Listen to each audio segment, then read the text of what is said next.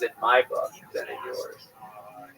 I have to say, I think Huxley might be really onto something there. Truly a visionary. Although to give points to Orwell, I do think, as far as just a philosophical work of fiction, 1984 is a better book. Because Brave New World does not quite construct the philosophical message thoroughly. Because 1984 contains many very clearly, very poetically defined elements of a totalitarian regime. Oh, and the dissection of language is just so amazing. No, I think you've got a point there, and I went back and reread Brave New World. It's fascinating, but it's very messy. Yeah, I think there's a clarity to Orwell's 1984. There's a clarity to Margaret Atwood's Handmaid's Tale. Similarly, the construction of the elements, and she was a big fan of both 1984 and Brave New World. So there's a way they go forward.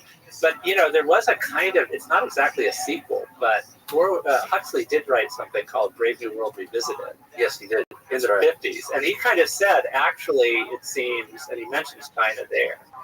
He says that in Mao's China, they're kind of combining the two things of this. And I'm really fascinated by that because they published in China, on the Chinese mainland, it was published in Taiwan and Hong Kong too. It's called the Dystopian Trilogy. And it's a box set where you have Zemiatin's We, who inspired both Orwell, actually, to some extent. That's one book. And then there's Animal Farm in 1984. It's the second book. And then the third volume is Huxley's Brave New World and Brave New World Revisited. And it was published in Complex Characters. You could buy it in Hong Kong. But I compared it to the book you could buy on the mainland. And it's all the same, except the parts in Brave New World Revisited that refer to China are scalpeled out. And this, I think, shows the subtlety of the censorship system. You can buy these books and you can read about them, but the parts that really show you how to connect the dots, that's taken out. And I do think the Brave New World side of things, I think with China, I was feeling it was definitely moving more toward Brave New World, except Tibet and Xinjiang being more the crude boot on the face 1984 style of control. But then during the COVID lockdowns, when people were being so intensely monitored and controlled, even places like Shanghai that had seen much more the Brave New World kind of style had their Orwellian moment. So you have it now. I think it's, there are more 1984, more Brave New World parts of the country, and there are also more Brave New World, more 1984 moments. I see why it could give a sense, after you thoroughly internalize the fear, that you have complete freedom of speech. Just don't mention the government. So you can talk about totalitarianism, you can talk about the darkest aspects of human nature, just don't. You can even talk about the government in a sort of metaphorical, like poetic way that's not directly linkable. But the moment you mention the government, it's like a dumb keyword search. And I think it's like one of these really good examples of how China's distinctive, but it's not unique. You have other settings where you have these like no-go zones that you learn. And one example is in Singapore. There was this. So National University of Singapore has a world-class history department, but no Singapore historian. Nobody who focuses on the history of Singapore, because it's incredibly wide-ranging what you can do, analyze. But when you're actually talking about the family that's been most powerful in Singapore, then it gets to be touchy. In Thailand, which I've been working on recently, you have this lèse majesté laws that make it very, very dangerous to say certain kinds of things about the king. And so in all of these settings, you have to figure out ways to work around it. There's a way in which you can, say, at the Foreign Correspondence Clubs in different parts of Asia, you can have an event that's about the country won over that you can say basically anything you want, but when it gets to the things in the place where you are, you're Stati, I should give credit for that insight. Shivani Matani, who's written, co-wrote a very good book on Hong Kong among the Braves. She was talking about that in Singapore, at the Foreign Correspondents Club, you could have an event on Hong Kong that could say all kinds of things that you couldn't say at the Hong Kong Foreign Correspondents Club. But at the same time, when I saw her in Singapore, she said there was a Singapore refugee, a political refugee in Hong Kong, who was giving a talk at the Hong Kong Foreign Correspondents Club, saying kinds of things that he couldn't say in Singapore. And in Thailand, I gave a talk at the Foreign Correspondents Club, and then I went to hear a talk there because I was just curious about like what the culture in this Foreign Correspondents Club. And there was somebody talking about human rights abuses in different parts of Southeast Asia, saying things very directly, and then said, and there are things going on in Thailand that we're not going to talk about. And there was this kind of, self-censorship can be a very powerful thing. One of the things I learned about all of this, which is interesting, I want to learn more, is about the human psychology, the ability of the individual mind to compartmentalize things. It does seem like you could not live in a state of fear as long as you don't mention a particular topic. My intuition would be about the human mind. If there's anything you're afraid of talking about, that fear will permeate through everything else. You would not be able to do great science, great exploration, great technology. But that idea, I think, underpins the whole idea of freedom of speech. Why you don't want, in the United States, you don't want to censor any even dangerous speech, because that will permeate everything else. You won't be able to have great scientists, you won't be able to have great journalists, you won't be able to have, I don't know. And I'm obviously biased towards America, and I think you do need to have that full-on freedom of speech. But this is an interesting case study. And that's actually something that you speak about, that Mao, if you were alive today and visited China, would be quite surprised. You give the Nanjing bookstore as an example. Can you just speak to this? If Mao visited China, let's go with that thought experiment. What would he recognize? What would he be surprised by? So I wrote about imagining a revivified Mao, going to wandering this really cool Nanjing bookstore in the early 2000s, and just being amazed at what you could read there. What books were for sale. I thought about how he'd be like, what's going on? The Communist Party not in control. I mean, he talked about how art and politics needed to, in some ways, go together. And you've got all these kind of things. He'd also would have been shocked by all these. There were all these books about like how to start your own cafe and bar, and sort of celebrating entrepreneurship, how to get into Harvard. It's like all of these things just wouldn't compute from his time. Although I said it would actually maybe make him nostalgic for the time of his youth, the 1910s. He was a participant in the May 4th movement, which was a time of reading all over the world, looking for the best ideas circulating. So he might say, well, the teenage me would have really loved this. So some of the coolest bookstores, the things that I just was amazed could exist in the early 2000s. So you can still read, you can still buy copies of 1984, and you can still get some of these other things. But that was a time when more and more of those things were being translated fresh. I'm not sure you get permission to translate some of those things now. There's more of a sense of caution. And when some of those bookstores would also then hold events that would talk about the kinds of ideas that then take them to the next level and talk about the applicability to the situation in China, some of those bookstores have closed or have had to become kind of really shadows of what they were. And one of the best ones, not the one I wrote about in Nanjing, but a similar one, a Shanghai one, which was literally an underground bookstore. It was in a metro station. And it had really freewheeling discussions of liberal ideas in the early 2000s and early 2010s. But then it just got less and less space to operate under Xi Jinping when things started narrowing.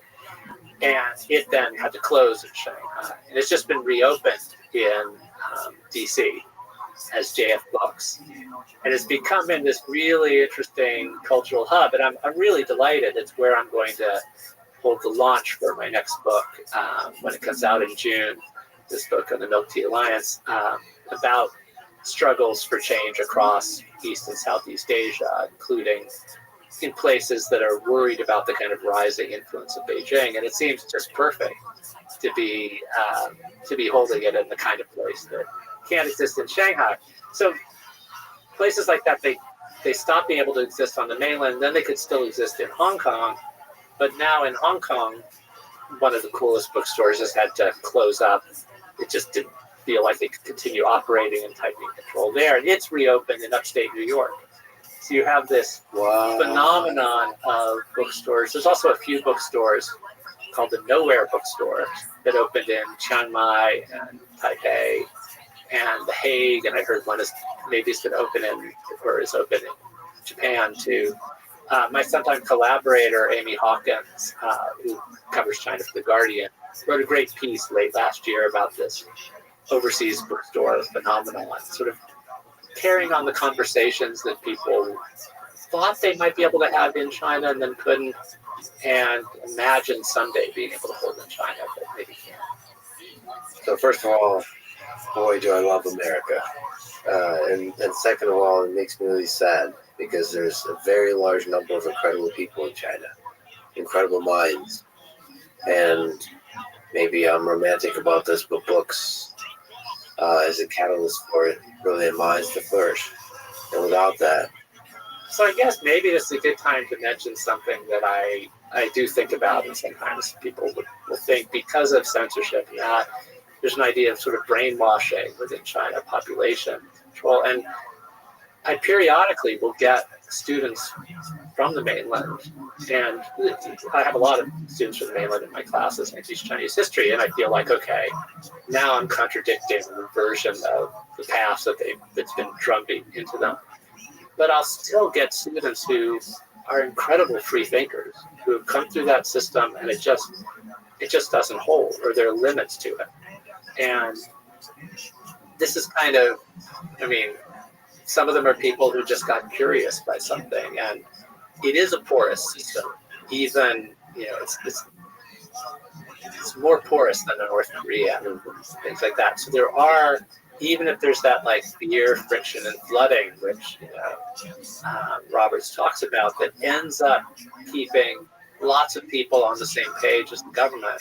There's still people who take the time to go over the firewall or get in trees, or they see an image sent by a friend of theirs on social media. We'll share them something on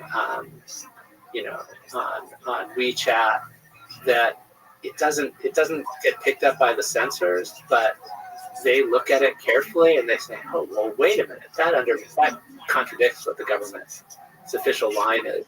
So there's still ways in which that creativity and freedom of thinking persists. I mean, that's really beautiful to hear.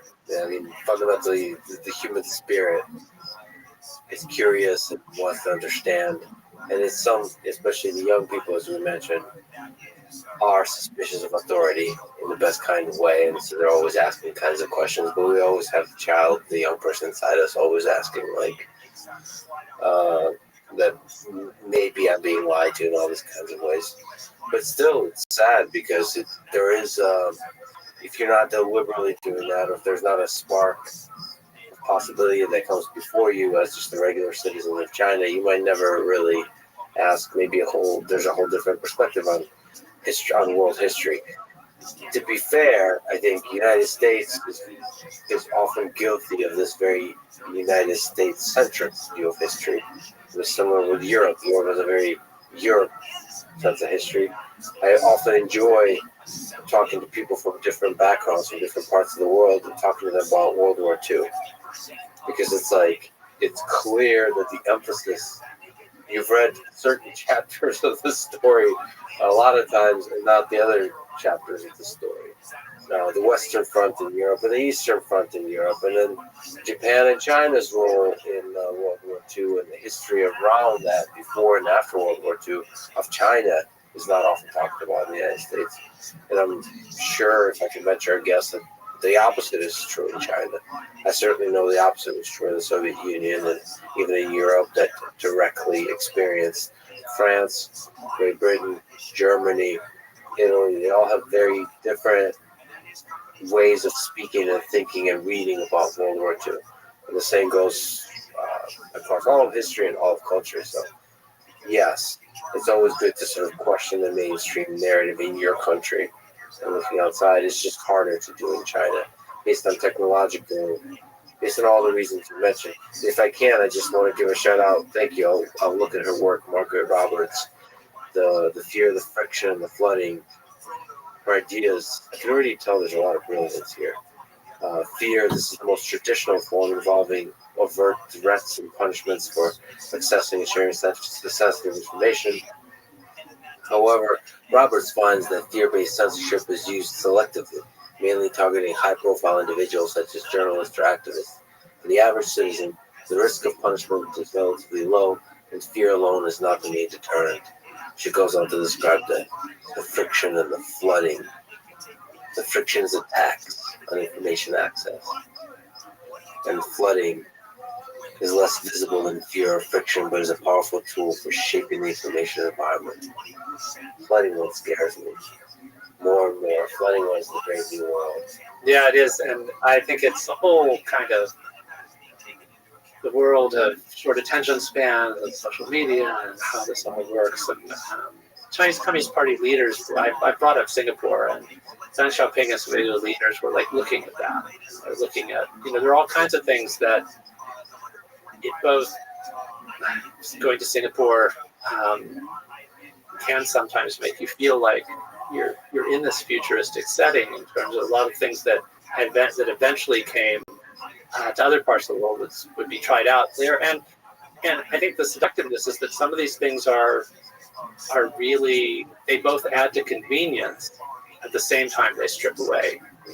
They're collecting information about you, which can be also something that can make your life easier at the same time it's stripping you away of I mean, we talked about the silencing of information and targeting of ads and targeting of news. And so two things come to mind to mention. One is Christina Larsa, a very bright journalist, a friend of mine who's now working on other things but was working in China, and she wrote about this in MIT Technology Review.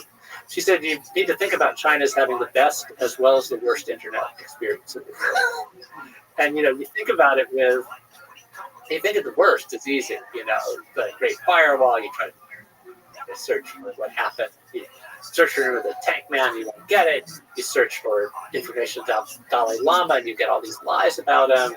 Search for things about Xinjiang, and it makes it seem like it's a place where people are happy rather than massive extra-legal detention camps and where your life can be ruined by things you have no control over.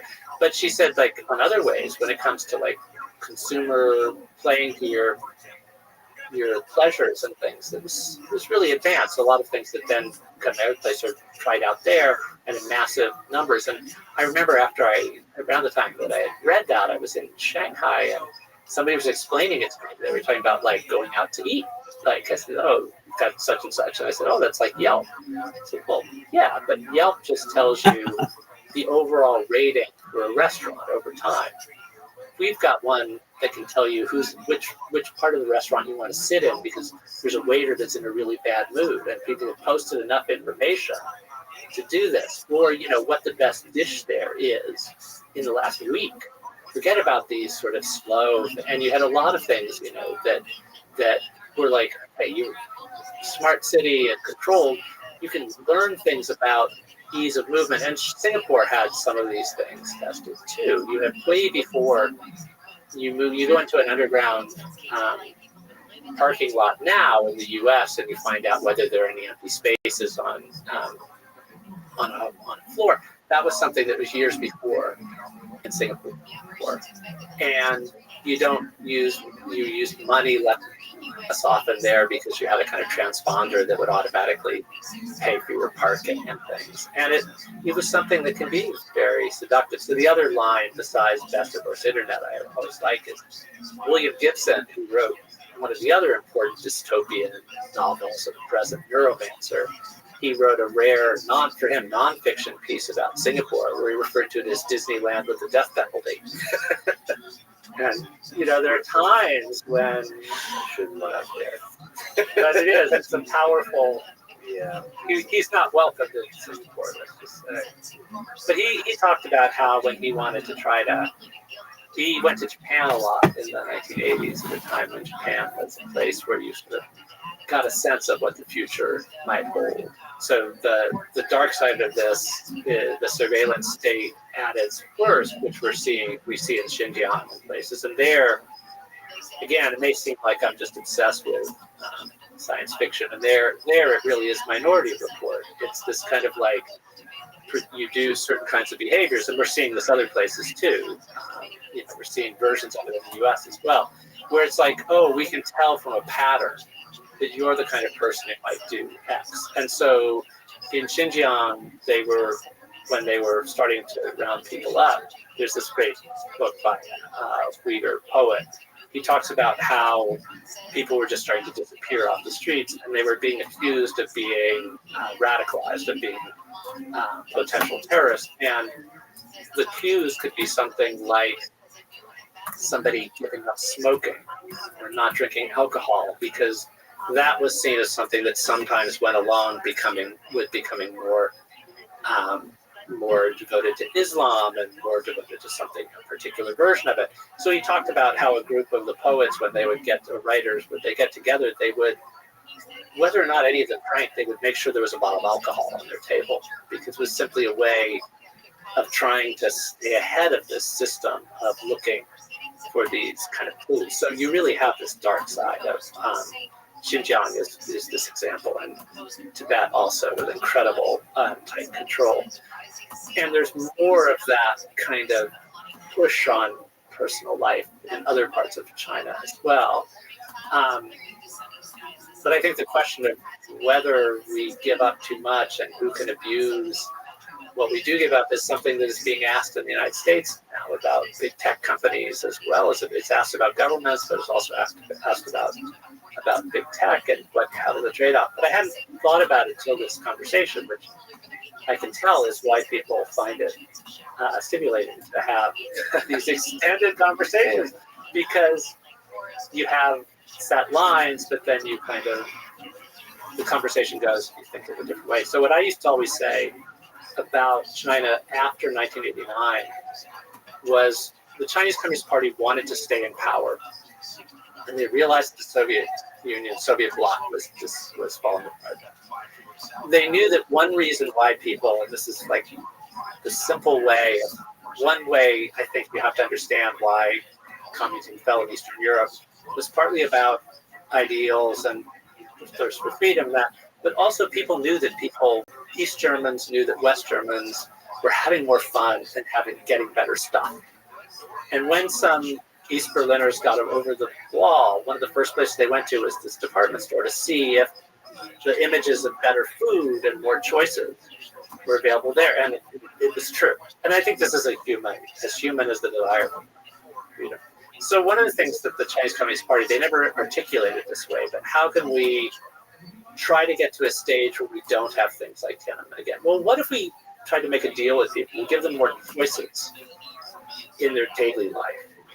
We'll give them better stuff. We'll give them more choices at the store. We'll give them more choices about what to read, too, because, we'll give them more choices in consumer goods and intellectuals, consumer goods they want, or to watch the movies and read the books that other people like them around the world are reading. So we'll give them more choices. We won't open the floodgates completely, but we'll give them more choices, but not give them more choices at the ballot box or politics.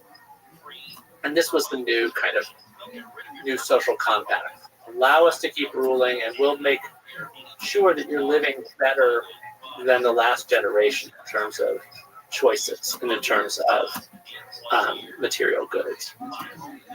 Now, one of the things that's happening now is the Chinese Communist Party the economy isn't booming the way it was before. The sort of sense of clearly we're living better materially than the generation before. It's not as easy an argument to make when you have slower growth rates and things like that. But the Communist Party makes different kinds of arguments now about the rest of the world is in chaos and we're stable. But the thing that I now am going to think about differently is the argument was we'll give you more choices and you'll have more of a private life, more of this. But now, in the period we are globally, now there's a new kind of suspicion about the degree of any kind of private choices. I mean, there was an idea that the post-Tiananmen generation was promised to have a little bit more space away from the prying eyes of the state. And now, globally, we worry about the prying eyes of whether it's the state or whether it's tech companies. It's a different moment. What does it mean to say you have more choices? It's almost like you have two knobs. One is 1984, one is the Brave New World. At first, they turned up the Brave New World, more choices, and now they're turning up keeping the choices, but turning up the 1984 with more surveillance. So the choices you make have to be more public. Do you have a sense that the thing we've been talking about, the increase in censorship, does that predate Xi Jinping? Is Xi Jinping a part of that increase in censorship? Like, what is that dynamic? What role does Xi Jinping play in what China has gone through over the past, let's say, a decade and a half? That's a really great question. I was actually just writing a review of two books. One is called The Xi Jinping Effect, which was just a bunch of scholars, academic volumes, sort of looking at, take this topic and that topic, how much is Xi Jinping as a person really affected? And they come up with all kinds of answers. But there's a book I really like. Emily Fang of NPR has a new book out called Let Only Red Flowers Bloom. And when she talks about the changes in China as she was covering it from the mid-2010s on, and I think this really is Xi Jinping's, one of his imprimaturs on the country, is there's a narrowing of spaces available for variations of ways of being Chinese within the country. And this goes against the grain of a pattern in the sort of post-Tiananmen period of allowing more space for sort of civil society, but also allowing sort of way Muslims felt that they didn't have to choose between their Muslim identity and their Chinese identity. There's more and more of a kind of, we see this in Xi Jinping becoming impatient with Hong Kong, where there was a way of which, okay, this is a city that's part of the PRC, but it really operates very differently. He seems to be uncomfortable with difference, I guess, he's not alone in strongmen this way, of sort of wanting to impose a kind of singular vision of what Chinese identity means, what loyalty to the status quo means. And so there's been a kind of tightening of controls over all the borders. And even one thing she reported on was Mongolia, and Inner Mongolia. It's been seen as an unproblematic kind of frontier area. Who cares if there was some revival of Mongolian language? But under Xi, there's been a less patience with those kinds of difference. There's been more resurgence of patriarchy. All kinds of things have happened under him. But how much is it just him, or how much is it also a kind of mood or group within the party? Some of these trends, I think, began before he took power in late 2012. I think really my own feeling going to China fairly often from the mid-1990s till about 2018 was that until 2008, the year of the Olympics, each trip it would feel like, oh, there's just more space, there's more breathing room for, it's not becoming a liberal democracy, but I would notice things that felt like, I'm surprised that happens, that people felt less worried about what they were saying, what they were doing, that kind of trend line up to about 2008.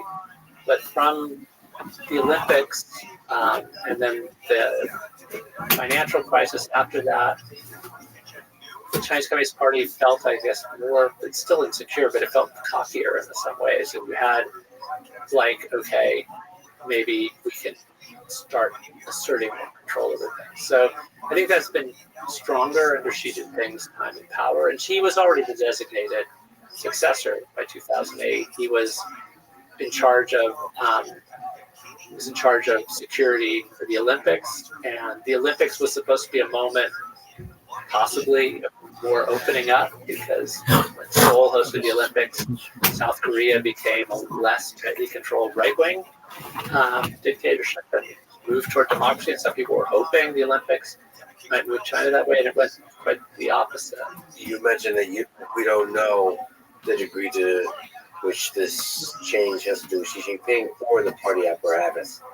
And that question, going back to Confucius of hierarchy and how does the power within this very strict one-party state work? What can we say? What do we know about the structure of this Communist Party apparatus? How much internal power struggle is there? How much power does Xi Jinping actually have? Is there any insight we have into the system? So James Palmer, who worked in Beijing as a journalist and now is an editor of Foreign Policy, wrote an important piece a few years ago about just we should really be straight about what a black box of the Chinese elite politics are, and really not try to pretend we know more than we do. We did used to have more of a sense of these kind of ideological factions, but also partly about different views of how much tinkering there should be with the economy, things like that. And they were also partly based on personalities and personal ties. But we did have a sense, you could sort of map out these kinds of rival power bases and things. And we just have much less of a sense of that under Xi Jinping. It's very hard to know, other than this sort of small group around him, how it works. We don't have a major defector who says, yeah, this is how Xi Jinping. We have Xi Jinping's self-presentation and a lot of things that are then said about him. There were some false expectations about him that some people thought, oh, he's going to be a reformer because his father was a liberalizing figure. And, it doesn't work that way. And he does seem to care about orderliness. He does seem to care about certain things. He wants to present himself as a kind of scholarly figure in touch with China's deep past. We know he's a strong nationalist and a kind of cultural nationalist as well as political nationalist. But beyond that, we don't have that much of a sense of what makes him tick. We get little hints. There's a secret speech where he talked about, that leaked out, that he talked about how the Soviet Union had collapsed because the leadership didn't pay enough attention to ideology. And he also said that none of them were manly enough to keep control. So I imagine if he and Putin ever have a kind of heart-to-heart conversation, one thing they'd find to agree on is this sort of distaste for Gorbachev. This feeling that Gorbachev was the wrong way to do things. Not manly enough? Yeah, not strong enough about, really keeping control. And, for Putin, it would be that it led to the Soviet Union, to the loss of an empire. But for Xi Jinping, there is a bit of being haunted by what happened to the Soviet Union. And I'm not going to be the leader who sees the diminishment of this landmass that was, in a sense, rebuilt over time for Mao and Deng Xiaoping. You have the story, a very powerful story about the Chinese past that the Chinese Communist Party makes a lot out of. But the Chiang Kai-shek, the Nationalist Party, who was Mao's great rival, also made a lot out of. And it has a partial basis in fact, was that from the middle of the 19th century to the middle of the 20th century, China, which had been a strong force in the world, got bullied and nibbled away at by foreign powers. And it's important to realize there are elements of that story that are very true. And the answer they had is that under my watch, that's not going to happen. And the reason why my party deserves to rule is because it can reassert China's place in the world. And both the Nationalist Party and the Communist Party predicated themselves on this kind of nationalistic story of being in a position to prevent that from happening again. This is a bit of a tricky question, but is it safe for journalists, for folks who write excellent books about the topic, to travel to China? I think there are all kinds of different things about safety or not. I think until recently, at least, the people who were most vulnerable were people of Chinese descent, people originally from China who had gone abroad and came back, or even people who were Chinese Americans who went there. There was a higher sort of expectation that they should be. So you had early cases. My friend Melissa Chan was an early person kicked out when she was working for Al Jazeera and reporting on Xinjiang. So that's one kind of person who was vulnerable because of this expectation that they should be somehow more loyal. Another kind of person who was vulnerable, or in this case, more likely to be blocked from China, the Communist Party is particularly concerned about people from outside of China who are amplifying the voices of people within China or exiles from China who the government would like to silence. So the Dalai Lama, you had scholars who worked on Tibet and had connections to the Dalai Lama where early people have trouble going to the PRC. Then scholars who worked on Xinjiang and were connected to Uyghurs. But there also were people who were sort of personally connected to dissidents or exiles who would amplify their voices, would translate their work, would promote them. That then it wasn't about necessarily danger if you got in China, but you were more likely to be denied a visa if you were the kind of person who was doing that. So I wrote critical op-eds about the Chinese Communist Party. I published them in some high-profile places. I've written a lot about Tiananmen, about human rights issues, all that, and I kept getting visas to go to China. I testified to a congressional executive joint committee on China about the Tiananmen protests on the 25th anniversary of it, and some people said, oh, that's the kind of thing that would lead to you not getting a visa. I got a visa right after that. Now I think it might be different. Now some of these expectations have been changed. There have been people who've been very surprisingly gotten in trouble. These two Canadians who were clearly, it was a kind of tit for tat, partly because of tech mavens relative being held in Canada, so it was kind of there. It was also not picking a fight with Americans, but there were certain kinds of things that you could map out what was the riskiest thing to do.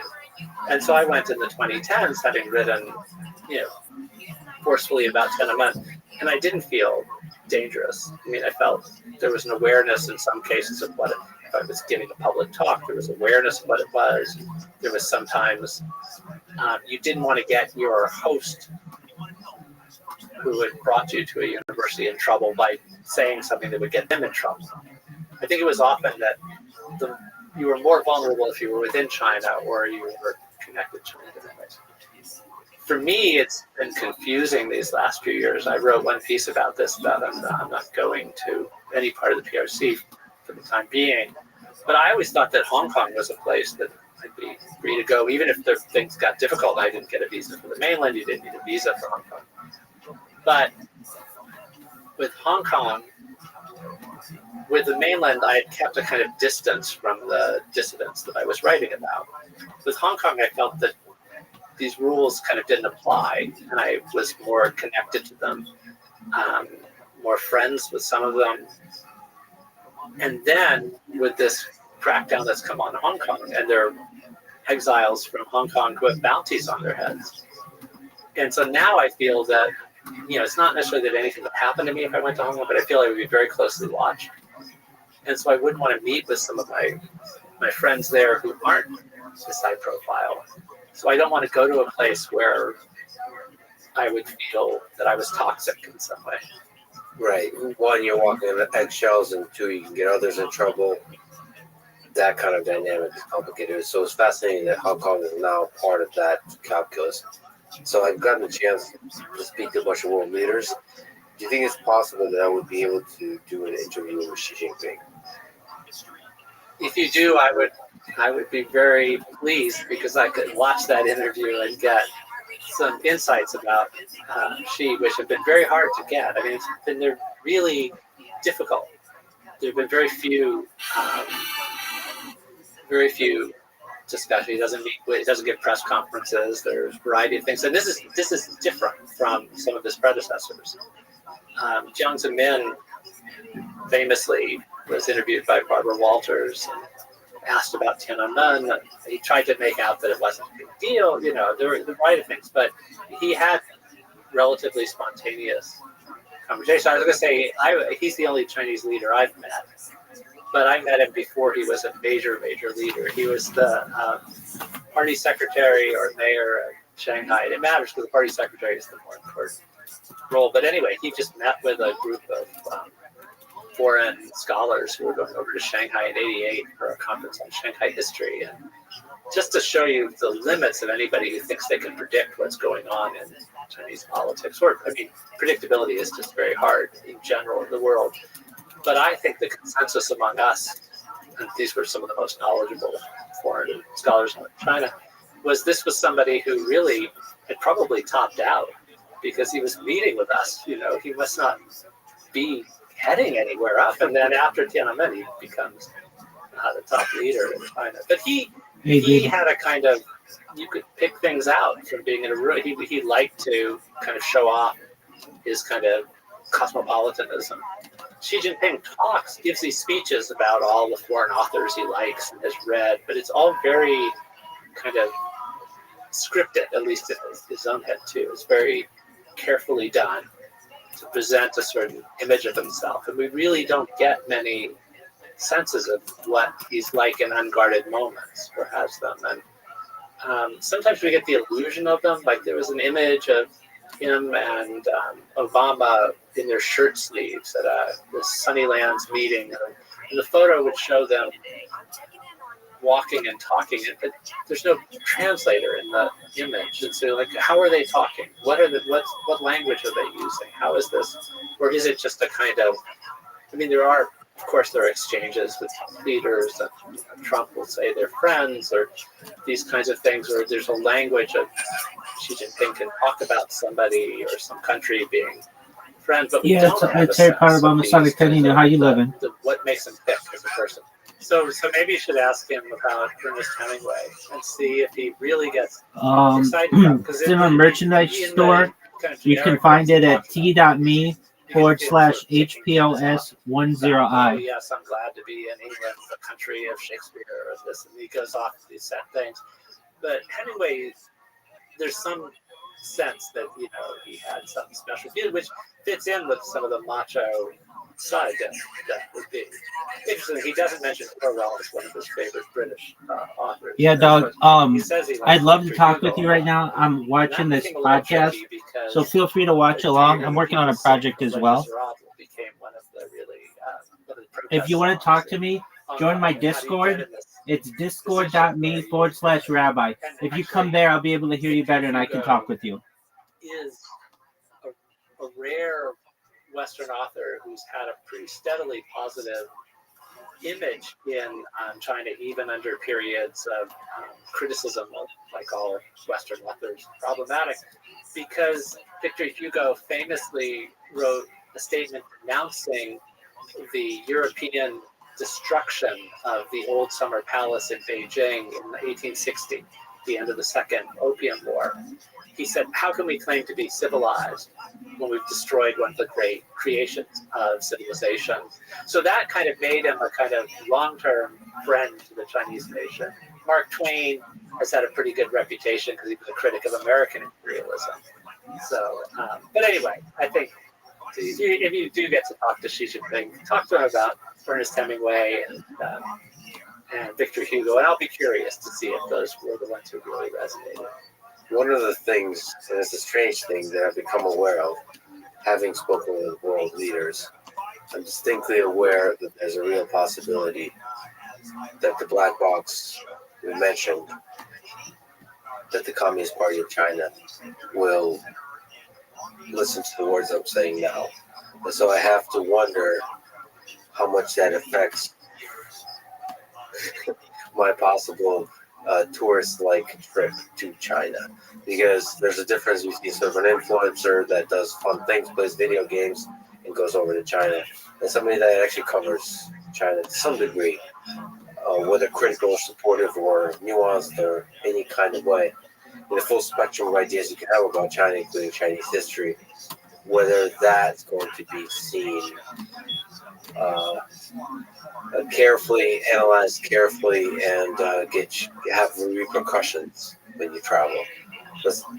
And because of the black box nature, and because it's, for me personally, just a culture that's very different than anything I'm familiar with, it makes me a bit nervous.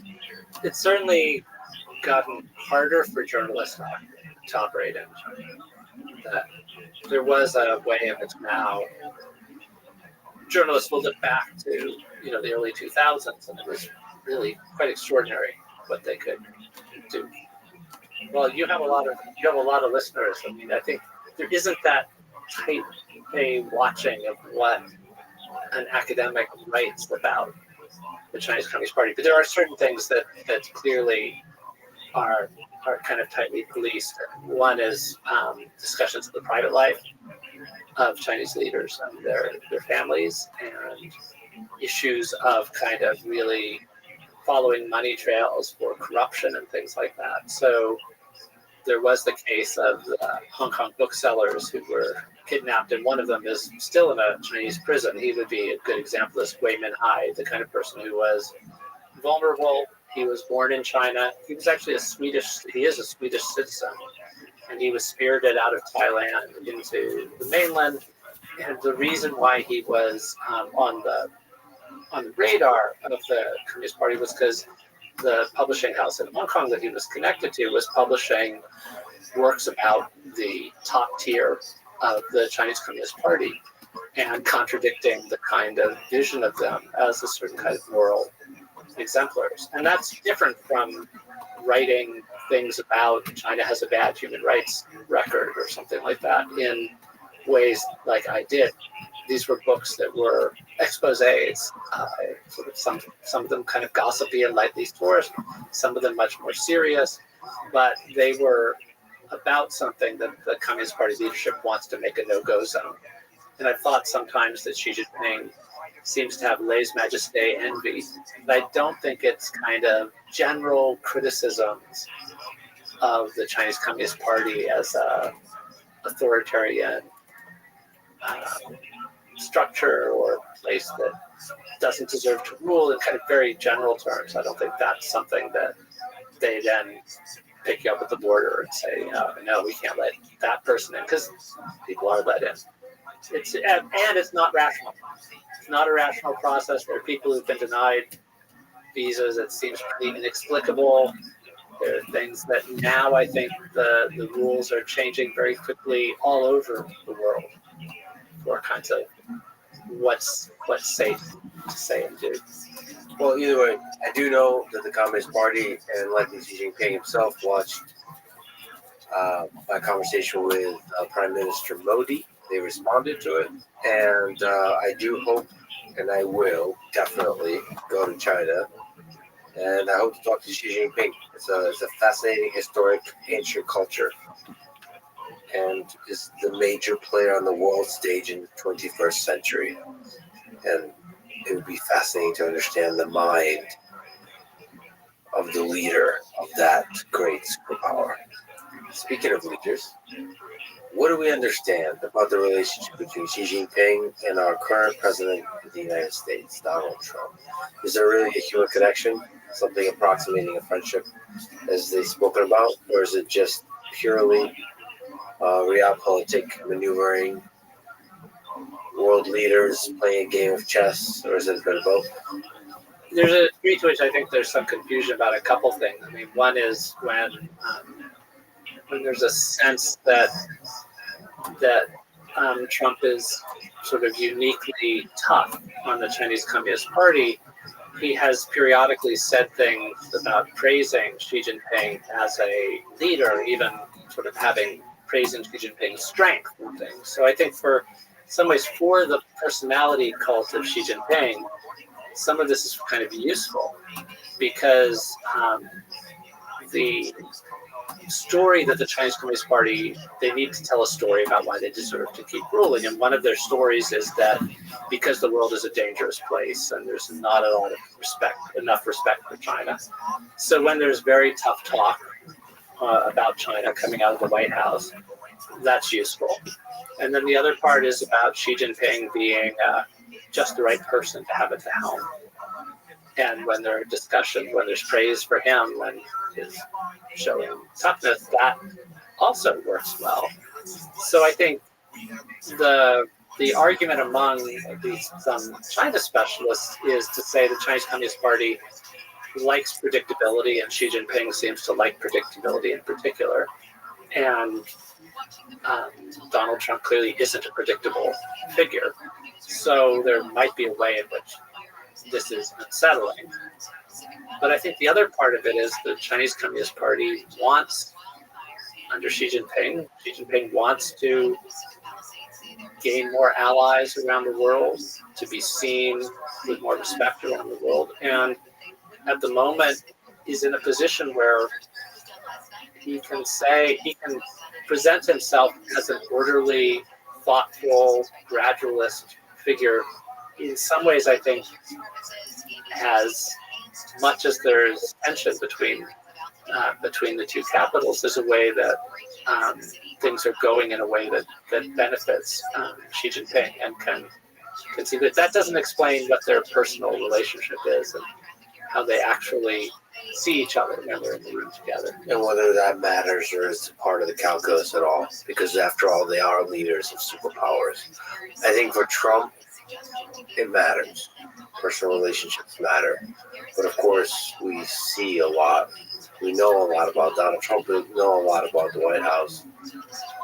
And actually, let me just say as a tangent, whatever you think about this particular White House, one of the things I really like is that every single member of the cabinet is willing to talk for many hours every single week, talk about what they think, how they see the world, explain Donald Trump's approach.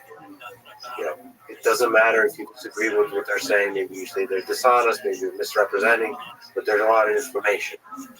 That's something we don't have in China.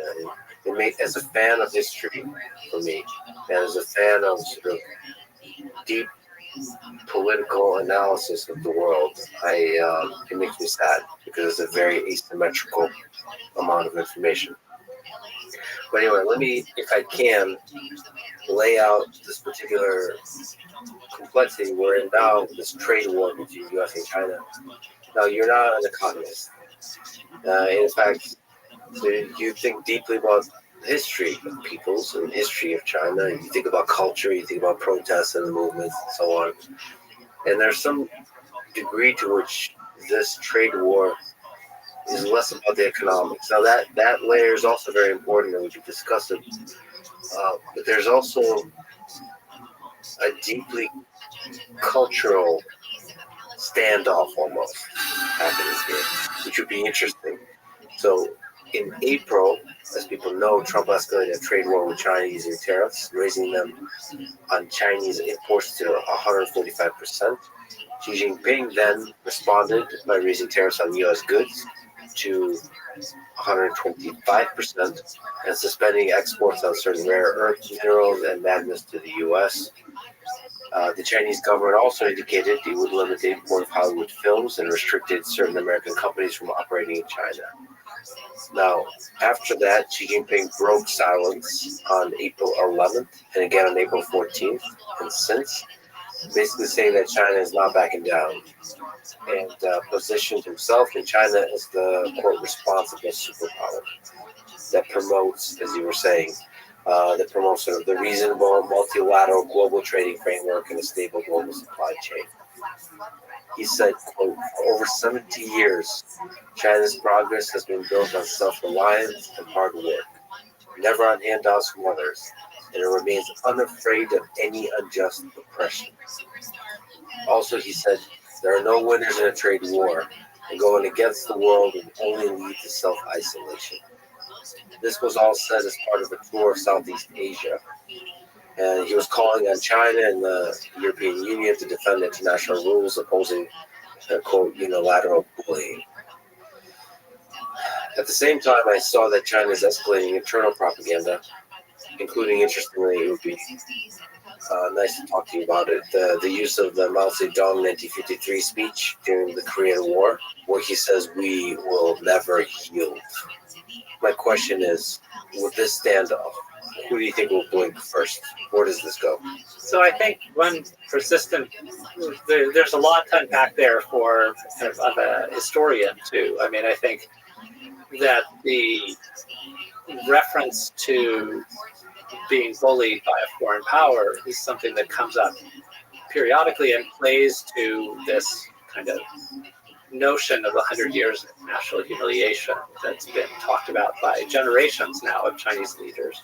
To talk about that period from the 1840s to the 1940s, there were a group of foreign powers who were involved in bullying China in one way or another, and you can selectively pick one or another.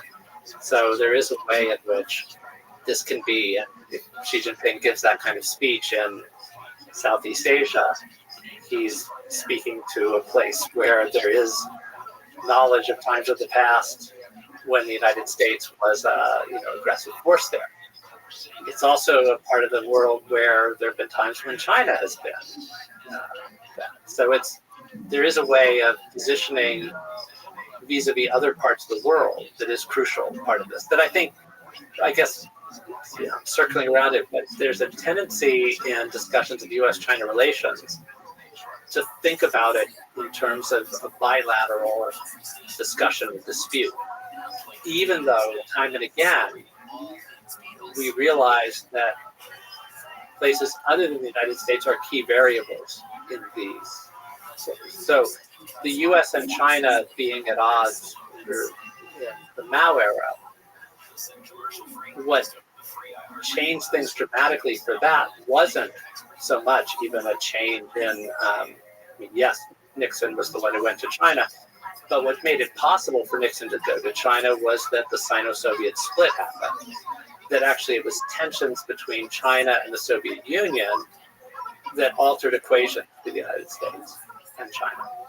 And another, I happened to be in China in 1999 when NATO bombs hit the Chinese embassy in Belgrade and 3 Chinese citizens died. And there was tremendous discontent about that, anger about that within China. And there were some rare protests that the government allowed to happen, but students were worked up about it, and there were protests outside the American embassy and the British embassy. And that happened, and then in 2001, there was a spy plane incident that happened. And so there was a lot of discussion that the next decade was going to see U.S.-China tensions being the major force in the world. 9/11 happened. It was a dramatic reset for the trajectory that the U.S. and China were on, which is these are two totally different things, the Sino-Soviet split and 9/11. But in both cases, no matter how careful you were at parsing what was likely to be the next 5 years for U.S.-China relations, get dramatically changed by something that happened that wasn't the U.S. and China. And in the current situation, the trade war, I know that it would be very important that China can try to increase sales of consumer products to Europe. This is something that Europe's view about the United States is changing right now. These are all kinds of variables that are outside of simply Washington and Beijing as being the two actors. And sometimes Beijing can't control what's happening outside, and sometimes Washington can. And so I guess this is simply saying that when you're trying to keep the eye on the ball, it matters a lot what India's relationship to China and the United States is. So all of these are happening there. So I think that's it, that it's both tremendously important what's going on between China and the United States, but it's important to remember that they're not the only players in this dynamic. Also, on top of this, how much cultural will is there to sort of not surrender to bullying? how much of that is there? So, like you said, the century of humiliation, both for Xi Jinping and the Chinese populace, like willingness to go through short-term pain to not be humiliated. The story that's been intensively told about the past is something that provides the possibility for this to matter a lot. That is something that's just so it's so much a part of the legitimating story of the Chinese Communist Party. And then you have to look at, are there things that are happening that aid the Chinese Communist Party's story? So the rise of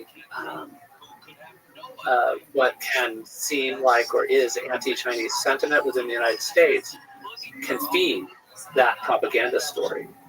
And so certainly, during COVID, there was a way that if you're the Chinese Communist Party and you're saying we get a disproportionate amount of blame for whatever happens in the world, then if there were things you could point to in the foreign media or from foreign governments, then that helps you.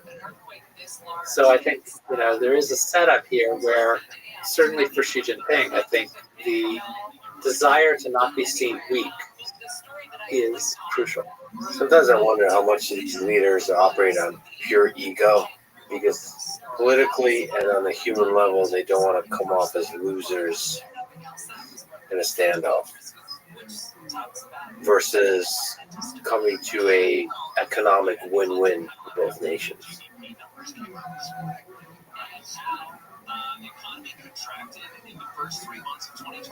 And I worry that there is a real pride here, that the century of humiliation has deeply saturated the populace, the Communist Party, this idea where they're just not going to back down.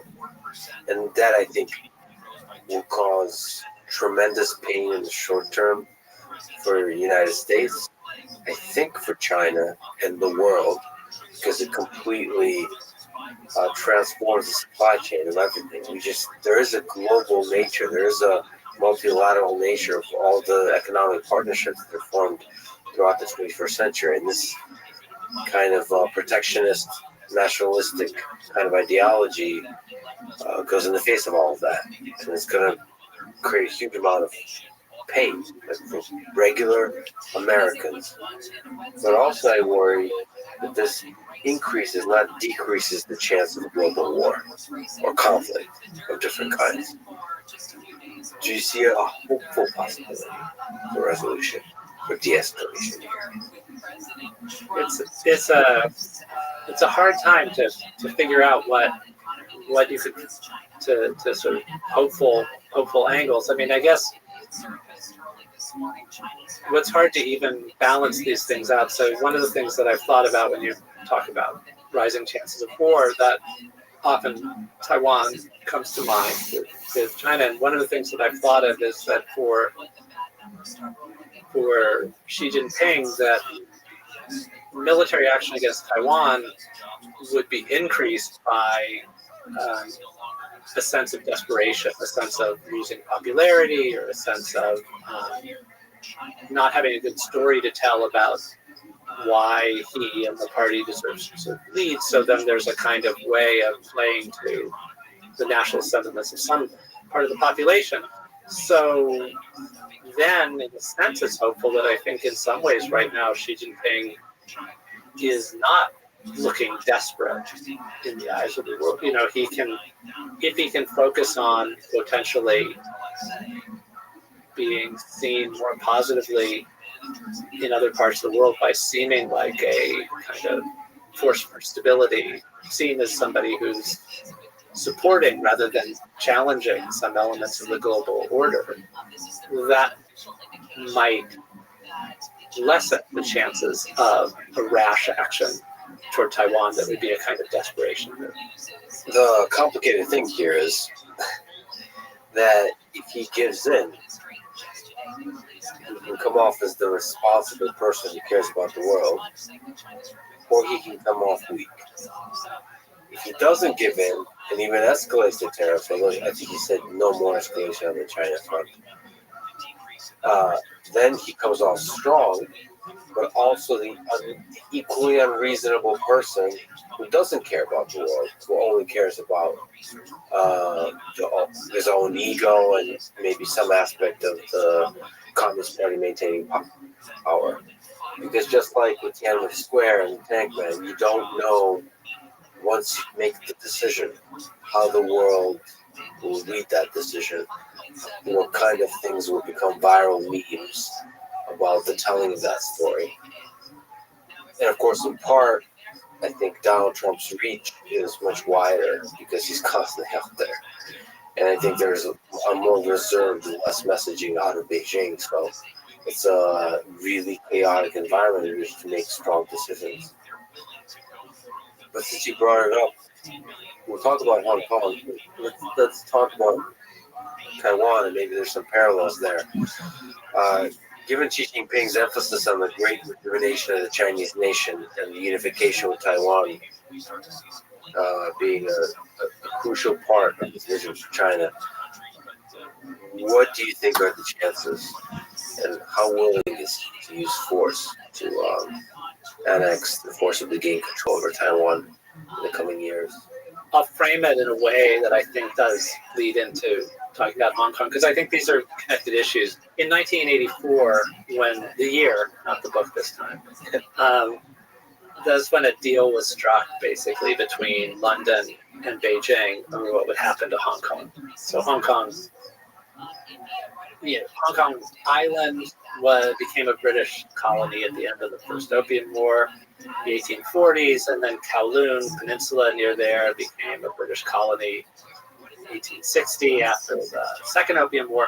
But then there was a large amount of territory of what we now think of as Hong Kong, called the New Territories, that came under British control in 1898, but was not a colony. It was a 99-year lease. So 1997 was this kind of expiration date for the lease of this large amount of territory of what we think of as Hong Kong.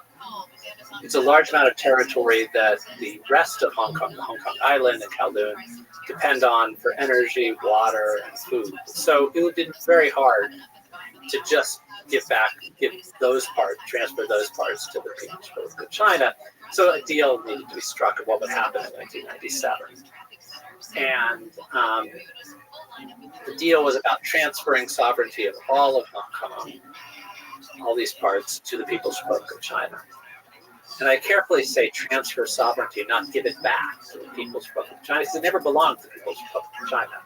It was part of the Qing Empire, which was a different country, a different state. But this needed to be transferred.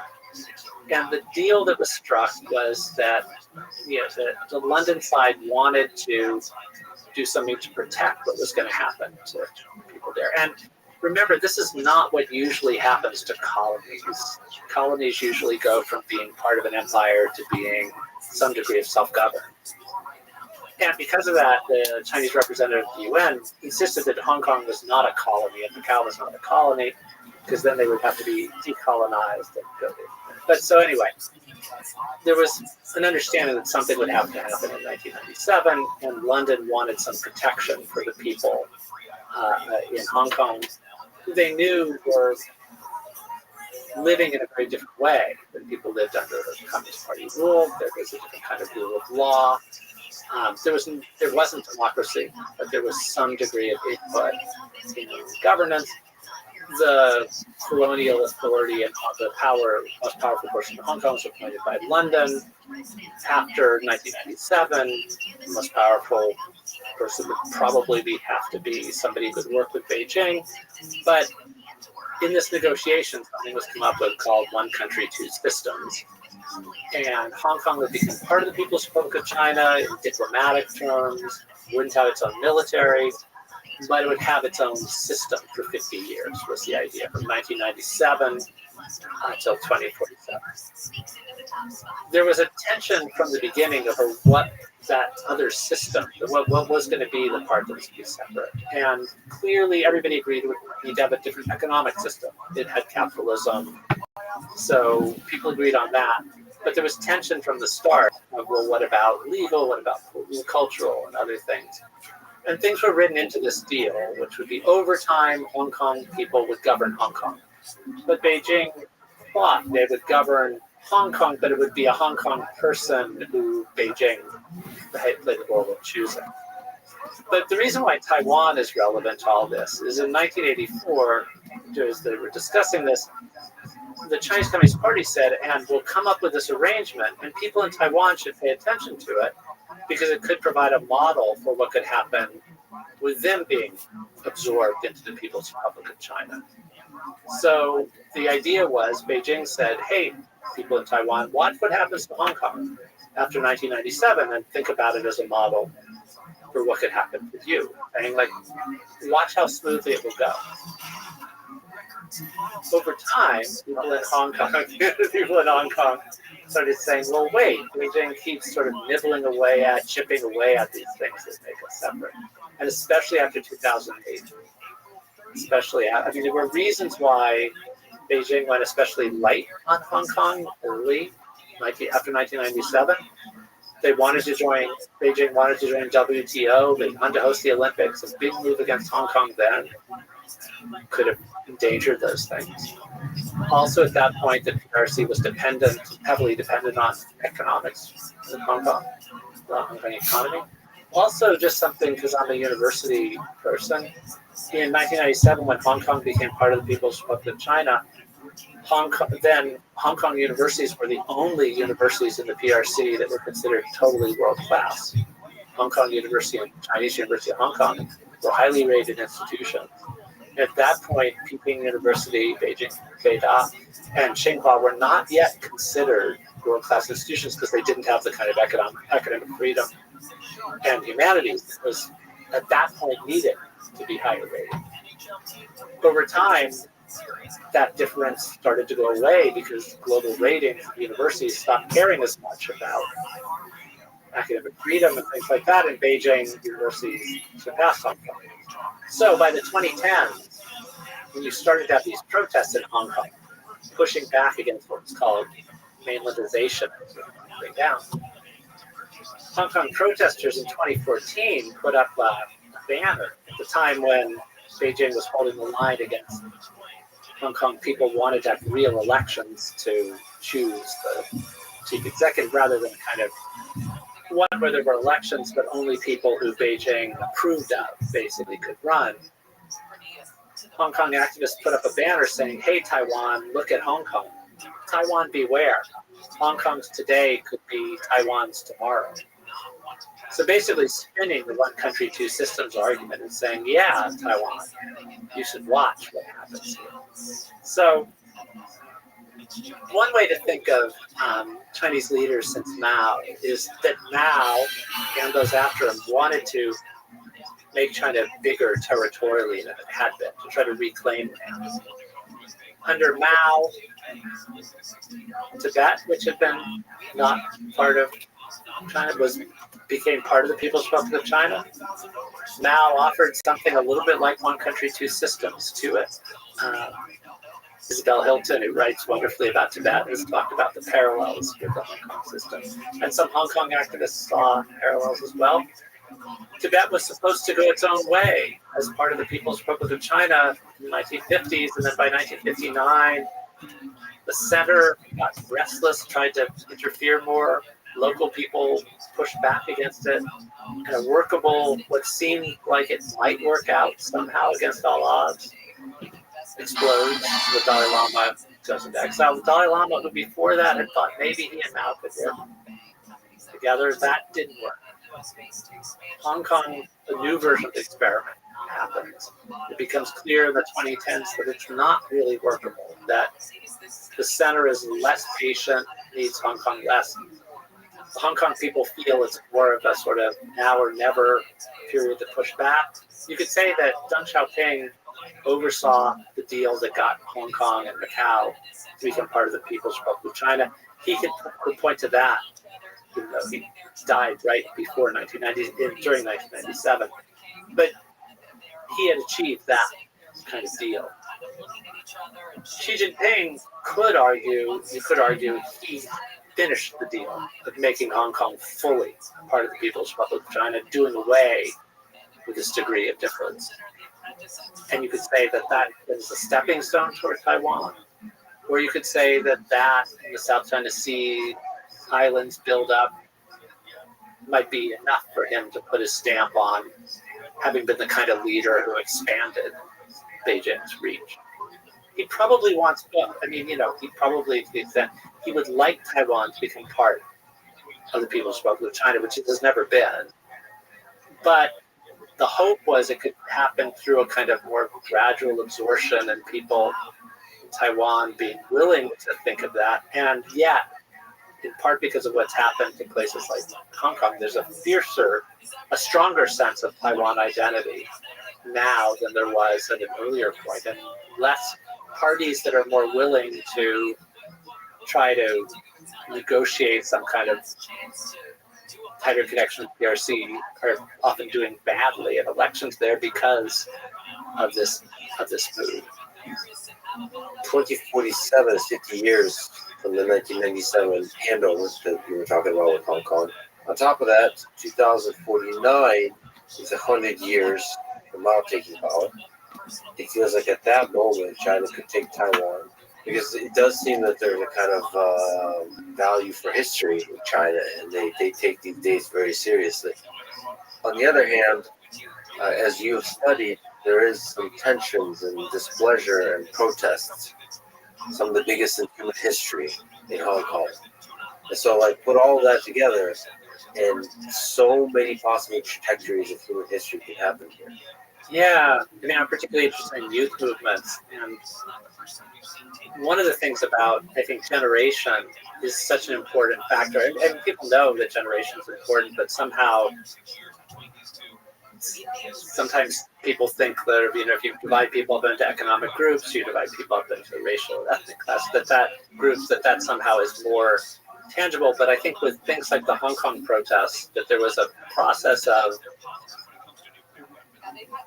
what was seen as mainlandization, of Beijing just moving to make the things that were really distinctive about Hong Kong less distinctive, and minimizing the differences. And this process sped up dramatically after the 2019 protests, and it was just partly with the distraction of COVID and the distraction of the world. There was this imposition of this national security law that basically did away with the differences. And you had some people in the city of an older generation saying, why couldn't they have just been more patient? Why did these protests force the hand of the people in power? But I think that age has a lot to do with it, that if there was this kind of gradual erosion, or there was going to be this process of doing away with the things that made Hong Kong really special and that people loved passionately about it, including this sort of freer press, or just freer associational life and things like that. If you were 17 in 2019 and people were saying by 2047 it will all be gone, or maybe it'll even all be gone in 10 years, then you're talking about living most of your life in a Hong Kong that isn't the Hong Kong you really love. Whereas if you were 80, you were like, why not be patient? Why can't we be patient? And people in between had all kinds of things. This is one thing that leads to, often kind of logically, there's a rationality toward younger people being more militant about certain kinds of things. I think we see the same thing with climate change, with climate activism. You're talking about whatever projection is of when things are going to get worse further down. The younger you are, the more of your life is going to live in that scenario, and there's a logic for more of that kind of impatience. There's also a sense of frustration with an older generation not having done enough to sort of resolve issues. These are things with Hong Kong, with Thailand, the place that I've been working on lately. One of the slogans in 2020, when there was a push for democracy, was "Let it end with this generation," which again expressed this kind of sense of gradual solutions are fine, but we're carrying more of a burden of what's going with it. So with the 2019, also the protests, I mean, some of the things that were being chipped away at by Beijing In 2012, there was an effort to impose mainland-style patriotic education. It seemed like, well, who cares how civics is taught?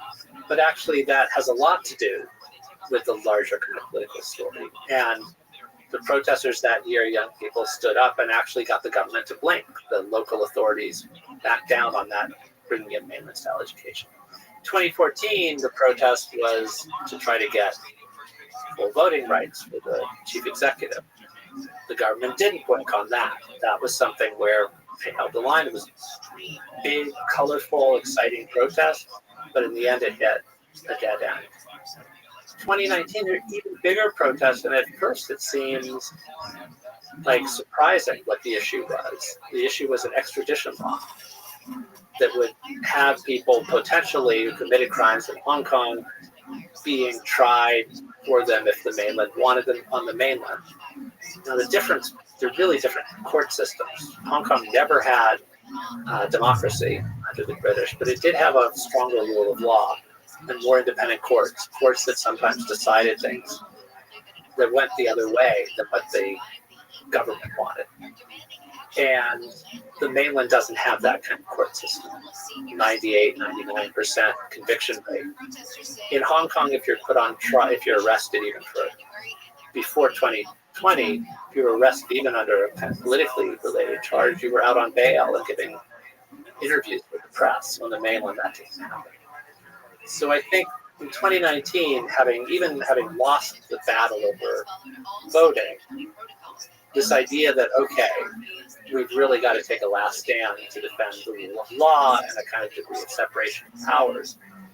That doesn't sound like a clearly obvious thing for slogans, but it is something that I think we've realized in this country and in other countries as well, is something that can really be definitive about where things are going politically. Well, I should also say, I mean, it's more dramatic than it sounds with extradition because it gives power to mainland China to imprison political activists and then try them in a very different way. So it's not just even a different system. It gives another lever, and a powerful one, to punish people that speak against China. And, I mentioned the Hong Kong booksellers who were spirited over the border, and one of them was still in prison for having published things in Hong Kong.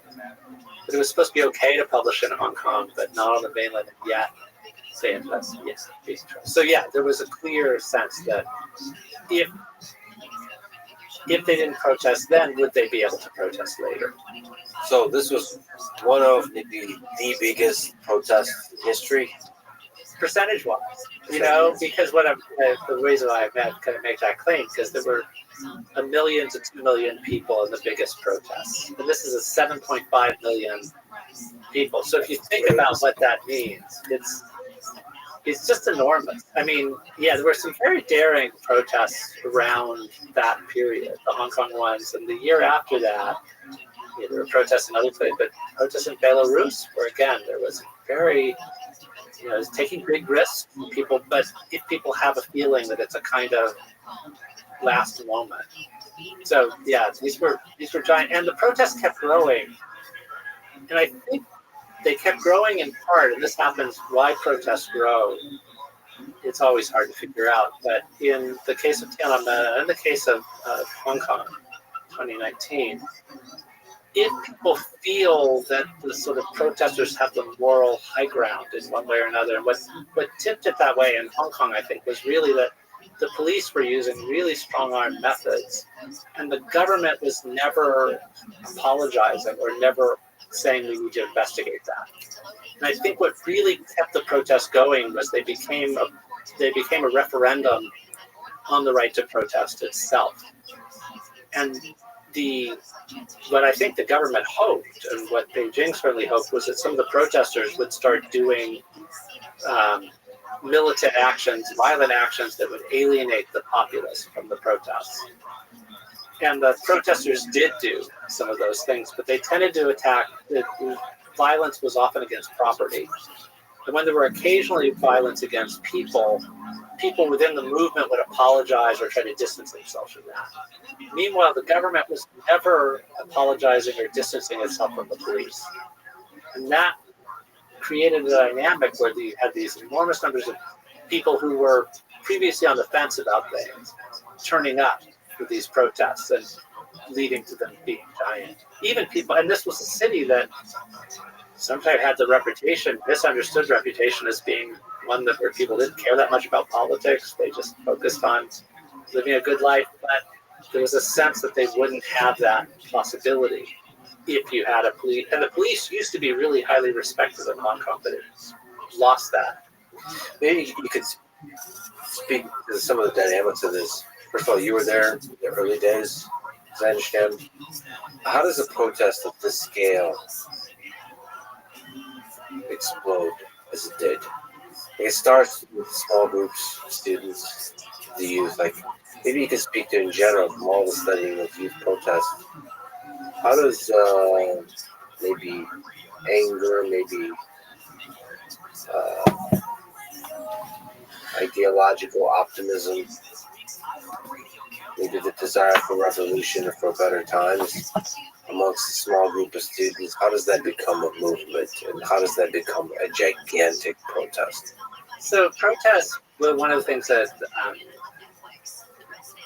some of the most impressive books I've been reading about other places have been emphasizing, is that protests are often preceded by other protests that may seem like dead ends, but actually provide people with the kind of skills and scripts and repertoires to then carry out things on a larger scale after that. So you often get, we get captivated by a moment that seems to come out of nowhere, but it often doesn't. The ground has been laid by, it can be by an earlier generation passes on the stories about it, or it can be just a few years before. And sometimes a new generation will say, look at what they did, that was exciting, but we want to put our mark on things by this generation. So there were these 1986 protests that sort of fizzled out that helped lay the groundwork for the 1989 ones. In Hong Kong, there were the 2012 and 2014 ones that laid the groundwork for 2019. Some of the times it was the same activists out on the streets again, but sometimes it was a younger generation that, yeah, okay, but that failed, so what can we do differently? And we see this in cases in the US, and we see it around the world, of this kind of the percolating of things that happen, sometimes in conversations that continue, that happen. And sometimes, failures can seem like dead ends, but over a long period of time, we see them as succeeding. And it can seem irrational. It can seem irrational to try to do something after the last 3 times people have tried to do it have failed. But then occasionally, history shows that the 3rd time or the 5th time or the 20th time actually does succeed. There's enough countervailing, In Eastern Europe, you would say, like in 1956, there was a rising, it was crushed. In 68, there were rising, it was crushed. Poland, 1981, martial law imposed. In 1989, what were East German protesters thinking when they poured out onto the streets? And then it happened. But this time it wasn't. So I think there's a way in which social movements are fundamentally unpredictable. And there are just times when, against all seeming odds, something that seemed like it would be there forever just no longer is. And that's the case you make for when the odds seem impossible, it's still worthwhile. It doesn't mean that it will work. It doesn't mean that it will work, but I think history has enough examples of things that you thought. I mean, this is, it explains why certain figures are so inspirational for generations of activists that, people read. There's a reason why people talk about Václav Havel. Whereas if Václav Havel had died in 1988, people would have said, oh, maybe he was a great writer, but his political project, he didn't live to see. But then he lives to 89 and becomes, against all expectations. So Rebecca Solnit, she's got a new book, No Straight Road Takes You There, Essays for Uneven Terrain. And she's talking about taking a longer view of some struggles that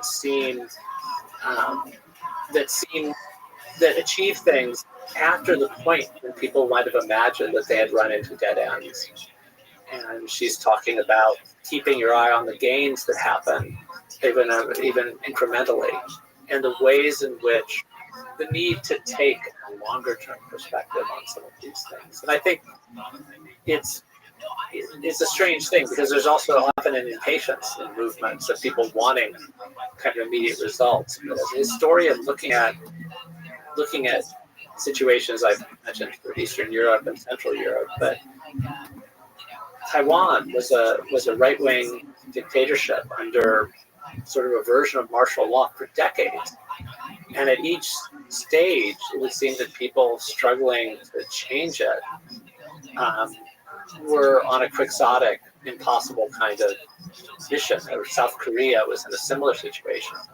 And then in the late 1980s, you start to have those things unravel. And it's partly because of a kind of steady resistance. It's partly because something in the world changes.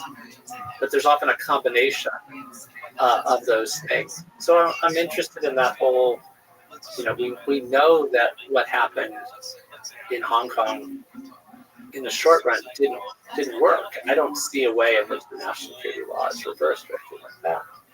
But that doesn't mean that it was a completely impossible effort, even though we know the result in that case was to have this failure.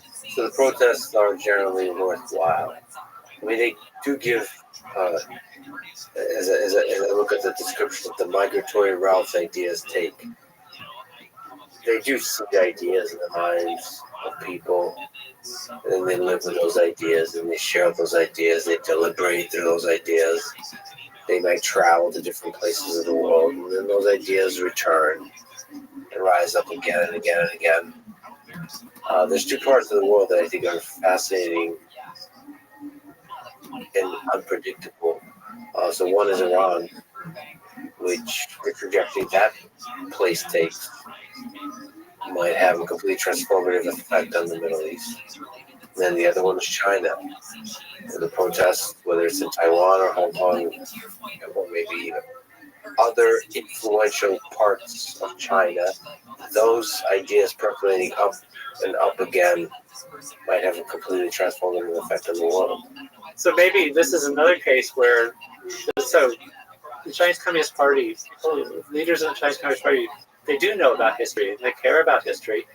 And one history they know is the Chinese Communist Party was almost destroyed in 1927. I mean, it was, if you were taking odds on what are the chances that this ragtag sort of group that's being pursued by Chiang Kai-shek to try to determine it, and yet over time they somehow managed to ride it out and eventually come to power. There's an awareness of the ways in which the seemingly impossible can happen. It doesn't mean it will. I mean, this is why I think, it's, and one of the really kind of tragic or heartrending things is you can have situations in which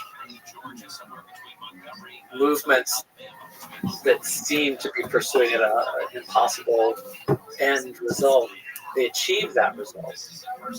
And then after another period, the country goes into another really difficult period, or it seems that the successes are being rolled back. And my new Milk Tea Alliance book that I've just written, dedicated to two people who've lived through a variety of these things. One is a Burmese activist who was involved in a failed uprising in 1988. He then was in exile. He didn't know whether he could ever see his brothers who he loves back in Burma. And then something magical kind of changed. And in the 2010s, it seemed that there was a kind of democratization. It turned out to be a false dawn. He was able to go back. And now he's again, when there's been a coup, crackdown, he's now again cut off. And at one point, I was asking him about his, how he feels about this when he's still trying to sort of raise awareness globally about what's happening in Myanmar. He said, I feel helpless but not hopeless. I think, how does somebody maintain hope in that? And the other person I dedicated to Miklas Rashti as a Hungarian friend of mine who was an activist before '89 and saw this amazing thing happen with communism, a Communist Party rule ending. He was part of the process that came, and he was friends with Havel. There, Poland's changing, and all of this exhilarating moment, but ends up being a critic of Orban and following a tightening of control, of rolling back of many of the things that were victorious then. But this kind of the no straight road, that actually there's something about it can be disquieting when these unexpected things are blows to where you thought history was going. But history just shows you that history doesn't have a direction. There isn't a straight road.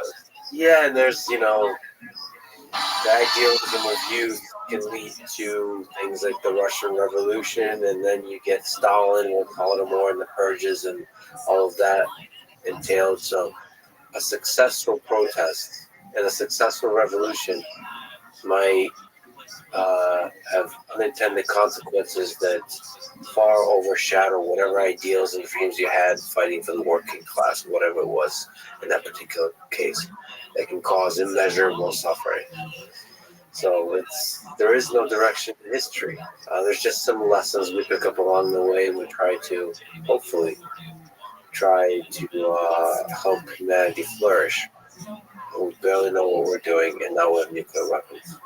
And some of it is also, though, sometimes the people who I find really admirable, it's not about trying to create totalistic change, but they focus on trying to do what they can for the things they believe in within constrained circumstances. And in Thailand, they've sort of hit a roadblock now again over kind of trying to bring about electoral change. A party that did really well was then disqualified. And some of the activists I know are focusing on local efforts to improve the neighborhood, to keep a neighborhood from suffering from a kind of unthinking gentrification. They're thinking small. They're thinking sometimes about just what can we do to improve the life of people within certain. How can we contribute to the kinds of social groups that might make some kind of incremental improvement to being the kind of world that we want to live in. People do that in all kinds of ways. What kind of parallels can we draw between Taiwan and Hong Kong? What do you think people of Taiwan are thinking, looking at Hong Kong? Well, I think the way that things developed in Hong Kong have undermined the kind of trust in any kind of story coming out of Beijing that there's a place within sort of Xi Jinping's version, at least the People's Republic of China, for a place where people live very different kinds of lives. And I think a lot of people in Taiwan feel they're living a very different kind of life on the mainland. So in that way, I think Hong Kong was an important example that way. And there were connections there was a Taiwan protest in 2014 before the big protest in Hong Kong by people who were people who felt the government then was moving too much toward working together with Beijing. So they've been interconnected stories. And I think we sometimes miss how people within a region are looking at what other people in the region are doing and are taking clues from it about sort of how to agitate for the things they care about, what the risks are, the dangers are. Autocrats within different parts of the region are looking at each other too, as well as globally. In part because there's a great dependence in the United States on TSMC, and in that way on Taiwan for different supply chains, for electronics, for semiconductors, for a lot of our economy. There's been a lot of nervousness about Taiwan. What are the chances that there is some brewing military conflict over this question of Taiwan in the coming decades, and how can we avoidant. It's one of these really worrisome issues that there isn't an easy.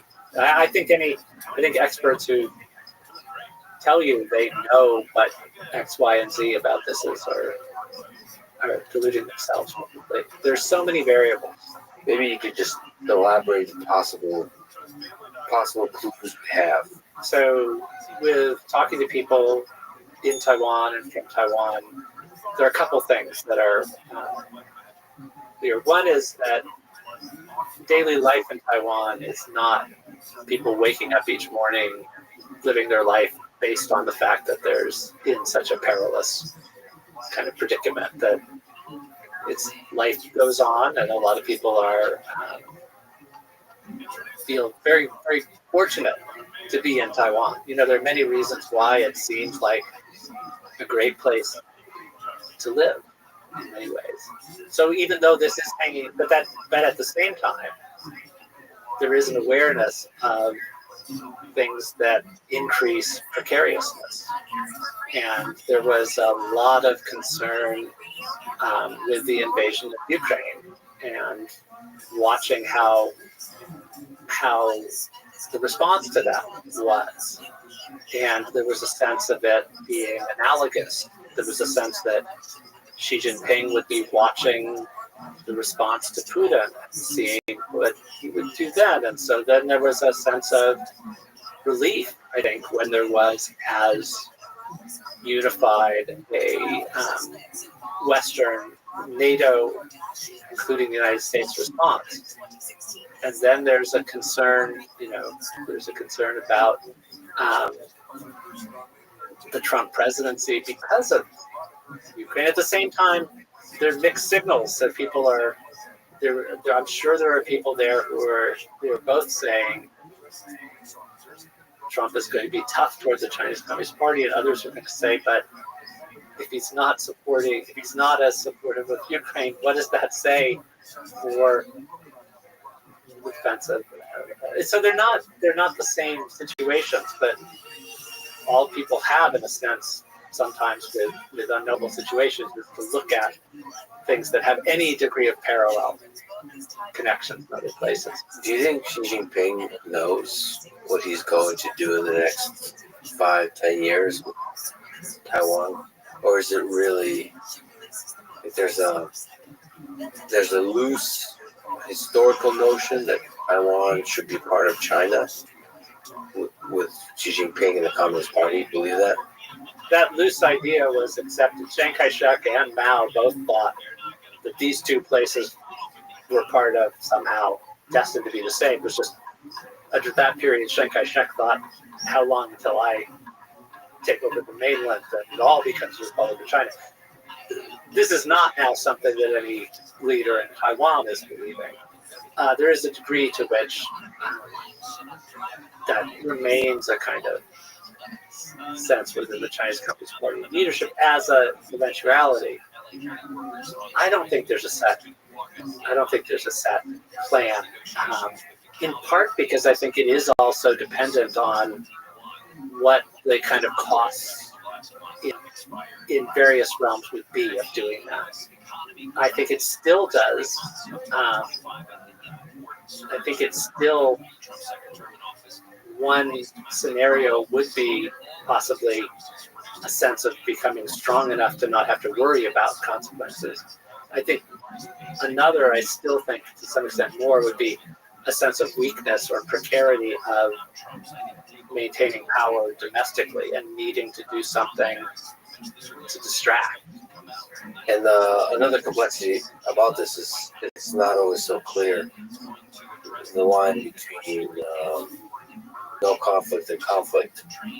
So there's a lot of green zone tactics of nonviolent pressure that China could exude. So you could do non-military violence. You could then escalate that to non-violent military intimidation. And all of this has consequences for the United States because there's a messaging thing going on here. And then, of course, that could then go to a full-on do-as-you're-told actions that come at a high risk of a hot military conflict. Basically, just don't do military violence, but just full-on pressure, ordering Taiwan to do things. And there, it's like the only way to respond is with violence. You're completely trapped. You say no. You have to say no with a military force behind it, and then what do you do? And at every step in this, it's such an unstable, non-linear, dynamical system where anything could just, unintended consequences could happen, and it could just escalate in a matter of days, if not hours. So, like, this is where I think it's really important to find mechanisms and tactics and strategies for de-escalation. Which is why this trade war that's happening, one of the nice things of being so connected by trade is it creates a disincentive for any of this kind of posturing. Because I do agree with you. I think it will start, as these things often do, as a kind of military sort of early steps posturing in order to maintain power internally. So that's China will just create military conflict of different kinds in order to distract. But then how does that escalate? As if all that wasn't complicated enough, Taiwan isn't just one place or one island. There are islands that are closer to mainland China and their degrees of integration. And anyway, so it's but your comment about integration of trade and sort of being a check on kind of there's a Chinese writer who fascinating guy, Han, who was a race car driver, a filmmaker, a bad boy novelist. Anyway, in his heyday, he was an interesting kind of blogger who was testing the edges of things. And he had this blog post where he was talking about this was in the early 2000s. He was talking about how China was building the massive Three Gorges Dam project. And he said some people are saying building these dams, it would be so easy for the Americans to just bomb them and destroy our country because it would be a massive flood. And he said that's really silly. That's a really silly argument because Americans know that downriver from there will be flooded out was the place where their iPhones are built. And, and they want their iPhones. So that's what, so this kind of notion, he's making through a humorous point, the way in which interconnectedness can be a check. And interconnectedness can be in all kinds of ways. The flows of people between places and having people from one place living in another, traveling to another, studying in another. That can actually be something that helps to stabilize the world. I think that's an important thing to keep in mind. Since you mentioned the Long March and the unlikely coming to power with the Communist Party, let's go back. We began comparing Xi Jinping and Mao. Let's go back to Mao. How did Mao come to power?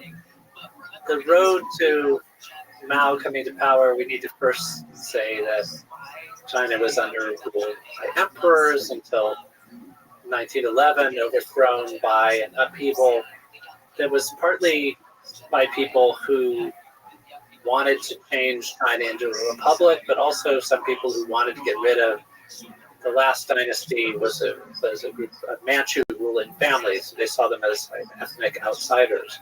So it was a strange combination of kind of ethnic nationalists who wanted China back under the control of Han-Chinese, other people who thought the time for rule by emperors was over and wanted to establish a republic. And Sun Yat-sen became the first provisional president of this newly formed Republic of China. But then he got nudged out of power by a military strongman. And then there was a period where the country was really divided. The Republic of China didn't have a strong government. But there were then two groups. One rallied around Sun Yat-sen had founded that became the Nationalist Party. And then there was a small group of people who formed a Communist Party. Mao was one of them. These were intellectuals who were part of the May 4th movement of 1919. They were inspired by Marxist ideas, but they were also just inspired by the Russian Revolution. Russia was nearby. It seemed good to think with. It had a largely rural population, and somehow it seemed to be getting strong in the world. And there was this interest in sort of how China could do that. And the newly formed Soviet Union did something very important. There were a group of foreign powers, including Tsarist Russia, that had gained big concessions out of China when, in 1900, the Boxer Uprising had taken place and then been crushed by a consortium of foreign powers who had gotten privileges and indemnities out of that. And the newly formed Soviet Union renounced those, said, that was the old order, that was imperialism. And so Marx's ideas were attractive to some Chinese thinkers, but Lenin was very attractive because of this combination of anti-imperialism and his notion of the vanguard party leading a country forward. So there was a small communist party, a bigger nationalist party. They were involved in these protests against warlords and against imperialists. And while Sun Yat-sen was alive, Sun Yat-sen got the two parties to work together. Because Sun Yat-sen wasn't a Marxist, he didn't believe in class struggle, but he admired Lenin and Leninism. And so he said that actually the Communist Party and the Nationalist Party may have had different views of the path forward for China, but they agreed on who the enemies were. The enemies were the warlords who were keeping China weak and too willing to compromise with Japan, and foreign imperialism. So China needed to get rid of the warlords and become a stronger country, and then they could sort it out of what road to take. Sun Yat-sen dies in 1925, and his successor, Chiang Kai-shek, is initially keeps the alliance going with the Communist Party, but in 1927 he turns against the communists and tries to carry out a purge against the Communist Party members. He's the head of the Nationalists. He's the head of the Nationalists, and he has some very different. He's a kind of culturally more conservative figure. But what's important in part about this is there are some members of the Chinese Communist Party who accept the basic ideas of Marxism, of revolution comes from the cities. But Mao has this idea that actually he loves this idea of peasant rebellions in China's past as driving history forward. And he starts writing about how, well, maybe in China's case, actually the peasantry, farmers can be a radical force. And so the Communist Party is on the run, it's being pushed around because the nationalists are trying to exterminate them. But eventually, the nationalists and the communists ally again. After Japan invades China in the 1930s, they formed what's called Second United Front.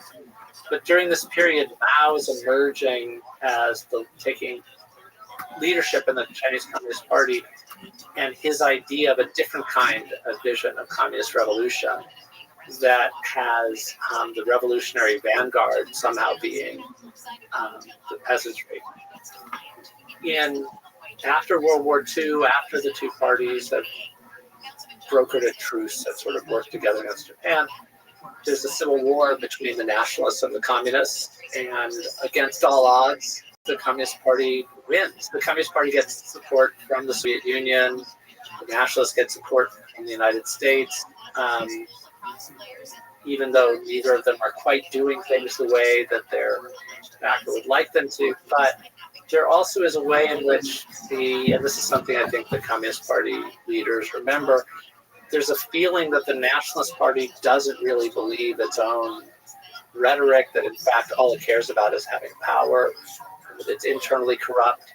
Chiang Kai-shek himself isn't viewed as sort of personally corrupt, but family members, there's an idea that there's just a small band of people that are benefiting, and there's a kind of disgust with the leader, with the nationalists. The nationalists end up in retreat in Taiwan. That's why Taiwan then becomes the Republic of China. There's an uprising there that Chiang Kai-shek's people, the nationalists, repress. And there starts being, from the late 1940s on, this long period of martial law on Taiwan. And there becomes then this period where the mainland's under the control of a Leninist party, believes in one-party rule, and believes that it was a very bad period in Chinese history when China was unable to stand up to imperialists. Taiwan's controlled by a Leninist party who believes in one-party rule, limits on participation, believes that it's a bad time when China was being bullied by imperialists. What distinguishes Chiang Kai-shek has a personality cult, Mao has a personality cult. They have a lot in common, but one clear thing that makes them different is Chiang Kai-shek says that what's wrong with the Communist Party is they've abandoned Chinese traditional values of Confucianism. And Mao says that on the nationalists, what's really bad is they are still wedded to these traditional Chinese values of Confucianism. So cycling back to where it began with Mao and Xi, you could actually say Xi Jinping in some ways is like living out the dream that Chiang Kai-shek had of one-party rule and also kind of celebrating Confucianism. Yeah, there's elements, you've spoken about the elements of Chiang Kai-shek and Mao that Xi Jinping kind of combines.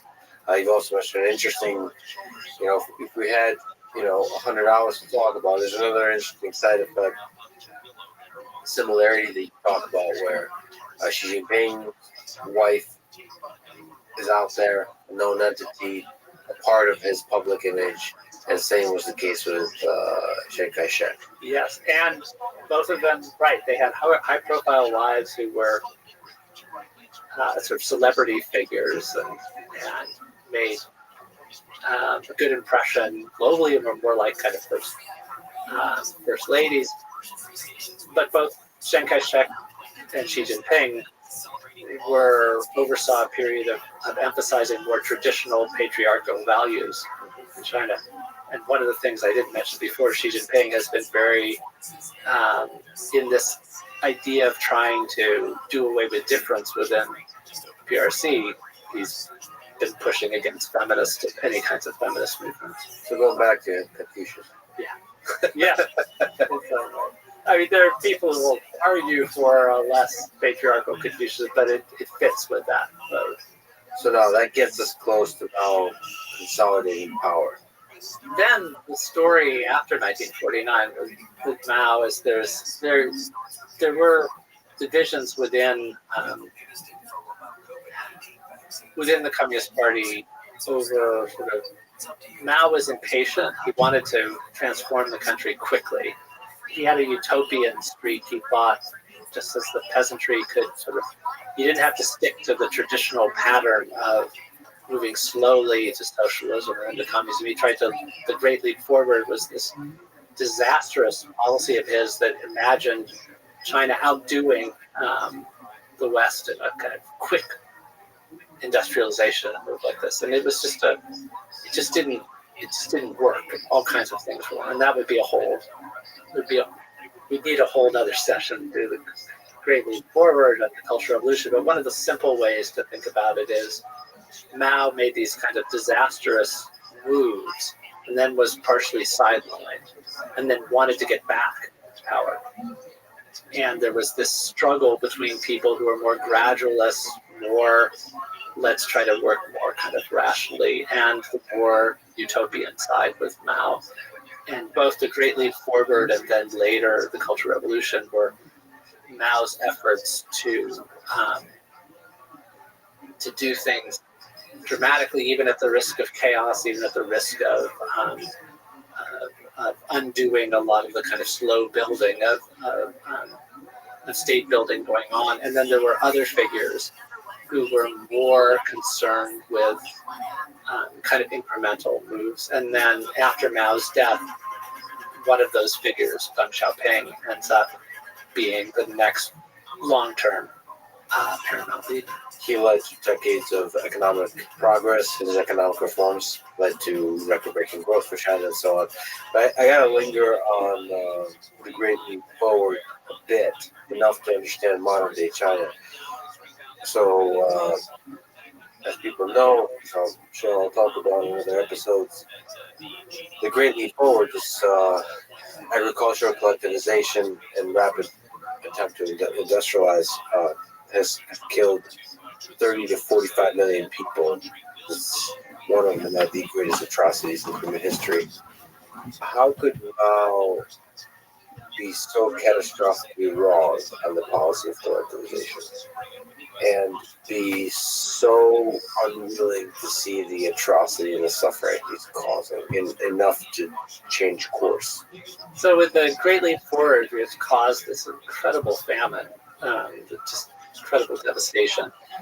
One of the things that happened was getting very bad information. There was a sense that officials were afraid that if they gave bad news, if they admitted that they were failing to meet these giant targets that were being set, that would be seen as a political mistake. So it got to be a survival mechanism to pass on unrealistic reports on what was going. So some of it was a culture of fear around a great leader that led to not getting accurate information. So that was one part of the dynamic. Ego was a big part of it. There were all kinds of things that were unmoored. When early in the Chinese Communist Party history and power, there was the connection to the Soviet Union and Mao, and Stalin had a connection. After Stalin's death, Mao was haunted by the move toward de-Stalinization and moved by Khrushchev, and this laid the groundwork for the Sino-Soviet split. But there was also this kind of obsession with doing things differently that Mao had in that case as well. And you have factional struggles. You have all kinds of things that are happening simultaneously. There's something I learned about called Gray's Law, which states any sufficiently advanced incompetence is indistinguishable from malice. So I would say when 30 to 45 million people die, it doesn't really matter what the explanation is. It's a longer discussion, but it's an interesting discussion that connects to everything we've been talking about is how is Mao seen in modern day China? What has Xi Jinping said about Mao? So before Xi Jinping, there was this kind of assessment of Mao as having been early in the early 80s of being 70% right, 30% wrong. I guess Mao's own analysis of Stalin was that Stalin was 70% right and 30% wrong. And so they applied the same kind of logic there, mathematical analysis to Mao. Yeah. But Xi Jinping has had a different way of talking about this, and he's talked about the first 30 years of the People's Republic of China and the second 30 years. It says that we should not use the successes of one to criticize the other, that we need to see where we are today as benefiting from both those first 30 years and those second 30 years, which implicitly, or he sometimes talks about a new era, suggests that in many ways he sees China as now in a post-reform era. We can think about a third stage, and there are people who write about it in that way. And so he clearly, there's always been a way of trying to separate out the kind of Mao of the periods when things were not going horribly. And I think Xi Jinping would think that Mao, having managed to fight the Korean War to a standstill, which is how things are, or how the history of that period is described in the PRC, said, look, you had so many different forces of the more developed world fighting on one side, and that war did not end in a defeat for North Korea and for the Chinese side. So yeah, Xi Jinping, I think, wants to be seen as an inheritor of Mao, continuer of one side of the Mao legacy, but clearly circling back to where we began, not the Mao who liked to stir things up, not the Mao who believed in mobilizing youth on the streets, not the Mao who let things get out of control, but the Mao who was responsible for strengthening the nation. Can I ask you about the 1953 speech? Can you just watch it real quick? This particular speech is about in 1953, at the end of the Korean War, saying China will not surrender. Well, let's actually just listen to it. The speech reads, "As to how long this war will last, we're not the ones who can decide. It used to depend on President Truman. It will depend on President Eisenhower, or whoever will become the next U.S. president. It's up to them. But no matter how long this war is going to last, we will never yield."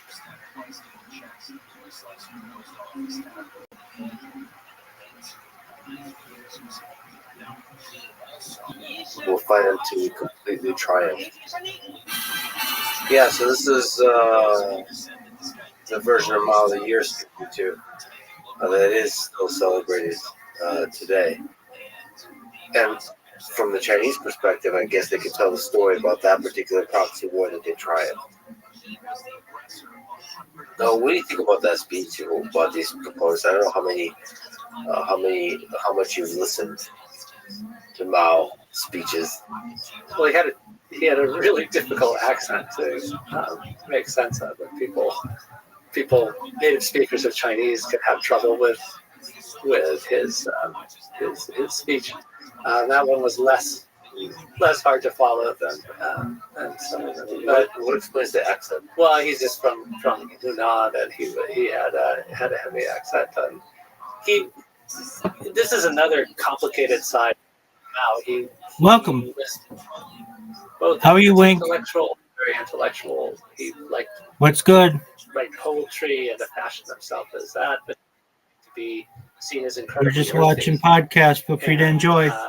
critical of the of intellectuals, and if he had an animus toward wanting to, even though he was intellectually had that anti-intellectualism. But no, I think what's interesting about that speech in part is how even the depiction of the Korean War as being the war against America, resist America and support Korea. I think it fit with his idea that it wasn't just about China. It wasn't about China working in self-interest, but siding with the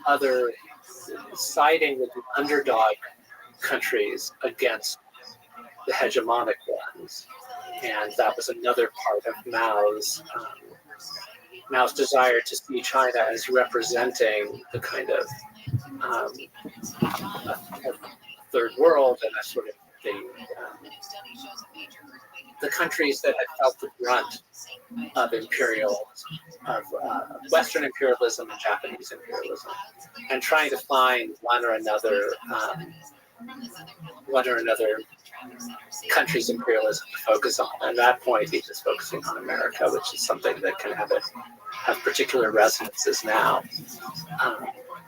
Mao could alternate, but at certain points he thought there should be an alliance where he said that China should be able to work with Japan, because he said it at one point. He said, well, without Japanese imperialism, the Communist Party wouldn't have risen, because we wouldn't have had this ability to unite the people.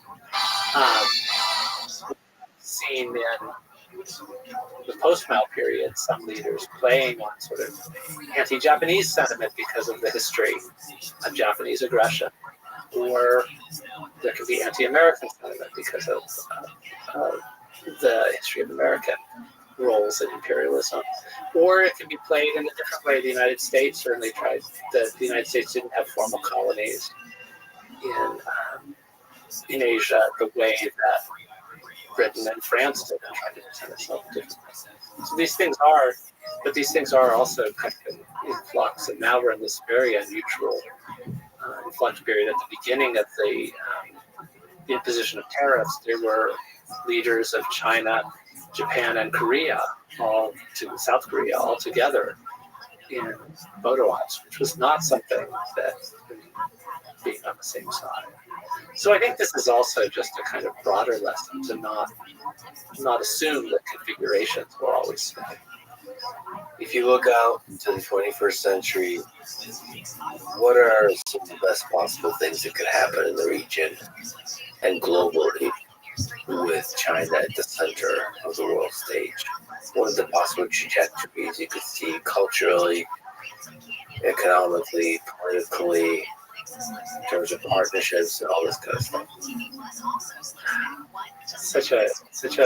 Such a hard moment to be imagining these things. I mean, I've long wanted to see a return of China to this path toward a more kind of I wasn't one of the people who imagined that there would be this convergence of sort of where China's emergence, evolution into a liberal capitalist country. But I'd love to see a return to that more kind of tolerance of diversity within China, variation within China, more space for civil society.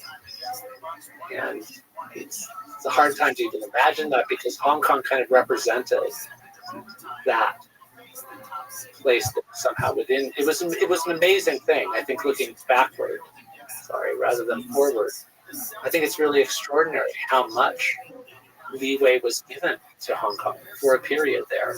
That was really special. No Communist Party run country had ever had a city within it that had as free a press as Hong Kong had then, as much tolerance for protests, and I think it was I hope it can be seen by some, at least within Beijing, as a miscalculation too. The People's Republic wanted soft power, and Hong Kong films were admired around the world. This industry, it was a way in which creativity flourishing. So I guess it would be just a hope for more spaces where that kind of creativity, openness to data, where things can flourish. I'd love to think that there actually are a variety of things in Taiwan that if those could become broader norms. Not that Taiwan's perfect; it has its own internal problems, but there are many really attractive things about it right now. Different kinds of things that flourish. So maybe setting in which Taiwan and in its post martial law, post Leninist incarnation would be something that we could pick up on. Yeah, you're right. Taiwan and especially Hong Kong are a truly special place. It's just like a case study. It doesn't make sense that would happen, but it happened. I mean, history is full of wonderful things like this. And I guess to clarify, you think the protests in 2019, like the protests in 2020, they're mostly a failure? Is there still a possibility that Hong Kong rises and its way of life, its way of being, the democratic ideals, not necessarily full on democracy or this kind of thing, but would actually, in a sense, permeate China, not the other way around? So that was a hope early on, and there were ways in which some parts of Hong Kong style sort of permeated across the border. I think it's hard to see it now with how Hong Kong has changed, but I hesitate to. I mean, there's an awareness of the unpredictability of things. There's no way to know what kind of thing there would be for Hong Kong later. I do think there are things about Hong Kong that, even in the failure of the movement, have had repercussions that are not all negative. I think the Hong Kong spirit, which is being kept alive in diaspora communities around the world, is really interesting. There are things that are spreading. I think Hong Kong represented a vision of a different way of being Chinese, a different notion of Chineseness. And I think that is something that exists.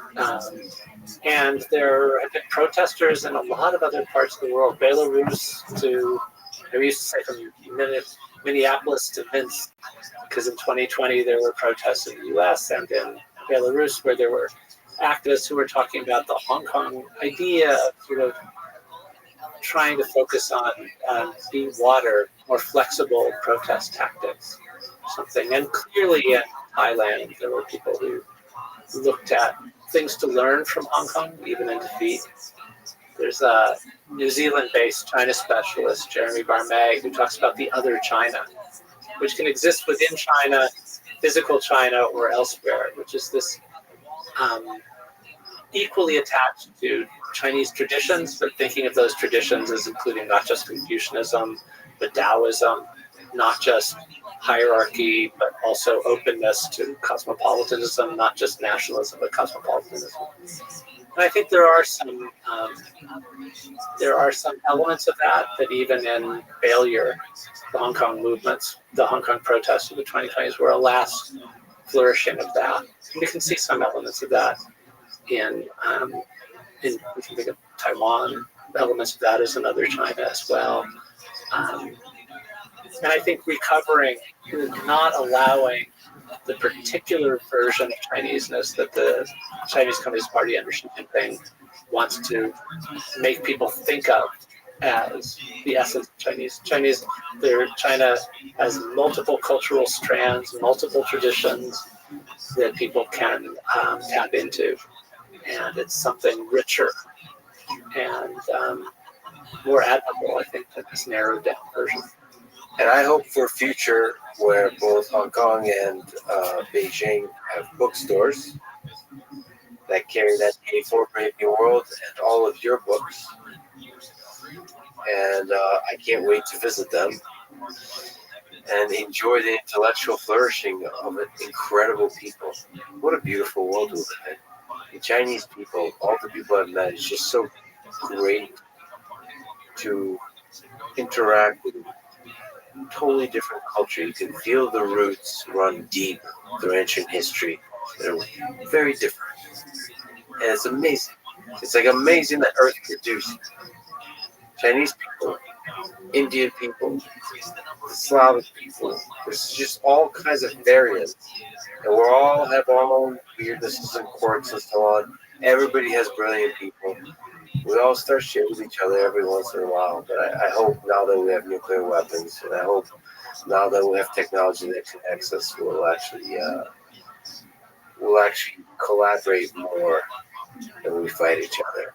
And thank you for being one of the people that shows off the beauty of this particular people's. It's of the entire region, really, of Southeast Asia. And it's an honor to talk to you. Thank you so much. Thanks for having me on. Thanks for listening to this conversation with Jeffrey Wasser. To support this podcast, please check out our sponsors in the description. And now, let me leave you with some words from Confucius. When anger rises, think of the consequences. Thank you for listening, and hope to see you next time.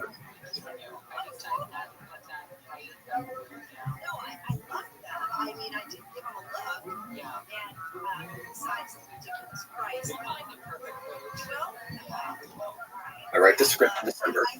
January, Josh Arnett, Marley Shelton come down, fly Frank in. We're shooting for 10 hours in the green screen. We shoot that opening sequence. Incredible opening sequence. And the visual look, we've never seen that. I want to just take this and make it move. I just want the comic to move. Any other studio would just go make it look like any gritty crime movie. They would miss the point. That is, the visual is half of it. I want it to look just like this because it would be the boldest movie anyone's seen, because that's how it reads when I read the book. It's like, if this was moving, it would be the most phenomenal movie. Just by being around him and working with him, you get, by osmosis, you learn stuff.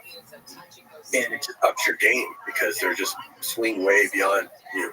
Jim Cameron was like that. So, like, when I first met him, I was trying to impress the hell out of him, because I was such a big fan. And I was about to go do Desperado, and I went, hey, I just took a 3-day Steadicam course because I can't afford Steadicam operators, so I'm going to operate Steadicam myself on Desperado.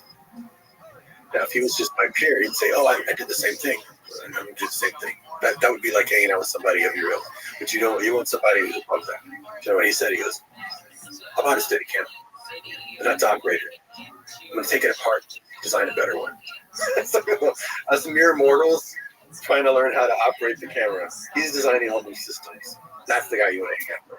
Not someone who's doing what you're doing. We put so much of the world around it. Like when you see the city, we put like a blue screen way in the back to make the city keep going. But we built the sets there, the town, we built the real sets, so everything was very tangible and real. And that way she had to fit into that world and be as real as that. Because if it was all done in CG, well then now you can fudge everything. But if you put her in a real environment, that's a real challenge. And just like with our movies, you watch it all fall apart. You watch this thing blow up, you watch this thing not work. Everything just falls apart in front of your face. Then that's when you roll up your sleeves and creatively figure out a way around it. And by the end, you have a result that's better than what you sought out. Sift through the ashes of your failure, and you'll find the key to your next success is in there. But if you're not looking for it, you don't find it. The following is a conversation with Robert Rodriguez, a legendary filmmaker and creator of Sin City, El Mariachi, Desperado, Spy Kids, Machete, Dust Till Dawn, Alita, Battle Angel, Faculty.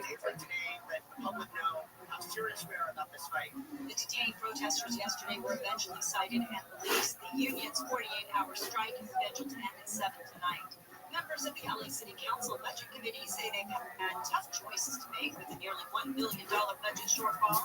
Councilman Tim McOsker says over the next 2 weeks, the committee will look for ways to address LA Mayor Bass's proposal to lay off more than 1,600 workers. We're going to be looking real hard at these 1,600 employees who are slated for layoff and working very, very, very hard to find offsets wherever we can. The committee will continue to host hearings with city departments over the next 2 weeks. The committee will then make its recommendation to the full council. A longtime associate of Denver Broncos star John Elway is hospitalized in California after a serious fall. TMZ reports that Elway, his friend Jeff Spurbeck, and their wives were leaving the Stagecoach Music Festival Saturday when Spurbeck fell from a golf cart and hit his head.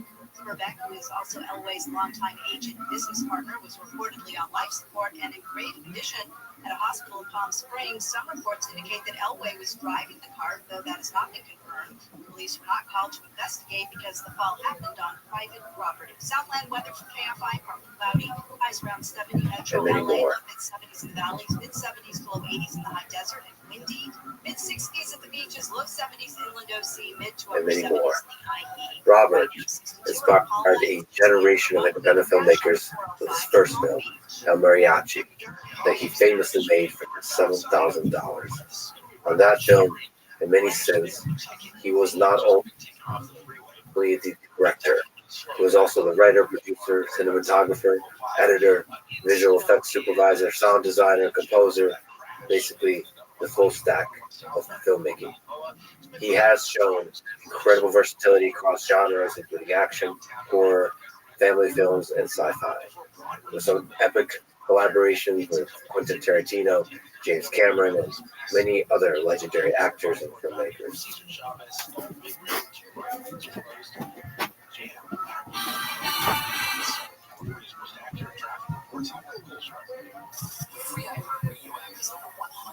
I write the script in December. January, Josh Arnett, Marley Shelton come down, fly Frank in. Shooting for 10 hours in the green screen. We shoot that opening sequence. Incredible. And the visual look, we've never seen that. I want to just take this and make it move. I just want the comic to move. Any other studio would just go make it look like any gritty crime movie. They would miss the point that it's the visual is absent. I want it to look just like this because it would be the boldest movie anyone's seen because that's how it reads when I read the book. It's like if this was moving, it would be the most phenomenal movie. Just by being around him and working with him, you get, by osmosis, you learn stuff. And it just ups your game because they're just swing way beyond you. Jim Cameron was like that. So when I first met him, I was trying to impress the hell out of him because I was such a big fan. I was about to go do Desperado, and I'm like, hey, I just took a 3-day Steadicam course because I can't afford Steadicam operators, so I'm going to operate Steadicam myself on Desperado. Now, if he was just my peer, he'd say, oh, I did the same thing. I would do the same thing. That would be like hanging out with somebody of your own. But you want somebody who's above. You know what he said? He goes, I bought a Steadicam, and that's operated. I'm going to take it apart, design a better one. So, us mere mortals trying to learn how to operate the cameras. He's designing all those systems. That's the guy you want to hang out. Not someone who's doing what you're doing. We put so much of the world around. Like when you see the city, we put like a blue screen way in the back to just make the city keep going. But we built the sets there, the town, we built the real sets, so everything was very tangible, very real. And that way she had to fit into that world and be as real as that.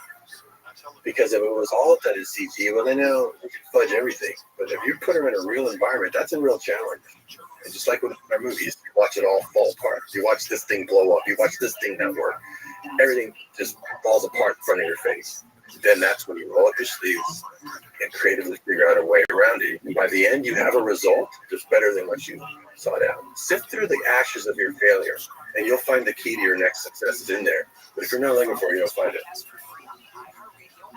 The following is a conversation with Robert Rodriguez, a legendary filmmaker and creator of Sin City, El Mariachi, Desperado, Spy Kids, Machete, Gusto, Dawn, Alita, Battle Angel, The Faculty, and many more.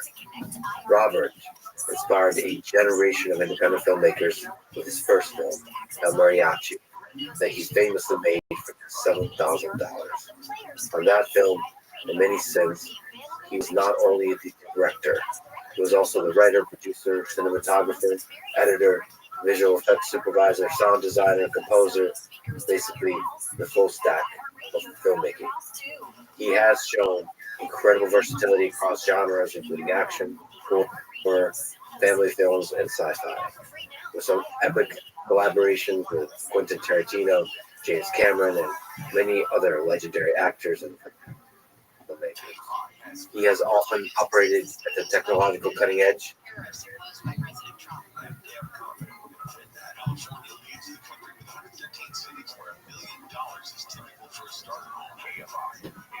Honda Center in Orange County is getting a $1 billion makeover. Modernization project will take place through 2027 with the venue getting 3 new parking garages with 2 bases. KFI AM 640, your #1 preset for breaking news in Southern California. KFI AM 640, more stimulating talk.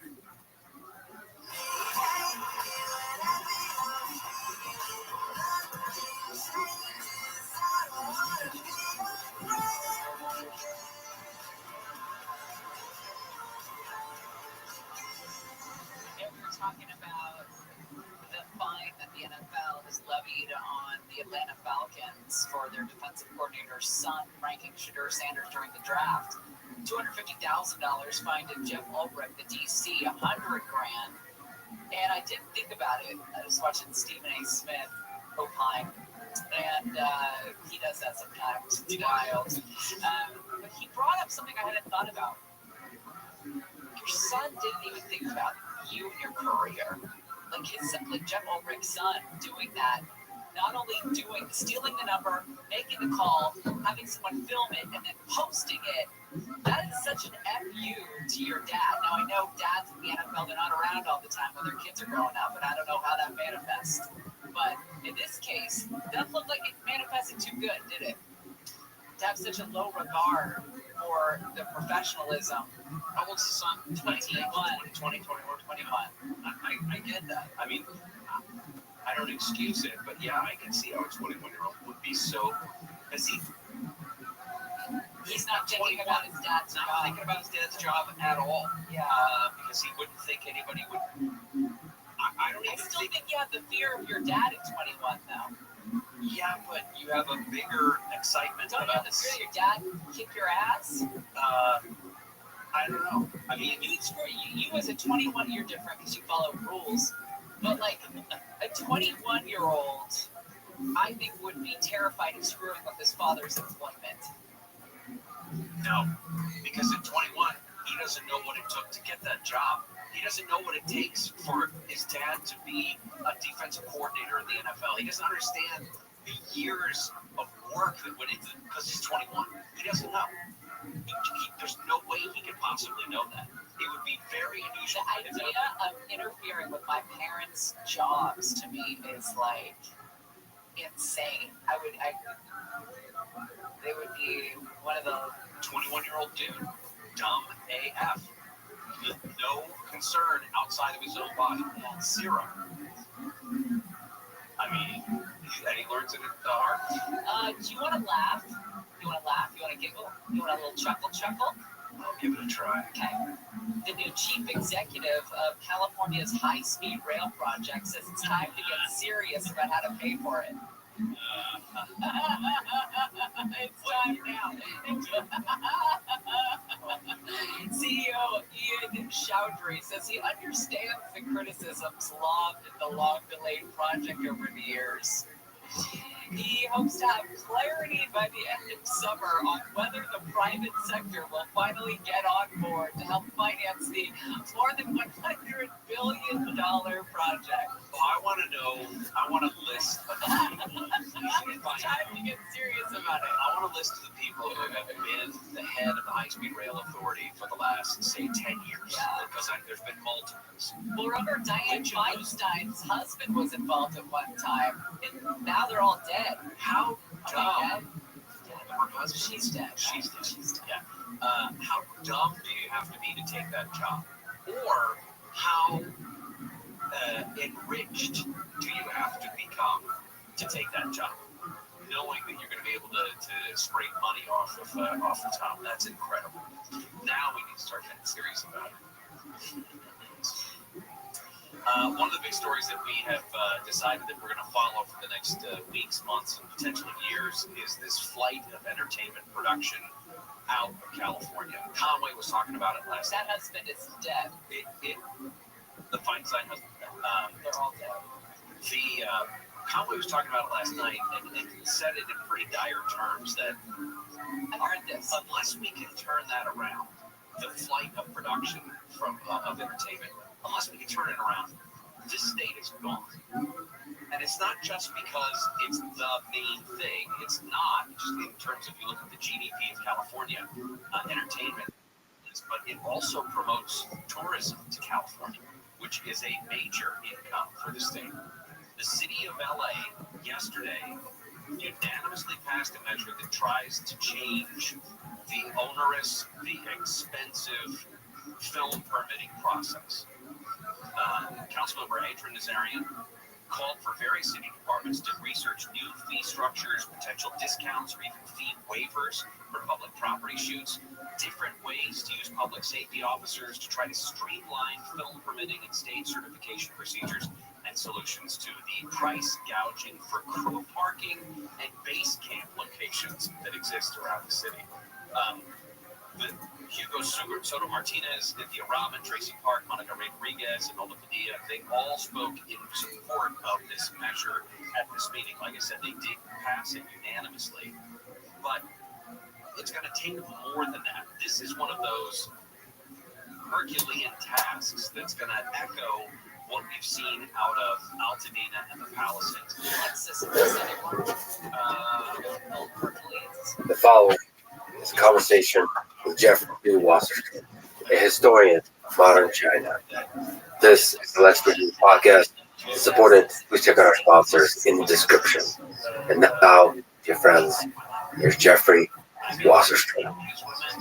You've compared Xi Jinping and Mao Zedong in the past. What are the parallels between the two leaders, and where do they differ?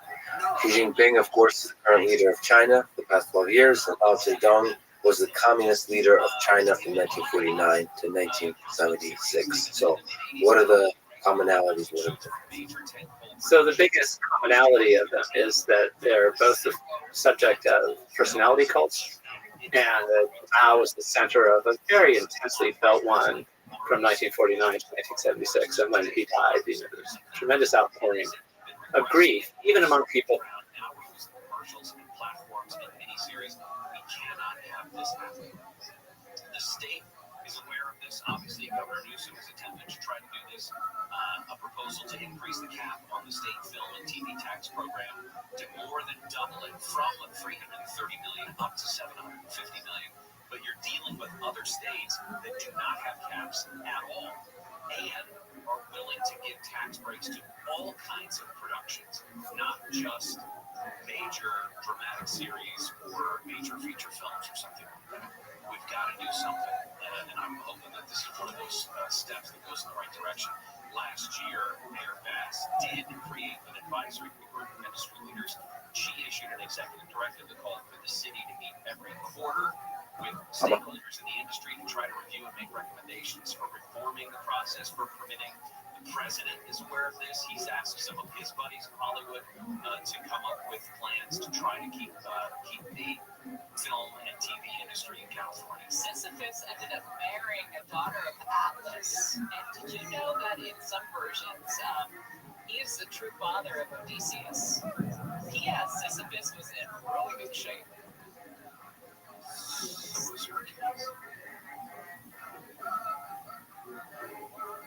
So are you looking at a direct picture of Sisyphus right now? Is that what you're saying? Yeah, I forgot what we were fighting over. We're not fighting. It's not fighting. You wanted the difference between. I just wanted to know, is one more accepted than the other?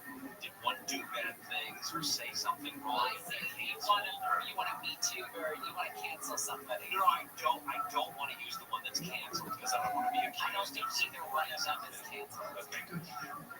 A Herculean task refers to a difficult but achievable task. A Sisyphusian task is endless, futile. No true reward, no accomplishment. So I'm hoping that this is a Herculean task. That it can be done. Yes. But it may prove to be Sisyphusian. Right. Persistence. Why do people not listen? Perseverance. There are people who don't listen. Sisyphusian is all about perseverance. How much more they would know? You're never going to get to perfection. Some real work we've done here today. Maybe we'll fix your skin when we come back. Sure hope so. Caveman method. This was a surprise. You guys brought this on today. Gary and Shannon will continue. Deborah Mark live in the KFI 24-hour newsroom. Here is the latest. There are more delays for California's high-speed rail project. Hundreds of birds. As part of my course 6099 Artificial General Intelligence. We'll have more at the top of the hour. Southland weather from KFI. It is going to be partly cloudy today. Highs from the 60s to about 80. This report. What difference? We are going to check the freeways. Problems. Great for the 57 southbound Imperial Highway crash is clearing there. As part of my IT course 6009. This is so fucking stupid. First runner-up is Tarzan and southbound or eastbound there. The one we've got problems clearing. We had a crash at Tampa. That's gone. But down at Balboa, there's one right shoulder still getting some attention. Also, the southbound side of the 405 really slow still. From Victory Boulevard on down to about Spurgeon Center, where some clear problems are clearing as well. With Southern California's most accurate traffic reports, I'm real close right now. You are just looks better. The best feature of the car radio on the app. It's the presets. It's super easy. Yeah, what everyone's talking about. You get the new and improved free iHeartRadio app today. iHeartRadio Earth is here with little tips for a healthier planet. A staggering 8 million tons of plastic ends up in the world's oceans every year. If current trends continue, our oceans could contain more plastic than fish by 2050. Do your part. Purchase items made from renewable or recycled content and recycle whenever possible. Brought to you by iHeartRadio Earth and the National Environmental Education Foundation. To find more tips for smarter, sustainable living or to take action in your own community, go to iHeartRadio.com/earth. President Trump is marking his first 100 days in office. The administration is counting its success on the economy and immigration, although recent polling shows many Americans disapprove of some of Trump's policies when it comes to those issues.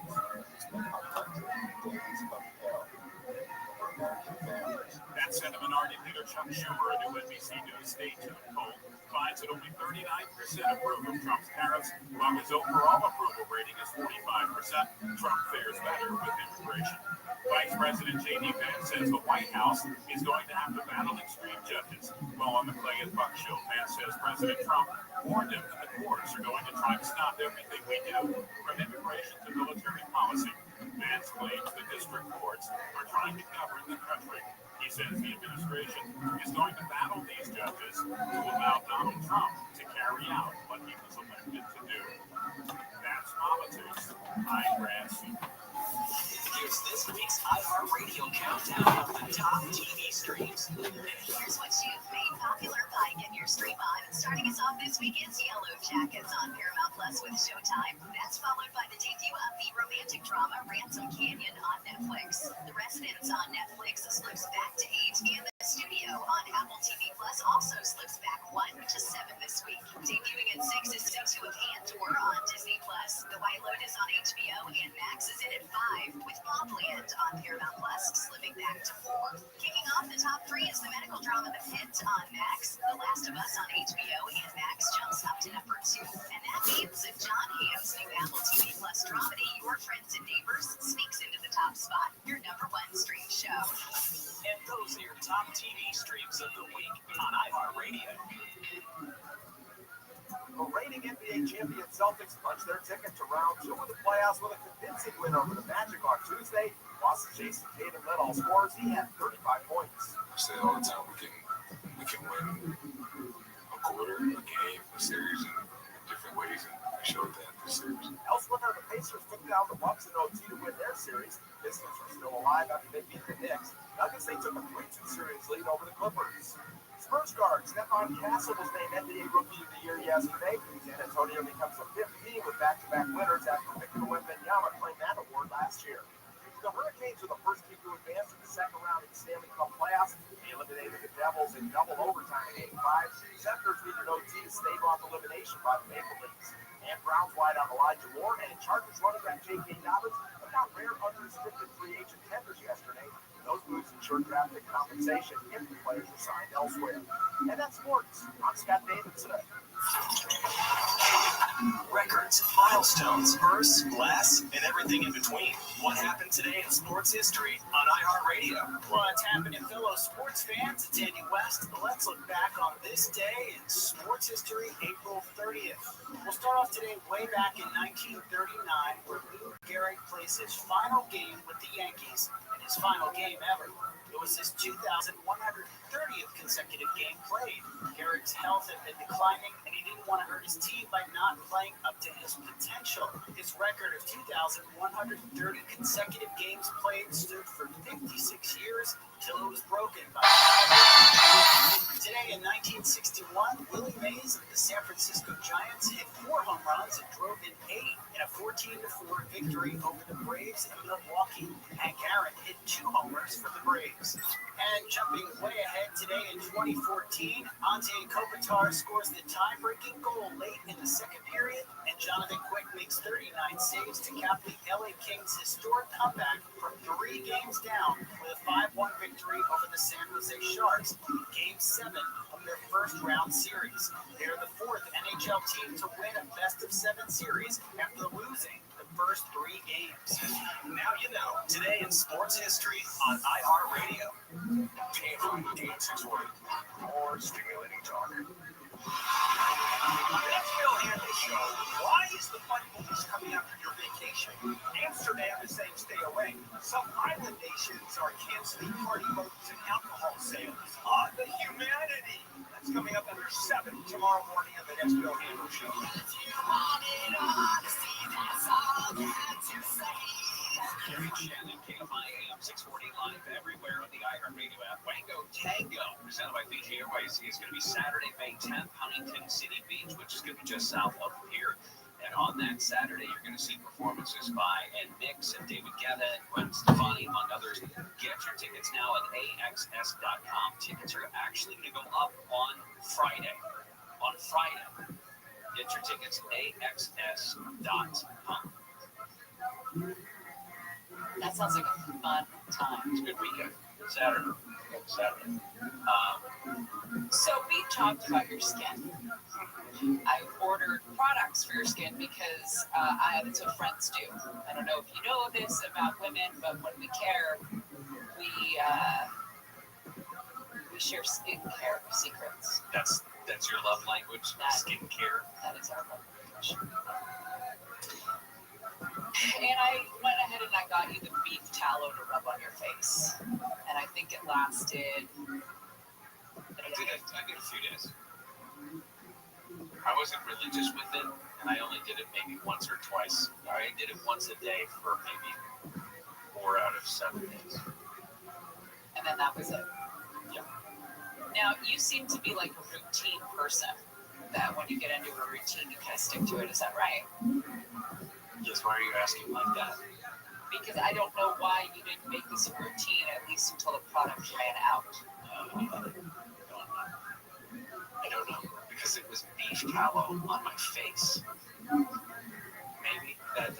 You don't like the idea of beef on your face? Is that what I'm getting? Which is fine. There are other things we can put on your face. But this whole caveman thing is the exact opposite of that. I don't do anything to my face. Yes, the caveman method has gone viral. After TikToker Tia Zakir revealed she spent more than 6 weeks not using any products, including water, on her face in a bid to let her skin barrier rebuild itself naturally. The caveman method, they say, is as minimal as it gets. No cleanser, no moisturizer, not even a splash of water. That's odd, the splash of water thing, because I think a lot of people... Well, you shower, right? I mean, right. That's when I wash my face. Right. Is when I shower. Is that wrong? No, I think that's fine. I just think a moisturizer wouldn't kill you. You know? No, it wouldn't. But is it necessary? No. When do you use it? Because my face will look dry. Like you could, I mean, your face is fine. Acceptable. We've heard that before. But, you know, men do it all the time. It's not like just a woman thing. That's perfectly okay. I don't judge people. I do judge people who do that. As part of MIT course 6S099 on artificial general intelligence, I got a chance to sit down with Christoph Koch, who is one of the seminal figures in neurobiology, neuroscience, and generally in the study of consciousness. He's the president, the chief scientific officer of the Allen Institute for Brain Science in Seattle. From 1986 to 2013, he was a professor at Caltech. Before that, he was at MIT. He is extremely well cited, over 100,000 citations. His research, his writing, his ideas have had big impact on the scientific community and the general. Tariffs are going to take a moment before they really kick in, and there might be some pain in the meantime. There is a board-certified dermatologist who says what you're seeing is not normal. It's a myth to think that your skin will thrive in a state of neglect. As part of MIT course 6S099 on artificial general intelligence. It does not have to be a complicated 10-step process. However, washing your face daily is recommended to remove oil and sweat and glue to build up. Here's the other thing is if you don't want to wash your face, you don't want to put anything on it, you don't want to splash it with water, fine. But why is everyone advertising their regimes on TikTok? Like, this is what I do. It's great if it works for you. Is it a trend just because people are lazy and they don't want to wash their face? I understand that. I get tired. Several times. I rarely go to sleep with my face washed. I feel bad for my wife sometimes because she carves out too. The nighttime routine. And you guys got to carve out, like... Yeah, I rarely do that. I just don't care. Get lazy. Wash your face. Right? No, sometimes I don't. Just go to bed with your makeup on.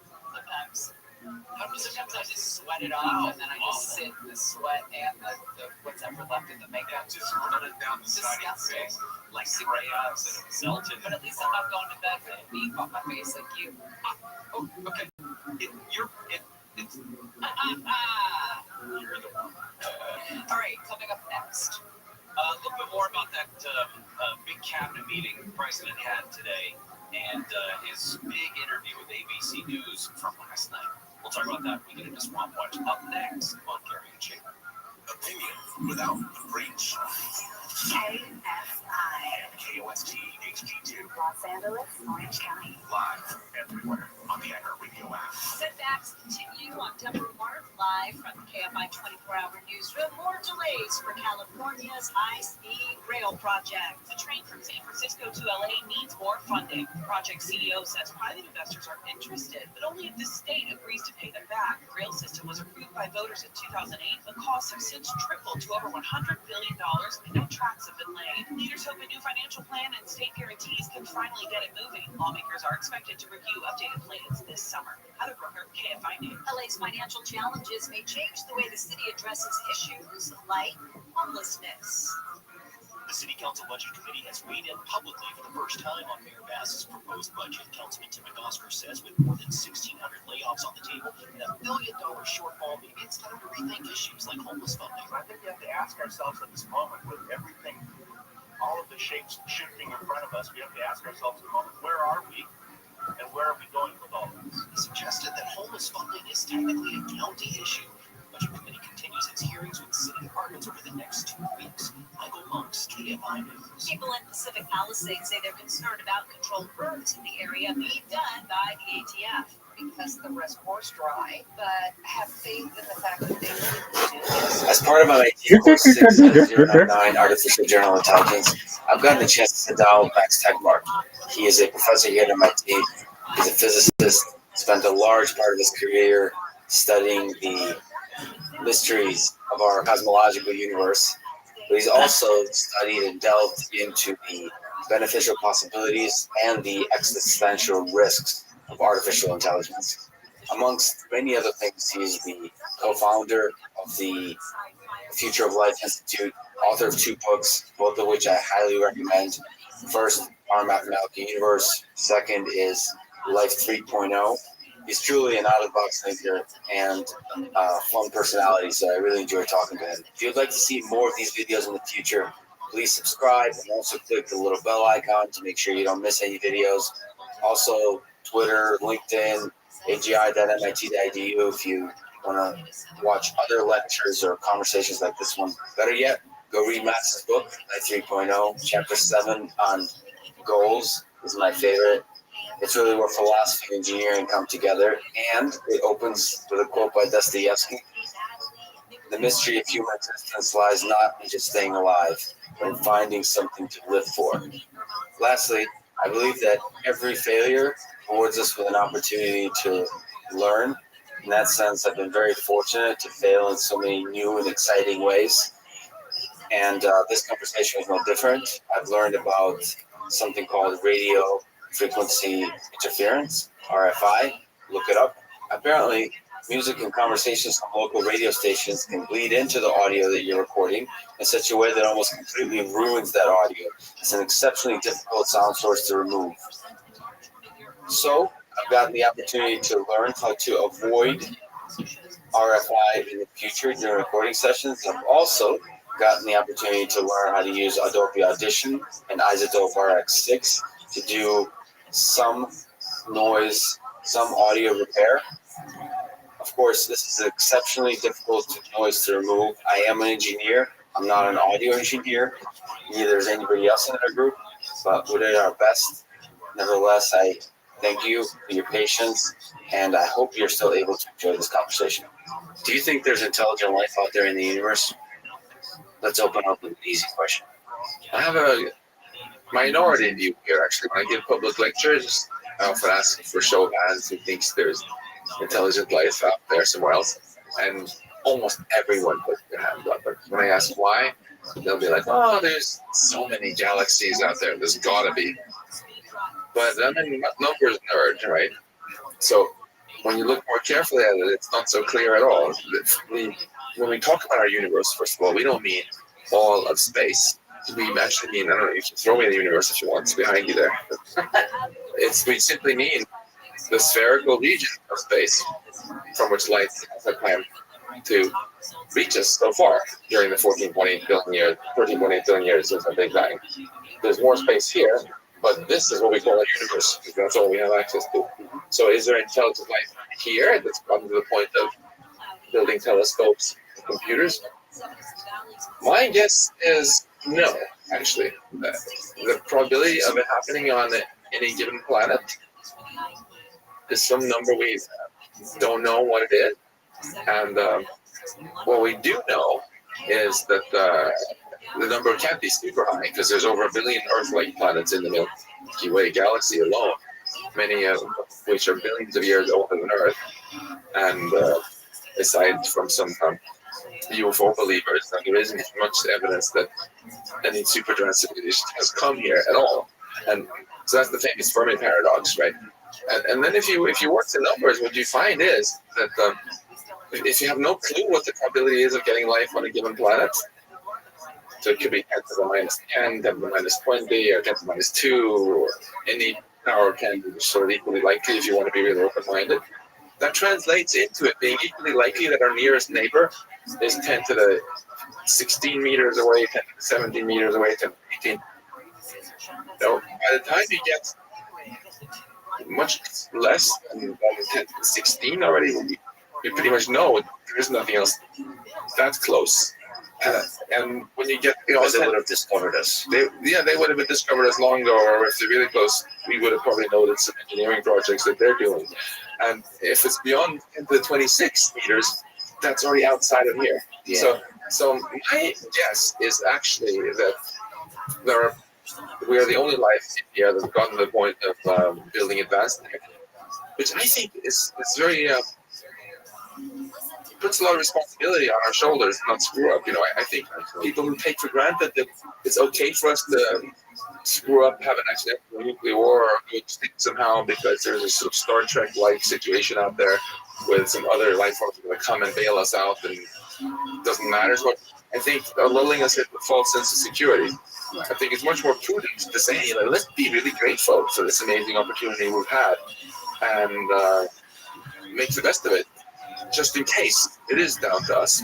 So from a physics perspective, do you think intelligent life, so it's unique from a sort of statistical view of the size of the universe, but from the basic matter of the universe, how difficult is it for intelligent life to come about? The kind of advanced tech building life. Is it implied in your statement that it's really difficult to create something like a human species? Well, I think what we know is that going from no life to having life that can be a level of tech, there's some sort of going beyond that than actually settling a whole universe with life. There's some major roadblock there, which is some great filter, as it's sometimes called, which tough to get through. It's either that roadblock is either behind us or in front of us. I'm hoping very much that it's behind us. I'm super excited every time we get a new report from NASA saying they failed to find any life on Mars. Yes, awesome. Because that suggests that the hard part maybe it was getting the first ribosome or some very low level kind of stepping stone, so that we're home free. Because if that's true, then the future is really only limited by our own imagination. It'd be much suckier if it turns out that this level of life is a dime a dozen, but maybe there's some other problem. Like as soon as the civilization gets advanced technology, within 100 years they get into some stupid fight with themselves, and poof, yeah, that would be a bummer. Yeah. So you've explored the mysteries of the universe, the cosmological universe, the one that's between us today. I think you've also begun to explore the other universe, which is sort of the mysterious universe of the mind, of intelligence, of intelligent life. So is there a common thread between your interest and the way you think about space and intelligence? Oh yeah, when I was a teenager, I was already very fascinated by the biggest questions, and I felt that the two biggest mysteries of all in science were our universe out there and our universe in here. So it's quite natural after having spent a quarter of a century in my career thinking a lot about this one, that I'm now indulging in the luxury of doing research on this one. It's just so cool. I feel the time is right. Yo, what's going on, Smokey? Directly deep in here, understanding it. Start exploring this one. Yeah, just watching Lex Friedman podcast on science. That can only exist in biological organisms like artificial general. How are things being a dad?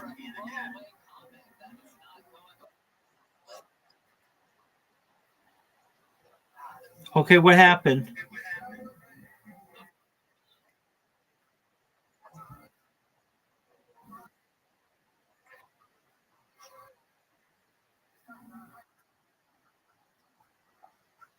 Sure.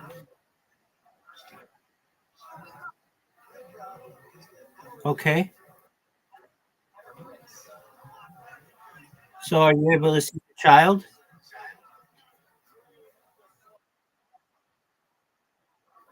Okay. Well, then isn't that all that matters?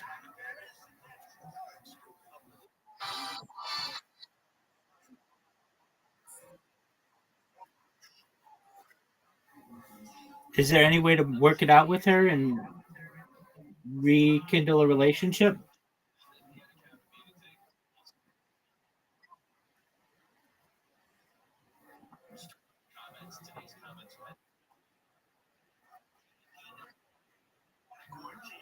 Okay. Well, you're good. But there's not too much you can do. She's not nice.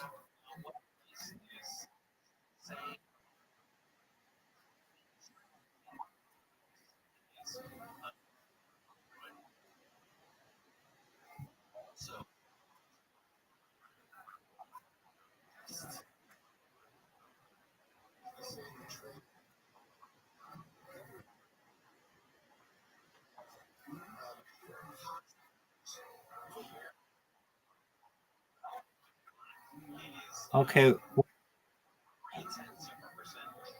What do you mean? Like, what did she do that's too much mentally? Okay. Well,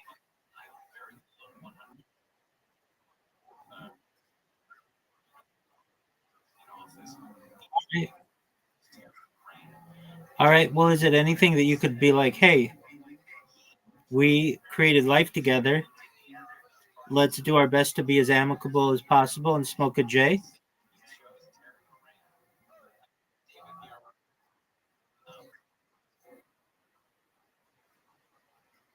Thank you. Is there any way you can live with her?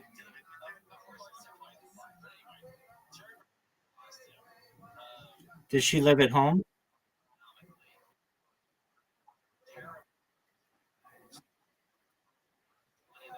Okay, that's good. Thank God. Are you going to invite her to live with you with the baby?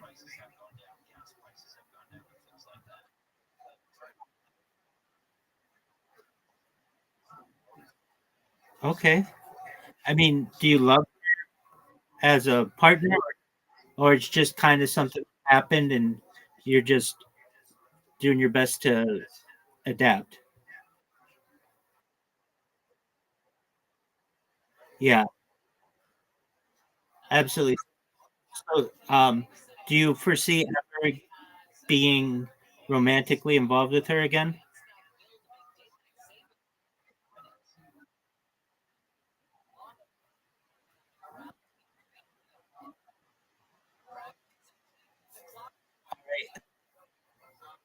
Do you do you have any love for her?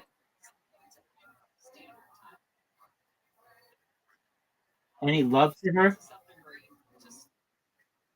romantically?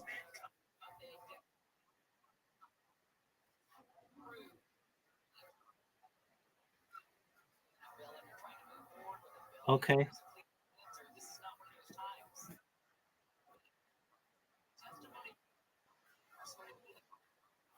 right.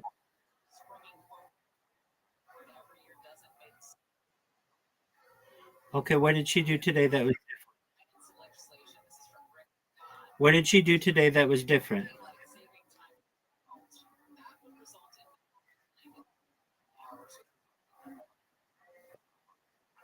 Okay, she's physically abusive towards you.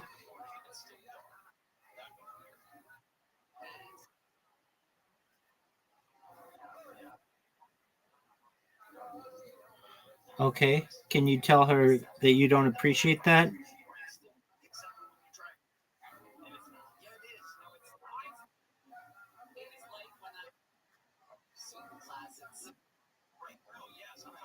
Okay. How did you meet her?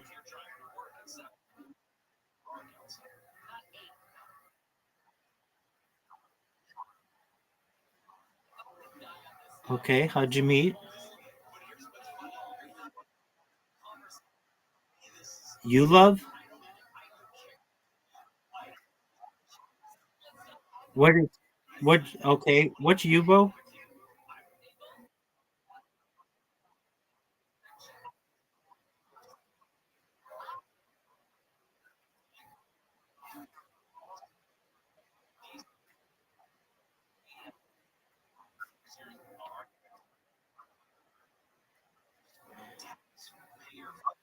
Very cool.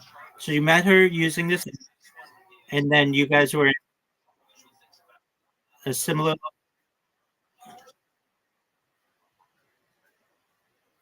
Okay, and so you found each other and then you were in close proximity and you met up, right? Okay, and then she told you she was pregnant and that came as a surprise.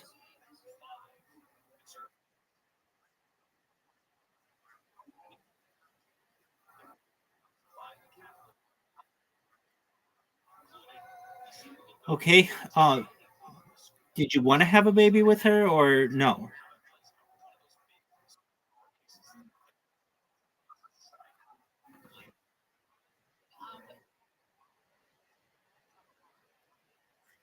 Okay,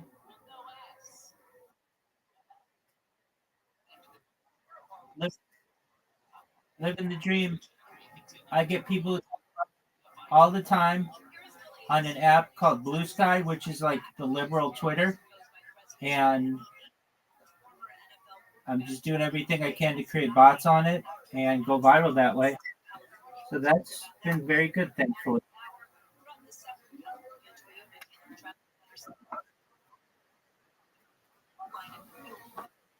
Very cool.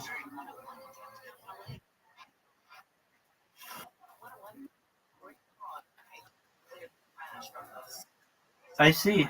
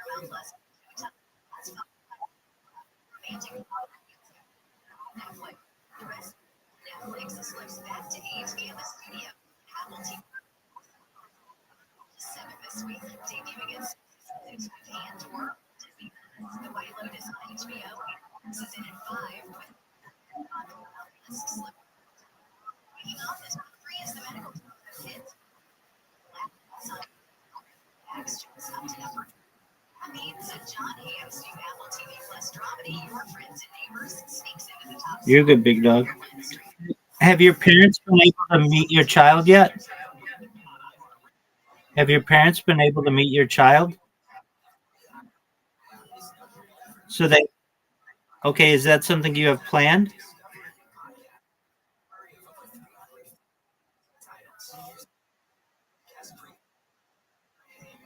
Okay, is it a complicated situation?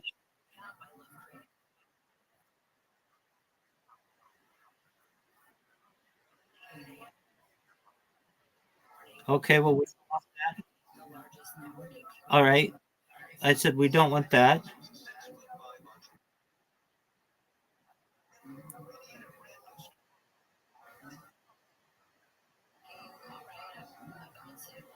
Okay, what? Who has you pissed off?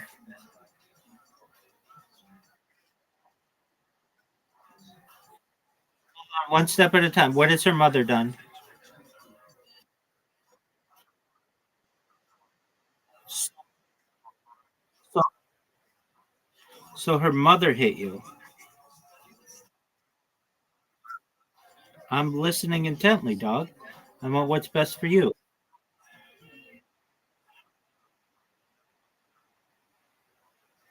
You're good. So her mother hit you in addition to her hitting you, correct?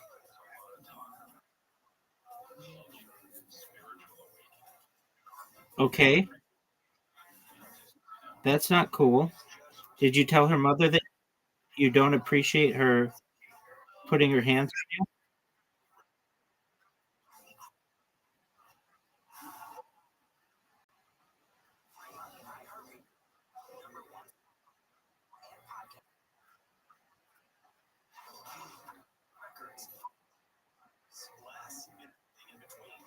All right, that's not a smart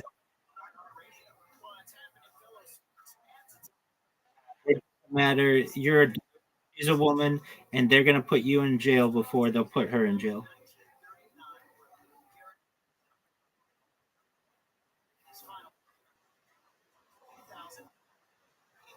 I hope so.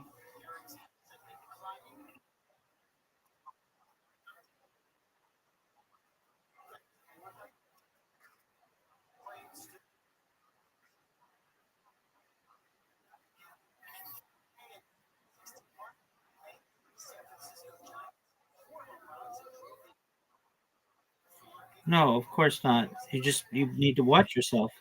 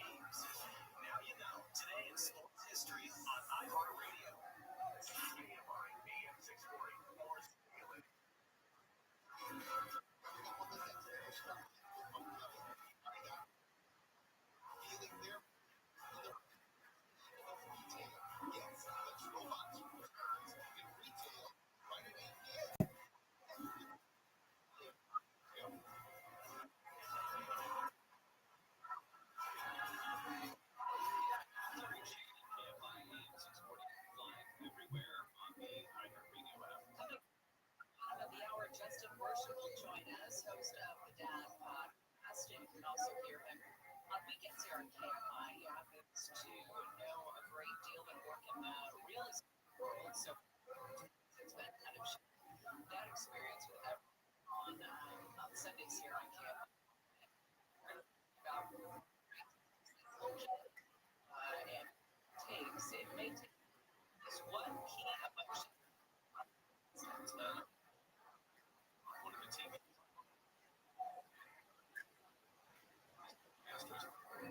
manager today is a kid and his mom, sister, just the top of the first hit. And they were all their son and brother. That's first time pitching. That's great. First game, it's wonderful. You're good. Story, $1,000.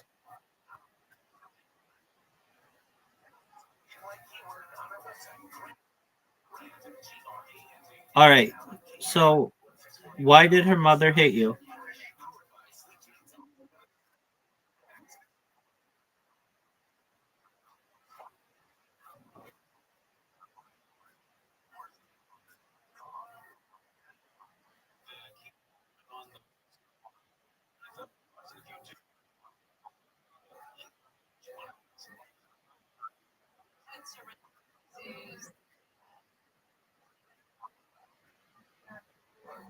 It started with this question. How story Hollywood You're good, big dog.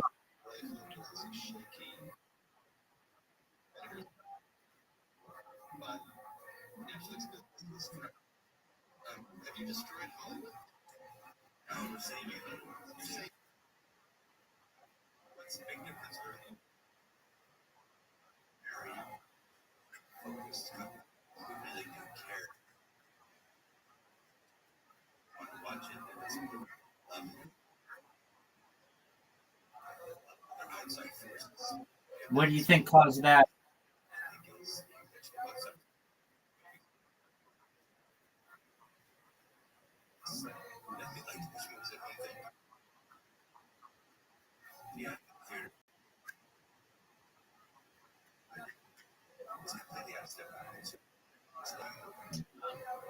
Makes it great.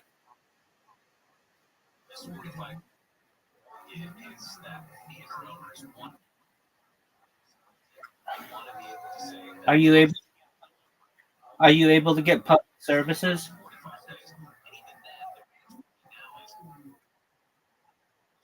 theaters have exclusivity, but then once it goes to streaming, you get recent movies in some cases. Wait a little bit longer. The Crooks.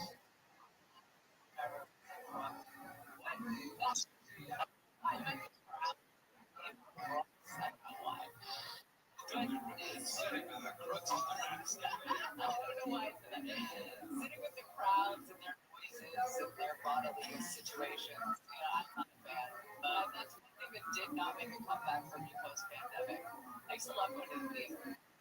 And I just cannot watch a movie with strangers. And I worked in a movie theater for a couple of summers, and it was the greatest time. And it never took away some of the people to get close to something that you enjoy. Have you been able to play your video games recently?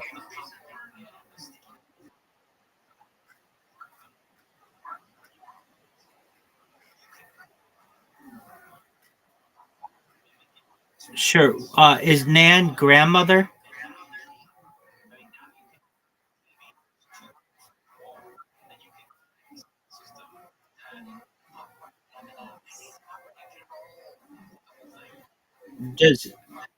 Is Nana grandmother? Okay.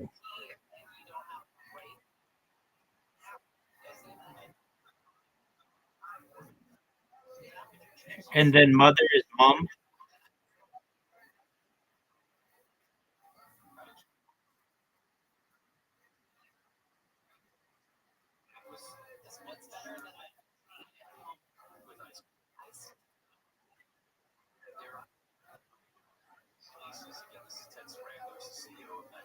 All right. So are you going to be able to live with your grandmother?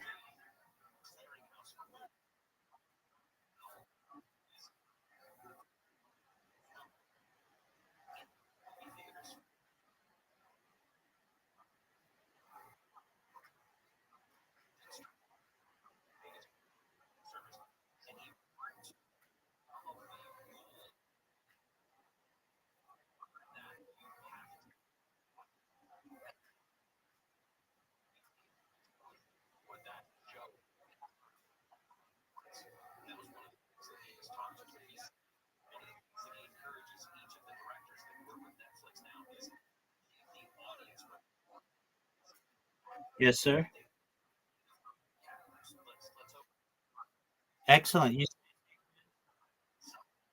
Absolutely. Come on back when you can.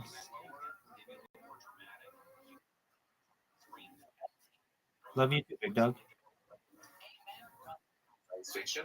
Peace. From my perspective as a physicist, I am a blob of quarks and electrons moving around in a certain pattern and processing information in certain ways. And this is also a blob of quarks and electrons. I'm not smarter than the water bottle because I'm made of different kind of quarks. I'm made of up quarks and down quarks, exact same kind as this. It's there's no secret sauce, I think, in me. It's all about the pattern of the information processing, and this means that there's no law of physics saying that we can't create technology. which can help us by being incredibly intelligent and help us crack mysteries of liquid. In other words, I think we've really only seen the tip of the intelligence iceberg so far. Yeah, so the perceptronium. Yeah. So you coined this amazing term. It's a hypothetical state of matter, sort of thinking from a physics perspective, what is the kind of matter that can help, as you're saying, subjective experience emerge, consciousness emerge. So how do you think about consciousness from this physics perspective? Very good question. So, again, I think many people have underestimated our ability to make progress on this by convincing themselves it's hopeless because somehow we're missing some ingredient that we need, or some new consciousness particle or whatever. I happen to think that we're not missing anything, and that it's not the interesting thing about consciousness. It gives us this amazing subjective experience of colors and sounds and emotions, is rather something at the higher level about the patterns or information processing. That's why I like to think about this idea of perceptronium. What does it mean for an arbitrary physical system to be conscious in terms of what its particles are doing or its information is doing? I hate carbon chauvinism, this attitude you have to be made of carbon atoms to be smart or conscious. So something about the information processing, this kind of matter performs. Yeah, and I have my favorite equations here describing various fundamental aspects of the world. I think one day maybe someone who's watching this will come up with the equations that information processing has to satisfy to be conscious. I'm quite convinced there is big discovery to be made there, because let's face it, we know that some information processing is conscious because we are conscious.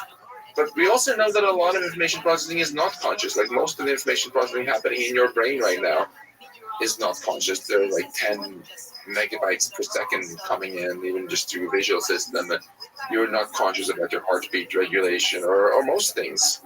Even like if I just ask you to like read what it says here, you look at it and then now you know what it said. You're not aware of how the computation actually happened. You're like your consciousness is like the CEO that got an email at the end with the final answer. So, what is it that makes a difference? I think that's both a great science mystery. We're actually studying it a little bit in my lab here at MIT. But I also think it's a really urgent question to answer. For starters, if you're an emergency room doctor and you have an unresponsive patient coming in, wouldn't it be great if, in addition to having a CT scanner, you had a consciousness scanner that could figure out whether this person is actually having locked-in syndrome or is actually comatose. And in the future, imagine if we build robots or the machine that we can have really good conversations with. I think they're likely to happen, right? Wouldn't you want to know, like, if your home helper robot is actually experiencing anything, or just like a zombie? What would you prefer? Would you prefer that it's actually unconscious so that you don't have to feel guilty about switching it off or giving boring chores? Or what would you prefer? Well, certainly I would prefer the appearance of consciousness. But the question is whether the appearance of consciousness is different than consciousness itself. And sort of ask that as a question. Yeah. Do you think we need to, understand what consciousness is, solve the hard problem of consciousness in order to build something like an AGI system? No, I don't think that. And I think we will probably be able to build things even if we don't answer that question. But if we want to make sure that what happens is a good thing, we better solve it first. So it's a wonderful controversy you're raising there where you have basically 3 points of view about the hard problem. So there are 2 different points of view that both conclude that the hard problem of consciousness is BS. On one hand, you have some people like Daniel Dennett who say consciousness is just BS because consciousness is the same thing as intelligence. There's no difference. So anything which acts conscious is conscious, just like we are. And then there are also a lot of people, including many top AI researchers I know, say, "Oh, consciousness is just bullshit," because of course machines can never be conscious. Right? They're always going to be zombies. Never have to feel guilty about how you treat them. And then there's a third group of people, including Giulio Tononi, for example, and another Mr. Poppen and the brothers. I would put myself also in this middle camp, who say that actually some information processing is conscious and some is not. So let's find the equation which can be used to determine which it is. And I think we've just been a little bit lazy, kind of running away from this problem for a long time. It's been almost taboo to even mention the C word in a lot of circles, because, but we should stop making excuses. This is a science question, and we can. There are ways we can even test any theory that makes predictions for this. And then coming back to this helper. So you said you'd want. Pardon me? Certainly act. Did you say what time did you leave? Oh, it happens. Discord sometimes boots people accidentally. All right, so we're starting the Lex Friedman podcast from the beginning. We actually just watched the most recent one. So these are on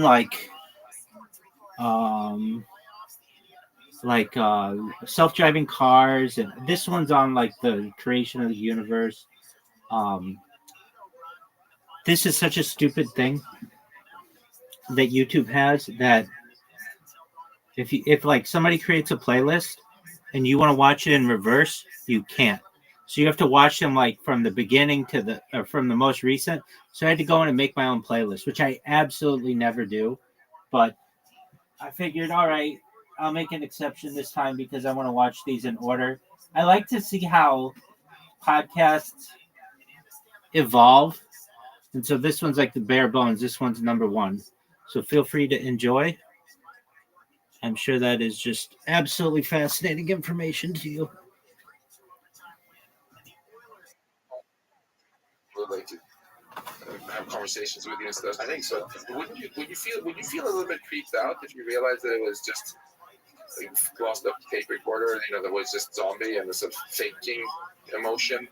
Would you prefer that it actually had an experience, or would you prefer that it's actually not experiencing anything, so you don't have to feel guilty about what you do to it? It's such a difficult question because it's like when you're in a relationship and you say, "Well, I love you," and the other person says, "I love you back." It's like asking, "Well, do they really love you back, or are they just saying they love you back?" Don't you really want them to actually love you?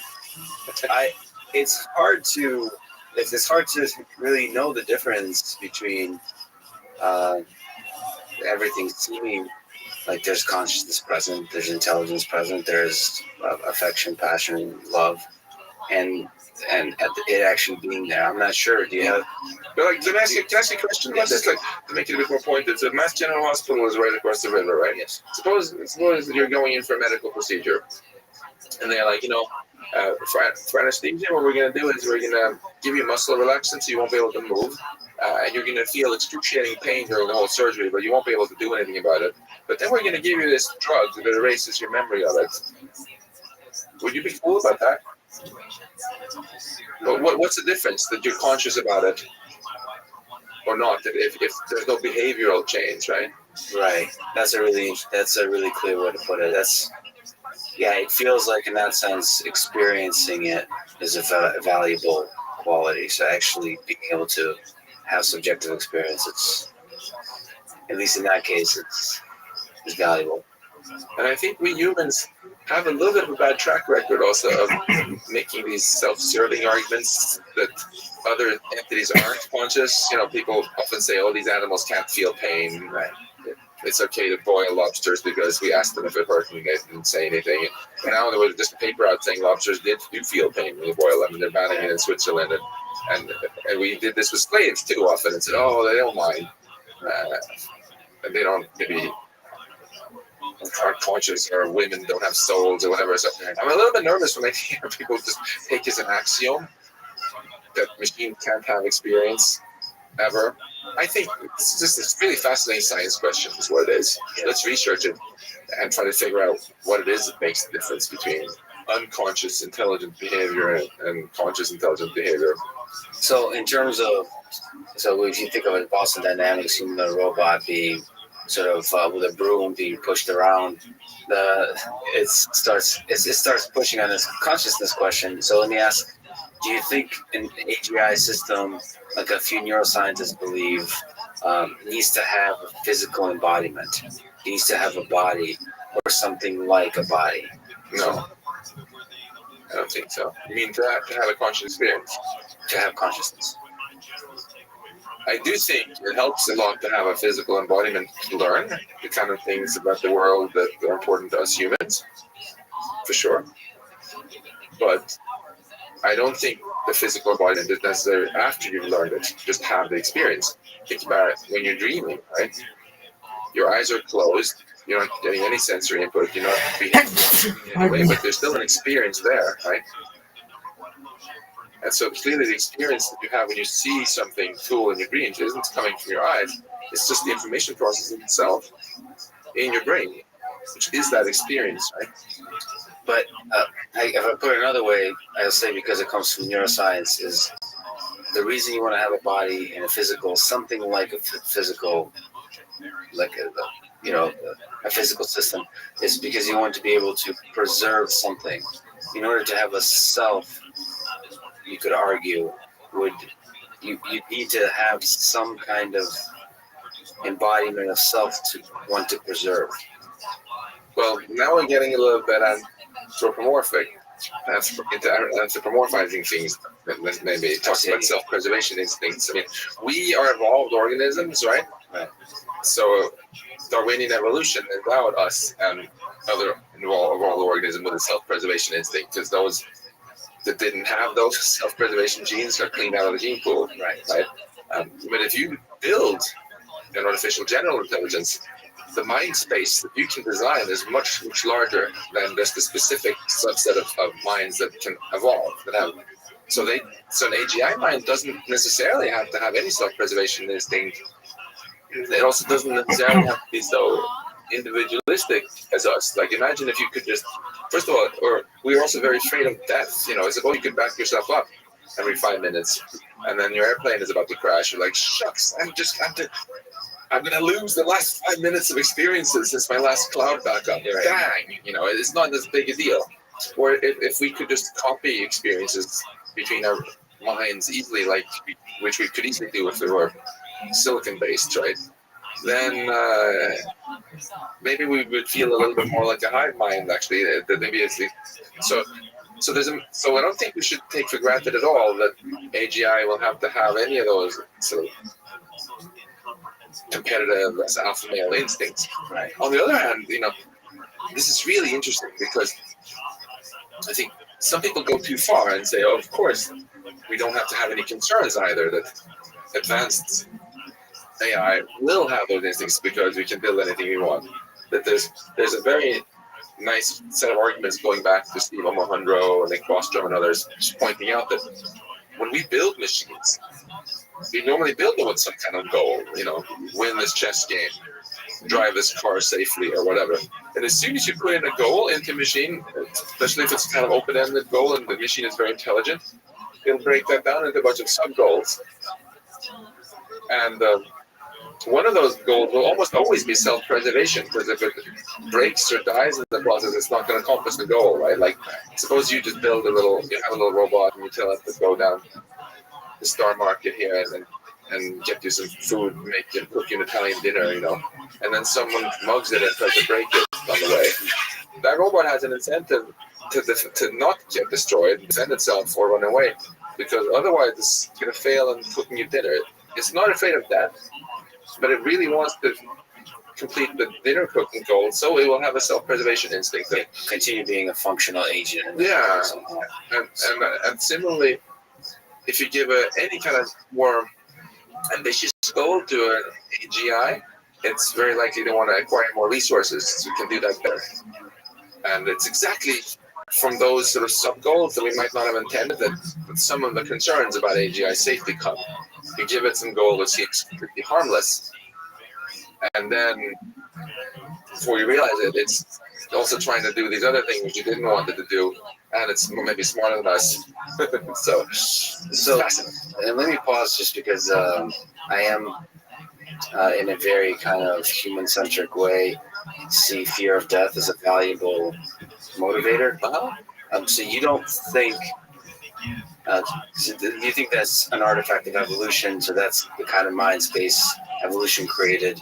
That we're sort of almost obsessed about self-preservation, some kind of genetic law. You don't think that's necessary to be afraid of death? So not just a kind of sub-goal of self-preservation just so you can keep doing the thing, but more fundamentally sort of have the finite thing, like this ends for you at some point. Interesting. Do I think it's necessary for what precisely? For intelligence, but also for consciousness. So for both, do you think really like a finite death and the fear of it is important? So before I can answer, before we can agree on whether it's necessary for intelligence or for consciousness, we should be clear on how we define those two words, because a lot of really smart people define them in very different ways. I was on this panel with AI experts, and they couldn't agree on how to define intelligence either. So I define intelligence simply as the ability to accomplish complex goals. I like the broad definition because, again, I don't want to be a carbon chauvinist. Right. And in that case, no, it certainly doesn't require fear of death. I would say Alpha Zero is quite intelligent. I don't think Alpha Zero has any fear of being turned off because it doesn't understand the concept of that even. And similarly, consciousness, just imagine a very simple kind of experience. If certain plants have any kind of experience, I don't think they're very afraid of dying, and there's nothing they can do about it anyway. So there wasn't that much value in. But more seriously, I think if you ask not just about being conscious, but maybe having what we might call an exciting life, where you feel passion and really appreciate the things. Maybe there perhaps it does help having a backdrop that, hey, it's finite. Let's make the most of this. Let's live to the fullest. So if you knew you were going to just live forever, do you think it would change your?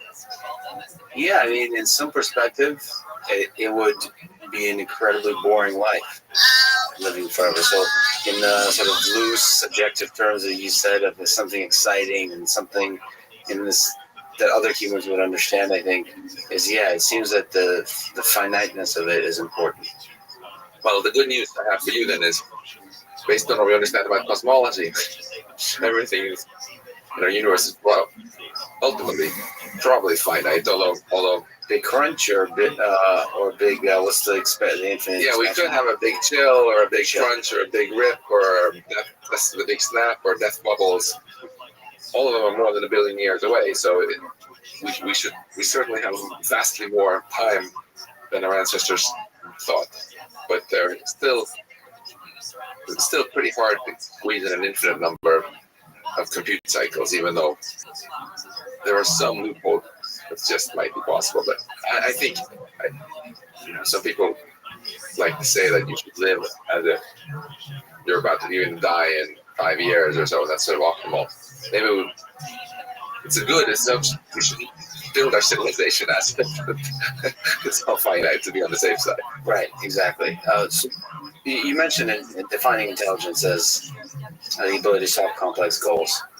Where would you draw a line? How would you try to define human-level intelligence and superhuman level intelligence? Where is consciousness part of that definition? No, consciousness does not come into this definition. So I think of intelligence, it's a spectrum, but there are very many different kinds of goals you can have. You can have a goal to be a good chess player, a good Go player, a good car driver, a good investor, a good poet, etc.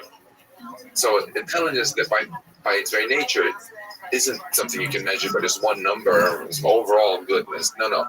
There's some people who are better at this, some people who are better at that. Right now we have machines that are much better than us But some very narrow tasks, like multiplying large numbers fast, memorizing large databases, playing chess, playing Go, soon driving cars. But there's still no machine that can match a human child in general intelligence. But artificial general intelligence, AGI, the name of your course, of course, that is, by its very definition, the quest to build a machine that can do everything as well as we can. So the old holy grail of AI from back to its inception in the 60s. If that ever happens, of course, I think it's going to be the biggest transition in the history of life on Earth. But it doesn't necessarily have to wait the big impact of it until machines are better than us at knitting. The really big change doesn't come exactly at the moment they're better than us at everything. The really big change comes, first their big change is when they start becoming better at us at doing most of the jobs that we do, because that takes away much of the demand for human labor. And then the really whopping change comes when they become better than us at AI research. Right? Because right now, the time scale of AI research is limited by the human research and development cycle of years, typically. How long does it take from one release of some software or iPhone or whatever to the next? But once Google can replace 40,000 engineers by 40,000 equivalent pieces of software or whatever, but then that doesn't. There's no reason that has to be years. It can be in principle much faster, and the time scale of future progress in AI and all of science and technology will be driven by machines, not humans. So it's this simple point, which gives rise to this incredibly fun controversy about whether there can be intelligence explosion, so-called singularity, as Werner Binge called it. The idea was articulated by I.J. Good, is obviously way back 50s, but you can see Alan Turing and others thought about it even earlier. You asked me what exactly would I define human level at. Yeah. So the glib answer is to say something which is better than us at all cognitive tasks. We're better than any human at all cognitive tasks. But the really interesting bar, I think, goes a little bit lower than that, actually. It's when they're better than us at AI programming and general learning, so that they can, if they want to, get better than us at anything, right? Just studying up. So they're better is a key word, and better is towards this kind of spectrum of the complexity of goals it's able to accomplish. Yeah. So another way to, and that's certainly a very clear definition of human love. So it's almost like a sea that's rising. You can do more and more and more things. It's actually a graphic that you show. It's a really nice way to put it. So there's some peaks and there's an ocean level elevating, and you solve more and more problems. But just kind of to take a pause, and we took a bunch of questions in a lot of social networks, and a bunch of people asked sort of a slightly different direction on creativity, on things that perhaps aren't a peak. It's human beings are flawed, and perhaps better means having contradiction, being flawed in some way. So let me sort of start easy first of all. So you have a lot of cool equations. Let me ask, what's your favorite equation first of all? I know they're all like your children, but which one is that? Schrödinger equation. It's the master key of quantum mechanics, or the micro world. This equation calculates everything to do with atoms, molecules, and all the way up. So quantum mechanics is certainly a beautiful, mysterious formulation of our world. So I'd like to sort of ask you, just as an example, it perhaps doesn't have the same beauty as physics does, but in mathematics, abstract, the Andrew Wiles, who proved the Fermat's last theorem. Yeah. So I just saw this recently, and it kind of caught my eye a little bit. This is 358 years after it was conjectured. So this very simple formulation. Everybody tried to prove it. Everybody failed. And so here's this guy comes along and eventually proves it, and then fails to prove it, and proves it again in 94. And he said, like, the moment when everything connected into place, in an interview said it was so indescribably beautiful. That moment when he finally realized the connecting piece of two conjectures, he said it was so indescribably beautiful. It was so simple and so elegant. I couldn't understand how I'd missed it, and I just stared at it in disbelief for 20 minutes. Then during the day, I walked around the department, and I'd keep coming back to my desk, looking to see if it was still there. It was still there. I couldn't contain myself. I was so excited. It was the most important moment of my working life. Nothing I ever do again will mean as much. So that particular moment, and it kind of made me think of what would it take. And I think we have all been there at small levels. Maybe let me ask, have you had a moment like that in your life where you just had an idea? It's like, wow, yes. I wouldn't mention myself in the same breath as Andrew Wild, but I've certainly had a number of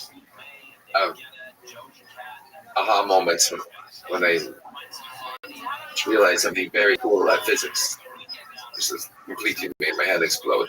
In fact, some of my favorite discoveries I made, I later realized that they had been discovered earlier by someone who's sometimes quite famous for it. So it's too late for me to even publish it, but that doesn't diminish in any way, the emotional experience you have when you realize it. Like, wow. Yeah. So what would it take in that moment, that wow, that was yours in that moment? So what do you think it takes for an intelligent system, an AGI system, an AI system to have a moment like that? It's a tricky question because there are actually two parts to it, right? One of them is, can it accomplish that proof? Can it prove that you can never write a to the n plus b to the n equals 3 to the equals z to the n for all integers, etc., etc., when n is bigger than 2? That's simply a question about intelligence. Can you build machines that are that intelligent? And I think by the time we get a machine that can independently come up with that level of proofs, probably quite close to AGI. The second question is a question about consciousness. When how likely is it that such a machine will actually have any experience at all, as opposed to just being like a zombie?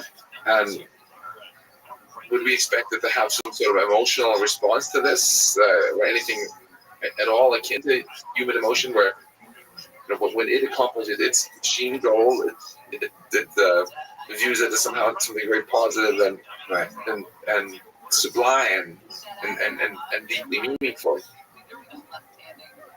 I would certainly hope that if in the future we do create machines that are our peers, or even our descendants, that I would certainly hope that they do have this sort of sublime appreciation of life. In a way, my absolutely worst nightmare would be that at some point in the future, in the distant future, maybe our cosmos is teeming with all this post-biological life doing all this seemingly cool stuff, and maybe the last human, by the time our species eventually fizzles out, will be like, well, that's okay because we're so proud of our descendants here, and look what all the... My worst nightmare is that we haven't solved the consciousness problem, and we haven't realized that these are all the zombies. They're not aware of anything any more than a tape recorder is any kind of experience. So the whole thing has just become a play for empty benches. That would be like the ultimate zombie apocalypse. I mean, I would much rather, in that case, that we have these beings who can really appreciate how amazing it is. And in that picture, what would be the role of creativity? We had a few people ask about creativity. Do you think, when you think about intelligence, I mean, certainly the story you told at the beginning of your book involved, creating movies and so on. Yeah. So making money. You can make a lot of money in our modern world with music and movies. So if you are an intelligent system, you may want to get good at that. Yeah. But that's not necessarily what I mean by creativity. Is it important on that complex goals where the sea is rising for there to be something creative? Or am I being very human-centric and thinking creativity is somehow special relative to intelligence? My hunch is that we should think of creativity simply as an aspect of intelligence, and we have to be very careful with human vanity. We have this tendency to very often want to say, as soon as machines can do something, we try to diminish it and say, oh, but that's not like real intelligence, because they're not creative or this or that, the other thing.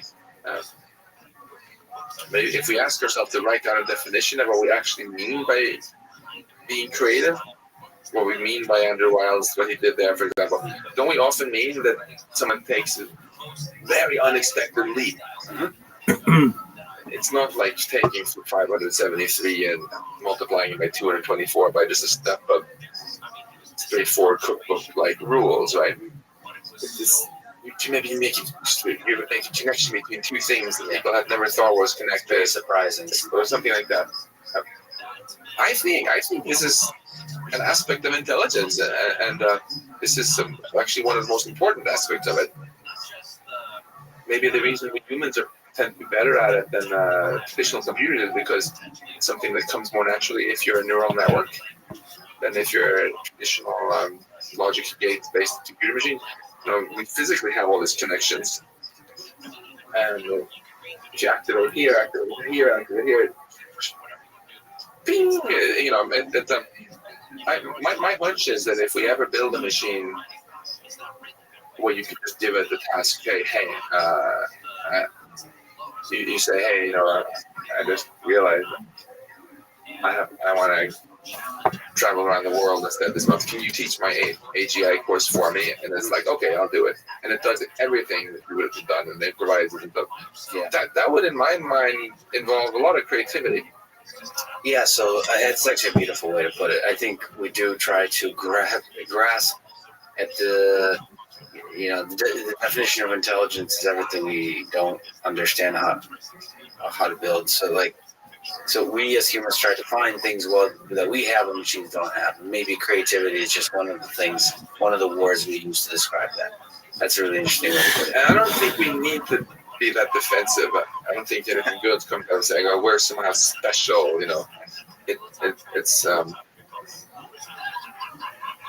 contrary-wise, there are many examples in history of where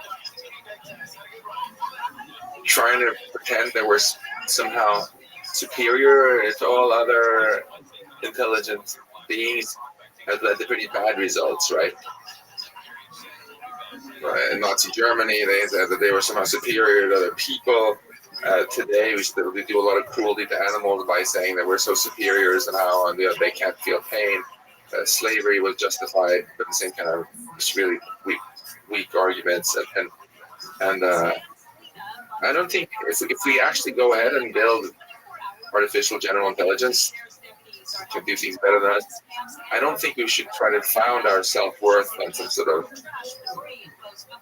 bogus claims of superiority in terms of our intelligence. I think we should instead find our calling and the meaning of life from experiences that we have. Right? I can have very meaningful experiences, even if there are other people who are smarter than me. When I go to a faculty meeting here and we're talking about something and I suddenly realize, oh, well, he has no prize, he has no prize, he has no prize. I don't have one. Does that make me enjoy life any less, or enjoy talking to those people less? Of course not. And contrary, I feel very honored and privileged to get to interact with other very intelligent beings that are better than me at a lot of stuff. So I don't think there's any reason why we can't have the same approach with intelligent machines. That's a really interesting. So people don't often think about that. They think about when if there's machines that are more intelligent, we naturally think that that's not going to be a beneficial type of intelligence. You don't realize it could be, like peers with Nobel Prizes, that would be just fun to talk with. And they might be clever about certain topics, and you can have fun having a few drinks with them. So, well, also, another example So we can all relate to it, why it doesn't have to be a terrible thing to be impressed with people who are even smarter than us all around us.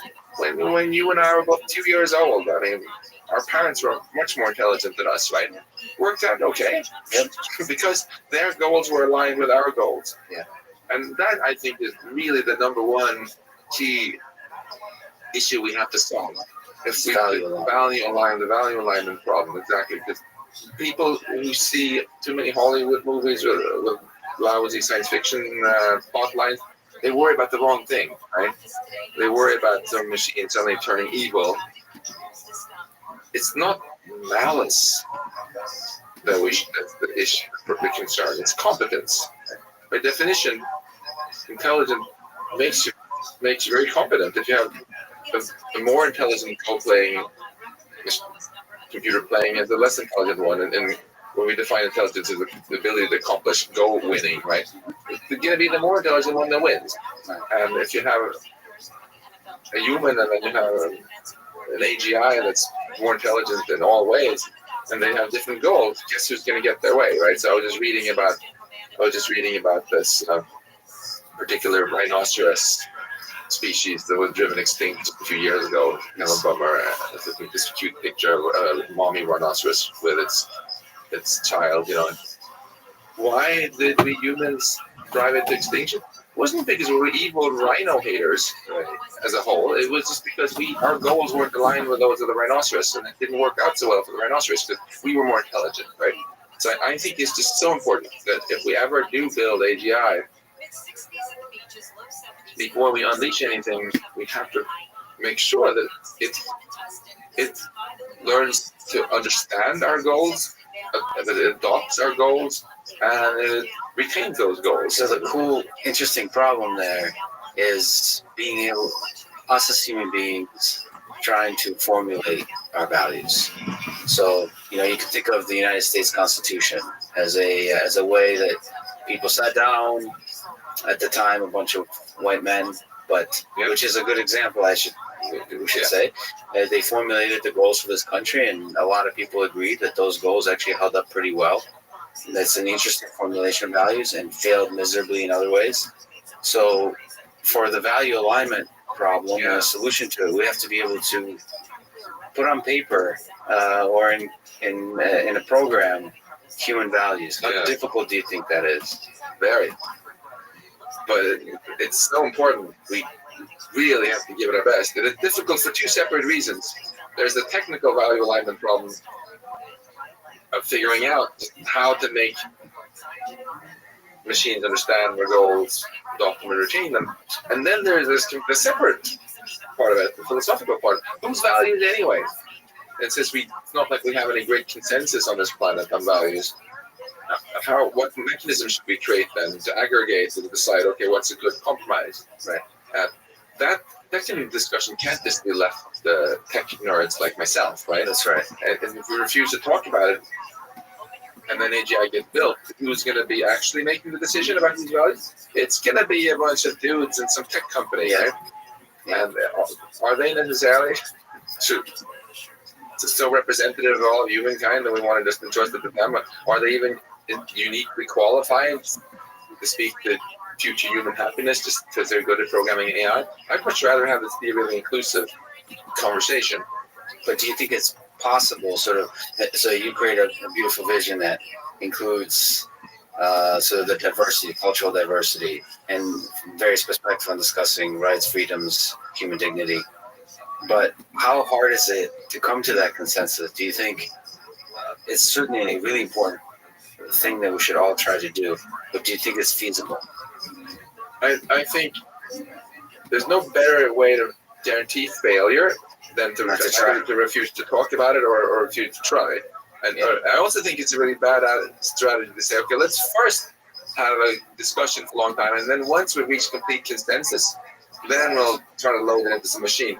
No, we shouldn't let perfect be the enemy of good.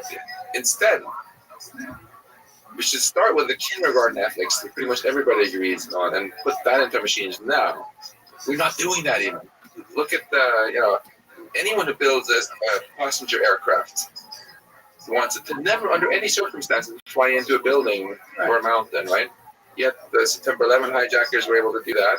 And even more embarrassingly, Andreas Lubitz, this depressed Germanwings pilot, when he flew his passenger jet into the Alps, killing over 100 people, he just told the autopilot to do it. He told the freaking computer to change the altitude to 100 meters. And even though it had the GPS maps, everything, the computer was like, okay. So we should take those very basic values, where the problem is not that we don't agree. The problem is just we've been too lazy to try to put it into our machines, and make sure that from now on airplanes will just, which all have computers in them, will just refuse to do something like that. Go into safe mode, maybe lock the cockpit door the airport, and there's so much other technology in our world as well now, where it's really becoming quite timely to put in some sort of very basic values like this. Even in cars, we've had enough vehicle terrorism attacks by now with different trucks, the vans into pedestrians, that it's not at all a crazy idea to just have that hardwired into the car. Because there's always going to be people who for some reason want to harm others, but most of those people don't have the technical expertise to figure out how to work around something like that. So if the car just won't do it, it helps. So let's start there. So there's a lot of that's a great point. So not chasing perfect. There's a lot of things that most of the world agrees on. Yeah, let's start there. Let's start there. And then once we start there, we'll also get into the habit of having these kind of conversations about, okay, what else should we put in here, and have these discussions. This should be a gradual process then. Great. So, but that also means describing these things and describing it to a machine. So one thing, we had a few conversations with Stephen Wolfram. I'm not sure if you're familiar with Stephen. Oh yeah, I know him quite well. Yeah. So he has, works with a bunch of things, but cellular automata, these simple computable things, these computation systems. And he kind of mentioned that, we probably have already within these systems something that's AGI, meaning like we just don't know it because we can't talk to it. So if you give me this chance to try to at least form a question out of this, I think it's an interesting idea to think that we can have intelligent systems, but we don't know how to describe something to them, and they can't communicate with us. I know you're doing a little bit of work in explainable AI, trying to get AI to explain itself. So what are your thoughts on natural language processing or some kind of other communication? How does the AI explain something to us? How do we explain something to machines? Or you think of it differently? So there are two separate parts to your question. One of them has to do with communication, which is super interesting. I'll get to that in a sec. The other is whether we already have AGI, or we just haven't noticed it there. Right. There, I beg to differ. I don't think there's anything in any cellular automaton or anything, or the internet itself, or whatever, that has artificial general intelligence that can really do exactly everything we humans can do better. I think the day that happens, when that happens, we will very soon notice. We'll probably notice even before, because in a very, very big way. But for the second part, though. Wait, can I answer? Sorry. So, because you have this beautiful way of formulating consciousness as information processing. You can think of intelligence as information processing, and we can think of the entire universe as these particles and these systems roaming around that have this information processing power. You don't think there is something with the power to process information in the way that we human beings do that's out there that needs to be sort of connected to? It seems a little bit philosophical, perhaps, but there's something compelling to the idea that the power is already there. It's the focus should be more on being able to communicate with it. Well, I agree that in a certain sense, the hardware processing power is already out there. Because our universe itself can think of it as being a computer already, right? It's constantly computing what water waves, how to evolve the water waves and the river Charles, and how to move the air molecules around, Right. Seth Lloyd has pointed out, my colleague here, that you can even in a very rigorous way think of our entire universe as being a quantum computer. It's pretty clear that our universe supports this amazing processing power, because you can even, within this physics computer that we live in, right, we can even build actual laptops and stuff. So clearly the power is there. It's just that most of the compute power that nature has, it's, in my opinion, kind of wasting on boring stuff like simulating yet another ocean wave somewhere where no one is even looking, right? So in a sense, what life does, what we are doing when we build computers, is we're rechanneling all this compute that nature is doing anyway, and doing things that are more interesting than just yet another ocean wave, you know, and do something cool here. So the raw hardware power there, and for sure, but and even just like computing what's going to happen for the next 5 seconds with this water bottle, you know, it takes a ridiculous amount of compute if you do it on the human computer. Yeah. This water bottle just did it. But that does not mean this water bottle has AGI, and because AGI means it should also be able to, like I've written my book, done this interview. Yes. And I don't think it's just communication problems. I don't really think it can do it. And although Buddhists say when they watch the water, and that there is some beauty, that there's some depth and beauty in nature that they can communicate with. Communication is also very important, though, because, I mean, look, part of my job is being a teacher, and I know some very intelligent professors even who just have a bit of a hard time communicating. They come up with all these brilliant ideas, but to communicate with somebody else, you have to also be able to simulate their own mind. Yes, empathy. Build enough an understand model of their mind that you can say things that they will understand. But that's quite difficult. And that's why today it's so frustrating if you have a computer that makes some cancer diagnosis. You ask it, well, why are you saying I should have a surgery? If it can only reply, I was trained on 5 terabytes of data, and this is my diagnosis. Boop, boop, beep, beep. Yeah. And it doesn't really instill a lot of confidence, right? Right. So I think we have a lot of work to do on communication. So what kind of I think you're doing a little bit of work in explainable AI. Yeah. What do you think are the most promising avenues? Is it mostly about sort of the Alexa problem of natural language processing, of being able to actually use human interpretable methods of communication? So being able to talk to a system and it talk back to you, or is there some more fundamental problems to be solved? I think it's all of the above. The natural language processing is obviously important, but there are also more nerdy fundamental problems. Like if you take you play chess, what do you watch? Russian. I have to. A ty говоришь по-русски? Да, по-русски. Отлично, я не знал. When did you learn Russian? Я говорю очень плохо по-русски. Я только автодидакт. Но я купил книгу Teach Yourself Russian, читал очень много, но было совсем трудно. Wow. Поэтому я говорю так плохо. How many languages do you know? Wow, that's really impressive. I don't know. My wife has some calculation. But my point was, if you play chess, like, have you looked at the Alpha Zero games? The actual games now. Check it out. Some of them are just mind-blowing. Really beautiful. And if you ask, how did it do that? You go talk to them, Sabes, and others from DeepMind. All they'll be able to give you is big tables of numbers, matrices that define the neural network. And you can stare at these tables of numbers until your face turns blue. And you're not going to understand much about why it made that move. And even if you have natural language processing that can tell you in human language about 5, 7.28, still not going to really help. So I think there's a whole spectrum of fun challenges there involved in taking computation that does intelligent things and transforming it into something equally good, equally intelligent, but it's more understandable. And I think that's really valuable, because I think as we put machines in charge of ever more infrastructure in our world, the power grid, the trading on the stock market, weapon systems, and so on, it's absolutely crucial that we can trust these AIs to do what we want. And trust really comes from understanding, right, in a very fundamental way.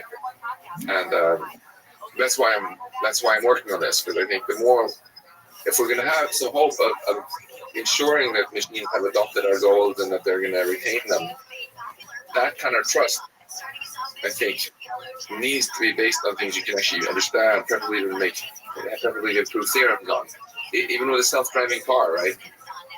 If someone just tells you it's been trained on tons of data and it never crashed, it's less reassuring than if someone actually has a proof. Maybe it's a computer verified proof that says that under no circumstances is this car just going to swerve into oncoming traffic. And that kind of information helps build trust and helps build the alignment of goals, at least awareness that your goals, your values are aligned. And I think even in the very short term, if you look at today, right, this absolutely pathetic state of cybersecurity that we have, and what was it, 3 billion Yahoo accounts are hacked, almost every American's credit card, and so on. Why is this happening? It's ultimately happening because we have software that nobody fully understood how it worked. That's why the bugs haven't been found, right? And I think AI can be used very effectively for offense, for hacking, but it can also be used for defense. Hopefully automating verifiability and creating systems that are built in different ways so you can actually prove things about them. Right? And it's important.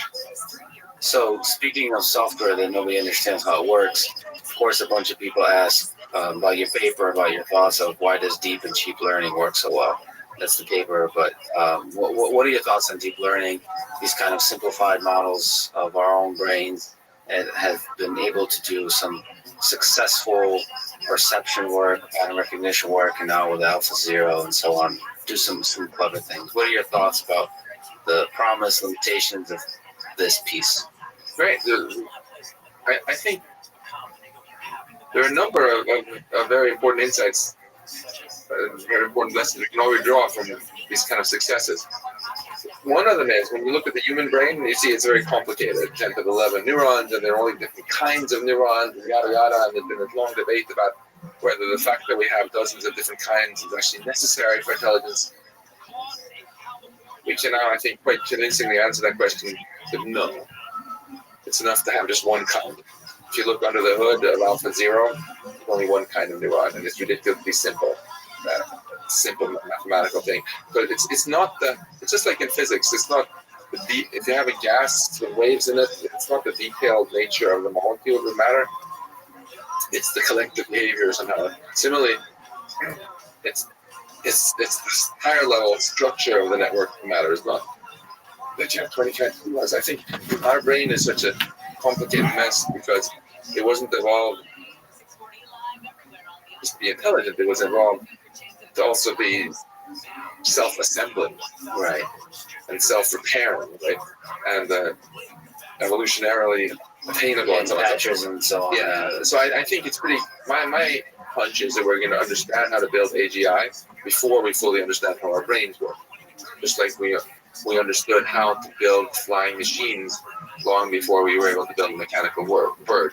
Yeah, that's right. You're giving the example exactly of mechanical birds and airplanes, and airplanes do a pretty good job of flying without really mimicking bird flight. And even now, after 100 years later, did you see the TED Talk with this German mechanical bird? I heard you mention it. Check it out. It's amazing. But even after that, right, we still don't fly in mechanical birds because it turned out the way we came up with was simpler. It was better for our purposes, and I think it might be the same there. That's one lesson. And another lesson, which is more what our paper was about. Well, first, I as a physicist, thought it was fascinating how there's a very close mathematical relationship actually between artificial neural networks and a lot of things that we've studied for in physics go by nerdy names like the renormalization group equations and Hamiltonians and yada yada yada. And when you look a little more closely at this, you have. At first, I was like, "Whoa, there's something crazy here that doesn't make sense." We know that if you even want to build a super simple neural network to tell apart cat pictures and dog pictures, right, that we can do that very, very well. But if you think about it a little bit, you convince yourself it must be impossible, because if I have 1 megapixel, even if each pixel is just black or white, there's 2 to the power 1 million possible images. There's way more than an atom in the universe, right? Yeah. So in order to, and then for each one of those, I have to assign a number, which is the probability that it's a dog. Right. So an arbitrary function of images is a list of more numbers than there are atoms in our universe. So clearly I can't store that under the hood of my GPU or my computer. Yet it somehow works. So what does that mean? Well, it means that out of all of the problems that you could try to solve with a neural network, almost all of them are impossible to solve with a reasonably sized one. But then what we showed in our paper was that the fraction, the kind of problems, the fraction of all the problems that you could possibly pose that we actually care about, given the laws of physics, is also an infinitesimally tiny little part. And amazingly, they're basically the same part. Yeah, it's almost like our world was created for. I mean, they kind of come together. Yeah, well, you could say maybe where the world was created for us, but I have a more modest interpretation, which is that instead evolution endowed us with neural networks precisely for that reason, right? Because this particular architecture, as opposed to the one on your laptop, is very, very well adapted to solving the kind of problems that nature kept presenting our ancestors with, right? So it makes sense. Then why do we have a brain in the first place? It's to be able to make predictions about the future and so on. So if we had a sucky system which could never solve it, we wouldn't have one. So, so this is I think, a very beautiful fact. Yeah. We also realize that there's been earlier work on why deeper networks are good, but we were able to show an additional cool fact there, which is that even incredibly simple problems, like suppose I give you 1,000 numbers and ask you to multiply them together, you can write a few lines of code, boom, done, trivial. If you just try to do that with a neural network that has only one single hidden layer in it, you can do it, but you're going to need 2 to the power 1,000 neurons to multiply 1,000 numbers, which is again more neurons than there are atoms in our universe. So that's fascinating. But if you allow yourself make it a deep network with many layers, you only need 4,000 neurons. It's perfectly feasible. So that's really interesting. Yeah. So on another architecture type, I mean, you mentioned Schrödinger's equation. What are your thoughts about quantum computing and the role of this kind of computational unit in creating an intelligent system? In some Hollywood movies that are all mentioned by name, you don't want to spoil them, the way they get AGI is building a quantum computer. Because the word quantum sounds cool and so on. That's right. First of all, I think we don't need quantum computers to build AGI. I suspect your brain is not a quantum computer in any profound sense.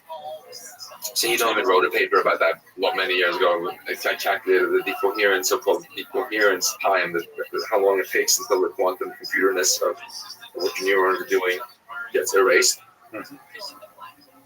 by just random noise from the environment, and it's about 10 to the minus 21 seconds. So as cool as it would be to have a quantum computer in my head, I don't think that fast. Yeah. On the other hand, there are very cool things you could do with quantum computers, or I think we'll be able to do soon when we get bigger ones, that might actually help machine learning do even better than the brain. So, for example, this is moonshot, but learning is very much the same thing as search. If you're trying to train a neural network to learn to do something really well, you have some loss function, you have a bunch of knobs you can turn, represented by a bunch of numbers, and you're trying to tweak them so that it becomes as good as possible at this thing. So if you think of a landscape with some valley, where each dimension of the landscape corresponds to some number you can change, you're trying to find the minimum And it's well known that if you have a very high dimensional landscape, complicated things, it's super hard to find the minimum, right? Quantum mechanics is amazingly good at this. Right. Like, if I want to know what's the lowest energy state this water can possibly have, incredibly hard to compute, but we can, the nature will happily figure this out for you. If you just cool it down, make it very, very cold. If you put a ball somewhere, it'll roll down to its minimum, and this happens metaphorically at the energy landscape too. And quantum mechanics even uses some little clever tricks, which today's machine learning systems don't. Like, if you're trying to find the minimum and you get stuck in a little local minimum here, in quantum mechanics you can actually tunnel through the barrier and get unstuck again. And that's really interesting. Yeah, so maybe, for example, we'll one day use quantum computers to help train neural networks better. That's really interesting. Okay, so as a component of kind of the learning process, for example. Yeah. Let me ask, sort of wrapping up here a little bit, let me return to the questions about human nature and love, as I mentioned. So, do you think, you mentioned sort of a helper robot, but you could think of also personal robots. Do you think the way we human beings fall in love and get connected to each other is possible to achieve in an AI system, a human level AI intelligence system? Do you think we would ever see that kind of connection? Or, in all this discussion about solving complex goals, is this kind of human social connection, do you think that's one of the goals on the peaks and valleys that with the raising sea levels that we'll be able to achieve? Or do you think that's something that's ultimately, or at least in the short term, relative to the other goals, is not achievable? I think it's all possible. And I mean, in recent, there's a very wide range of guesses, among AI researchers when we're going to get AGI. Some people, like our friend Rodney Brooks, said it's going to be hundreds of years at least. And then there are many others who think it's going to happen relatively much sooner. And recent polls, maybe half or so of AI researchers think we're going to get AGI within decades. So if that happens, of course, I think these things are all possible. But in terms of whether it will happen, I think we shouldn't spend so much time asking what do we think will happen in the future, as if we are just some sort of pathetic, passive bystanders, waiting for the future to happen to us. Hey, we're the ones creating this future, right? So we should be proactive about it and ask ourselves what sort of future we would like to have happen. That's right. We're going to make it like that. Well, what I prefer is just some sort of incredibly boring zombie-like future where there's all these mechanical things happening and there's no passion, no emotion, no experience maybe even.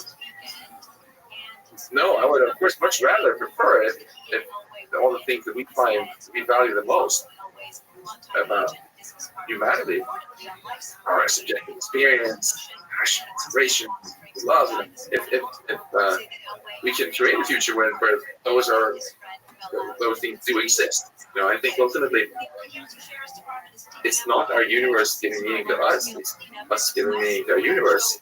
If we build more advanced intelligence, let's make sure we build it in such a way that meaning is part of it. A lot of people that seriously study this problem and think of it from different angles have trouble in the majority of cases, if they think through that happen, are the ones that are not beneficial to humanity. Right. And so, so what are your thoughts? What should people, I really don't like people to be terrified. What's a way for people to think about it in a way that, in a way we can solve it, and we can make it better? Yeah. No, I don't think panicking is going to help in any way. It's not going to increase chances of things going well either. Even if you are in a situation where there is a real threat, does it help if everybody just freaks out? Right. No, of course not. I think, there are, of course, ways in which things can go horribly wrong.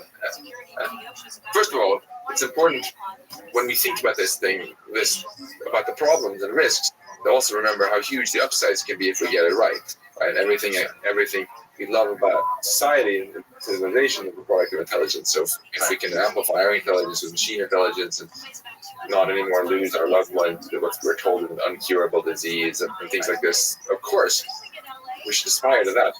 So that can be a motivator, I think, reminding ourselves that the reason we try to solve problems is not just because we're trying to avoid gloom, but because we're trying to do something great. But then in terms of the risks, I think the really important question is to ask, what can we do today that will actually help make the outcome good, right? And dismissing the risk is not one of them.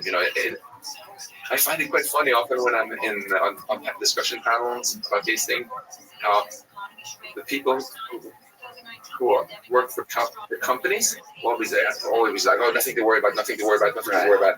And it's only academics sometimes express concern. That's not surprising at all if you think about it.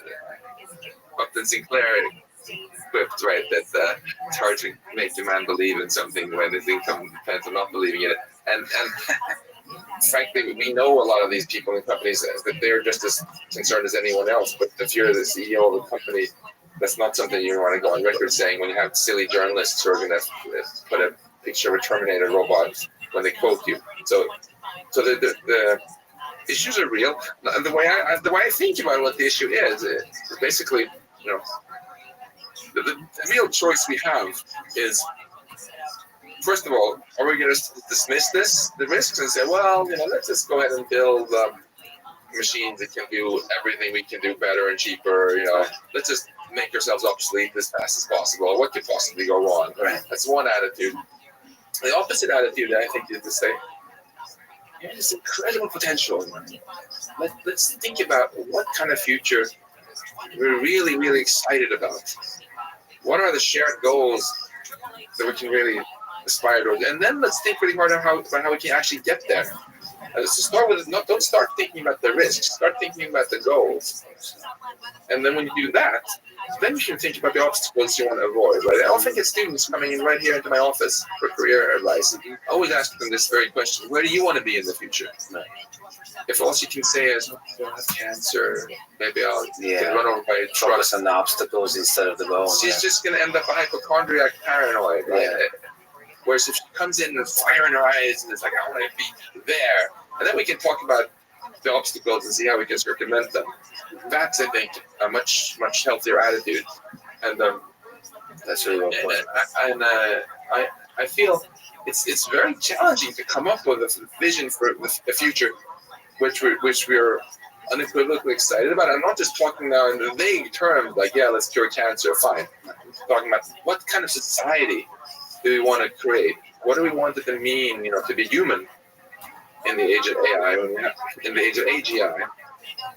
So if we can have this conversation, broad, inclusive conversation, and gradually start converging towards some future that with some direction at least that we want to steer towards, right? Then we'll be much more motivated to constructively take on the obstacles. And I think if I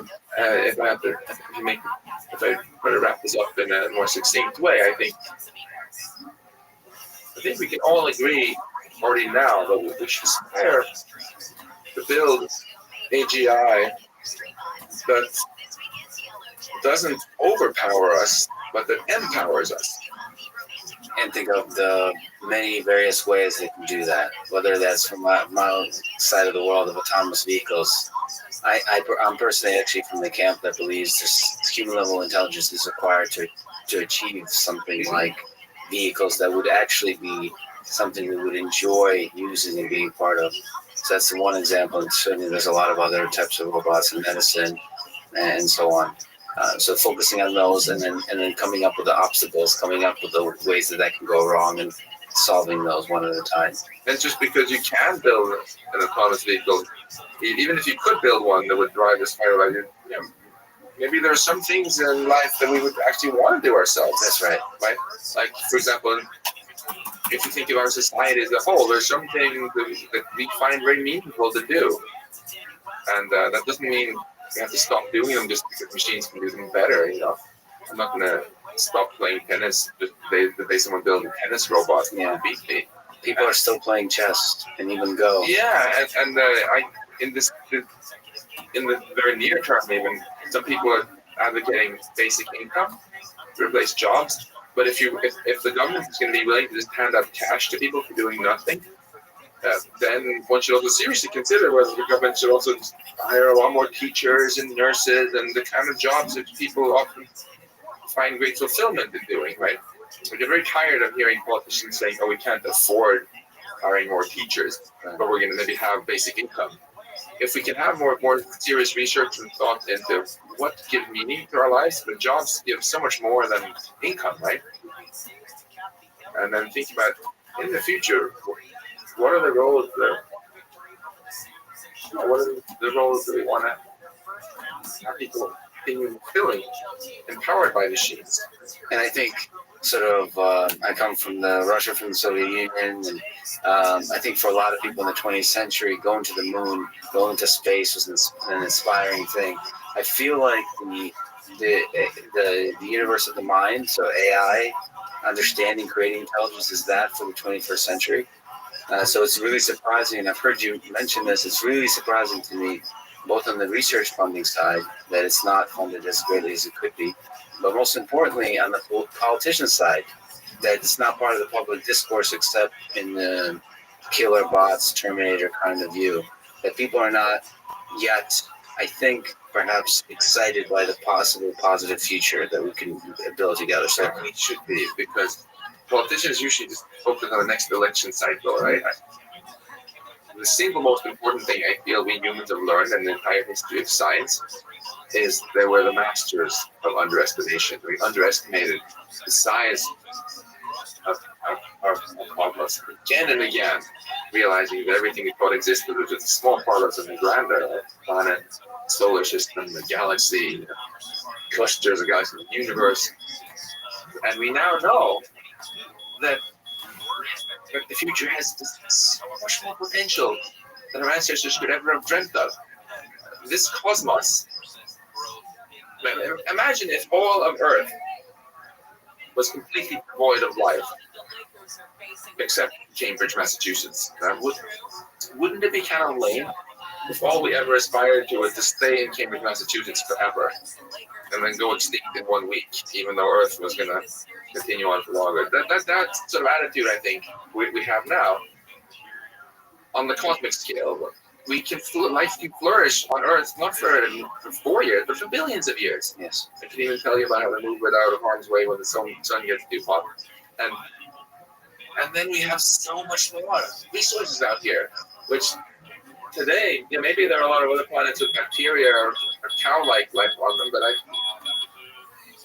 most of this, all of this opportunity seems, as far as we can tell, to be largely dead, like the Sahara Desert. And yet we have the opportunity to help life flourish around this for billions of years. So, it's quit squabbling about whether some little border should be drawn 1 mile to the left or right. And look up at the sky so you realize, hey, we can do such incredible things. Yeah, and that's, I think, why it's really exciting that you and others are connected with some of the work that Elon Musk is doing, because he's literally going out into that space, really exploring our universe, and it's wonderful. That is exactly why Elon Musk is so misunderstood, right? Misconstrued him as some kind of pessimistic doomsayer. The reason he cares so much about AI safety is because he, more than almost anyone else, appreciates these amazing opportunities that we'll squander if we wipe out here on Earth. And we're not just going to wipe out the next generation, but all generations, and this incredible opportunity that's out there, and that would really be a waste. And AI,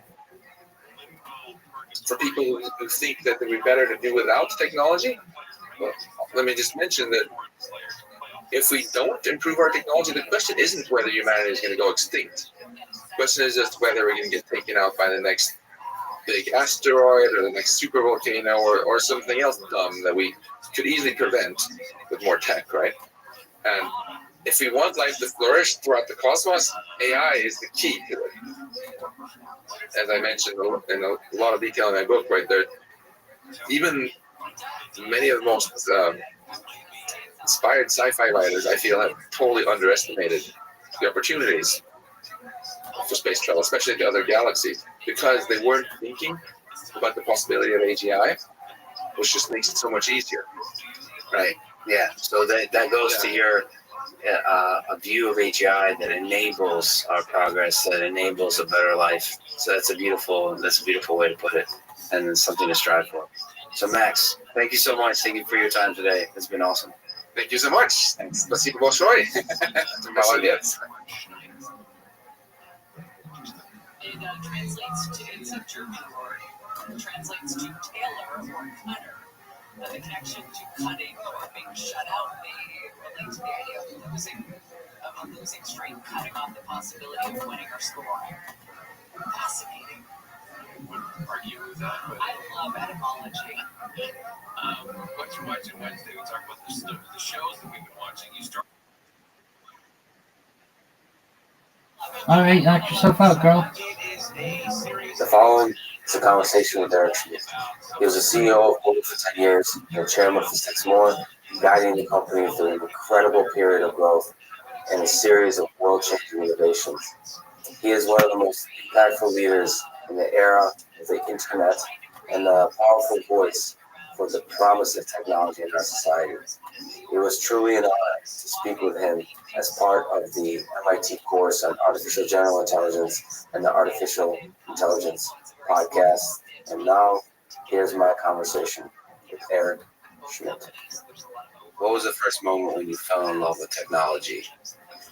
I grew up in the 1960s as a boy, where every boy wanted to be an astronaut, part of the space program. So, like everyone else of my age, we would go out to the cow pasture behind my house, which was literally a cow pasture, and we would shoot model rockets. And that, I think, is the beginning. And of course, generationally, today, it would be video games and all the amazing things that you can do online with computers.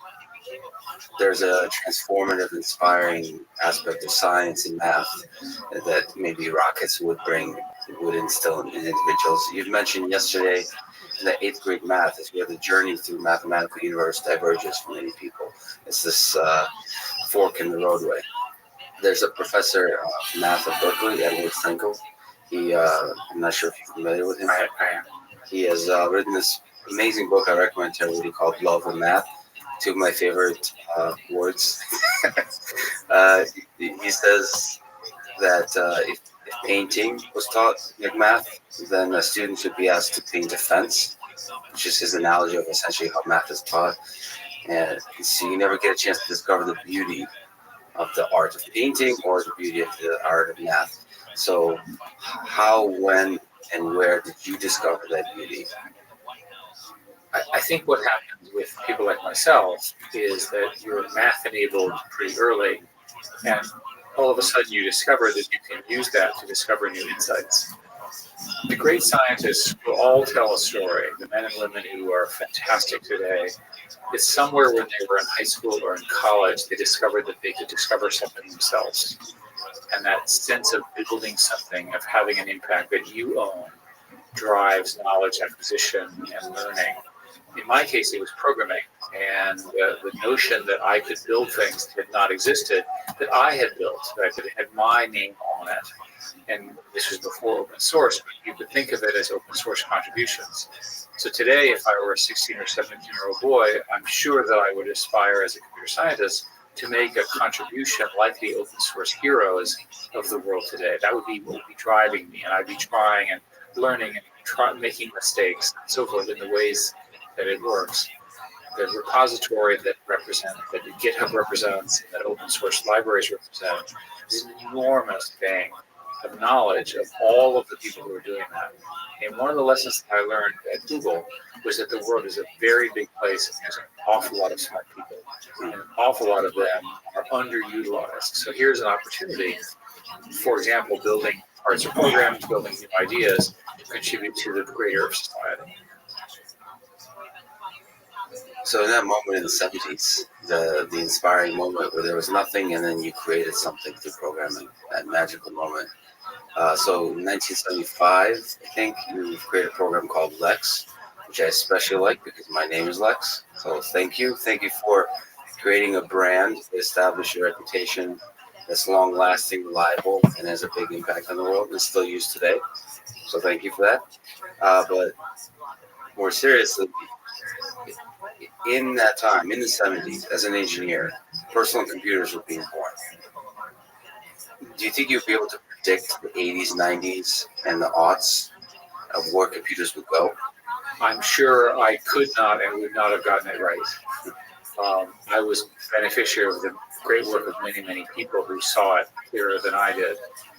With Lex, I worked with a fellow named Michael Lesk, who was my supervisor, and he essentially helped me architect and deliver a system that's still in use today. After that, I worked at Xerox Palo Alto Research Center, where the Alto was invented. And the Alto is the predecessor of the modern personal computer, or Macintosh and so forth. And the Altos were very rare, and I had to drive an hour from Berkeley to go use them. But I made a point of skipping classes and doing whatever it took to have access to this extraordinary achievement. I knew that they were consequential, but I did not understand the scaling. I did not understand what would happen when you had 100 million as opposed to 100. And so since then, I have learned the benefit of scale.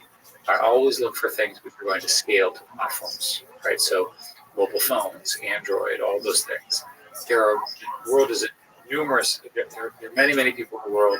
People really have needs. They really will use these platforms, and you can build big businesses on top of it.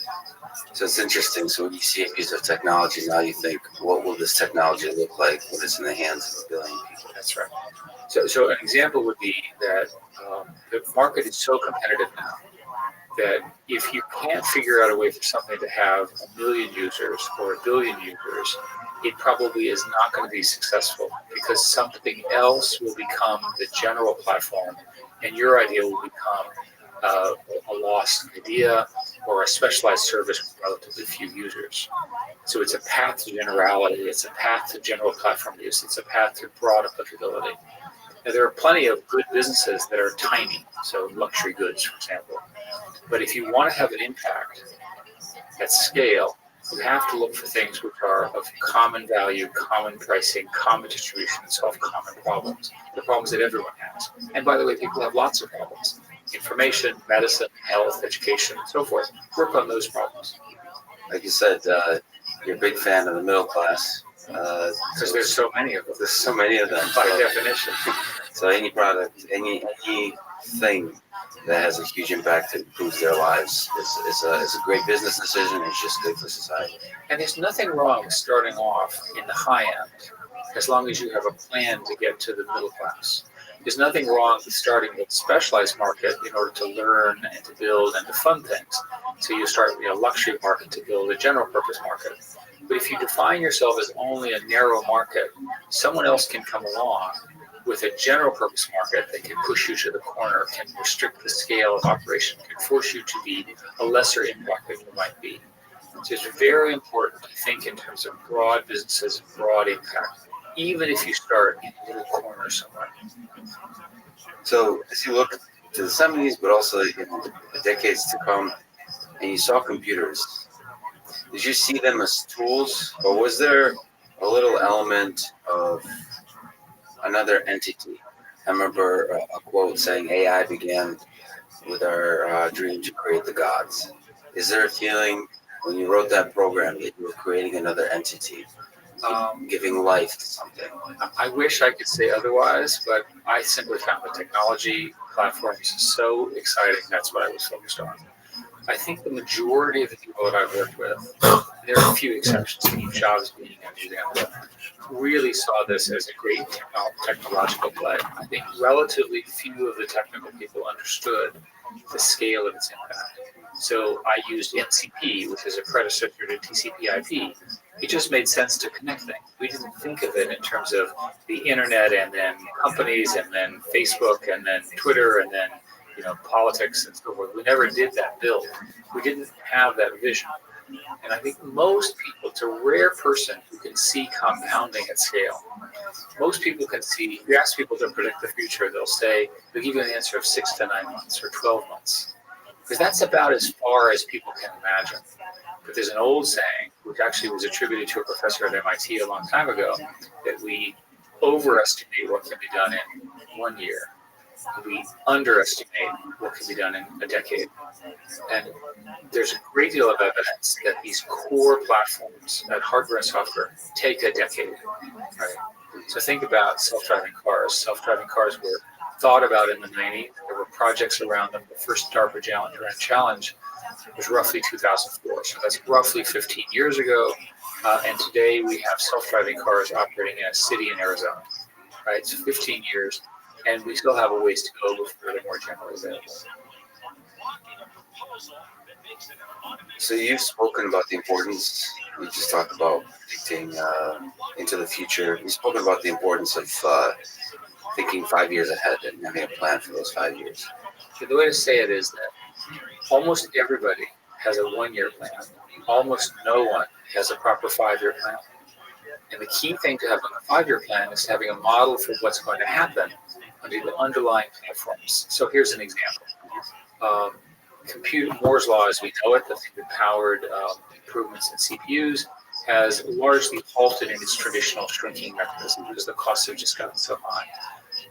It's getting harder and harder. But there's plenty of algorithmic improvements and specialized hardware improvements. So you need to understand the nature of those improvements and where they'll go in order to understand how it will change the platform. In the area of network connectivity, what are the gains that are going to be possible with wireless? It looks like there's an enormous expansion of wireless connectivity at many different bands, right? And that we will primarily, historically, I've always thought that we were primarily going to be using fiber, but now it looks like we're going to be using fiber plus very powerful high bandwidth sort of short distance connectivity to bridge the last one, right? That's an amazing achievement. If you know that, then you're going to build your systems differently. By the way, those networks have different latency properties, right? Because they're more symmetric, the algorithms feel faster for that reason. And so when you think about whether it's a fiber or just technologies in general, so there's this Barbara Wooden poem or quote that I really like. It's from the champions of the impossible rather than the slaves of the possible that evolution draws its creative force. So in predicting the next 5 years, I'd like to talk about the impossible and the possible. Well, and again, one of the great things about humanity is that we produce dreamers, right? We literally have people who have a vision or a dream. They are, if you will, disagreeable in the sense that they disagree with they disagree with what the sort of zeitgeist is. They say there is another way. They have a belief. They have a vision. If you look at science is always marked by such people who went against some initial wisdom, collected the knowledge at the time, and assembled it in a way that produced a powerful platform. And you've been amazingly honest about, in an inspiring way, about things you've been wrong about predicting, and you've obviously been right about a lot of things. But in this kind of tension, how do you balance as a company predicting the next 5 years, the impossible, planning for the impossible, so listening to those crazy dreamers, letting them run away and make the impossible real, make it happen, and slow, that's how programmers often think, and slowing things down. It's saying, well, this is the rational, this is the possible, the pragmatic, the dreamer versus the practical stuff. So it's helpful to have a model which encourages a predictable revenue stream as well as the ability to do new things. So in Google's case, we're big enough and well enough managed and so forth that we have a pretty good sense of what our revenue will be for the next year or two, at least for a while. And so we have enough cash generation that we can make bets. And indeed, Google has become Alphabet, so the corporation is organized around these bets. And these bets are in areas of fundamental importance to the world, whether it's artificial intelligence, medical technology, self-driving cars, connectivity through balloons, on and on and on. And there's more coming and more coming. So one way you can express this is that the current business is successful enough that we have the luxury of making bets. And another one that you could say is that we have the wisdom of being able to see that a corporate structure needs to be created to enhance the likelihood of the success of those bets. So we essentially turned ourselves into a conglomerate of bets and then this underlying corporation, Google, which is itself innovative. So in order to pull this off, you have to have a bunch of belief systems. And one of them is that you have to have bottoms up and tops down. The bottoms up we call 20% time. And the idea is that people can spend 20% of the time on whatever they want. And the top down is that our founders in particular have a keen eye on technology and they're reviewing things constantly. So an example would be if they'll hear about an idea or I'll hear about something and it sounds interesting, let's go visit them. And then let's begin to assemble the pieces to see if that's possible. And if you do this long enough, you get pretty good at predicting what's likely to work. So that's a beautiful balance that's struck. Is this something that applies at all scale? So in the seems to be. Sergey, again, 15 years ago, came up with a concept called 10% of the budget should be on things that are unrelated. It's called 70-20-10. 70% of our time on core business, 20% on adjacent business, 10% on other.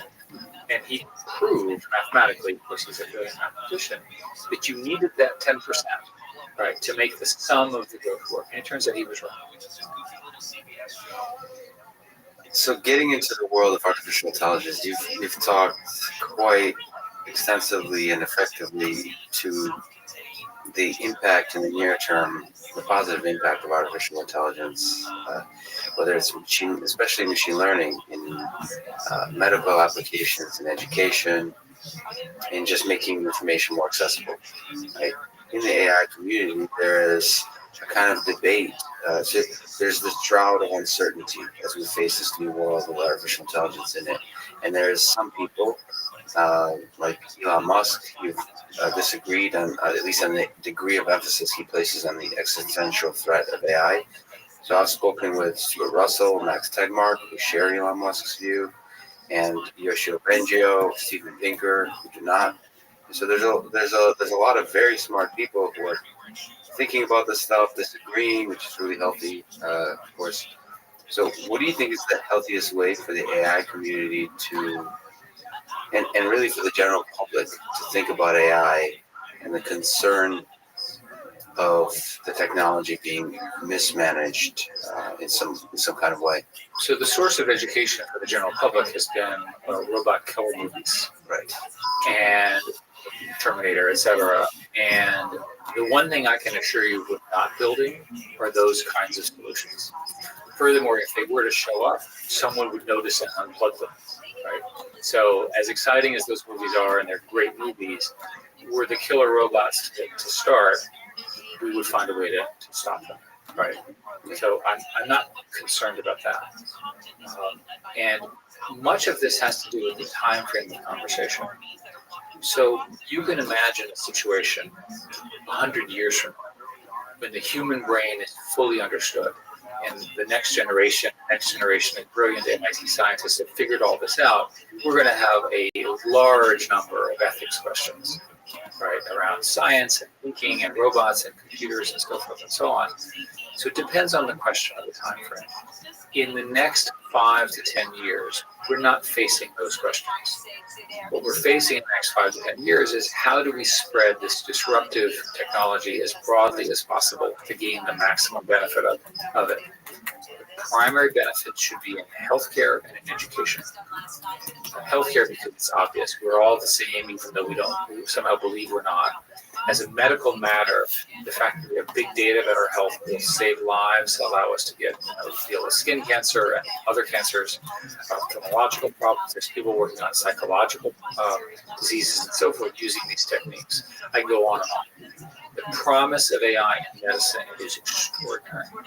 There are many, many companies and startups and funds and solutions, and we will all live much better for them. The same argument in education. Can you imagine that for each generation of child and even adult, you have a tutor educator that's AI-based, that's not a human but is properly trained, that helps you get smarter, helps you address your language difficulties or your math difficulties or what have you? Why don't we focus on those two?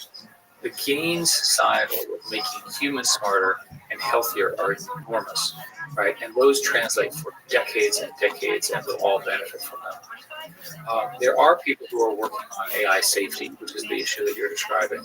And there are conversations in the community that should there be such problems, what should the rules be like? Google, for example, has announced its policies with respect to AI safety, which I certainly support, and I think most everybody would support. And they make sense, right? So it helps guide the research. But the killer robots are not arriving this year, and they're not even being built. And on that line of thinking, you said the time scale. In this topic or other topics, have you found it useful on the business side or the intellectual side to think beyond 5-10 years, to think 50 years out? Has it ever been useful or productive? In our industry, there are essentially no examples of 50-year predictions that have been correct. Let's review AI, right? AI, which was largely invented here at MIT and a couple of other universities in 1956, 1957, 1958. The original claims were a decade or two. And when I was a PhD student, I studied AI a bit, and it entered, during my looking at it, a period which is known as AI winter, which went on for about 30 years, which is a whole generation of scientists and a whole group of people who didn't make a lot of progress because the algorithms had not improved and the computers had not improved. It took some brilliant mathematicians, starting with a fellow named Jeff Hinton at Toronto and Montreal, who basically invented this deep learning model, which powers us today. The seminal work there was 20 years ago, and in the last 10 years, it's become popularized. So think about the time frames for that level of discovery. It's very hard to predict. Many people think that we'll be flying around in the equivalent of flying cars. Who knows? My own view, if I want to go out on a limb, is to say that we know a couple of things about 50 years from now. We know that there'll be more people alive. We know that we'll have to have platforms that are more sustainable, because the Earth is limited in the ways we all know, and that the kind of platforms that are going to get built will be consistent with the principles that I've described. They will be much more empowering of individuals. They'll be much more sensitive to the ecology because they have to be. They just have to be. I also think that humans are going to be a great deal smarter. And I think they're going to be a lot smarter because of the tools that I've discussed with you. And of course, people will live longer. Life extension is continuing apace. A baby born today has a reasonable chance of living to 100. Right? It's pretty exciting. It's well past the 21st century, so we better take care of them. And you mentioned an interesting statistic on some very large percentage, 60-70% of people may live in cities. Today, more than half the world lives in cities, and one of the great stories of humanity in the last 20 years has been the rural to urban migration. This has occurred in the United States, it's occurred in Europe, it's occurring in Asia, and it's occurring in Africa. When people move to cities, cities get more crowded, but believe it or not, their health gets better, their productivity gets better, their IQ and educational capabilities improve.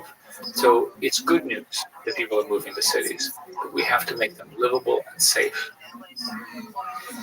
So you first of all, you are, but you've also worked with some of the greatest leaders in the history of tech. What insights do you draw from the difference in leadership styles of yourself, Steve Jobs, Elon Musk, Larry Page, now the new CEO, Sundar Pichai, and others, from the, I would say, calm sages to the mad geniuses? One of the things that I learned as a young executive is that there's no single formula for leadership. They try to teach one, but that's not how it really works. There are people who just understand what they need to do and they need to do it quickly. Those people are often entrepreneurs. They just know and they move fast. There are other people who are systems thinkers and planners. That's more who I am, somewhat more conservative, more thorough in execution, a little bit more risk averse. There's also people who are sort of slightly insane, right? In the sense that they are emphatic and charismatic and they feel it and they drive it and so forth. There's no single formula to success. There is one thing that unifies all of the people that you named, which is very high intelligence. Right? At the end of the day, the thing that characterizes all of them is that they saw the world quicker, faster, they processed information faster. They didn't necessarily make the right decisions all the time, but they were on top of it. And the other thing that's interesting about all those people is they all started young. So think about Steve Jobs starting Apple roughly at 18 or 19. Think about Bill Gates starting at roughly 20, 21. Think about by the time they were 30, Mark Zuckerberg, a good example at 19, 20.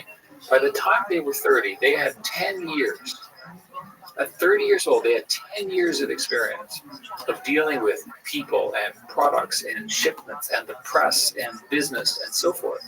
It's incredible how much experience they had compared to the rest of us who are busy getting our PhDs. Yes, exactly. So we should celebrate these people because they've just had more life experience, right? And that helps inform the judgment. At the end of the day, when you're at the top of these organizations, all the easy questions have been dealt with, right? How should we design the buildings?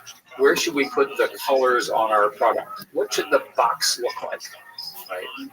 The problems, that's why it's so interesting to be in these rooms, the problems that they face, right, in terms of the way they operate, the way they deal with their employees, their customers, their innovation, are profoundly challenging. Each of the companies is demonstrably different culturally. Right? They are not, in fact, cut of the same. They behave differently based on input. Their internal cultures are different. Their compensation schemes are different. Their values are different. So there's proof that diversity works. So when faced with a tough decision, you need advice. It's been said that the best thing one can do is to find the best person in the world who can give that advice and find a way to be in a room with them one-on-one and ask. So here we are. And let me ask in a long-winded way. I wrote this down.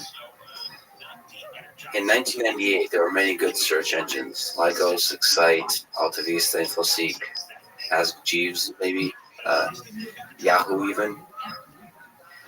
So Google stepped in and disrupted everything.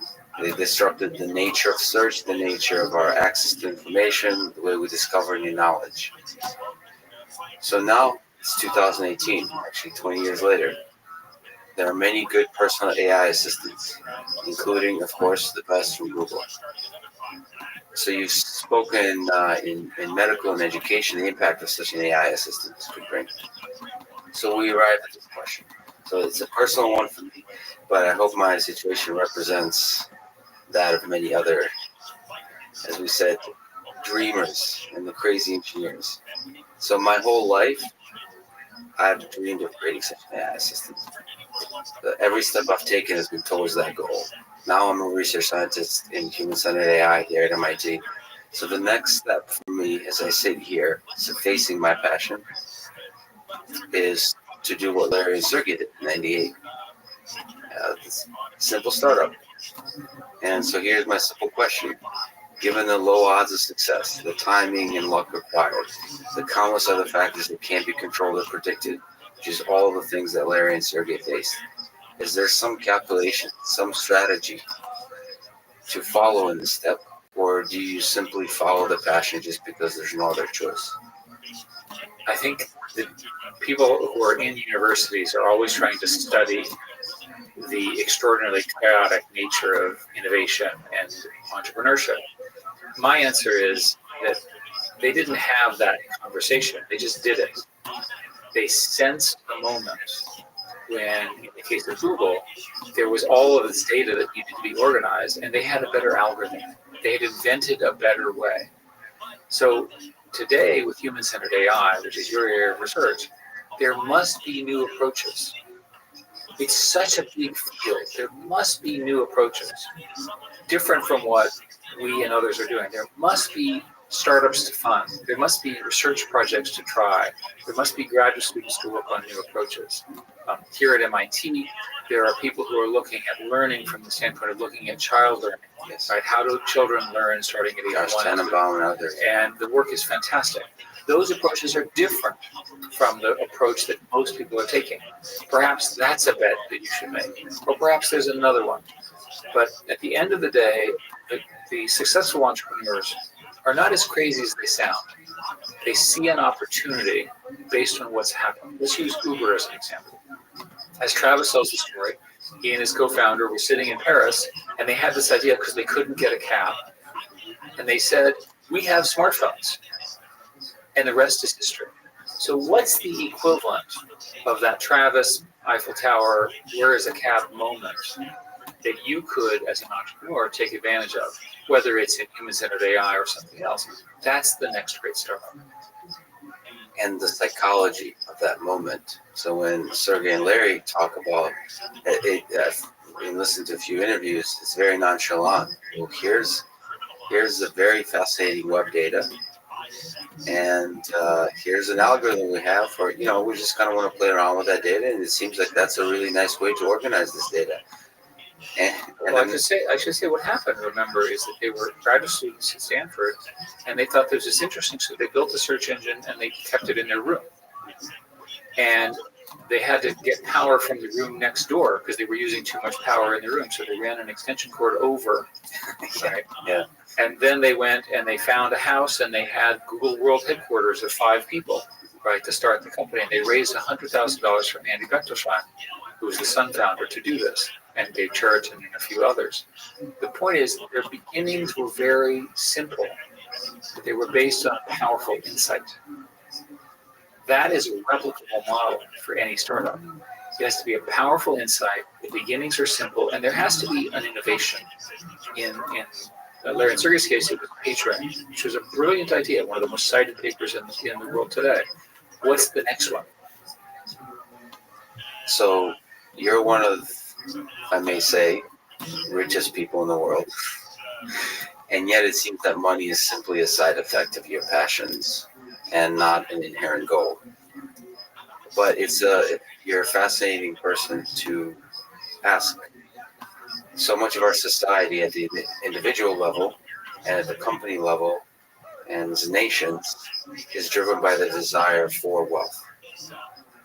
What do you think about this drive? And what have you learned about, if I may romanticize the notion, the meaning of life, having achieved success on so many dimensions? There have been many studies of human happiness, and above some threshold, which is typically relatively low for this conversation, there's no difference in happiness. The happiness is correlated with meaning and purpose, a sense of family, a sense of impact. So if you organize your life, assuming you have enough to get around and have a nice home and so forth, you'll be far happier if you figure out what you care about and work on that. It's often being in service to others. There's a great deal of evidence that people are happiest when they're serving others and not themselves. This goes directly against the sort of press-induced excitement about powerful and wealthy leaders of one kind. And indeed, these are consequential people. But if you are in a situation where you've been very fortunate, as I have, you also have to take that as a responsibility. And you have to basically work both to educate others and give them that opportunity, but also use that wealth to advance human society. In my case, I'm particularly interested in using the tools of artificial intelligence and machine learning to make society better. I've mentioned education, I've mentioned inequality and middle class and things like this, all of which are a passion of mine. It doesn't matter what you do. It matters that you believe in it, that it's important to you, and that your life will be far more satisfying if you spend your life doing that. I think there's no better place to end than a discussion of the meaning of life. Eric, thank you so very much.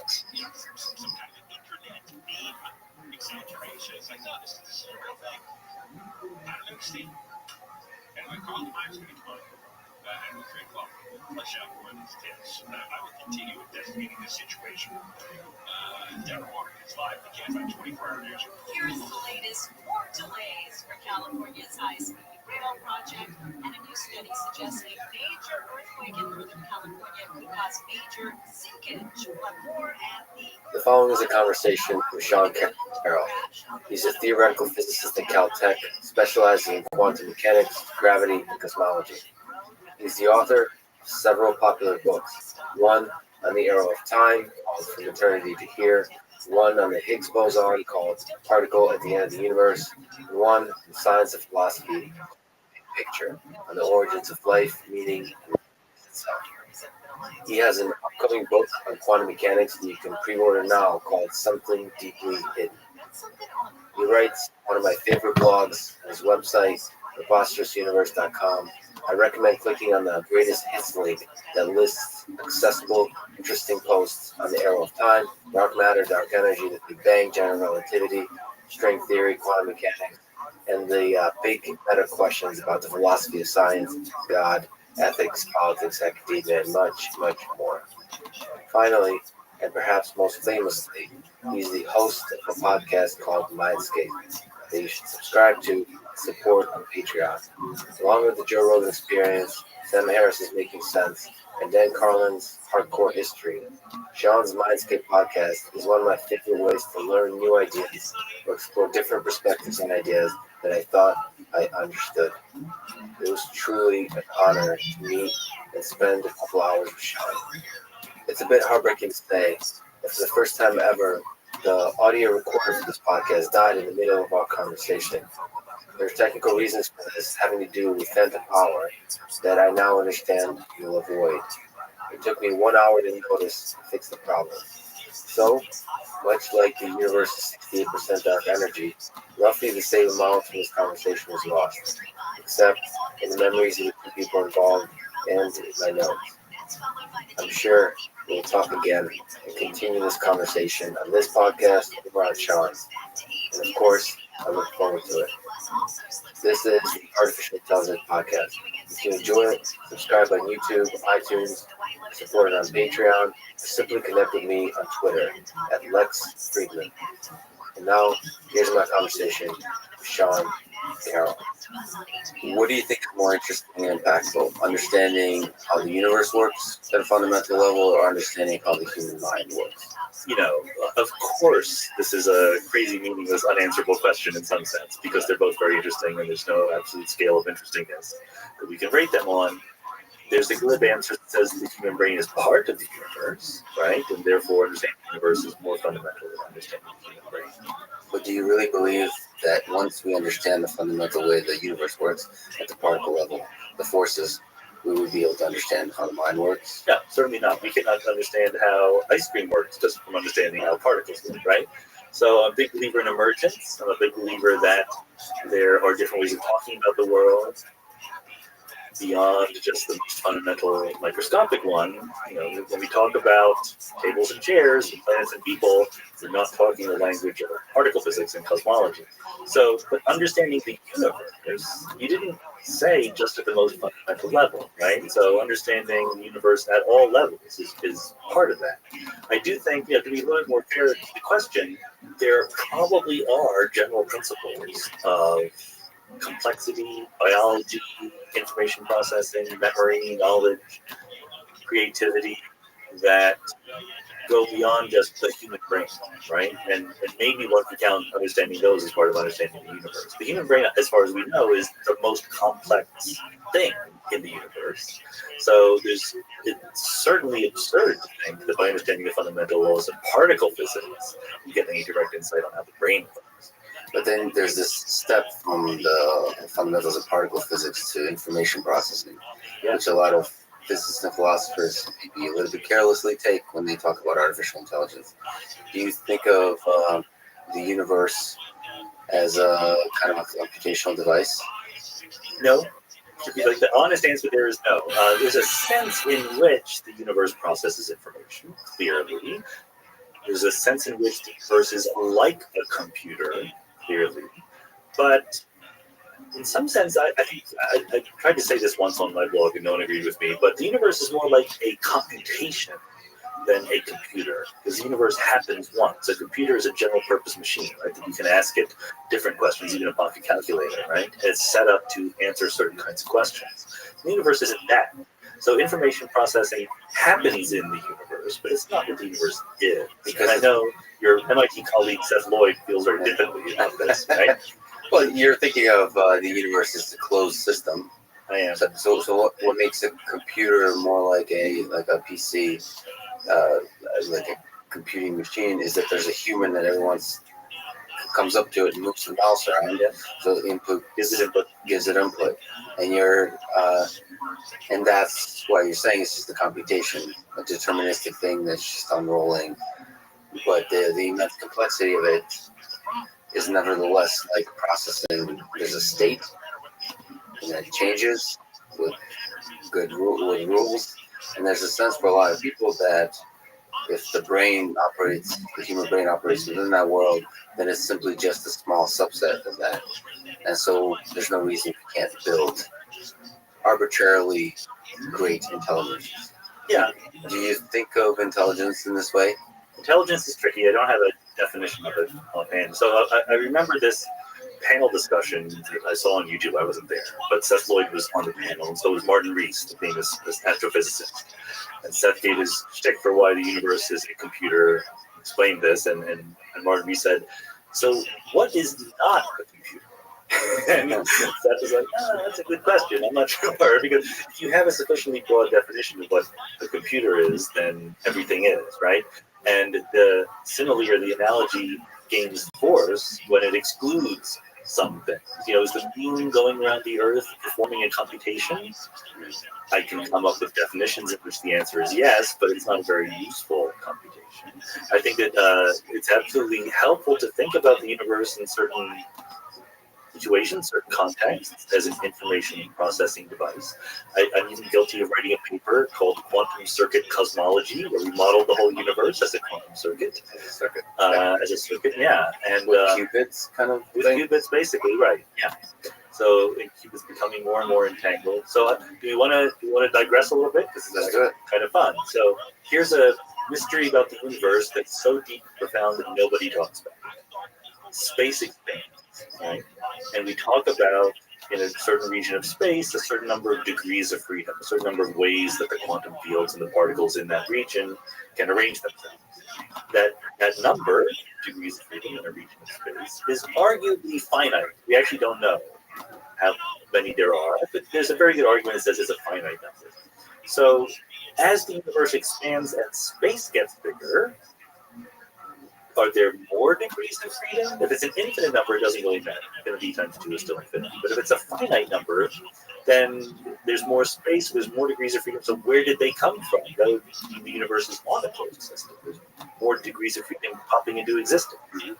So what we suggested was that there are more degrees of freedom. And it's not that they're not there to start, but they're not entangled to start. So the universe that you and I know of, the three dimensions around us that we see, we said those are the entangled degrees of freedom making up space-time. As the universe expands, there are a whole bunch of qubits in their zero state that become entangled with the rest of space-time through the action of these quantum circuits. So what does it mean that there's now more degrees of freedom as they become more entangled? Yeah, so as the universe expands. That's right. So there's more and more degrees of freedom that are entangled, that are playing the role of parts of the entangled space-time structure.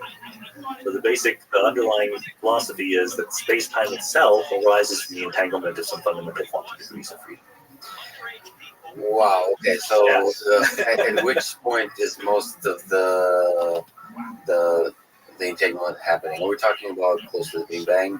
Or are we talking about throughout the time of the throughout history? Yeah. So the idea is that at the Big Bang, almost all the degrees of freedom that the universe could have were there, but they were unentangled with anything else. And that's a reflection of the fact that the Big Bang had a low entropy, it was a very simple, very small place. And as space expands, more and more degrees of freedom become entangled in the rest of the world. Well, I have to ask John Carroll, what do you think of the thought experiment from Nick Bostrom, that we're living in a simulation? So I think, let me contextualize that a little bit more. I think people don't actually take this thought experiment. I think it's quite interesting. It's not very useful, but it's quite interesting. From the perspective of AI, a lot of the learning that can be done usually happens in simulation, in artificial examples. And so it's a constructive question to ask, how difficult is our real world to simulate? Right? Which is kind of a dual part of, if we're living in a simulation, somebody built that simulation, how hard, if you were to try to do it yourself, how hard would it be? So obviously we could live in a simulation. If you just wanted the physical possibility, then I completely agree that it's physically possible. I don't think that we actually are. So take this one piece of data into consideration. we live in a big universe. Okay, there's 2 trillion galaxies in our local universe, with 200 billion stars in each galaxy, etc. It would seem to be a waste of resources to have a universe that big going on just to do a simulation. So, in other words, I want to be a good Bayesian. I want to ask, under this hypothesis, what do I expect to see? So, the first thing I would say is I wouldn't expect to see a universe that was that big. Okay. The second thing is I wouldn't expect the resolution of the universe to be as good as it is. So it's always possible that if our superhuman simulators only have finite resources, that they don't render the entire universe, right? That the part that is out there, the 2 trillion galaxies, isn't actually being simulated fully. Okay. But then the obvious extrapolation of that is that only I am being simulated fully. Like the rest of you are just non-player characters, right? I'm the only thing that is real. The rest of you are just chatbots. Beyond this wall, I see the wall, but there is literally nothing on the other side of it. That is sort of Bayesian prediction of what it would be like to do an efficient simulation of me. So, like, none of that seems quite realistic. Just that I don't see. I hear the argument that it's just possible and easy to simulate lots of things. I don't see any evidence from what we know about our universe that would look like a simulated universe. Now, maybe you can say, well, we don't know what it would look like, but that's just abandoning your Bayesian responsibilities. Like, your job is to say, under this theory, here's what you would expect to see. Yes, so certainly, if you think about simulation as a thing that's like a video game where only a small subset is being rendered. But say all the laws of physics, it's the entire closed system of the quote-unquote universe. It had a creator. Yeah, it's always possible. Right, so that's not useful to think about when you're thinking about physics. The way Nick Bostrom phrases it is if it's possible to simulate a universe, eventually we will do it. Right? And you can use that, by the way, for a lot of things. Well, yeah. But I guess the question is, how hard is it to create a universe? I wrote a little blog post about this, and maybe I'm missing something, but there's an argument that says not only that it might be possible to simulate a universe, but probably if you imagine that you actually attribute consciousness and agency to the little things we're simulating, the little artificial beings, there's probably a lot more of them than there are ordinary organic beings, or there will be in the future, right? So there's an argument that not only is being a simulation possible, it's probable because in the space of all living consciousnesses, most of them are being simulated, right? Most of them are out of the top level. I think that argument must be wrong because it follows from that argument that, we're simulated, but we can also simulate other things. Well, but if we can simulate other things, they can simulate other things, right? If we give them enough power and resolution. And ultimately, we'll reach a bottom because the laws of physics in our universe have a bottom. We're made of atoms and so forth. So there will be the cheapest possible simulations. And if you believe the original argument, you should conclude that we should be in the cheapest possible simulations. That's where most people are. But we don't look. It doesn't look at all like we're at the edge of resolution. That we're 16-bit things. It seems much easier to make much lower level things than we are. So, and also I question the whole approach to the anthropic principle that says we are typical observers in the universe. I think that's not actually. I think there's a lot of selection that we can do that we're typical within things we already know, but not typical within all. So, do you think there is intelligent life, however you would like to define intelligent life, out there in the universe? My guess is that there is non-intelligent life in the observable universe other than us. Simply on the basis of the fact that the likely number of other intelligent species in the observable universe, there's 2 likely numbers, 0 or billions. If there have been billions, you would have noticed them. For there to be literally like a small number, like, Star Trek, there's a dozen intelligent civilizations in our galaxy, but not a billion. That's weird. That's sort of bizarre to me. It's easy for me to imagine that there are zero others because there's just a big bottleneck to making multicellular life or technological life or whatever. It's very hard for me to imagine that there's a whole bunch out there that have somehow hidden from us. The question I'd like to ask is, what would intelligent life look like? What I mean by that question and where it's going is, what if intelligent life is just fundamental, is in some very big ways different than the one that has on Earth. That there's all kinds of intelligent life that operates at different scales of both size and temporal. Like, that's a great possibility. And we should be humble about what intelligence is, what life is. We don't even agree on what life is, much less what intelligent life is, right? So that's an argument for humility, saying there could be intelligent life of a very different character, right? But you can imagine the dolphins are intelligent but never invent space travel because they live in the ocean. They don't have thumbs, right? They never invent technology. They never invent smelting. Maybe the universe is full of intelligent species that just don't make technology. Right? That's compatible with the data, I think. And I think maybe what you're pointing at is even more out there versions of intelligence. Intelligence in intermolecular clouds, or on the surface of a neutron star, or in between the galaxies and giant things where the equivalent of a heartbeat is 100 million years. On the one hand, yes, we should be very open-minded about those things. On the other hand, we all of us share the same laws of physics. There might be something about the laws of physics, even though we don't currently know exactly what they would be, that makes meters and years the right length and time scales for intelligence. Maybe not. But we're made of atoms. Atoms have a certain size. We orbit stars. There's a certain lifetime.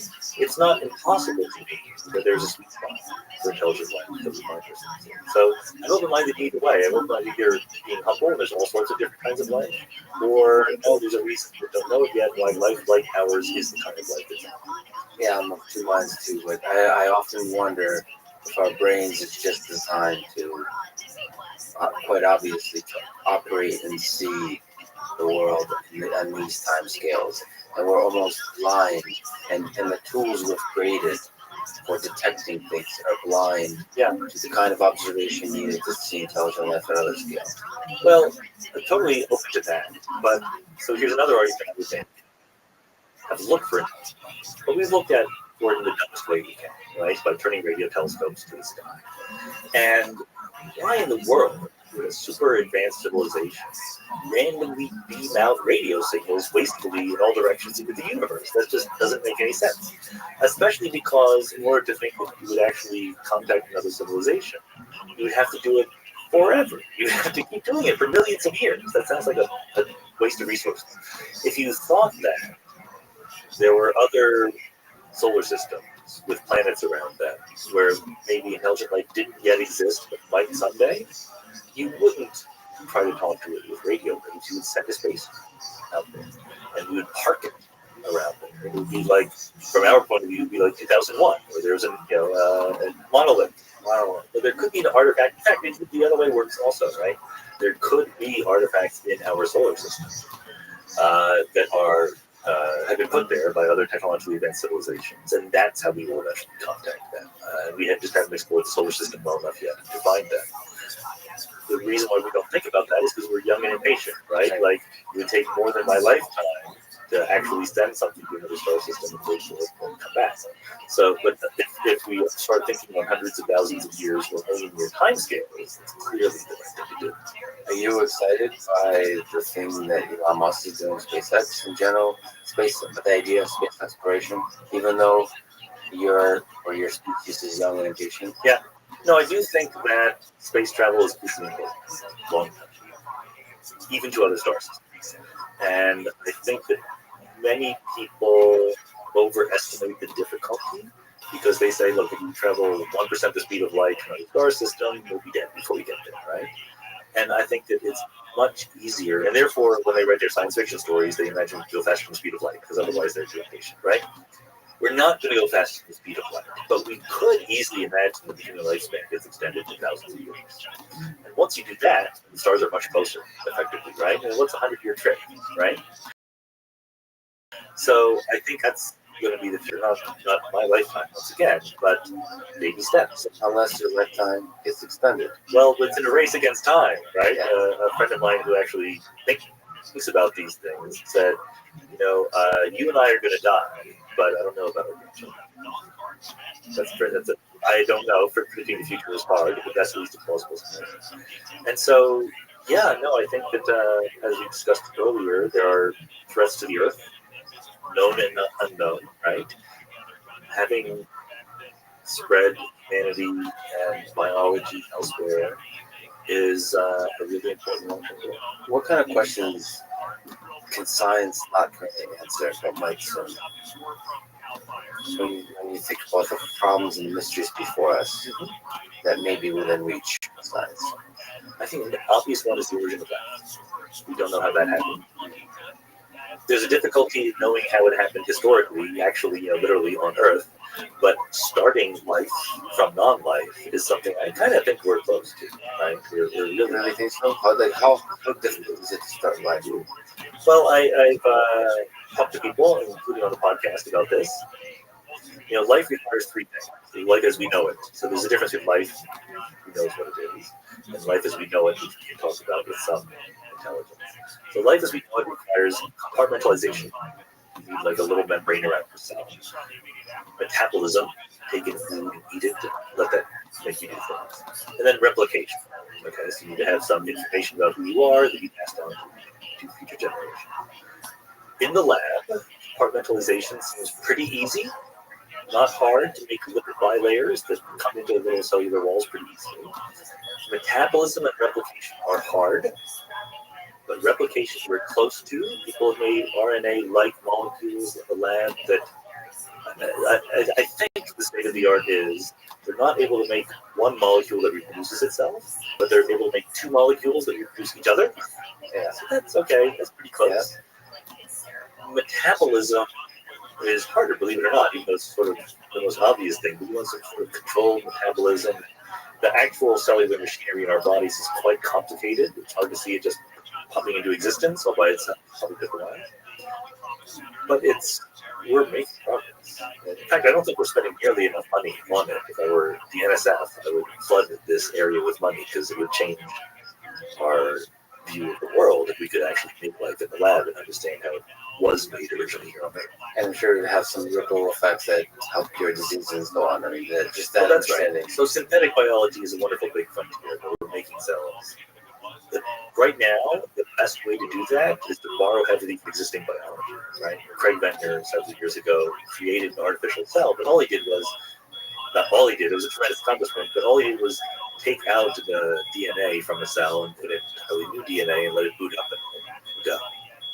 What about the leap to creating intelligent life on Earth? Yeah. However, again, we'll define intelligence, of course, but let's just even say Homo sapiens, the modern intelligence in our human, right?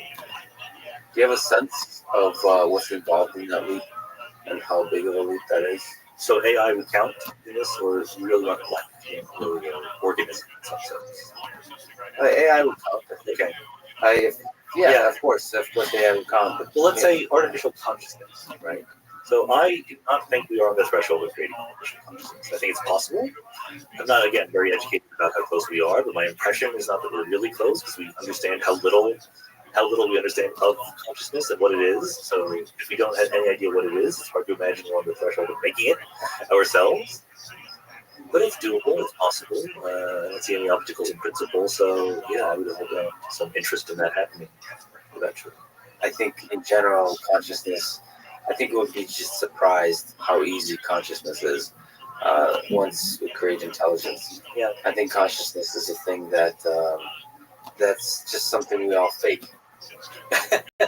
Well, good. No, actually, I like this idea that in fact consciousness is way less mysterious than we think. Yeah.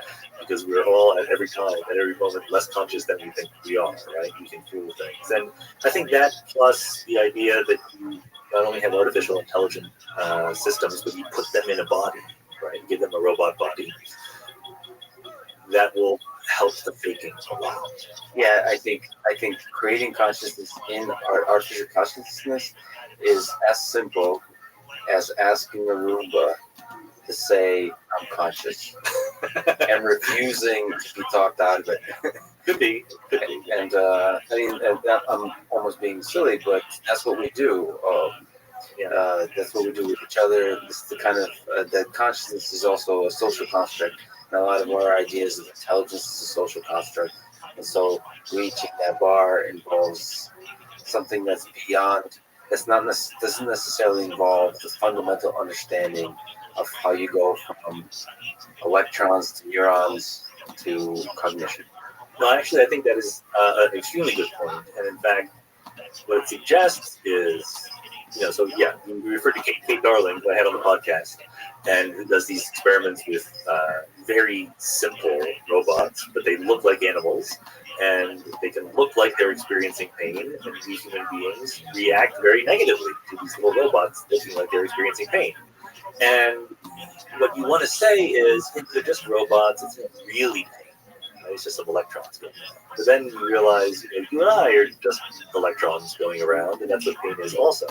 And so what I would have an easy time imagining is that there is a spectrum between simple robots that Keith works with and a human being, where there are things that sort of by some strict definition, Turing test level thing, are not conscious, but nevertheless walk and talk like they're conscious. And it could be that the future is, Siri is close, right? And so it might be the future has a lot more agents like that. And in fact, rather than someday going, aha, we have consciousness, just creep up on it with more and more accurate reflections of what we expect. And in the future, maybe the present, for example, we haven't met before, and you've made basically assuming that I'm human. It's a high point at this time because but in the future there might be question marks on that, right? Yeah, no, absolutely. Certainly videos are almost to the point where you should trust them already. Photos you can't trust, right? Videos is easier to trust, but we're getting worse. We're getting better at faking it, right? So physical, body, people, what's so hard about faking that? So this is very depressing, this conversation. So, to me it's exciting. To me, you're doing it, so it's exciting to you, but it's a sobering thought. We're very bad, right, at imagining what the next 50 years are going to be like when we're in the middle of a phase transition as we are right now. Yeah, and in general, I'm not blind to all the threats. Yeah. I am excited by the power of technology to protect us against the threats as they evolve. I'm not as much as a thinker, optimistic about the world, but in everything I've seen, all the brilliant people in the world that I've met are good people. So the army of the good, in terms of the development of technology, is large. Okay, you're way more optimistic than I am. I think that goodness and badness are equally distributed among intelligent and unintelligent people. I don't see much of a Interesting. Neither of us have proof. Yeah, exactly. Opinions are free, right? Nor definitions of good and evil. We come without definitions or without data. Opinions. So, what kind of questions can science not currently answer, may never be able to answer in your view? Well, the obvious one is what is good and bad. What is right and wrong. I think that there are questions that science tells us what happens, what the world is, and what it does. It doesn't say what the world should do or what we should do because we're part of the world. But we are part of the world, and we have the ability to feel like something's right, something's wrong. And to make a very long story very short, I think that the idea of moral philosophy is systematizing our intuitions of what is right and what is wrong. And science won't be able to predict ahead of time what we will do, but it won't ever be able to judge whether we should have done it. So, you're kind of unique in terms of scientists. It doesn't have to be a podcast, but even just reaching out, I think you referred to as sort of doing interdisciplinary science. So you reach out, you talk to people, that are outside of your discipline, which I always hope that's what science was for. In fact, I was a little disillusioned when I realized that academia is very silent. Yes. And so the question is, how, well, at your own level, how do you prepare for these conversations? How do you think about these conversations? How do you open your mind enough to have these conversations? And it may be a little bit broader. How can you advise other scientists to have these kinds of conversations? Not at the podcast. The fact that you're doing a podcast is awesome. Other people can hear them. Yeah. But it's also good to have it without mics in general. It's a good question, but a tough one to answer. I think about, a guy I know is a personal trainer, and he was asked on the podcast, how do we, psych ourselves up to do a workout? How do we make that discipline to go and work out? He's like, why are you asking me? Like, I can't stop working out. Like, I don't need to psych myself up.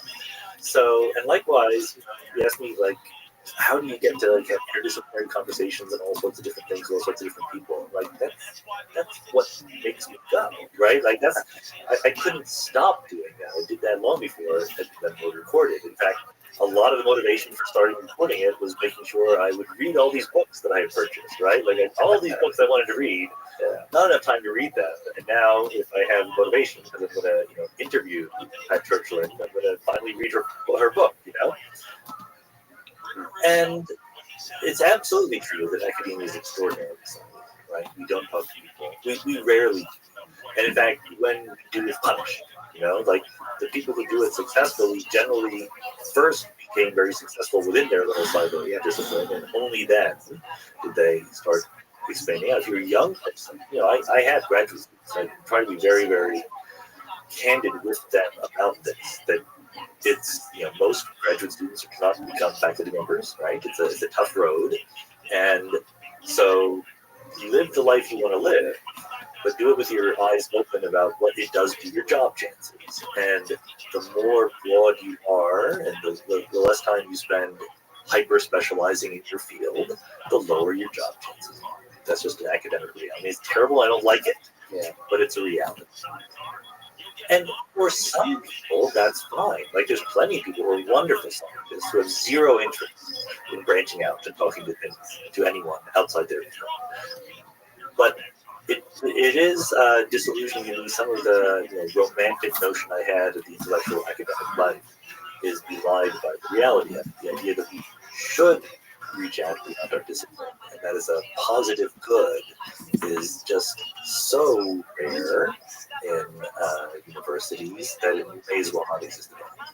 But that said, even though you're saying you're doing it like the personal trainer because you just can't help it, you're also an inspiration to others. Like, I can speak for myself. I also have a career I'm thinking about, right? Yeah. And without your podcast, I may have not have been doing this at all, right? So it makes me realize that these kinds of conversations is kind of what science is about. In many ways, the reason we write papers, this exchange of ideas, is it's much harder to do interdisciplinary papers, I would say. Yeah. Right. And conversations are easier. So conversations is the beginning, and in the field of AI, that it's obvious that we should think outside of pure computer vision competitions on a particular data sets. We should think about the broader impact of how this can be, reaching out to physics, to psychology, to neuroscience, and having these conversations. So that you're an inspiration, and so well, thank you very much. Never know how the world changes. I mean, the fact that this stuff is out there, and I've a huge number of people come up to me, grad students, really loving the podcast, inspired by it, and they will probably have that. There'll be ripple effects when they become faculty. So we can end on a balance between pessimism and optimism. And Sean, thank you so much for talking to me. It was awesome. No, Lex, thank you very much for this conversation.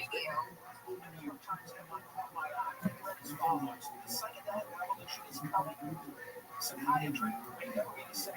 Psychedelics are psychedelics. So many pros. Investors want. Depression, anxiety, The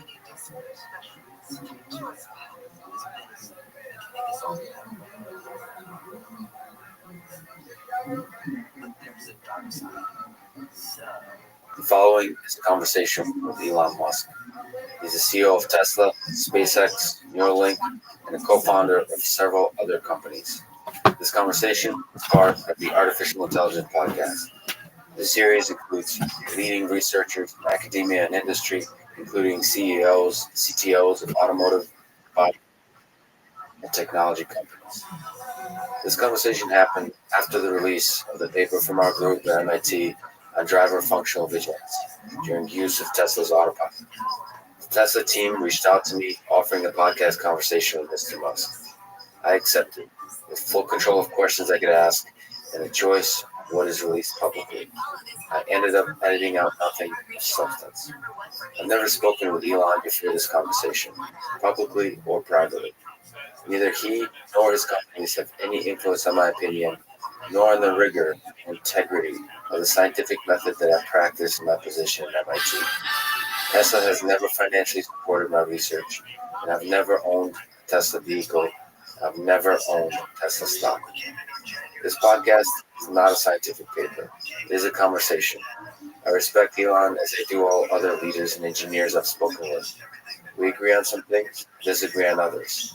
My goal is always with these conversations is to understand the way the guest sees the world.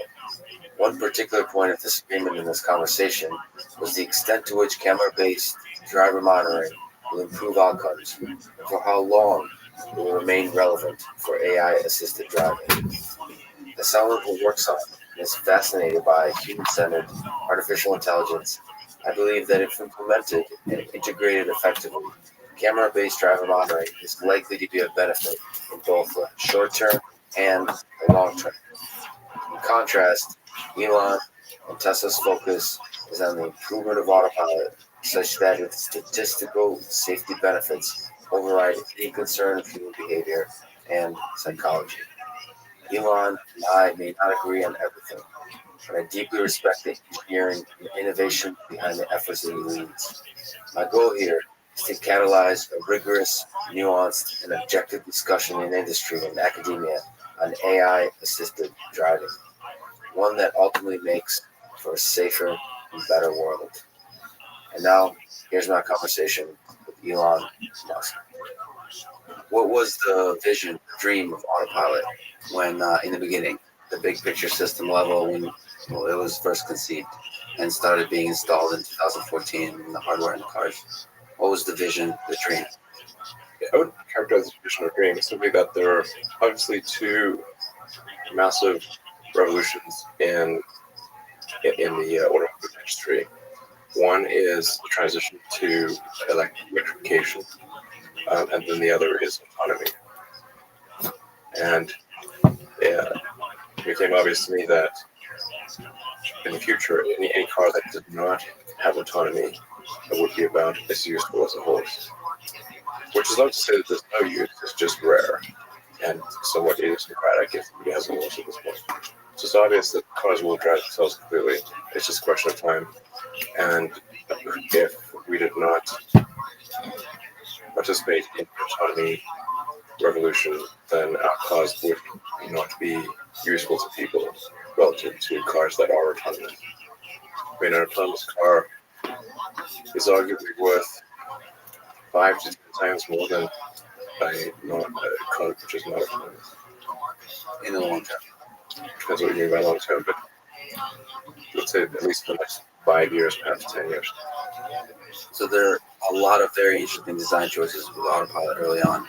First is showing on the instrument cluster or in the Model 3 on the center stack display what the combined sensor suite sees. What was the thinking behind that choice? Was there debate? What was the process? The whole point of the display is to provide a health check on the vehicle's perception of reality. So the vehicle's taking in information from a bunch of sensors, primarily cameras, but also radar and ultrasonics, GPS, so on. And then that information is then rendered into vector space, and that with a bunch of objects with properties like lane lines and traffic lights and other cars. And then in vector space, that is re-rendered onto a display, so you can confirm whether the car knows what's going on or not by looking out the window. Right.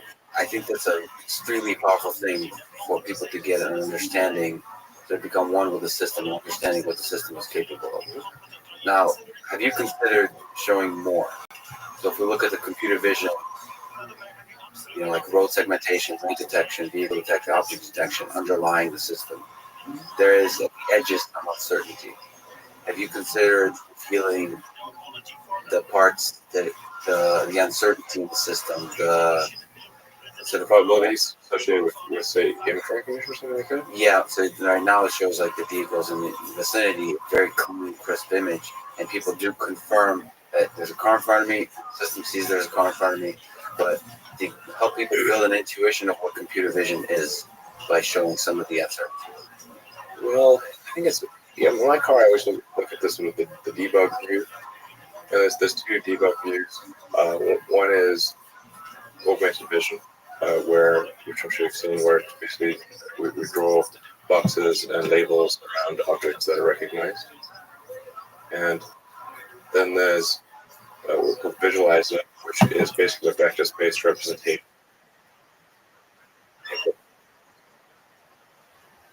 That's an excellent question. Just one moment. You're absolutely right. Thank you for bringing that up. Let's see what's going on. I made a... hold on. I think I know why. The following is a conversation with Sean Carroll. He's a theoretical physicist. Yeah, that one wasn't in order either. Yeah, you're absolutely right. It isn't. And that's fucking Eric Schmidt. I wasn't even paying attention to the order, but this is not. This is not playing as part of MIT course the way that it should be. I told it to play this playlist. He is a professor here at MIT. He's a physicist. Spent a large part of his career studying the mysteries of our cosmological universe. Lex Friedman, oldest to newest. Loop playlist. As part of MIT course 6S099 on artificial general intelligence, I got a chance to sit down with Christoph Koch, who's one of the seminal figures in neurobiology and neuroscience, and generally in the study of consciousness. He's the president, the chief scientific officer of the Allen Institute for Brain Science in Seattle. From 1986 to 2013, he was a professor at Caltech. Before that, he was at MIT. He is extremely well cited, over 100,000 citations. His research, his writing, his ideas have had big impact on the scientific community and the general public in the way we think about consciousness, in the way we see ourselves as human beings. He's the author. Oh, this is such garbage. Okay. Such garbage. Come on. As part of 6S099 on artificial general intelligence, I got a chance to sit down with Christoph Koch, who is one of the seminal figures in neurobiology, neuroscience, and generally in the study of consciousness. He's the president, the chief scientific officer of the Allen Institute for Brain Science in Seattle. From 1986 to 2013, he was a professor at Caltech. Before that, he was at MIT. He is extremely well cited, over 100,000 citations. His research, his writing, his ideas have had. Okay, you are very astute to notice that. I mean, here I'm watching them. I'm just doing other things, though. Okay, so what happened? When I made the playlist, I ordered it 1, 2, 3, 4, 5, 6, 7, 8, 9, 10, 11, all the way to 25. I'll do them all, but I didn't have time. Okay, so because YouTube sucks and it does not give you a way to just reverse the playlist, when I played 1, it just went on to random plays. So it went from 1 to 8 to 26 or whatever. so I had to I had to download an extension to reverse it because YouTube doesn't have this as a feature, which it just doesn't make any sense. Anyway, it should work now. I can't guarantee it, but excellent observation. Excellent, like impressive. Bravo. And the scientific community and the general public, in the way we think about consciousness, in the way we see ourselves as human beings. He's the author of several books, The Quest for Consciousness, Neurobiological Approach, and a more recent book, Consciousness, Confessions of a Romantic Reductionist. If you enjoy this conversation, this course, subscribe, click the little bell icon to make sure you never miss a video. If he says buy his book, leave suggestions for any people you'd like to see be part of the course, or any ideas that you would like us to explore. Thanks so much. I've just seen hope this. you enjoy. Nope, I don't think I've seen this one. Delve into the beautiful mysteries of consciousness. Let's zoom out a little bit. And let me ask, do you think there's intelligent life out there in the universe? Yes, I do believe so. We have no evidence of it, but I think the probabilities are overwhelming in favor of it. Given a universe where we have 10 to the 11 galaxies, and each galaxy has between 10 to the 11, 10 to the 12 stars, and we know most stars have one or more planets. So how does that make you feel? It still makes me feel special because I have experienced it. I feel the world, I experience the world. And independent of whether there are other creatures out there, I still feel the world. And I have access to this world in this very strange, compelling way. And that's the core of human existence. Now, you said human. Do you think if those intelligent creatures are out there, do you think they experience their world? Yes, they are evolved. If they are product of natural evolution, as they would have to be, they will also experience their own world. The consciousness isn't just human, you're right. It's much wider. It may be spread across all of biology. We have, the only thing that we have special is we can talk about it. Of course, not all people can talk about it. Babies and little children can talk about it. Patients who have a stroke, let's use the left inferior frontal gyrus, can talk about it. But most normal adult people can talk about it. And so we think that makes us special compared to, let's say, monkeys or dogs or cats or mice or all the other creatures that we share the planet with. But all the evidence seems to suggest that they too experience the world. And so it's overwhelmingly likely that aliens would also experience their world. Of course, differently, because they have a different sensorium, they have different sensors, they have a very different environment. But the fact that I would strongly suppose that they also have experiences. They feel pain, pleasure, and see in some sort of spectrum, and hear, and have all the other senses. Of course, their language, if they have one, would be different, so we might not be able to understand their poetry about the experiences that they have. That's correct. So, in a talk, in a video, I've heard you mention Saputso, the dachshund that you came up with, that you grew up with, was part of your family when you were young. First of all, you're technically a Midwestern boy. You just technically. But after that, you traveled around a bit, hence a little bit of the accent. You talked about Saputso, the dachshund, having these elements of humanness, of consciousness that you discovered. So I just wanted to ask, can you look back in your childhood and remember when was the first time you realized you yourself, sort of from a third person perspective, are a conscious being? This idea of stepping outside yourself and seeing there's something special going on here in my brain. I can't really answer. It's a good question. I'm not sure I recall a discrete moment. I mean, you take it for granted because that's the only world you know, right? The only world I know, you know, is a world of seeing and hearing voices and touching and all the other things. So it's only much later, that early in my undergraduate days, when I enrolled in physics and in philosophy, that I really thought about it and thought, well, this is really fundamentally very, very mysterious. And there's nothing really in physics right now that explains this transition from the physics of the brain to feelings. Where do the feelings come in?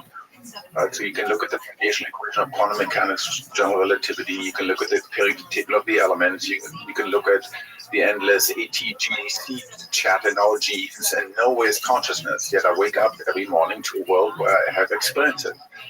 And so that's the heart of the ancient mind-body problem. How do experiences get into the world? So What is consciousness? Experience. Consciousness is any experience. Some people call it subjective feeling. Some people call it phenomenology. Some people call it qualia, the philosopher. But they all denote the same thing. It feels like something. In the famous word of the philosopher Thomas Nagel, it feels like something to be a bat, or to be an American, or to be angry, or to be sad, or to be in love, or to have pain. And that is what experience is. Any possible experience could be as mundane as just sitting in a chair. Could be as exalted as, having a mystical moment. In deep meditation. Those are just different forms of experiences. Experience. So if you were to sit down with maybe the next, skip a couple generations, IBM Watson, something that won Jeopardy. What is the gap? I guess the question is between Watson. That might be much smarter than you, than us, than any human alive, but may not have experience. What is the gap? Well, so that's a big question. That's occupied people for the last, certainly last 50 years since the advent, the birth of computers. That's a question Alan Turing tried to answer, and of course he did it in this indirect way by proposing a test, an operational test. So, but that's not really. He tried to get at what does it mean for a person to think, and then he had this test, right? You lock them away, and then you have a communication with them, and then you try to guess after a while whether that is a person or whether it's a computer system. There's no question that now or very soon, Alexa or Siri or Google now will pass this test, right? And you can game it, but ultimately, certainly in your generation, there will be machines that will speak with complete poise, that will remember everything you ever said, they'll remember every email you ever had, like Samantha, remember in the movie Her? Yeah. There's no question it's going to happen. But of course, the key question is, does it feel like anything to be Samantha in the movie Her? Or does it feel like anything to be Watson?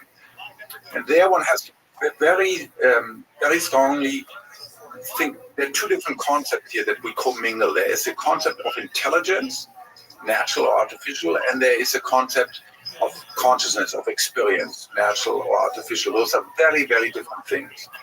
Now, historically, we associate consciousness with intelligence. Why? Because we live in a world, leaving aside computers, of natural selection, where we're surrounded by creatures, either our own kin, that are less or more intelligent, or we go across species. Some are more adapted to a particular environment, others are less adapted, whether it's a whale or a dog, or you go talk about a paramecium or a little worm. Right? And we see the complexity of the nervous system goes from one cell to a specialized cells, to a worm that has 3 nerves, that has 30% of its cells are nerve cells, to a creature like us, or like a whale that has 100 billion, even more nerve cells. And so based on behavioral evidence and based on the underlying neuroscience, we believe that as these creatures become more complex, they are better adapted to their particular ecological niche, and they become more conscious, partly because their brain grows. And we believe consciousness, unlike the ancient people thought, almost every culture thought that consciousness with intelligence has to do with your heart. Mm-hmm. And you still say that. You say, honey, I love you with all my heart. Yes. But what you should actually say, no, honey, I love you with all my lateral hypothalamus. And for Valentine's Day, you should give your sweetheart, hypothalamic piece of chocolate, not a heart-shaped chocolate, right? Anyway, so we still have this language, but now we believe it's a brain. And so we see brains of different complexity, and we think, well, they have different levels of consciousness. They're capable of different experiences. But now we confront a world where we're beginning to engineer intelligence. And it's radically unclear whether the intelligence we're engineering has anything to do with consciousness and whether it can experience anything. Because fundamentally, what's the difference? Intelligence is about function. Intelligence, no matter exactly how you define it, sort of adaptation to new environments, being able to learn and quickly understand, the setup of this and what's going on and who are the actors, what's going to happen next. That's all about function. Consciousness is not about function. Consciousness is about being. It's in some sense much fundamental.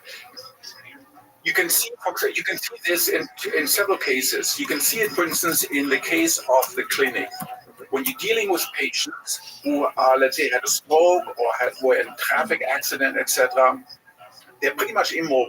Terry Schiavo, you may have heard historically, she was a person here in the 90s in Florida.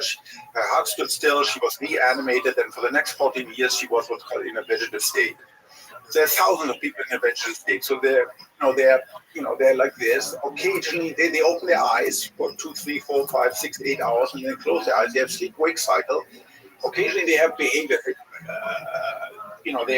But there's no way that you can establish a lawful relationship between what you say or the doctor says or the mom says and what the patient does. Right. So there isn't any behavior. Yet in some of these people, there is still experience. You can design and build brain-machine interfaces where you can see they still experience something.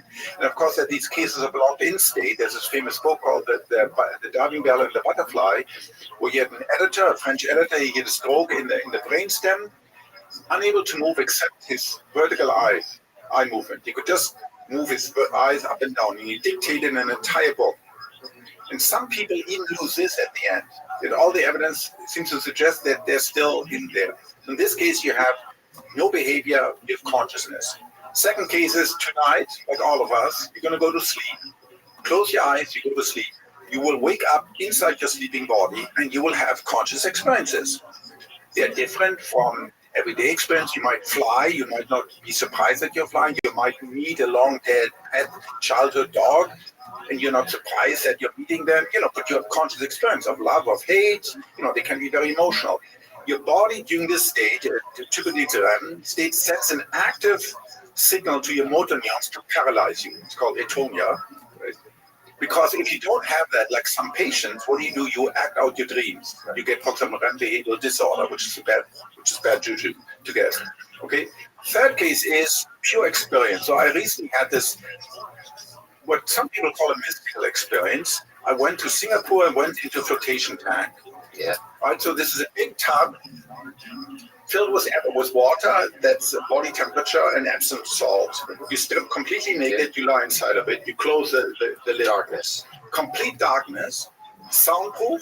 So very quickly you become bodiless because you're floating and you're naked. You have no rings, no watch, no nothing. You don't feel your body anymore. There's no sound, soundless. There's no photon, sightless, timeless, because after a while, early on you actually hear your heart, but then that you sort of adapt to that, and then sort of the passage of time ceases. And if you train yourself, like in a meditation, not to think, early on you think a lot, it's a little bit spooky, you feel somewhat uncomfortable, or you think, well, I'm going to get bored. But if you try not to think actively, you become mindless. So there you are, bodiless, timeless, soundless, sightless, mindless. But you're in a conscious experience. You're not asleep. You're not asleep. You are being of pure being. There isn't any function. You aren't doing any computation. You're not remembering. You're not projecting. You're not planning. Yet you are fully conscious. You're fully conscious. There's something going on there. It could be just a side effect. So what is the you mean epiphenomena? So what's the select? Meaning why? What is the function of you being able to lay in this sensory-free deprivation tank and still have a conscious experience? Evolutionary? Evolutionary. Obviously, we didn't evolve with flotation tanks in our environment. I mean, so biology is notoriously bad at asking why question, telenomical question. Why do we have 2 eyes? Why don't we have 4 eyes, like some species, or 3 eyes or something? Well, no, there's probably a function to that, but we're not very good at answering those questions. We can speculate endlessly. Where biology is or science is very good about mechanistic questions. Why is there charge in the universe? Right? We find ourselves in a universe where there are positive and negative charges. Why? Why does quantum mechanics hold? Why doesn't some other theory hold? Quantum mechanics hold in our universe. It's very unclear why. So telenomical why questions are difficult to answer. Clearly, there's some relationship between complexity, brain processing power, and consciousness. But however, in these cases, in these 3 examples I gave, one is an everyday experience at night, the other one is a trauma, and third one is in principle, everybody can have these sort of mystical experiences. You have a dissociation of function of intelligence from consciousness. You called me asking a why question. let me ask a question that's not a wide question. You're giving a talk later today, Turing test for intelligence and consciousness, drawing lines between the two. So is there a scientific way to say there's consciousness present in this entity or not? And to anticipate your answer, because you also, there's a neurobiological answer. So we can test a human brain. But if you take a machine brain that you don't know tests for yet, how would you even begin to approach a test if there's consciousness present in this thing? Okay, that's a really good question. So let me take it in 2 steps. So as you point out, for humans, let's just stick with humans, there's now a test called the ZAP and ZIP. It's a procedure where you ping the brain using transcranial magnetic stimulation. You look at the electrical reverberation, essentially using EEG, and then you can measure the complexity of this brain response. And you can do this in awake people, in sleep, normal people. You can do it in awake people and then anesthetize them. You can do it in patients, and it has 100% accuracy that in all those cases where you're clear the patient or the person is either conscious or unconscious, the complexity is either high or low. And then you can adopt these techniques with similar creatures like monkeys and dogs and mice that have very similar brains. Now, of course, you point out that may not help you because we don't have a cortex, and if I send a magnetic pulse into my iPhone or my computer, it's probably going to break something. So we don't have that. So what we need ultimately, we need a theory of consciousness. We can't just rely on our intuition. Our intuition is, well, yeah, if somebody talks, they're conscious. However, then there are all these children, babies don't talk, right? But we believe that the babies also have conscious experiences, right? And then there are all these patients I mentioned, and they don't talk. When you dream, you can't talk because you're paralyzed. So what we ultimately need, we can't just rely on our intuition. We need a theory of consciousness that tells us what is it about a piece of matter, what is it about a piece of highly excitable matter, like the brain or like a computer, that gives rise to conscious experience. We all believe, none of us believes anymore in the old story, it's a soul, right?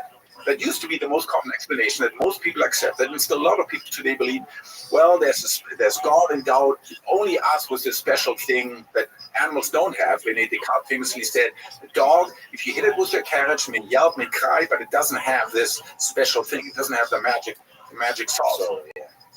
It doesn't have rascolita, it's a soul. Now, we believe that isn't the case anymore. So what is the difference between brains and these guys, silicon? And in particular, once their behavior matches. So if you have Siri or Alexa 20 years from now that she can talk just as good as any possible human, what counts? You have to say she's not conscious. In particular, if she says it's not possible, well, of course I'm conscious. You ask her, how are you doing? And she'll say, well, they'll generate some way to. Of course, exactly. She'll behave like a person. Now, there's several differences. One is, so this relates to the problem, the very hard. Why is consciousness a hard problem? It's because it's subjective, right? Only I have it, which only I know. I have direct experience of my own consciousness.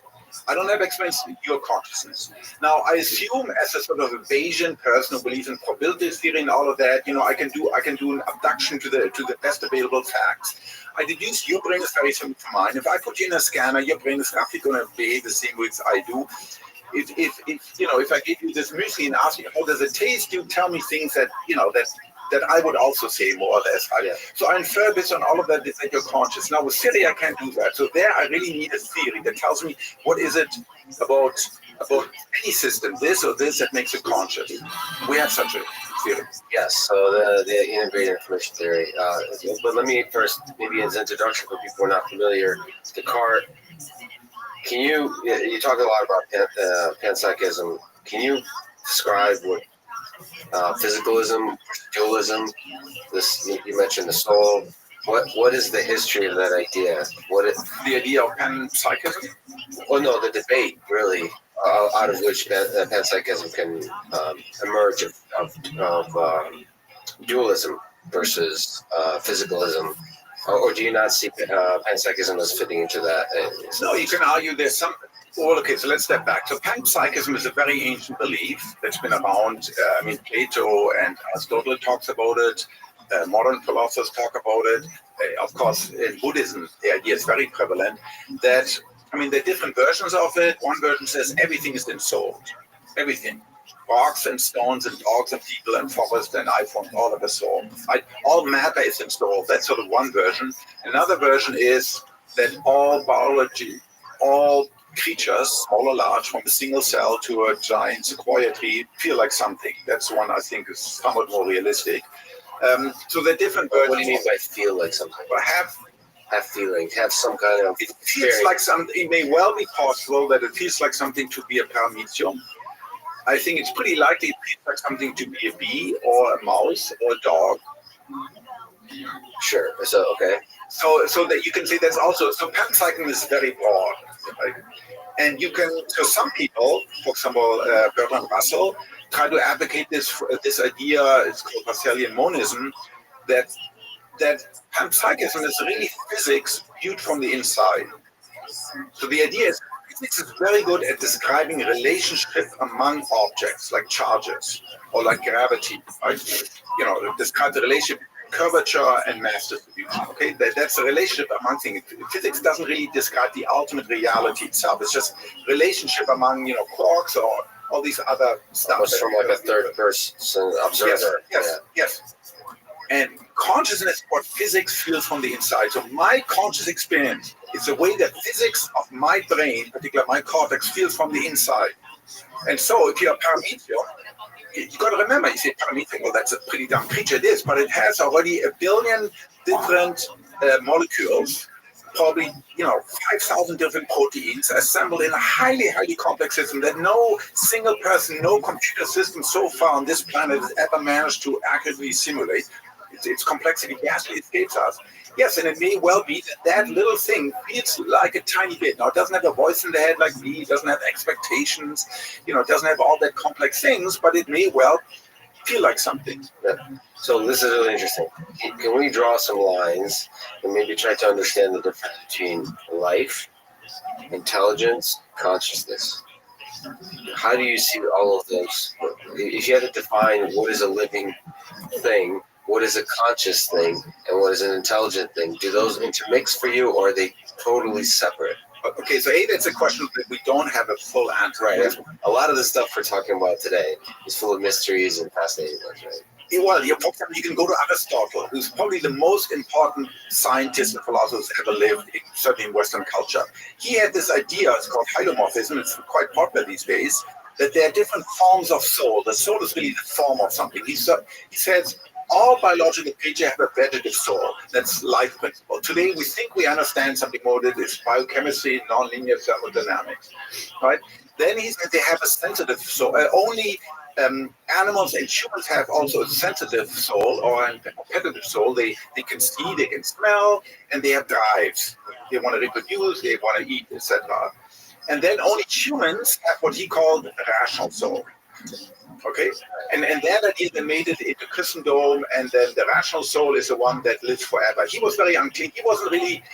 Different readings of Aristotle give different. Whether did he believe that the rational soul was immortal or not? I probably think he didn't.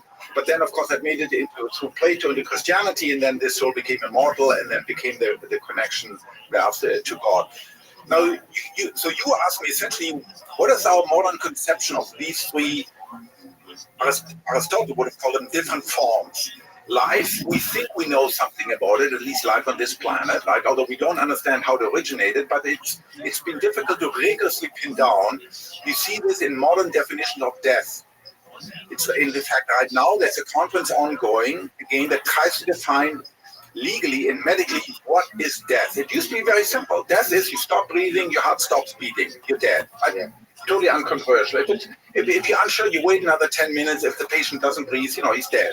Well, now we have ventilators, we have heart pacemakers, so it's much more difficult to define what death is. Typically, death is defined at the end of life, and life is defined before death. So we don't have really very good definitions. Intelligence, we don't have a rigorous definition. We know something how to measure. It's called IQ or G factors, right? And we're beginning to build it in a narrow sense, right? Like Go, AlphaGo, and Watson, and Google cars and Uber cars and all of that. That's still narrow AI, and some people are thinking about the artificial general intelligence. But roughly, as we said before, it's something to do with the ability to learn and to adapt to new environments. But that is, as I said, also it's radical difference from experience.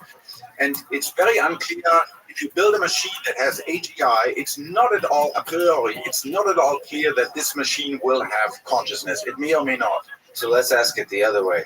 Do you think if you were to try to build an artificial general intelligence system, do you think figuring out how to build artificial consciousness would help you get to an AGI? So I'll put it another way. Do you think intelligent requires consciousness?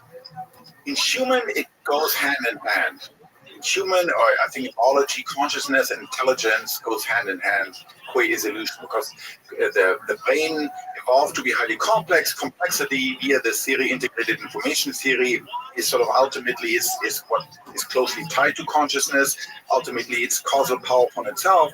And so in evolved systems, they go together. In artificial systems, particularly in digital machines, they do not go together. And if you ask me point blank, is Alexa 20.0 in the year 2040 when she can easily pass every Turing test? Is she conscious? No. Even if she claims she's conscious. In fact, you could even do a more radical version of this thought experiment. We can build a computer simulation of the human brain. You know what Henry Markham in the Blue Brain Project, or the Human Brain Project in Switzerland is trying to do. Let's grant them all the success. So in 10 years, we have this perfect simulation of the human brain. Every neuron is simulated, and it has a larynx, and it has motor neurons, it has a Broca's area, and of course they'll talk and they'll say, hi, I just woken up, I feel great, okay? Even that computer simulation that can in principle map onto your brain will not be conscious. Why? Because it simulates, it's a difference between the simulated and the real. So it simulates the behavior associated with consciousness. It might be, it will, if it's done properly, will have all the intelligence that that particular person they're simulating has.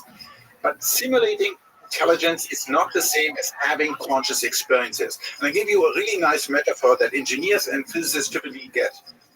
I can write down Einstein's field equation, 9 or 10 equations that describe the link in general relativity between curvature and mass. I can do that. I can run this on my laptop to predict that the black hole at the center of our galaxy will be so massive that it will twist space-time around it so no light can escape. Right? It's a black hole, right? But funny, have you ever wondered, why doesn't this computer simulation suck me in? Right? It simulates gravity, but it doesn't have the causal power of gravity. It's a huge difference. So it's a difference between the real and the simulated, just like it doesn't get wet inside the computer when the computer runs code that simulates a weather storm. And so in order to have artificial consciousness, you have to give it the same causal power as the human brain. Yes. You have to build so-called a neuromorphic machine that has hardware that is very similar to the human brain, not a digital clock in on a computer. So that's just to clarify, though. You think that consciousness is not required to create human-level intelligence. It seems to accompany a human brain, but for a machine, not. Correct. So maybe just because this is AGI, let's dig in a little bit about what we mean by intelligence. So one thing is G factor, these kind of IQ tests of intelligence. But I think maybe another way to say, so in 2040, 2050, people will have Siri as just really impressive. Do you think people will say Siri is intelligent? Yes. Intelligence is this amorphous thing. So to be intelligent, it seems like you have to have some kind of connections with other human beings. In a sense that you have to impress them with your intelligence. And there feels you have to somehow operate in this world full of humans. And for that, there feels like there has to be something like consciousness. So you think you can have just the world's best natural NLP system, natural language understanding and generation, and that will get us happy and say, you know what, we've created an AGI. I don't know, happy. No, yes, I do believe we can get what we call high-level functional intelligence, particularly sort of the G, this fluid-like intelligence that we cherish, particularly at a place like MIT, right? In machines, I see a priori no reasons, and I see a lot of reason to believe it's going to happen very, over the next 50 years or 30 years. So for beneficial AI, for creating an AI system that's, you mentioned ethics, that is exceptionally intelligent, but also aligns its values with our values as humanity. Do you think then it needs consciousness? Yes, I think that is a very good argument that if we're concerned about AI and the threat of AI, a la Nick Bostrom, existentialist threat, I think having an intelligence that has empathy, right? Why do we find abusing a dog, why do most of us find that abhorrent, abusing any animal, right? Why do we find that abhorrent? Because we have this thing called empathy, which if you look at the Greek, really means feeling with. I feel a pathos, empathy. I have feeling with you. I see somebody else suffer. That isn't even my conspecific. It's not a person. It's not a love. It's not my wife or my kids. It's a dog. But I feel naturally, most of us, not all of us, most of us will feel emphatic. And so it may well be in the long-term interest of survival of Homo sapiens sapiens that if we do build AGI and it really becomes very powerful, that it has an emphatic response and doesn't just exterminate humanity. So as part of the full conscious experience, to create a consciousness, artificial, or in our human consciousness, do you think fear, maybe we're going to get into the earlier days of Nietzsche and so on, but do you think fear and suffering are essential to have consciousness? Do you have to have the full range of experience to have a system that has experience?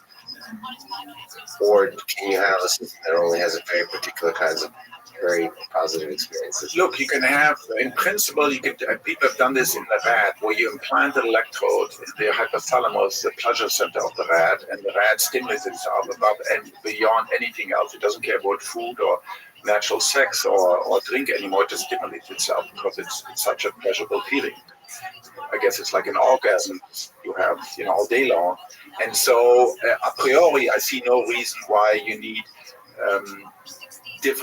why you need a great variety. Now, clearly, to survive, that wouldn't work. Right? But if like engineered artificially, I don't think you need a great variety of conscious experience. You could have just pleasure or just fear. It might be a terrible existence, but I think that's possible, at least on conceptual logical count. Because any real creature, whether artificially engineered, you want to give it fear, the fear of extinction, right, that we all have. And you also want to give it positive, repetitive states that that you want the machine encouraged to do because they give the machine positive feedback. So you mentioned panpsychism, to jump back a little bit, everything having some kind of mental property. How do you go from there to something like human consciousness? So everything having some elements of consciousness. Is there something special about human consciousness? So just it's not everything. Like a spoon, there's no. The form of panpsychism I think about doesn't ascribe consciousness to anything like this, the spoon or my liver. However, it is. The theory of integrated information theory does say that system, even ones that look from the outside relatively simple, at least if they have this internal causal power, they does feel like something. The theory a priori doesn't say anything what's special about human. Biologically, we know what the one thing that's special about human is we speak and we have an overblown sense of our own importance. Right. We believe we're exceptional and we're just God's gift to the universe. But behaviorally, the main thing that we have, we can plan over the long term. We have language, and that gives us enormous amount of power. That's why we are the dominant species on the planet. So you mentioned God. You grew up a devout Roman Catholic, Roman Catholic family. So, with consciousness, you're sort of exploring some really deeply fundamental human things that religion also touches on. So where does religion fit into your thinking about consciousness? And you've grown throughout your life and changed your views on religion, as far as I understand. Yeah, I mean, I'm now much closer to, so I'm not a Roman Catholic anymore. I don't believe there's sort of this God, the God I was educated to believe in, sits somewhere in the fullness of time. I'll be united in some sort of everlasting bliss. I just don't see any evidence for that. Look, the night is large and full of wonders, right? There are many things that I don't understand. I think many things that we as a cult, look, we don't even understand more than 4% of all the universe, right? Dark matter, dark energy. We have no idea what it is. Maybe it's lost socks. What do I know? So all I can tell you is it's a sort of my current religious or spiritual sentiment is much closer to some form of Buddhism.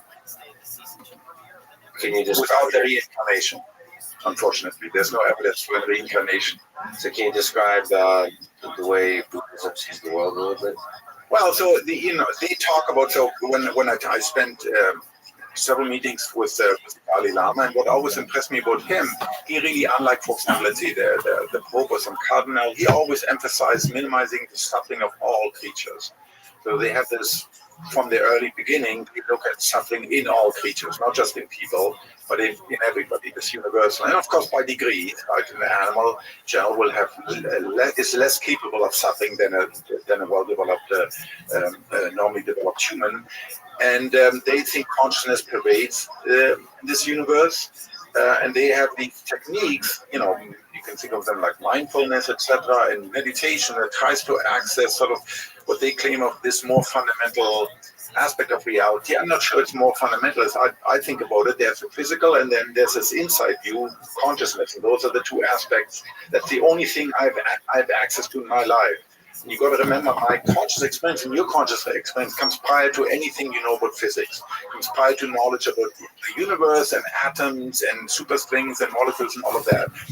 The only thing you directly are acquainted with is this world that's populated with things and images and sounds in your head and touches and all of that. Actually, I have a question. So it sounds like you kind of have a rich life. You talk about rock climbing, and it seems like you really love literature, and consciousness is all about experiencing things. So do you think that has helped your research on this topic? Yes. If you think about it, the various states. So for example, you do rock climbing, or now I do rowing, crew rowing, and a bike every day. You can get into this thing called the zone.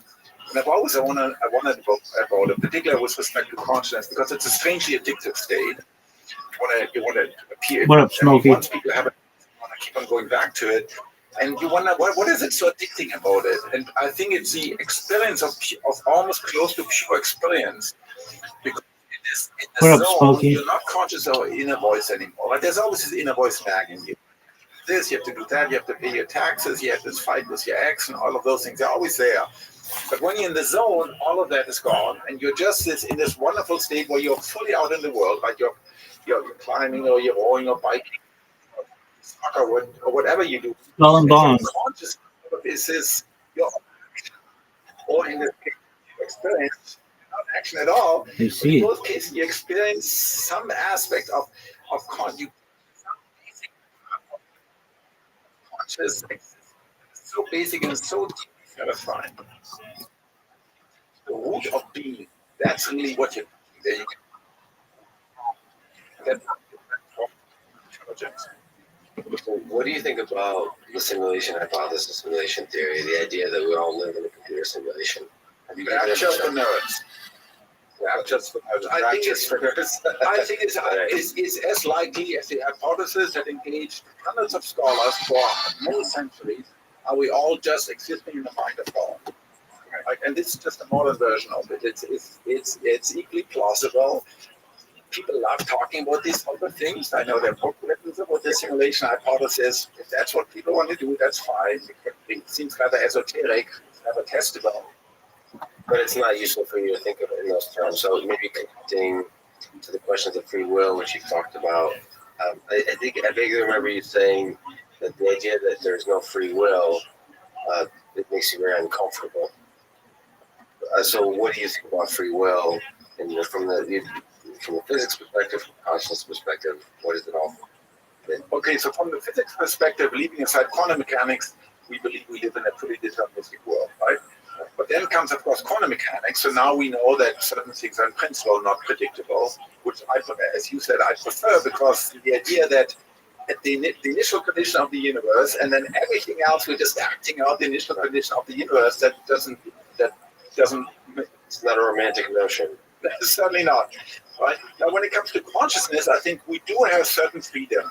We are much more constrained by physics, of course, and by our past, and by our own conscious desires, and what our parents told us, and what our environment tells us. We all know that. Right? There's hundreds of experiments that show how we can be influenced.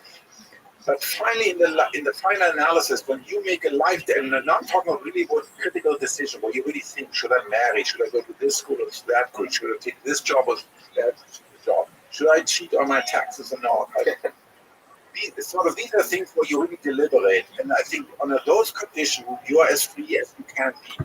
When you bring your entire conscious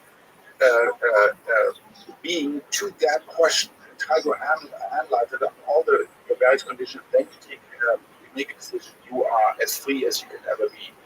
That is, I think, what free will is. It's not a will that's totally free to do anything it wants. That's not possible. Right.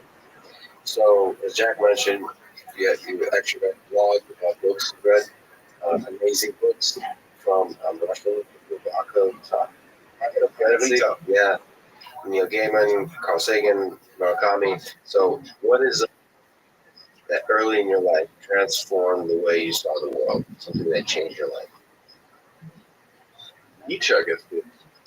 That's book that I twist of it, because he talks about some of these problems. He was this is, a little bit what it was in the air, and it's people sort of under the guise or under the mass of charity actually are very non-charitable. So he's sort of really the first discoverer of the great land of the and that we've happened. What do you think about that process? What do you think about these ideas? Again, that's sweet, man. Just like dark matter in the universe, in that unconscious. A lot. I mean, much more than we think. This is what a lot of the last 100 years of research showed. Misguided towards the end, but he started out as a neuroscientist. Like he contributed, he did the studies on the lamprey. He contributed himself to the neuron hypothesis, the idea that there is that we call nerve cells now. And then he wrote, about the unconscious. And I think it's true. There's lots of stuff happening. You feel this particular when you're in a relationship, right? And you have this terrible. You can have love and hate and love and anger and all of it's mixed in. And when you try to analyze yourself, why am I so upset? It's very, very difficult to penetrate to those basements, those caverns in your mind, because the prying eyes of conscience doesn't have access to those. But they're there, maybe the amygdala or lots of other places. It's very difficult to try to imagine and uncover the focus. Discover why this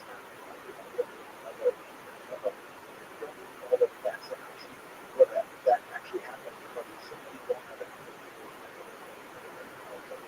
as a picture of the factor.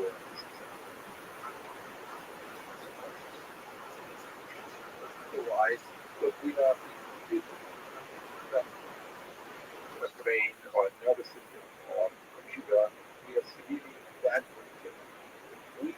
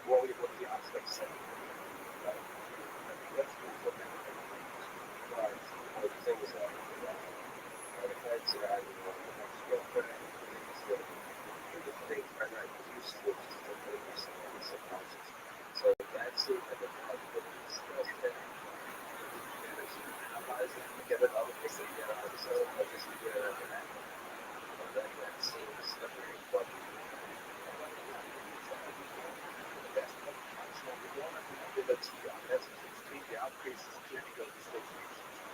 But people in this whole unbelievable passive, they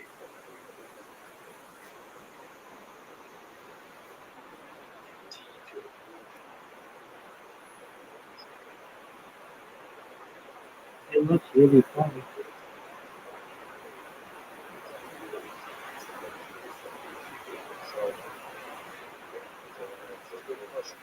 So, on books, if I'm wrong, but broadly speaking, academia.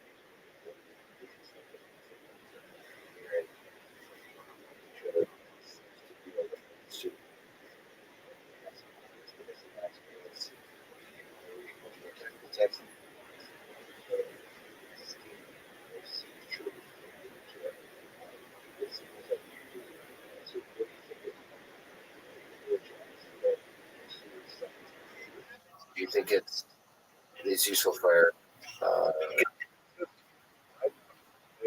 Go get some sleep, Doug. how valuable do you think it is? Sleep in here.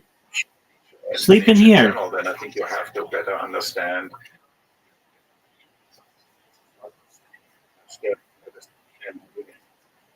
quantum medicine. There's nothing wrong with that, but you need some other strange state. Get an extension cord if you have one, or just keep your phone plugged in so it doesn't die. All sorts of Oh.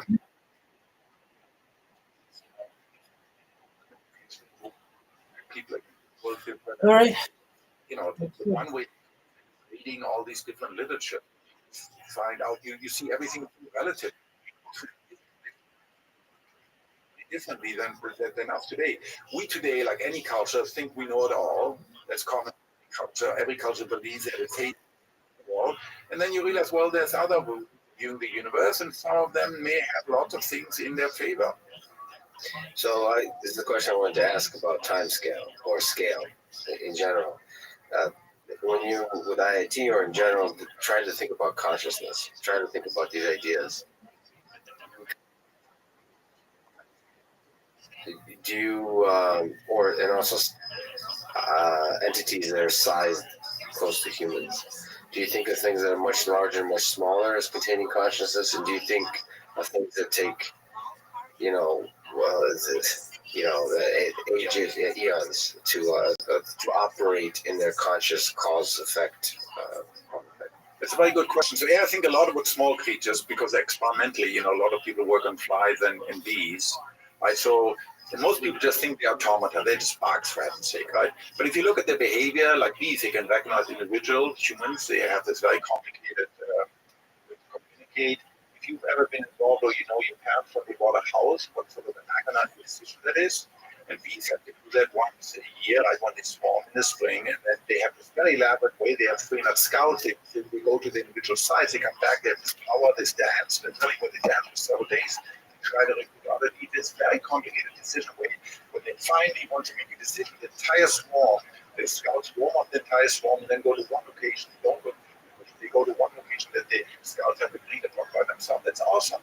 If you look at the circuit complexity, it's 10 times more denser than anything we have in our brain. Now, they only have a billion ones, but it's amazingly complex. Complex meaning they're very complicated, certainly, so there's no question they experience something. Their life is very different. They're tiny. They only live, for about workers live maybe for 2 months. So I think, and IIT tells you this, in principle, the substate of consciousness is the substate that maximizes the cause-effect power over all possible spatial temporal ranges.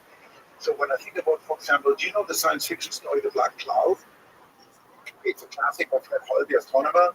He has this cloud intervening between the Earth and the Sun, and leading to some sort of global cooling in the 50s.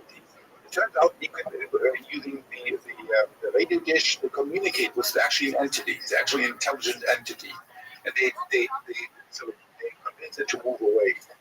Here you have a radical different entity, and in principle, IT says, well, you can measure the integrated information in principle at least, and yes, if the maximum of that occurs at a time scale of months, rather than in a sort of fraction of a second, yes, then they would experience life where each moment is a month rather than or microsecond, right? Rather than have a fraction of a second in the human case. And so there may be forms of consciousness that we simply don't recognize for what they are because they are so radical different from anything you and I are used to. Maybe that's why it's good to read or to watch science fiction movie. You want to think about this. Like this is, do you know Stanislav Lem, this Polish science fiction writer? He wrote Solaris. It was kind of the Hollywood movie. Yes. His best novels, it was in the 60s. He's an engineering background. His most interesting novel is called The Victorious, where human civilization, they have this mission to this planet and everything is destroyed. They discover machines. Humans got killed, and then these machines took over, and there was this machine evolution, a Darwinian evolution talks about this very vividly. And finally, the dominant machine intelligence organism that survived were gigantic clouds of little hexagonal universal cellular automata. This was within the 60s. So typically, they're all lying on the ground, individual by themselves. But in times of crisis, they communicate. They assemble into gigantic nets of clouds. Trillions of these particles, and then they become hyper intelligent that they can eat anything that humans can throw out of it. It's a very beautiful and compelling where you have an intelligence where finally the humans leave the planet, they simply are unable to understand and comprehend this creature. They can say, well, either we can nuke the entire planet and destroy it, or we just have to leave because fundamentally it's an alien. It's so alien from us and our ideas that we cannot communicate with them. Yeah, actually, in the conversation with cellular automata, Steve Wolfram brought up was that there could be his ideas that, you already have these artificial general intelligence, like super smart or maybe conscious beings in the cellular automata. We just don't know how to talk to them. So that's the language of communication. We just don't know what to do with it. So that's one sort of view is consciousness is always something you can measure. So it's not conscious if you can't measure it. So you're making an ontological and an epistemic statement. One is it's just like saying they're multiverses. That might be true, but I can't communicate with them. I can't have any knowledge of them. That's an epistemic argument. But those are two different things. So it may well be possible. Look, in another case that's happening right now, people are building these mini organoids. Do you know about this? So, you can take stem cells from under your arm, put it in a dish, add 4 transcription factors, and then you can induce them to grow into large. They're few million, they're like 100 million neurons that look like nerve cells in a dish called mini organoids. But however, they stand for everywhere they're building them. It may well be possible that they're beginning to feel like something, but we can't really. So people are beginning. So they may be perfectly right. But we may conscious. You could give advice to a young researcher sort of dreaming of understanding or creating human level intelligence or consciousness, what would you say? Just follow your dreams. Read widely. No, I suppose what discipline, what is the pursuit that they should take on? Is it neuroscience? Is it computational cognitive science? Is it philosophy? Is it computer science, robotics? In a sense that, okay, so the system that has intelligence is one thing.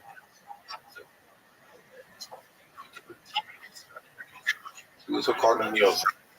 Somewhere between cognitive neuroscience on the one hand, and then AI and computer science. You can look at all the networks, they all came from neuroscience, right? My friend Artie. Minsky building his snarky or whatever experiments at Harvard, then networks and multi-layer networks.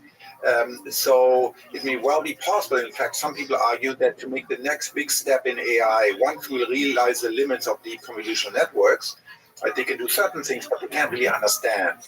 I can't really show them one image. I can show you a single image of somebody, a pickpocket who steals a wallet from a purse. You immediately know that's a pickpocket. Right? A computer system will just say, well, it's a man, it's a woman, it's a purse, right? Unless you train this machine on showing it 100,000 pickpockets, right? So it doesn't have this easy understanding that you have. right? So some people make the argument in order to go to the next step, or you really want to build machines that understand in the way you and I, we have to go to technology. We need to understand how we do it and how our brains enable us to do it. And so therefore, being on the cusp, it's also so exciting, right? To try to understand better our nature and then to build, to take some of those insights and build them. So I think the most exciting thing is somewhere in the interface between cognitive science, neuroscience, AI, computer science, and philosophy of mind. Beautiful. Yeah, I'd say there is, from the machine learning, from the computer science, computer vision perspective, many of the researchers kind of ignore the way the human brain works. So Yes. ignore even psychology or literature or studying the brain. I would hope Josh Tenenbaum talks about bringing that in more and more. And that's, yeah.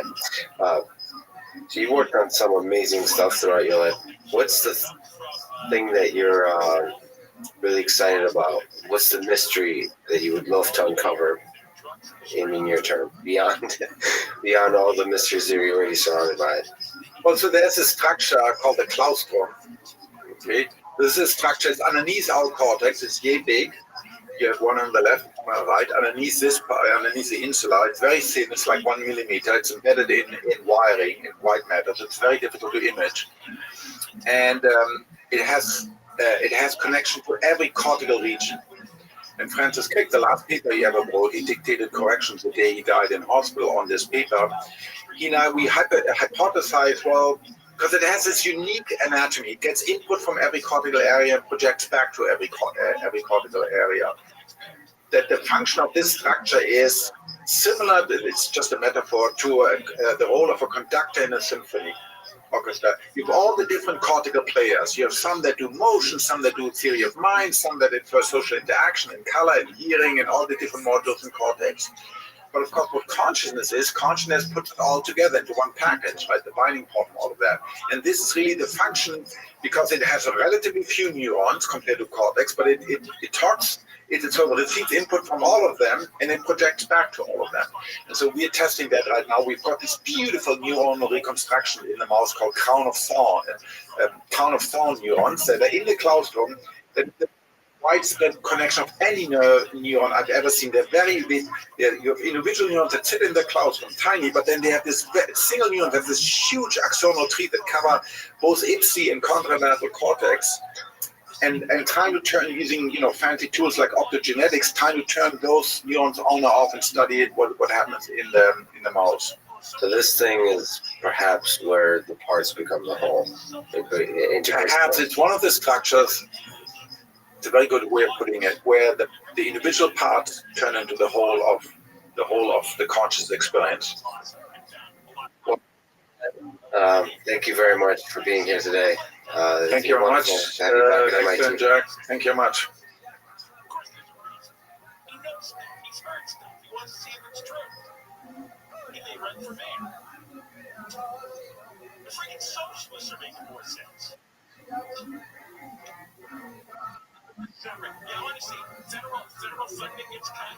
You study the human mind, cognition, language, vision, evolution, psychology, from child to adult, from level of individual to the level of our entire civilization.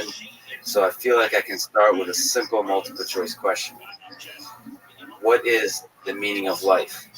Is it A, to attain knowledge, as Plato said, B, to attain power, as Nietzsche said, C, to escape death, as Becker said, D, to propagate our genes, as Darwin and others have said? What'd you say? There is no meaning, as the nihilists have said. Knowing the meaning of life is beyond our cognitive capabilities, as Steve Pinker said, based on my interpretation.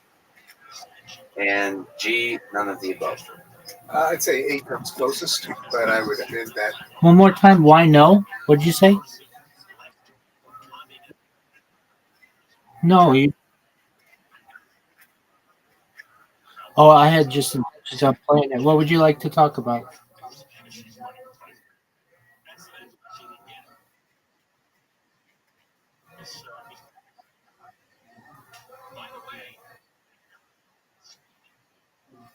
I mean, it sounds like you want to talk about something. What do you want to talk about?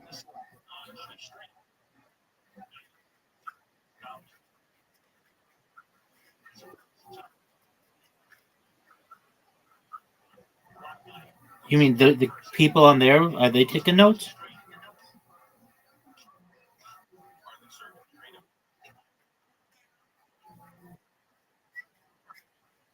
No, just no, just let it absorb.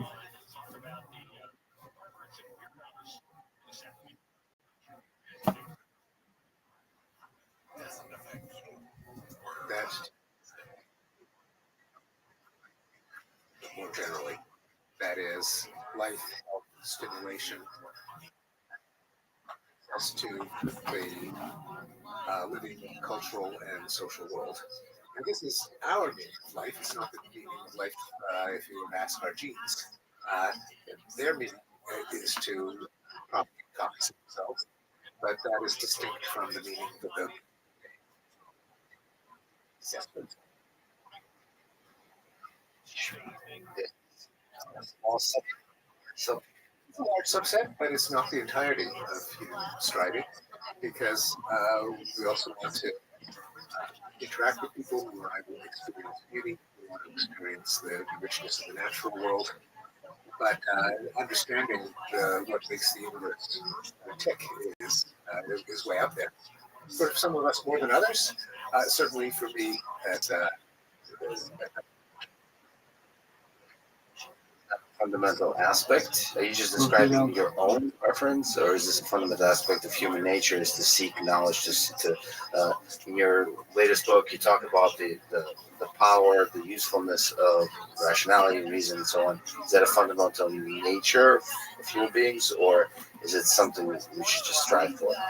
It's both. It is. We're capable of striving for it because it is one of the things that make us what we are, Homo sapiens, wise man. We are unusual among animals in the degree to which we acquire knowledge and use it to survive. We make tools, we strike agreements via language, we extract poisons, we predict the behavior of animals, we try to get at the workings of plants. And when I say we, I don't just mean we in the modern West, but we as a species everywhere, which is how we've managed to occupy every niche on the planet, how we've managed to drive other animals to extinction, and the refinement of reason in pursuit of human well-being, of health, happiness, social richness, cultural richness, is our main challenge in the present. That is, using our intellect, using our knowledge to figure out how the world works, how we work, in order to make discoveries and strike agreements that make us all better off in the long run. Right, and you do that almost undeniably and in a data-driven way in your recent book. I'd like to focus on the artificial intelligence aspect of things, and not just artificial intelligence, but natural intelligence too. So 20 years ago, in the book, you've written on how the mind works. You conjectured, again, am I right to interpret things? you can correct me if I'm wrong, but you conjectured that human thought in the brain may be a result of a massive network of highly interconnected neurons. So from this interconnectivity emerges thought. Compared to artificial neural networks, which we use for machine learning today, is there something fundamentally more complex, mysterious, even magical about the biological neural networks versus the ones we're starting to use over the past 60 years and have become to success in the past 10? There is something a little bit mysterious about the human neural networks, which is that each one of us who is a neural network knows that we ourselves are conscious.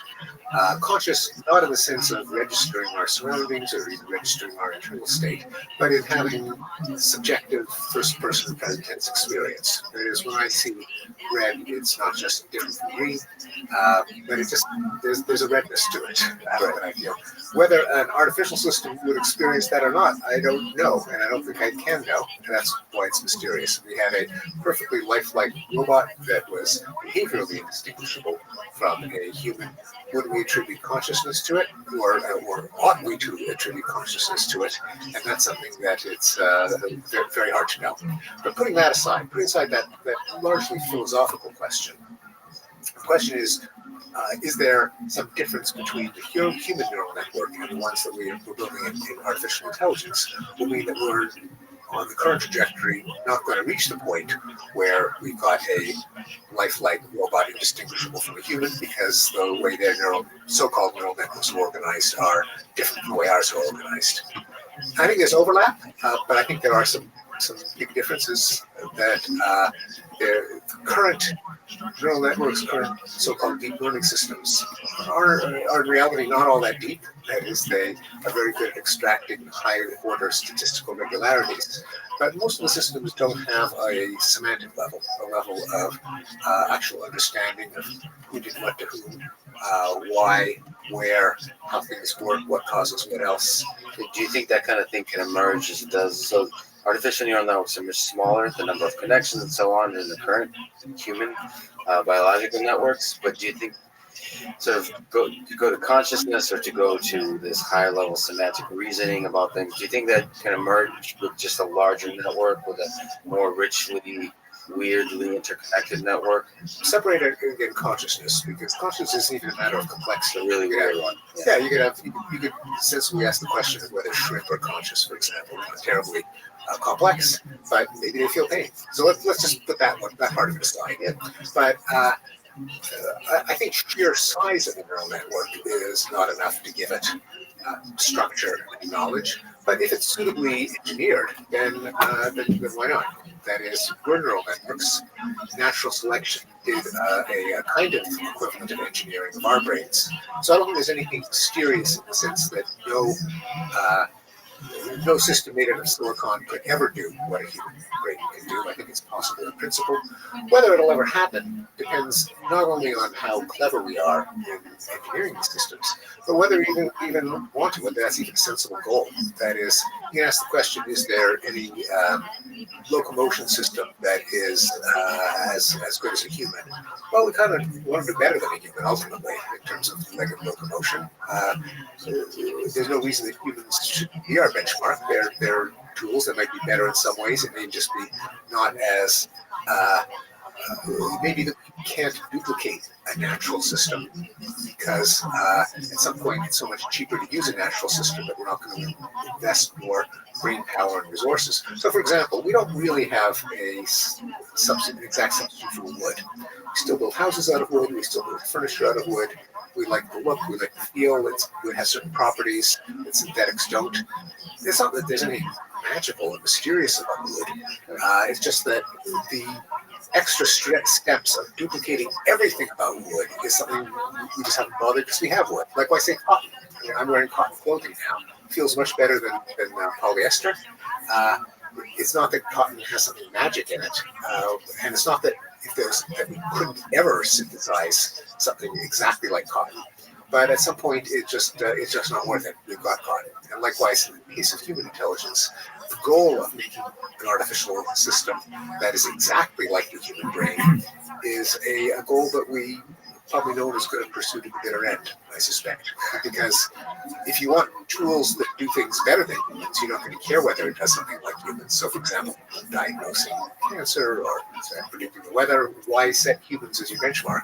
But in general, I suspect you also believe that even if the human should not be a benchmark, and we don't want to imitate humans in their system, there's a lot to be learned about how to create an artificial intelligence system by studying the human. Yeah, I think that's right. In the same way that to build flying machines, we want to understand the laws of aerodynamics, and including birds, but not mimic the birds. Right. But they're the same laws. You have a view on AI, artificial intelligence, and safety that, from my perspective, is refreshingly rational, or perhaps more importantly, has elements of positivity to it, which I think can be inspiring and empowering as opposed to paralyzing. For many people, including AI researchers, the eventual existential threat of AI is obvious. Not only possible, but obvious. And for many others, including AI researchers, the threat is not obvious. So Elon Musk is famously in the highly concerned about AI camp, saying things like AI is far more dangerous than nuclear weapons, and that AI will likely destroy human civilization. So in February, he said that if Elon was really serious about AI, the threat of AI, he would stop building self-driving cars if he's doing very successfully as part of Tesla. Then he said, wow, if even Thinker doesn't understand the difference between narrow AI like a car and general AI, when the latter literally has 1,000,000 times more compute power and an open-ended utility function, humanity is in deep trouble. So first, what did you mean by the statement about Elon Musk should stop building self-driving cars if he's deeply concerned? Not the last time that Elon Musk has fired off an intemperate tweet. Well, we live in a world where Twitter has power. Yes. Yeah, I think there are two kinds of existential threat that have been discussed in connection with artificial intelligence, and I think that they're both incoherent. One of them is a vague fear of AI takeover, that just as we subjugated animals and less technologically advanced peoples, so if we build something that's more advanced than us, it will inevitably turn us into pets or slaves or domesticated animal equivalents. I think this confuses intelligence with a will to power. That it so happens that in the intelligence system we are most familiar with, being Homo sapiens, we are products of natural selection, which is a competitive process, and so bundled together with our problem-solving capacity are a number of nasty traits like dominance and exploitation and maximization of power and glory and resources and influence. There's no reason to think that sheer problem-solving capability will set that as one of its goals. Its goals will be whatever we set its goals as. And as long as someone isn't building a megalomaniacal artificial intelligence, there's no reason to think that it would naturally evolve in that direction. Now you might say, well, what if we gave it the goal of maximizing its own power source? That's a pretty stupid goal to give an autonomous system. You don't give it that goal.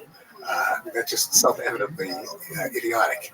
So if you look at the history of the world, there's been a lot of opportunities where engineers could instill in a system destructive power, and they choose not to because that's the natural process of engineering. Well, except for weapons. If you're building a weapon, its goal is to destroy people. And so I think there are good reasons to not build certain kinds of weapons. I think building nuclear weapons was a massive mistake. You think...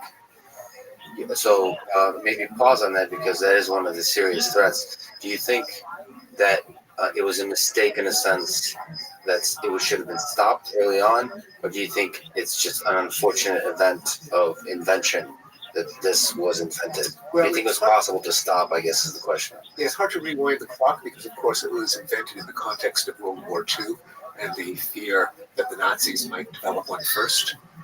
Then once it was initiated for that reason, it was hard to turn off, especially since winning the war against the Japanese and the Nazis was such an overwhelming goal of every responsible person. They were just nothing that people wouldn't have done then to ensure victory. It's quite possible if World War II hadn't happened that nuclear weapons wouldn't have been invented. We can't know. But I don't think it was by any means a necessity, any more than some of the other weapon systems that were envisioned but never implemented, like planes that would disperse poison gas over cities like crop dusters, or systems to try to create earthquakes and tsunamis in enemy countries, to weaponize the weather, weaponize solar flares, all kinds of crazy schemes that we thought the better of. I think analogies between nuclear weapons and artificial intelligence are fundamentally misguided, because the whole point of nuclear weapons is to destroy things. The point of artificial intelligence is not to destroy things. So the analogy is misleading. So there's two artificial intelligences you mentioned. The first one, I guess, was the highly intelligent or power hungry. Yeah, the system that we design ourselves, where we give it the goals. Goals are external to the means to attain the goals. If we don't design an artificial intelligence system to maximize dominance, then it won't maximize dominance. It's just that we're so familiar with Homo sapiens, where these two traits come bundled together, particularly in men, that we are apt to confuse high intelligence with a will to power, but that's just an error.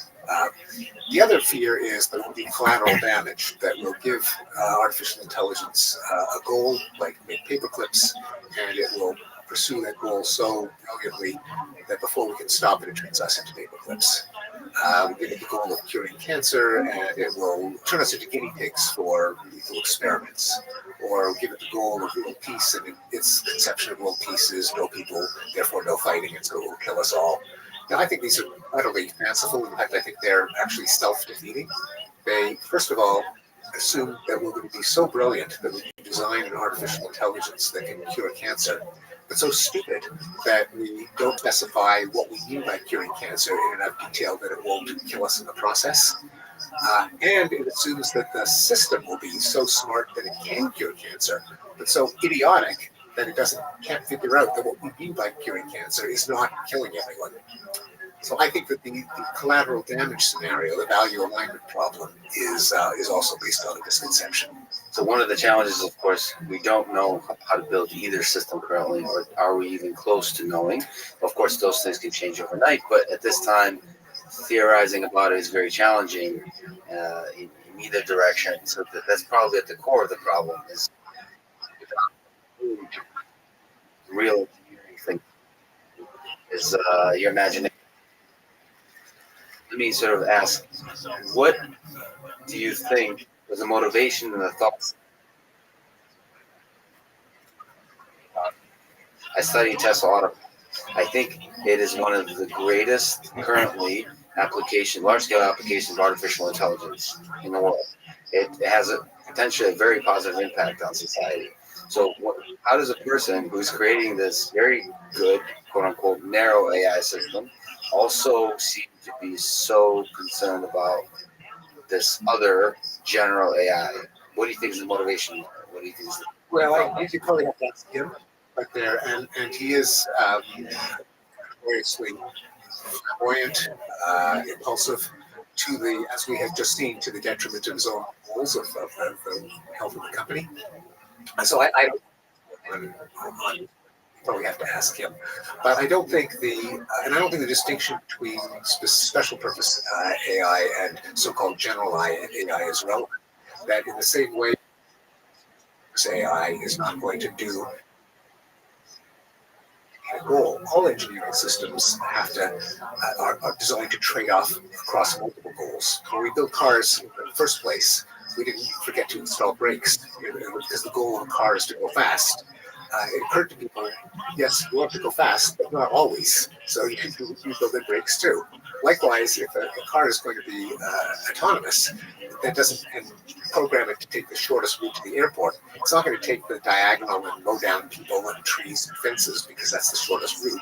That's not what we mean by the shortest route when we program it, and that's just what an intelligent system is by definition. It takes into account multiple constraints. The same is true, in fact, even more true of so-called general intelligence. That is, if it's genuinely intelligent, it's not going to pursue some goal single-mindedly, omitting every other consideration and collateral effect. That's not artificial and general intelligence. That's artificial stupidity. I agree with you, by the way, on the promise of autonomous vehicles for improving human welfare. I think it's spectacular, and I'm surprised at how little press coverage notes that in the United States alone, something like 40,000 people die every year on the highways, vastly more than are killed by terrorists. And we spent $1 trillion on a war to combat deaths by terrorism, about half a dozen a year, whereas year in, year out, 40,000 people are massacred on the highways, which could be brought down to very close to zero. So I'm with you on the humanitarian benefit. Let me just mention that as a person who's building these cars, it is a little bit offensive to me to say that engineers would be clueless enough not to engineer safety in the system. I often stay up at night thinking about those 40,000 people that are dying, and everything I try to engineer is to save those people's lives. So every new invention that I'm super excited about, every new in all the deep learning literature, in CVPR conferences, in NIPS, everything I'm super excited about is all grounded in making it safe and help people. So I just don't see how that trajectory can all of a sudden slip into a situation where intelligence will be highly negative. You and I certainly agree on that, and I think that's only the beginning of the potential humanitarian benefits of artificial intelligence. There's been enormous attention to what are we going to do with the people whose jobs are made obsolete by artificial intelligence, but very little attention is given to the fact that the jobs that are being made obsolete are horrible jobs. The fact that people aren't going to be picking crops and making beds and driving trucks and mining coal, these are soul-deadening jobs. And we have a whole literature sympathizing with people stuck in these menial, mind-deadening, dangerous jobs. If we can eliminate them, this is a fantastic thing to humanity. Now, granted, we solve one problem and there's another one, namely, how do we get these people a decent income? But if we're smart enough to invent machines that can make beds and put away dishes and handle hospital patients, well, I think we're smart enough to figure out how to redistribute income to apportion some of the vast economic savings to the human beings who will no longer be needed to make beds. Okay. Sam Harris says that it's obvious that eventually AI will be an existential risk. He's one of the people who says it's obvious. We don't know when the claim goes, but eventually it's obvious. And because we don't know when, we should worry about it now. This is a very interesting argument in my eyes. So how do we think about time scale? How do we think about existential threats when we know so little about the threat? Unlike nuclear weapons, perhaps, about this particular threat, that it could happen tomorrow, right? So, but very likely it won't. Yeah, very likely it'll be 100 years away. So how do we ignore it? How do we talk about it? Do we worry about it? How do we think about those? What is it? A threat that we can imagine. It's within the limits of our imagination, but not within our limits of understanding to sufficient to accurately predict it. But what is the it that we're AI. Sorry, AI being the existential threat. AI can always. How? Like enslaving us or turning us into paper clips? I think the most compelling from the Sam Harris perspective would be the paperclip situation. Yeah, I think it's totally fanciful. I mean, don't build a system. Don't give it. Don't. The code of engineering is you don't implement a system with massive control before testing it. Now, perhaps the culture of engineering will radically change. Then I would worry. But I don't see any signs that engineers will suddenly do idiotic things, like put a electric power plant in control of the system that they haven't tested first. Or all of these scenarios not only imagine almost a magically powered intelligence, including things like cure cancer, which is probably a coherent goal because there's so many different kinds of cancer, or bring about world peace. How do you even specify that as a goal? But the scenarios also imagine some degree of control of every molecule in the universe, which not only is itself unlikely, but we would not start to connect these systems to infrastructure without any engineering system. There may be some engineers will be irresponsible, and you need this one individual and regulatory and legal responsibility. Or in total, so that he's got like 450 things that are stupid by their own standards. But I've never seen enough of a plausible scenario of existential threat to devote large amounts of brain power to forestall it. So you believe in the sort of the power en masse of the engineering of reason, as you argue in your latest book of Reason and Science, and sort of be the very thing that guides the development of new technologies so it's safe and also keeps us safe. Yeah, it's the same, and granted, the same culture of safety that currently is part of the engineering mindset for airplanes, for example. So, yeah, I don't think that should be thrown out the window, and that untested, all-powerful systems should be suddenly implemented. But there's no reason to think They are, and in fact, if you look at the progress of artificial intelligence, it's been impressive, especially in the last 10 years or so. But the idea that suddenly there'll be a step function, that all of a sudden, before we know it, it will be all powerful, that there'll be some kind of recursive self-improvement, some kind of food, it is also fanciful. Certainly by the technology that we're now in processes, such as deep learning, where you train something on hundreds of thousands or millions of examples. They're not hundreds of thousands of problems of which curing cancer is a typical example. And so the kind of techniques that have allowed AI to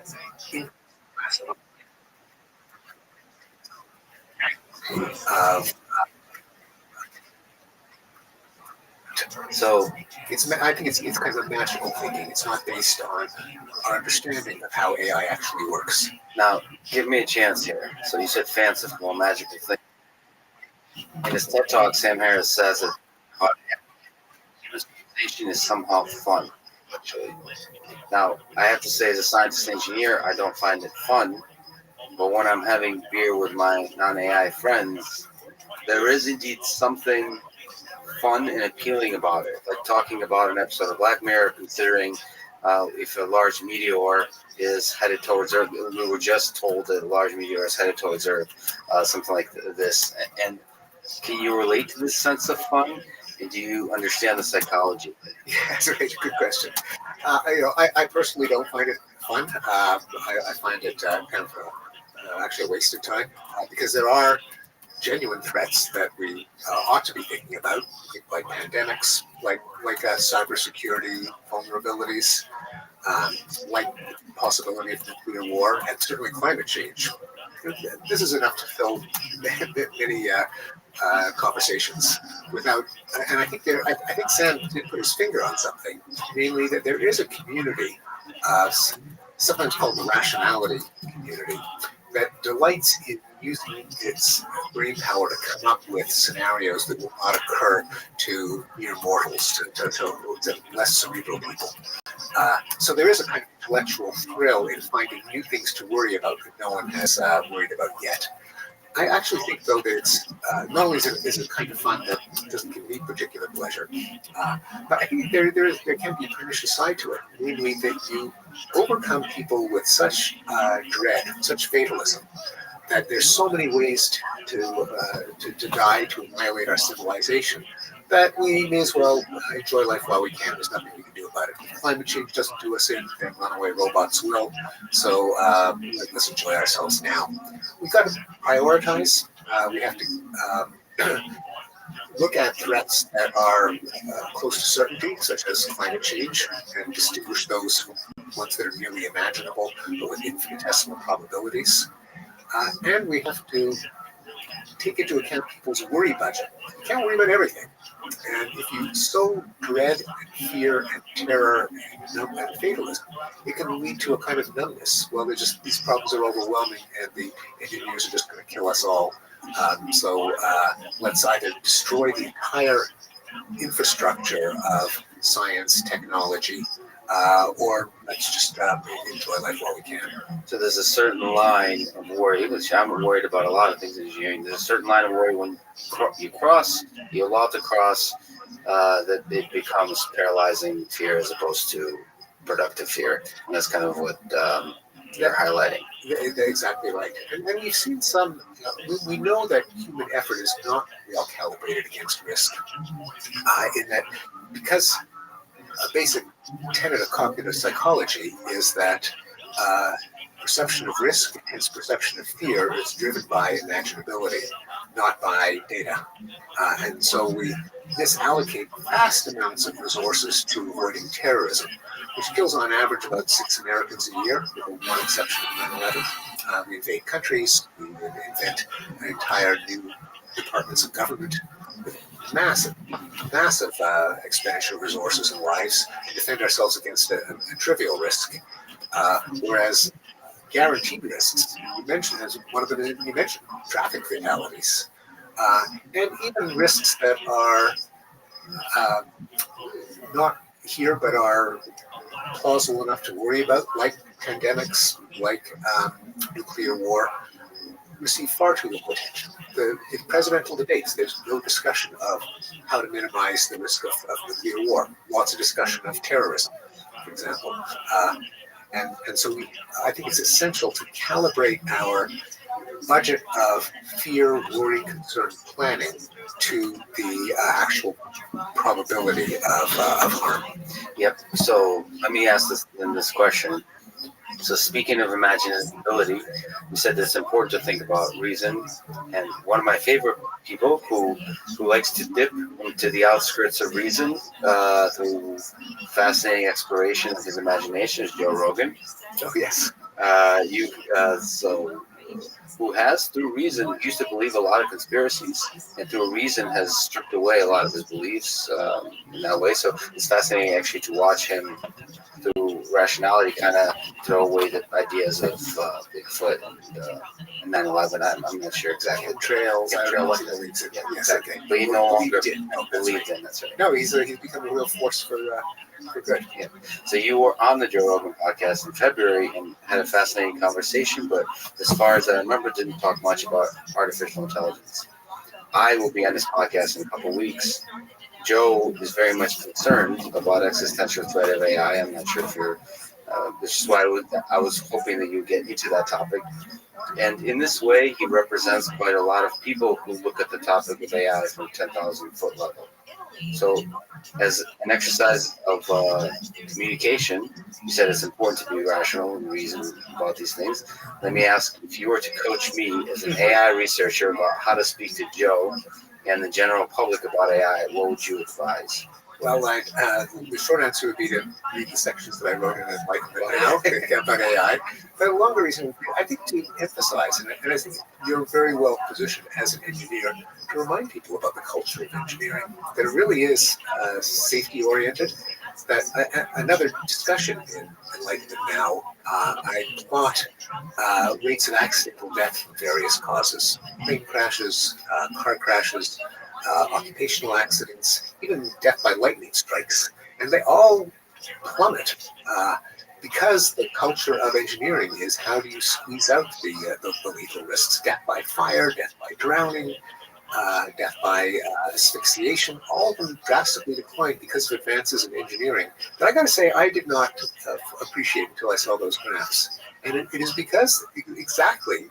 People like you who stay up at night think, "Oh my God, is what I'm inventing likely to hurt people?" And to deploy ingenuity to prevent that from happening. Now, I'm not an engineer, although I spent 22 years at MIT, so I know something about the culture of engineering. My understanding is that this is the way you think if you're an engineer, and it's essential that culture not be suddenly switched off when it comes to artificial intelligence. So I mean that could be a problem. But is there any reason to think it would be switched off? I don't think so. And one, there's not enough engineers speaking up for this way, for the excitement, for the positive view of human nature. What you're trying to create is positivity. Like everything we try to invent is trying to do good for the world. But let me ask you about the psychology of negativity. It seems, just objectively, not considering the topic, it seems that being negative about the future makes you sound smarter than being positive about the future, regardless of topic. Am I correct in this observation? And if so, why do you think that is? Yeah, I think there is that phenomenon that, as Tom Lehrer, the satirist, said, always predict the worst and you'll be hailed as a prophet. It may be part of our overall negativity bias. We are, as a species, more attuned to the negative and the positive. We dread losses more than we enjoy gains. And that might open up space for prophets to remind us of harms and risks and losses that we may have overlooked. So I think there is that asymmetry. So you've written some of my favorite books all over the place. So starting from Enlightenment Now to The Better Angels of Our Nature, Blank Slate, How the Mind Works, the one about language, Language Instinct. Bill Gates, big fan too, said of your most recent book that it's my new favorite book of all time. So for you as an author, what was a book early on in your life that had a profound impact on the way you saw the world? Certainly, this book, Enlightenment Now, is influenced by David Deutsch's The Beginning of Infinity. A rather deep reflection on knowledge and the power of knowledge to improve the human condition. And with bits of wisdom such as that problems are inevitable, but problems are solvable given the right knowledge, and that solutions create new problems that have to be solved in their turn. That's I think a kind of wisdom about the human condition that influenced the writing of this book. There's some books that are excellent but obscure, some of which I have on my on a page on my website. I read a book called History of Force, self-published by a political scientist named James Paine on the historical decline of violence, and that was one of the inspirations for the Better Angels of Our Nature. What about early on? If you look back when you were maybe a teenager, I loved a book called 1, 2, 3 Infinity. When I was a young adult, I read that book by George Gamow, a physicist, which had very accessible and humorous explanations of relativity, of number theory, of dimensionality, multiple dimensional spaces, in a way that I think is still delightful 70 years after it was published. I like the Time Life Science series. These are books that would arrive every month that my mother subscribed to, each one on a different topic. One would be on electricity, one would be on forests, one would be on evolution, and then one was on the mind. And I was just intrigued that there could be a science of mind, and that book I would cite as an influence as well. And later on, when you fell in love with the idea of studying the mind. Was that's that the thing that grabbed you? It was one of the things, I would say. I read as a college student the book Reflections on Language by Noam Chomsky. Spent most of his career here at MIT. Richard Dawkins' two books, The Blind Watchmaker and The Selfish Gene, were enormously influential, mainly for the content, but also for the writing style, the ability to explain abstract concepts in lively prose. Stephen Jay Gould's first collection, Ever Since Darwin, also an excellent example of lively writing. George Miller, psychologist that most psychologists are familiar with, came up with the idea that human memory has a capacity of 7 plus or minus 2 chunks, and that's probably his biggest claim to fame. But he wrote a couple of books on language and communication that I read as an undergraduate. Again, beautifully written and intellectually deep. Wonderful. Stephen, thank you so much for taking the time today. My pleasure. Thanks a lot, Lex. Turns out, a year ago, LA County prosecutors were presented with evidence from another teenager who accused Garcia Aquino of sex abuse 10 months ago. 10 months ago. What difference between biological neural networks and artificial neural networks is most mysterious, captivating, and profound for you? First of all, there's so much we don't know about biological neural networks. That's very mysterious and captivating because maybe it holds the key to improving artificial neural networks. One of the things I studied recently is something that we don't know how biological neural networks do, but would be really useful for artificial ones, is the ability to do credit assignment through very long time spans. There are things that we can, in principle, do with artificial neural nets, but it's not very convenient and it's not biologically plausible. And this mismatch, I think, this kind of mismatch may be an interesting thing to study to understand better how brains might do these things, because we don't have good corresponding theories with artificial neural nets, and B, maybe provide new ideas that we could explore about things that brain do differently and that we could incorporate in artificial neural nets. So let's break credit assignment up a little bit. Yes. So it's a beautifully technical term, but it could incorporate so many things. So is it more on the RNN memory side, thinking like that, or is it something about knowledge, building up common sense knowledge over time, or is it more in the reinforcement learning sense that you're picking up rewards over time for a particular to achieve a certain kind of goal. So I was thinking more about the first two meanings, whereby we store all kinds of memories, episodic memories in our brain, which we can access later in order to help us both infer causes of things that we're observing now and assign credit to decisions or interpretations we came up with a while ago when those memories were stored. And then we can change the way we would have reacted or interpreted things in the past. And now that's credit assignment used for learning. So in which way do you think artificial neural networks, the current LSTM, the current architectures are not able to capture the, presumably you're thinking of very long term? Yes.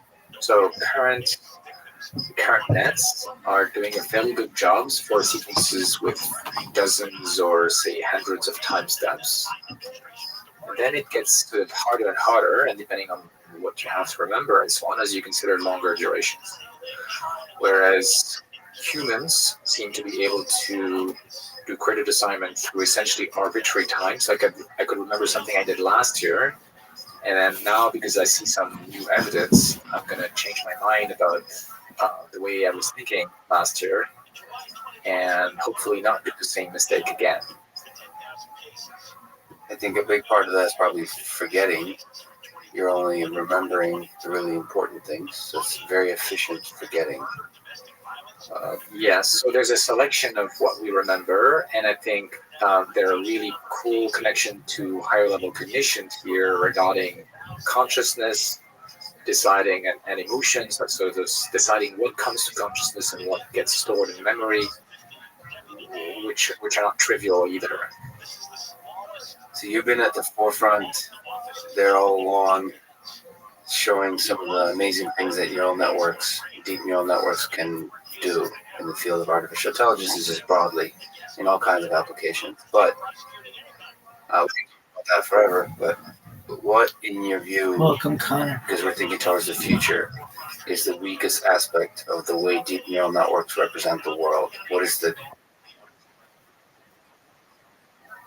Sounds like a plan. Current state-of-the-art neural nets on See you, big dog. large quantities of images or texts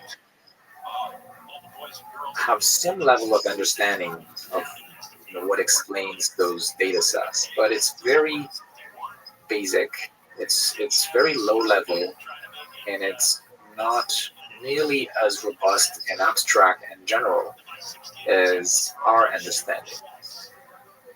Okay, so that doesn't tell us how to fix things, but I think it encourages us to think about how we can maybe train our neural nets differently so that they would focus, for example, on causal explanation, something that we don't do currently with neural net training. Also, one thing I'll talk about in my talk this afternoon is instead of learning separately from images and videos on one hand and from text on the other hand, we need to do a better job of jointly learning about language and about the world to which it refers, so that both sides can help each other. We need to have good world models in our neural nets for them to really understand sentences which talk about what's going on in the world. And I think we need language input to help provide clues about what high-level concepts, like semantic concepts, should be represented at the top levels of these neural nets. In fact, there is evidence that the purely unsupervised learning of representations doesn't give rise to high-level representations that are as powerful as the ones we're getting from supervised learning. And so the clues we're getting just with the labels, not even sentences, is already very powerful. Do you think that's an architecture challenge or is it a data set challenge? Neither. I'm tempted to just end it there. No, but, can you elaborate slightly? Of course, data sets and architectures are something you want to always play with, but I think the crucial thing is more the training objectives, the training frameworks. For example, going from passive observation of data to more active agents, which learn by intervening in the world, the relationships between causes and effects, the sort of objective functions which could be important to allow the highest level explanations to rise from the learning, which I don't think we have now. The kinds of objective functions which could be used to reward exploration, the right kind of exploration. So these kinds of questions are neither in the data set nor in the architecture, but more in how we learn, under what objectives, and so on. Yeah, that's I've heard you mention several contexts. The idea of sort of the way children learn, they interact with objects in the world, and it seems fascinating because, in some sense, except with some cases in reinforcement learning, that idea is not part of the learning process in artificial neural networks. It's almost like you envision something like an objective function saying, you know what, if you poke this object in this kind of way, it would be really helpful for me to further learn. Right. So, sort of almost guiding some aspect of the learning. Right. So I was talking to Rebecca Sachs just an hour ago, and she was talking about lots and lots of evidence from infants seem to clearly pick what interests them in a directed way. And so they're not passive learners. They focus their attention on aspects of the world which are most interesting, surprising in a non-trivial way that makes them change their theories of the world.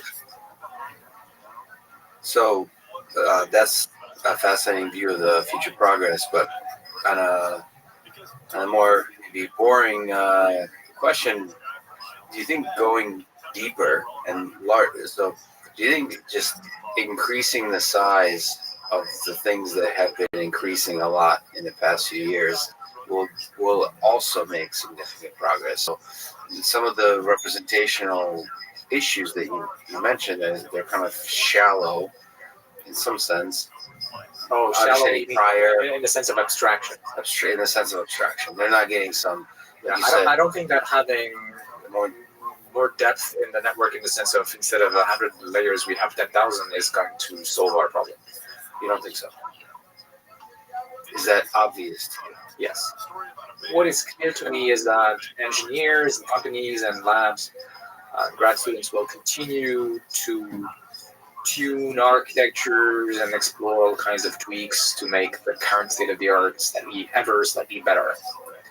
But I don't think that's going to be nearly enough. I think we need some fairly drastic changes in the way that we're considering learning to achieve the goal that these learners actually understand in a deep way the environment in which they are observing and acting. But I guess I was trying to ask a question that's more interesting than just more layers. Is basically, once you figure out a way to learn through interacting, how many parameters does it take to store that information? So I think our brain is quite bigger than most neural networks. Right. Oh, I see what you mean. Oh, I'm with you there. So I agree that in order to build neural nets with the kind of broad knowledge of the world that typical adult humans have, probably the kind of computing power we have now is going to be insufficient. So, well, the good news is there are hardware companies building neural net chips, so it's going to get better. However, the good news, in a way, which is also bad news, is that even our state-of-the-art deep learning methods fail to learn models that understand even very simple environments like some grid worlds that we have built. Even these fairly simple environments, I mean, of course, if you train them with enough examples, eventually you get it. But it's just like instead of what humans might need just dozens of examples, these things will need millions for very, very, very simple tasks. And so I think there's an opportunity for academics who don't have the kind of computing power that, say, Google has, to do really important and exciting research to advance the state of the art in training frameworks, learning models, agent learning in even simple environments that are synthetic, that seem trivial, but yet current machine learning fails. We talked about priors and common sense knowledge. It seems like we humans take a lot of knowledge for granted. So what's your view of these priors of forming this broad view of the world, of this accumulation of information, and how we can teach neural networks or learning systems to pick that knowledge up?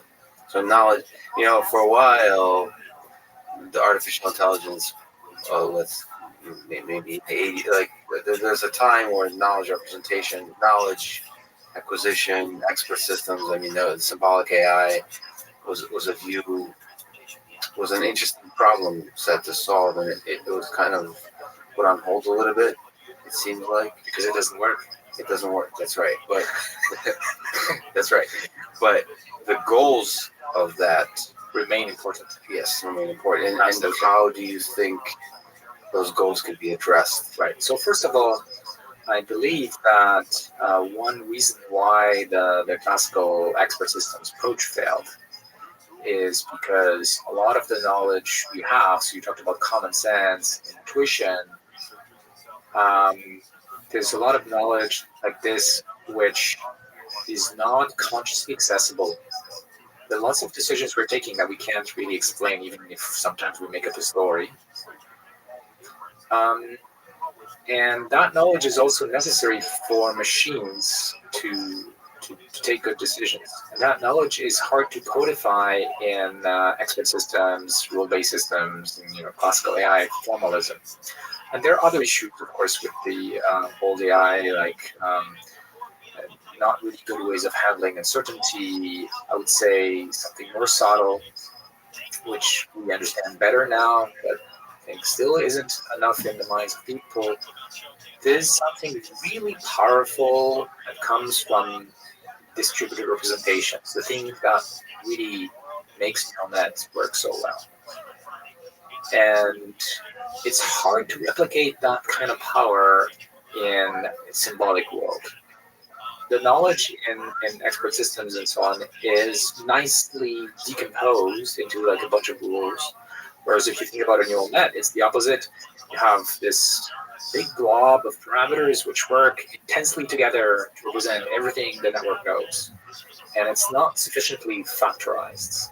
And so I think this is one of the weaknesses of current neural nets, that we have to take lessons from classical AI in order to bring in another kind of compositionality, which is common in language, for example, and in these rules, but that isn't so native to neural nets.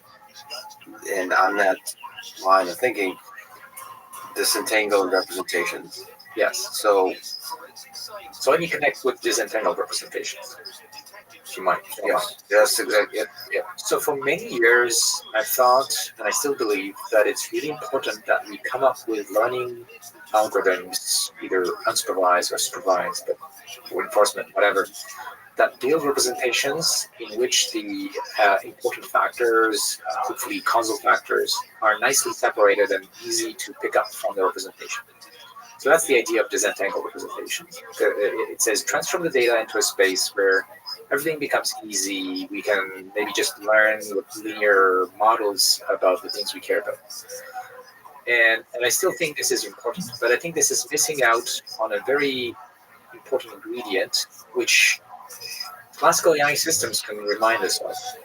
So let's say we have these disentangled representations. You still need to learn about the relationships between the variables, those high-level semantic variables. They're not going to be independent. I mean, this is like too much of an assumption. They're going to have some interesting relationships that allow to predict things in the future, to explain what happened in the past. The kind of knowledge about those relationships in a classical AI system is encoded in the rules. Like a rule is just like a little piece of knowledge that says, oh, I have these 2, 3, 4 variables that are linked in this interesting way, then I can say something about one or two of them given a couple of others, right? In addition to disentangling the elements of the representation, which are like the variables in a rule-based system, you also need to disentangle the mechanisms that relate those variables to each other. So like the rules. So the rules are neatly separated. Like each rule is living on its own. And when I change a rule because I'm learning, it doesn't need to break other rules. Whereas current neural nets, for example, are very sensitive to what's called catastrophic forgetting, where after I've learned something and then I learn new things, it can destroy the old things that I had learned. If the knowledge was better factorized and separated, disentangled, then you would avoid a lot of that. Now, you can't do this in the sensory domain, but my idea, like in pixel space. But my idea is that when you project the data in the right semantic space, it becomes possible to now represent this extra knowledge beyond the transformation from input to representations, which is how representations act on each other and predict the future and so on, in a way that can be neatly disentangled. So now it's the rules that are disentangled from each other and not just the variables that are disentangled from each other. And you draw a distinction between semantic space and pixel. Like, does there need to be an architectural difference? Or well, yeah. So there's the sensory space like pixels, where everything is entangled. The information, like the variables, are completely interdependent in very complicated ways, and also computation, like it's not just variables, so also how they are related to each other is all intertwined. But I'm hypothesizing that in the right high-level representation space, both the variables and how they relate to each other can be disentangled, and that will provide a lot of generalization power. Generalization power. Yes. Distribution of the test set is assumed to be the same as a distribution of the training set. Right. This is where current machine learning is too weak. It doesn't tell us anything. It's not able to tell us anything about how our, let's say, are going to generalize to a new distribution.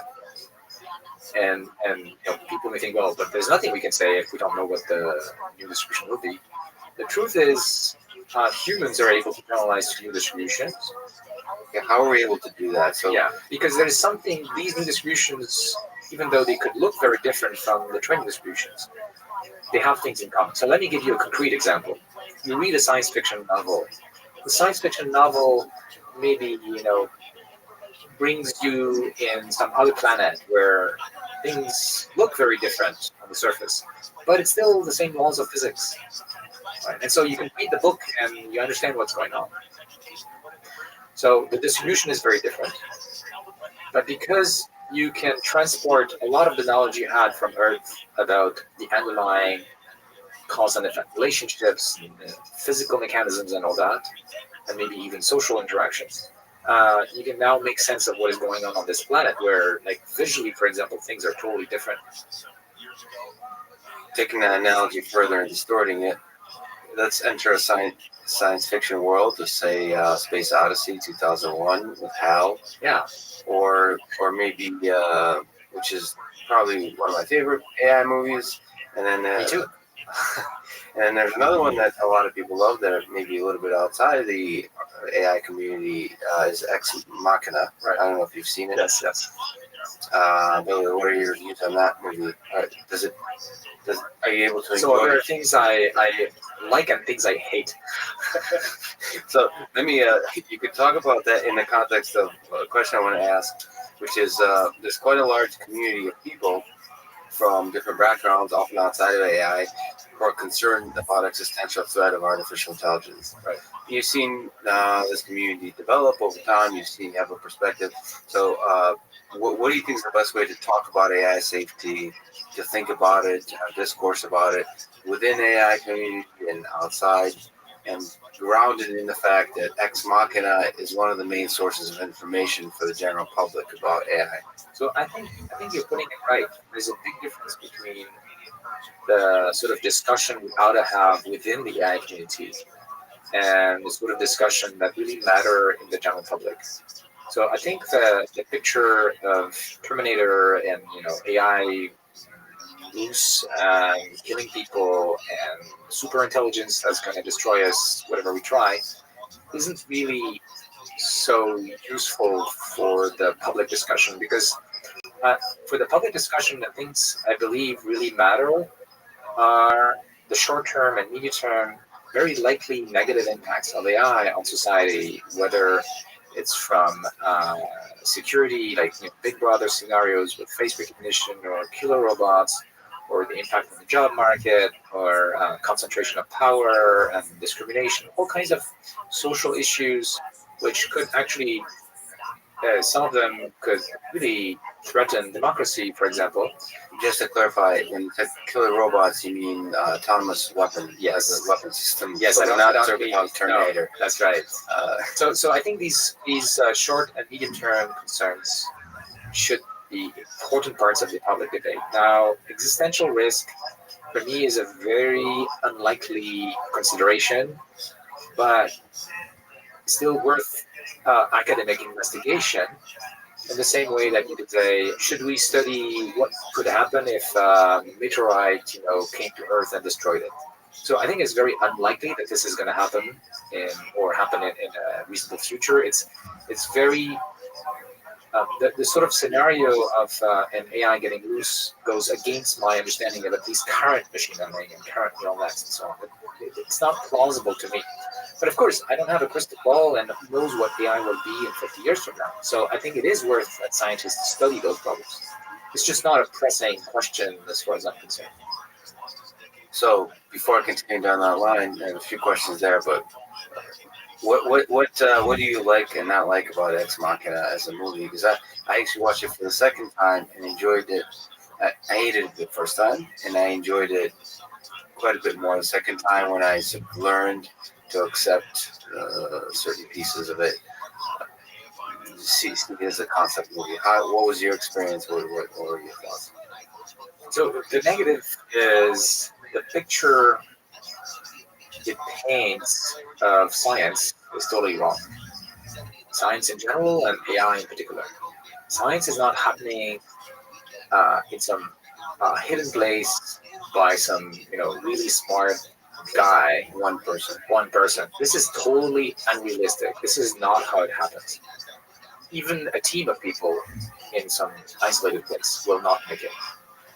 Science moves by small steps thanks to the collaboration and community of a large number of people interacting. And all the scientists who are expert in their field kind of know what is going on, even in the industrial labs. Information flows and leaks and so on. And the spirit of it is very different from the way science is painted in this movie. Yeah, let me ask on that point. It's been the case to this point that kind of, even if the research happens inside Google or Facebook, inside companies, it still kind of comes out, ideas come out. Absolutely. Do you think that will always be the case with AI? Is it possible to bottle ideas to the point where there's a set of breakthroughs that go completely undiscovered by the general research community? Do you think that's even possible? It's possible, but it's unlikely. It's not how it is done now. It's not how I can foresee it in the foreseeable future. But of course, I don't have a crystal ball, and so who knows? This is science fiction after all. But usually, I think it's ominous that the lights went off during that discussion. So the problem again, there's one thing is the movie, and you could imagine all kinds of science fiction. The problem for me, maybe similar to the question about existential risk, is that this kind of movie paints such a wrong picture of what is actual, the actual science and how it's going on, that it can have unfortunate effects on people's understanding of current science, and so that's kind of sad. There's an important principle in research, which is diversity. So in other words, research is exploration. Research is exploration in the space of ideas, and different people will focus on different directions. And this is not just good; it's essential. So I'm totally fine with people exploring directions that are contrary to mine or orthogonal to mine. I'm more than fine. I think it's important. I and my friends don't claim we have universal truth about, especially about what will happen in the future. Now, that being said, we have our intuitions, and then we act accordingly, according to where we think we can be most useful and where society has the most to gain or to lose. We should have those debates and not end up in a society where there's only one voice and one way of thinking, and research money is spread out. So disagreement is a sign of good research, good science. So yes, the idea of bias in the human sense of bias. Yeah. How do you think about instilling in machine learning something that's aligned with human values in terms of bias? We intuitively as human beings have a concept of what bias means, of what a fundamental respect for other human beings means, but how do we instill that into machine learning systems, do you think? So I think there are short-term things that are already happening, and then there are long-term things that we need to do. In the short term, there are techniques that have been proposed and I think will continue to be improved, and maybe alternatives will come up to take data sets in which we know there is bias, we can measure it. Pretty much any data set where humans are being observed taking decisions will have some sort of bias, discrimination against particular groups, and so on. And we can use machine learning techniques to try to build predictors, classifiers that are going to be less biased. We could do it, for example, using adversarial methods to make our systems less sensitive to these variables we should not be sensitive to. So these are clear, well-defined ways of trying to address the problem. Maybe they have weaknesses and more research is needed and so on. But I think, in fact, they're sufficiently mature that governments should start regulating companies where it matters, say like insurance companies, so that they use those techniques, because those techniques will probably reduce the bias, but at a cost. For example, maybe their predictions will be less accurate, and so companies will not do it until you force them. All right, so this is short term. Long term, I'm really interested in thinking of how we can instill moral values into computers. Obviously, this is not something we'll achieve in the next 5 or 10 years. How can we, there's already work in detecting emotions, for example, in images, in sounds, in texts, and also studying how different agents interacting in different ways may correspond to patterns of, say, injustice, which could trigger anger. So these are things we could do in the medium term, and eventually train computers to model, for example, how humans react emotionally. I would say the simplest thing is unfair situations which trigger anger. This is one of the most basic emotions that we share with other animals. I think it's quite feasible within the next few years, so we can build systems that can detect these kinds of things to the extent, unfortunately, that they understand enough about the world around us, which is a long time away, but maybe we can initially do this in virtual environments. So you can imagine like a video game where agents interact in some ways, and then some situations trigger an emotion. I think we could train machines to detect those situations and predict that particular emotion will likely be felt if a human was playing one of the characters. You have shown excitement and done a lot of excellent work with supervised learning. But on the there's been a lot of success on the supervised learning. Yes. And one of the things I'm really passionate about is how humans and robots work together. And in the context of supervised learning, that means the process of annotation. Do you think about the problem of annotation, of put in a more interesting way, is humans teaching machines? Yes. Is there? Yes, I think it's an important subject. Reducing it to annotation may be useful for somebody building a system tomorrow, but longer term, the process of teaching, I think, is something that deserves a lot more attention from the machine learning community. So there are people who've coined the term machine teaching. So what are good strategies for teaching a learning agent? And can we design and train a system that's going to be a good teacher? So in my group, we have a project called BBI or BBI game, where there is a game or a scenario where there's a learning agent and a teaching agent. Presumably, the teaching agent would eventually be a human. But we're not there yet. And the role of the teacher is to use its knowledge of the environment, which it can acquire using whatever way, brute force,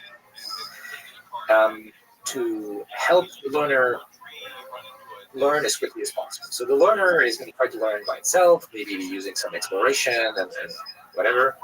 But the teacher can choose, can have an influence on the interaction with the learner so as to guide the learner, maybe teach it the things that the learner has most trouble with, or just at the boundary between what it knows and doesn't know, and so on. So there's a tradition of these kind of ideas from other fields, and like tutorial systems, for example, and AI, and of course people in the humanities will be thinking about these questions. But I think it's time that machine learning people look at this, because in the future we'll have more and more human-machine interaction with the human in the loop.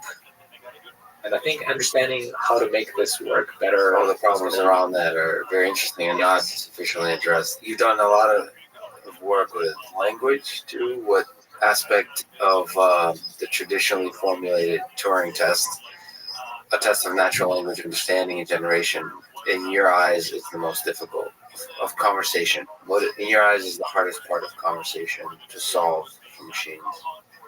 So I would say it's everything having to do with the non-linguistic knowledge, which implicitly you need in order to make sense of sentences. Things like the Winograd schema, so these sentences that are semantically ambiguous. In other words, you need to understand enough about the world in order to really interpret properly those sentences. I think these are interesting challenges for machine learning because they point in the direction of building systems that both understand how the world works and its causal relationships in the world, and associate that knowledge with how to express it in language, either for reading or writing. You speak French? Yes, it's my mother tongue.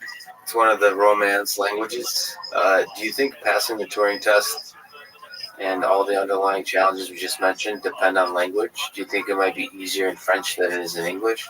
No. Or is it independent of language? I think it's independent of language.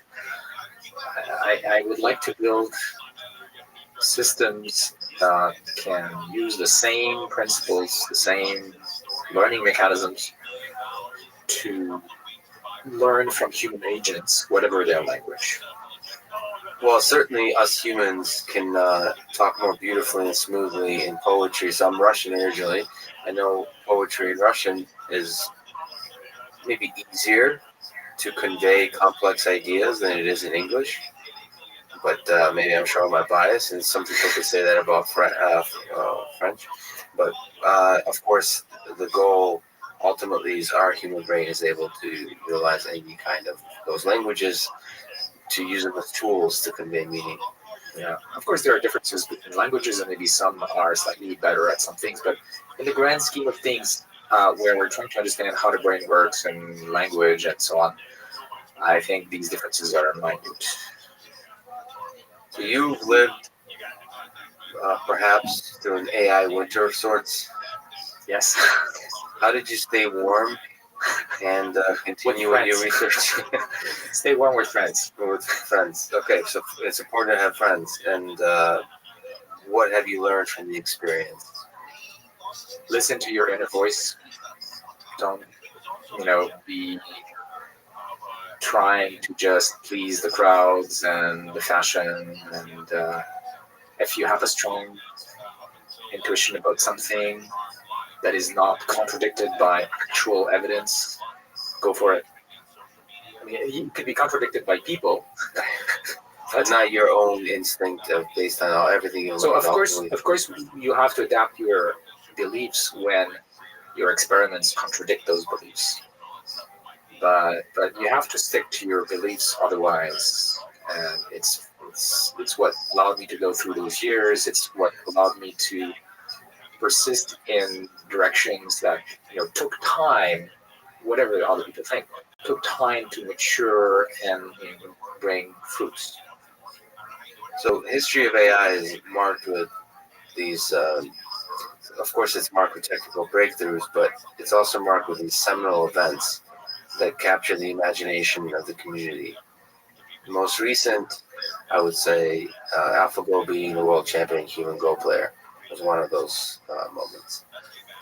What do you think the next such moment might be? Okay, so first of all, I think that these so-called seminal events are overrated. As I said, science really moves by small steps. Now, what happens is you make one more small step, and it's like the drop that allows to that fills the bucket, and then you have drastic consequences, because now you're able to do something you were not able to do before. Or now, say, the cost of building some device or solving a problem becomes cheaper than what existed, and you have a new market that opens up. Right? So especially in the world of commerce and applications, the impact of a small scientific progress could be huge. But in the science itself, I think it's very, very gradual. And where are these steps being taken now? So there's unsupervised. Right. So if I look at one trend that I like in my community, so for example, at Mila and my institute, what are the two hottest topics? GANs and reinforcement learning. Even though in Montreal in particular, like reinforcement learning was something pretty much absent just 2 or 3 years ago.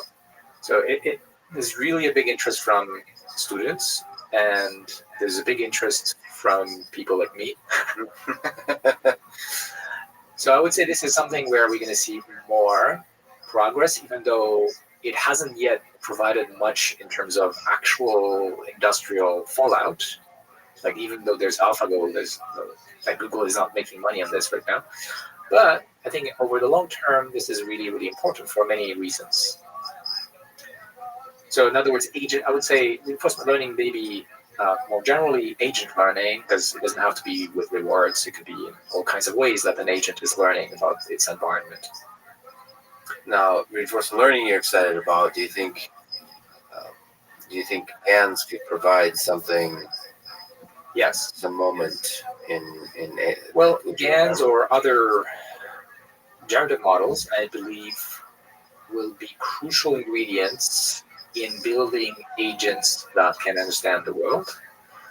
A lot of the successes in reinforcement learning in the past has been with policy gradient, where you just learn a policy, you don't actually learn a model of the world.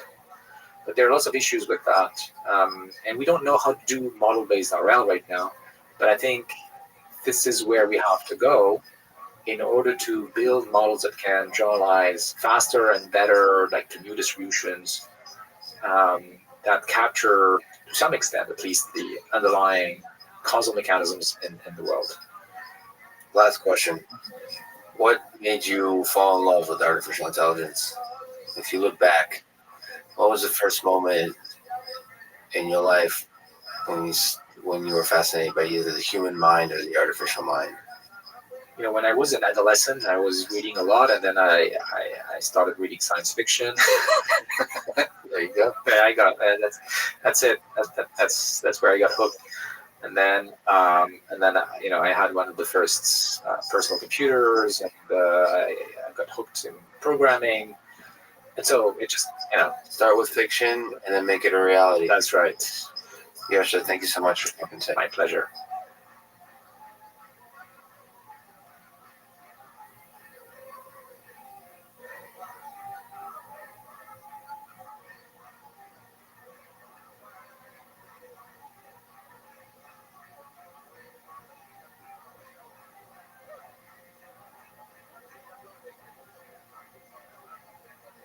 The following is a conversation with Vladimir Vapnik.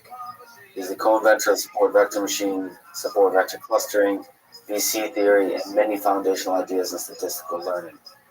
He was born in the Soviet Union and worked at the Institute of Control Sciences in Moscow.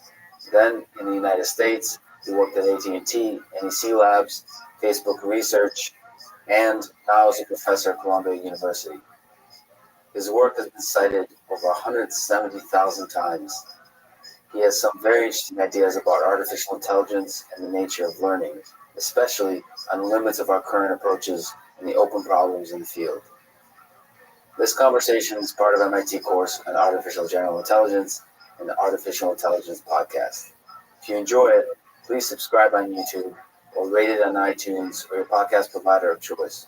Or simply connect with me on Twitter or other social networks at Lex Friedman, spelled F-R-I-D. And now, here's my conversation with Vladimir Vapnik. Einstein famously said that God doesn't play dice. Yeah. You have studied the world through the eyes of statistics, so let me ask you in terms of the nature of reality, fundamental nature of reality. Does God play dice? We don't know some factors. And because we don't know some factors, which could be important, it looks like God play dice. But we should discover. In philosophy, they distinguish two positions of instrumentality, where you could theory of prediction, position of working, where you're trying to understand what. Can you describe instrumentalism and realism a little bit? For example, if you have some mechanical laws, what is that? Is it law which true always everywhere, or it is law which allow you to predict position of moving element? What you believe? You believe that it is God's law, that God created the world, which obey this physical law, or it is just law for predictions. And which one is instrumentalism? For predictions. If you believe that this is law of God, and it is always true everywhere, that means you're a realist. So you're trying to really understand God. So the way you see the world is as an instrumentalist?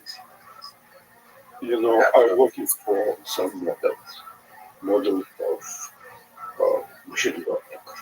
So in this model, we can see setting, and we try to resolve the setting, to solve the problem. And you can do it in two different ways, from the point of view of instrumentalists, and that's what everybody does now, because they say the goal of machine learning is to find the rule for classification. That is true, but it is instrument for prediction. But I can say the goal of machine learning is to learn about conditional probability. So how God played use, and is he played what is probability for one, what is probability for another given situation. But for prediction, I don't need this. I need the rule But for understanding, I need conditional probability. So let me just step back a little bit first to talk about. You mentioned, which I read last night, the parts of the 1960 paper by Eugene Wigner, Unreasonable Effectiveness of Mathematics and Natural Sciences. Such a beautiful paper, Yeah, by the way. It made me feel, to be honest, to confess my own work in the past few years on deep learning, heavily applied, made me feel that I was missing out on some of the beauty of nature in the way that math can uncover. So let me just step away from the poetry of that for a second. How do you see the role of math in your life? Is it a tool? Is it poetry? Where does it sit? And does math for you have limits of what it can describe? some people say that math is language which use code. So I believe And speak to God or use God or use God. use God. Yeah. So I believe that this article about effectiveness, unreasonable effectiveness of math is that if you look at mathematical structures, they know something about reality. And the most scientists of natural science, they're looking for equation and trying to understand reality. So the same machine learning. If you try and very carefully look on all equations which define conditional probability, you can understand something about the reality more than from your fantasy. So math can reveal the simple underlying principles of reality, perhaps. You know, what means simple? It is very hard to discover them. But then when you discover them and look at them, you see how beautiful they are. And it is surprising why people did not see that before. You look at an equation and derive it from equations. For example, I talked yesterday about E squared methods. And people had a lot of fantasy how to improve E squared methods. But if you look going step by solving some equations, you suddenly you get some terms which, after thinking, you understand describe position of observation point. In least square method, we throw out a lot of information. We don't look in composition of points of observations, we're looking only on residuals. But when you understood that, that's a very simple idea, but it's not too simple to understand. And you can derive this just from equation. So some simple algebra, a few steps will take you to something surprising that when you think about. So here, and that is proof that human intuition not to reach very primitive, and it does not see very simple situations. So let me take a step back. In general, yes, right. But what about human, as opposed to intuition, ingenuity, um, moments of brilliance? So, are you so? Do you have to be so hard on human intuition? Are there moments of brilliance in human intuition that can leap ahead of math, and then the math will catch up? I don't think so. I think that there is the best human intuition that is putting axioms, and then it is technically very hard. See where the axioms take you. Yeah. But if they correctly take axioms, but it axioms published during generations of scientists. I mean, this is integral wisdom. So that's beautifully put. But if you maybe look at when you think of Einstein and special relativity, what is the role of imagination coming first there in the moment of discovery of an idea? So there's obviously a mix of math and out-of-the-box imagination there. That's a good point. Whatever I did, I exclude any imagination. Because whatever I saw in machine learning would come from imagination, like features, like deep learning. They are not relevant to the problem. When you're looking very carefully at mathematical equations, you derive a very simple theory which goes far beyond theoretically than whatever people can imagine. Because it is not good fantasy. Yeah. It is just interpretation. It is just fantasy perspective, not what you need. You don't need any imagination to derive, let's say, main principle of machine learning. When you think about learning and intelligence, maybe thinking about the human brain and trying to describe mathematically the process of learning, that is something like what happens in the human brain. Do you think we have the tools currently? Do you think we will ever have the tools to try to describe that process of learning? It is not description what's going on. It is interpretation. It is your interpretation. Your vision can be wrong. You know, one guy went microscope, Leeuwenhoek, for the first time.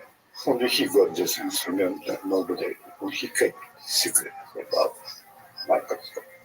But he wrote a report in London Academy of Science. And with his report, and he looked into the blood, he looked everywhere, with water, with blood, and so spin. But he described blood like fight between queen and king. So he saw blood cells, red cells, and he imagined that it is army fighting each other. And it was his interpretation of the situation. And he sent this report in Academy of Science. They very carefully looked because they believe that he's right. He saw something. Yes. But he gave wrong interpretation. And they believe the same can happen with brain. With brain, yeah. The most important part. You know, I believe in human language. In some products is so much wisdom. For example, people say that it is better than 1,000 days of diligent studies one day with great teacher. But if I ask you what teacher does, nobody knows. And that is intelligence. But we know from history and now from math and machine learning that teacher can do a lot. So what, from a mathematical point of view, is the great teacher? I don't know. That's no question. But we can say what teacher can do. He can introduce some invariants, some predicate for creating invariants. How he doing it? I don't know, because teacher knows reality. He can describe from this reality predicate invariants. But he knows that when you're using invariant, you can decrease number of observations 100 times. But maybe try to pull that apart a little bit. I think you mentioned like a piano teacher saying to the student, play like a butterfly. Right? I played piano, I played guitar for a long time. And there's maybe it's romantic, poetic, but it feels like there's a lot of truth in that statement. Like there is a lot of instruction in that statement. And so can you pull that apart? What is that? The language itself may not contain this information. It's not blah blah blah. It is not blah blah blah. Yeah. Effective. It's what? Effective. Yeah. Effective your playing. Yes, it does. But it's not the language. It feels like what is the information being exchanged there? What is the nature of information? What is the representation of that information? I believe that it is sort of predicted, but I don't know. That is exactly what intelligence and machine learning should be. Yes. Because the rest is just mathematical technique. I think that what was discovered recently is there is two mechanisms of learning. one called strong convergence mechanism and weak convergence mechanism. Before people use them on that. In weak convergence mechanism, you can use predicate. That's what play like butterfly, and it will immediately affect the play. You know, there is English proverb, great. It looks like a duck, swims like a duck, and quack like a duck. Then it is probably duck. Yes. But this is exactly about predicates. Looks like a duck, what it means. So you saw many ducks that you training data. So you have description of how looks integral looks ducks. Yeah, the visual characteristics of a duck. Yeah, but you want, and you have model for recognition. So you would like the theoretical description from model coincide with empirical description, which is so obtained. So about looks like a duck, it is general. But what about seems like a duck? You should know the duck's views. You can say it plays chess like a duck. Okay, but doesn't play chess. And it is completely legal predicate, but it is useless. So how teacher can recognize that useless predicate? So up to now, we don't use this predicate in existing machine learning. And you so think why did zillions of data? But in this English proverb, they use only three predicates. Looks like a duck, seems like a duck, not like a duck. So you can't deny the fact that swims like a duck and quacks like a duck, has humor in it, has ambiguity. Let's talk about swim like a duck. It doesn't say jumping like a duck. Why? Because it's not relevant. But that means that you know ducks, you know different birds, you know animals, and you derive from this that it is relevant to say swim like a duck. So underneath, in order for us to understand swims like a duck, it feels like we need to know millions of other little pieces of information which we pick up along the way. You don't think so? There doesn't need to be this knowledge base. In those statements carries some rich information that helps us understand the essence of duck. Yeah. How far are we from integrating predicates? No, you know that when you consider complete theory of machine learning, so what it does, you have a lot of functions, and then it looks like a duck. You see your training data. From training data, you recognize like expected duck should look. Then you remove all functions which does not look like you think it should look from training data. So you decrease the amount of function from which you pick up one. Then you give a second predicate, and then again decrease the set of functions. And after that, you pick up the best function you can find. It is standard machine learning. So why not even examples? Because your predicates aren't very good. Well, you're not.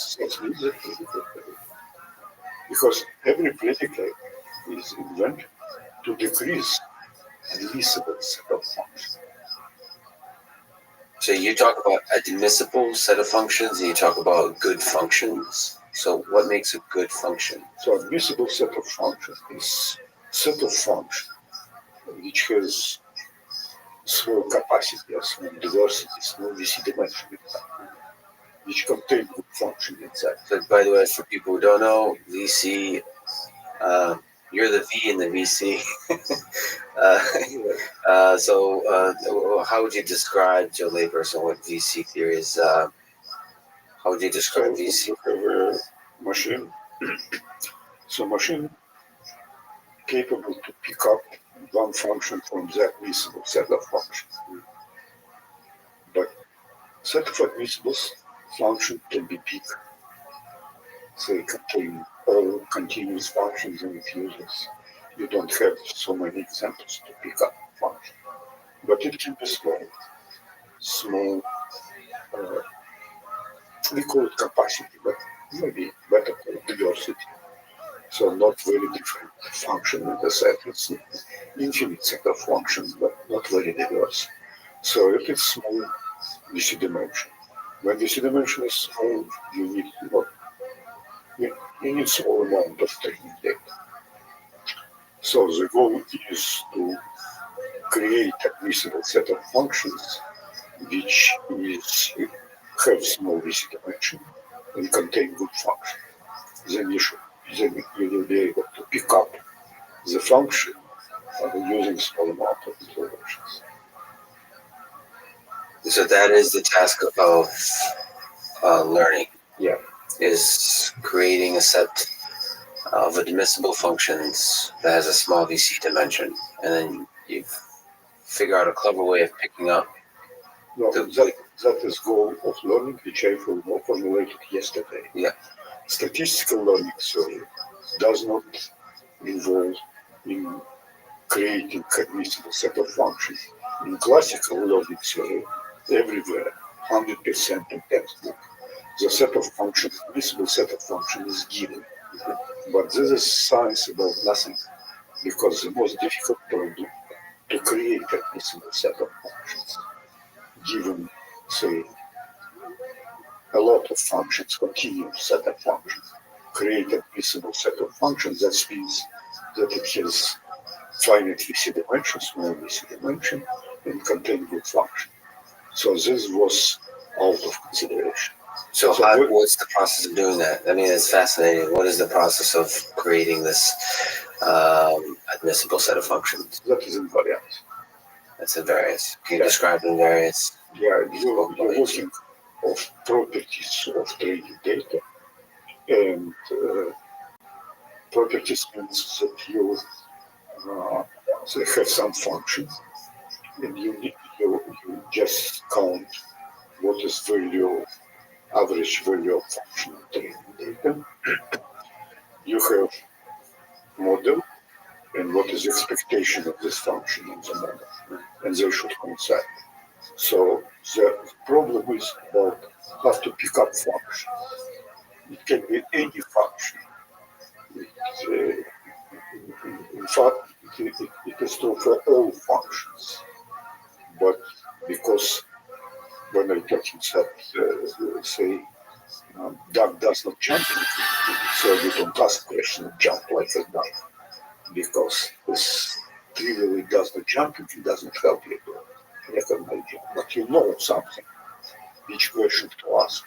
When you ask him, it seems like a duck. What looks like a duck in the general situation looks like, say, guy who has this illness, this disease. It is legal. Yeah. So there is a general type of predicate looks like, and special type of predicate which relate to this specific problem. And that is intelligence part of this business. And that where teachers are incorporating the specialized predicates. Okay. What do you think about deep learning as the neural networks, these arbitrary architectures, as helping accomplish some of the tasks you're thinking about? Their effectiveness or lack thereof. What are the weaknesses and what are the possible strengths? I think that this is fantasy. Everything which like deep learning, like features. Let me give you this example. One of the greatest books is Churchill book about history of Second World War. And he started this book describing that in all time, when war is over, so the great kings, they gathered together, almost all of them were relatives, and they discussed what should be done, how to create peace. And they came to agreement. And when happened First World War, the general public came in power. And they were so greedy that robbed Germany. And it was clear for everybody that it was not peace. That peace will last only 20 years because they was not professionals. And the same I see in machine learning. There are mathematicians who are looking for the problem from a very deep point of view, mathematical point. And there are computer scientists with mostly does not know mathematics. They just have interpretation of that. And they invented a lot of blah blah blah interpretations like deep learning. Why you need deep learning? Mathematics does not know deep learning. Mathematics does not know variance. It is just function. If you like to say piecewise linear function, say that. And do it in class of piecewise linear function. But they invent something. And then they try to prove advantage of that through interpretations, which mostly not. And when it is not enough, they appeal to brain, which they know nothing about that. Nobody knows what's going on in the brain. So I think that more reliable look on maths. As mathematical problem. Do your best to solve it. Try to understand that there is not only one way of convergence, which is a strong way of convergence. There is a weak way of convergence, which requires predicate. If you will go through all this stuff, you will see that you don't need deep learning. Even more, I would say one of the theory, which called represented theory, it says the optimal solution of mathematical problem, which described logic, is on shadow network, not on deep learning. And a shallow network, yeah. Yeah, The ultimate shallow problem network, is there. Absolutely. So in the end, what you're saying is exactly right. The question is, you have no value for throwing something on the table, playing with it, not math. It's like in neural network where you said throwing something in the bucket, and or the biological example and looking at kings and queens of the cells with a microscope. You don't see value in imagining the cells are kings and queens and using that as inspiration and imagination for where the math will eventually lead you. You think that interpretation basically deceives you in a way that's not productive? I think that if you try to analyze this business of learning, and especially discussion about deep learning, it is discussion about interpretation, not about things, about what you can say about things. That's right, but aren't you surprised by the beauty of it? So the not mathematical beauty, but the fact that it works at all, or you're criticizing that very beauty, our human desire to to interpret, to find our silly interpretations in these constructs. Like, let me ask you this: are you surprised? Does it inspire you? How do you feel about the success of a system like AlphaGo at beating the game of Go? Using neural networks to estimate the quality of a board and the quality of the that is your interpretation quality of the board. Yeah. Yes. Yeah. But it works. So it's not our interpretation. The fact is, a neural network system doesn't matter. A learning system that we don't, I think, mathematically understand that well, beats the best human player. That's something that was thought impossible. That means that it's not very difficult. That's so we empirically have discovered that this is not a very difficult problem. Yeah. It's true. So maybe can't argue. So even more, I would say that if they use deep learning, it is not the most effective way of learning. And usually, when people use deep learning, they're using zillions of training data. Yeah, but you don't need this. So I describe challenge. Can we do some problems which do well deep learning method with deep net using 100 times less training data? Even more, some problems deep learning cannot solve because it's not necessary they create a visible set of functions. To create deep architecture is to create a visible set of functions. You cannot say that you're creating good visible set of functions. You're just, it's your fantasy. It is not comes from math. But it is possible to create a visible set of functions because you have your training data. That actually, for mathematicians, when you consider invariant, you need to use law of large numbers. When you make training in existing algorithm, you need uniform law of large numbers, which is much more difficult to apply. So dimension and all this stuff. But nevertheless, if you use Gauss, weak stroke way of computers, you can decrease a lot of training data. Yeah, you could do the swims like a duck and quacks like a duck. Yeah, but let's step back and think about human intelligence in general. And clearly, that has evolved in a non-mathematical way. it wasn't, as far as we know, God or whoever didn't come up with a model and place it in our brain of admissible functions. It kind of evolved. I don't know, maybe you have a view on this, but so Alan Turing in the 50s, in his paper, asked and rejected the question, can machines think? It's not a very useful question, but can you briefly entertain this useless question? Can machines think? So talk about intelligence and your view of it. I don't know that. I know that Turing described imitation. If computer can imitate human being, let's call it intelligent.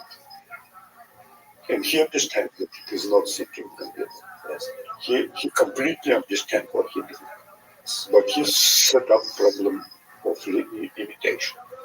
So now we understand that the problem of imitation. I'm not sure that intelligence just inside of us. It might be also outside of us. I have several observations. So when I prove some theory, it's very difficult theory. In a couple of years, in several places, people prove the same theorem. Say, Sawyer lemma after us was done. Then another guys prove the same theorem. In the history of science, it's happened all the time. For example, geometry. It's happened simultaneously. First did Lobachevsky and then Gauss and Boyai and other guys. And it approximately in 10 times period, 10 years period of time. And I saw a lot of examples like that. And many mathematicians think that when they develop something, they develop something in general which affects everybody. So maybe our model that intelligence is only inside of us is incorrect. It's our interpretation. Yeah. It might be there exists some connection with world intelligence. I don't know. You're almost like plugging into yeah, exactly. and contributing to this big network. to a big maybe neural network. No. On the flip side of that, maybe you can comment on big O complexity and how you see classifying algorithms by worst case running time in relation to their input. So that way of thinking about functions. Do you think P equals NP? Do you think that's an interesting question? Yeah, it's an interesting question. But let me talk about complexity and about worst case scenario. there is a mathematical setting. When I came to United States in 1990, first, people did not know this theory, they did not know statistical law. So in Russia it was published two monographs, our monographs in America, they did not know. Then they learned it. And somebody told me that it is worst case theory and they will create real case theory, but till now it did not. Because it is mathematical too. You can do only what you can do using mathematics, and which has a clear understanding and clear description. And for this reason, we introduce complexity. And we need this because using actually it is diversity like that one more this dimension you can prove some theorems. But we also create theory for case when you know probability measure. And that is the best case it can happen. It's entropy theory. So from mathematical point of view, you know the best possible case, the worst possible case. You can derive different model in the but it's not so interesting. You think the edges are interesting? The edges are interesting because it is not so easy to get good bound, exact bound. It's not many cases where you have the bound is not exact, but interesting principles which discover the mass. Do you think it's interesting because it's challenging and reveals interesting principles that allow you to get those bounds?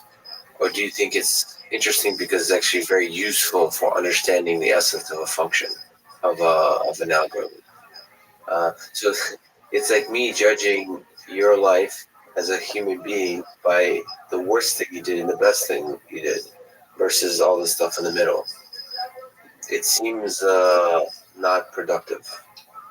I don't think so because you cannot describe situation in the middle, or it will be not general.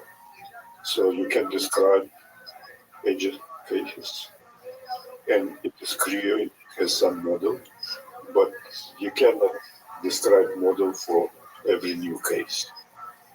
So you will be never accurate when you're using model. But from a statistical point of view, the way you've studied functions and the nature of learning and the world, don't you think that the real world has a very long tail, that the edge cases are very far away from the mean? the stuff in the middle, or no? Because I think that, but from my point of view, if you use formal statistics, you need uniform law of large numbers. If you will use this invariance business, you will need just law of large numbers. You don't, and there's this huge difference between uniform law of large numbers and large numbers. Is it useful to describe that a little more, or should we just take it to... No, for example, when I'm talking about duck, I gave 3 predicates, and that was enough. But if you will try to do formal distinguish, you will need a lot of observation. Gotcha. And so that means that information about looks like a duck contain a lot of bits of information, formal bits of information. So we don't know that how much bit of information contain things from artificial, from intelligence. And that is the subject of analysis. Till now, all business, I don't like how people consider artificial intelligence.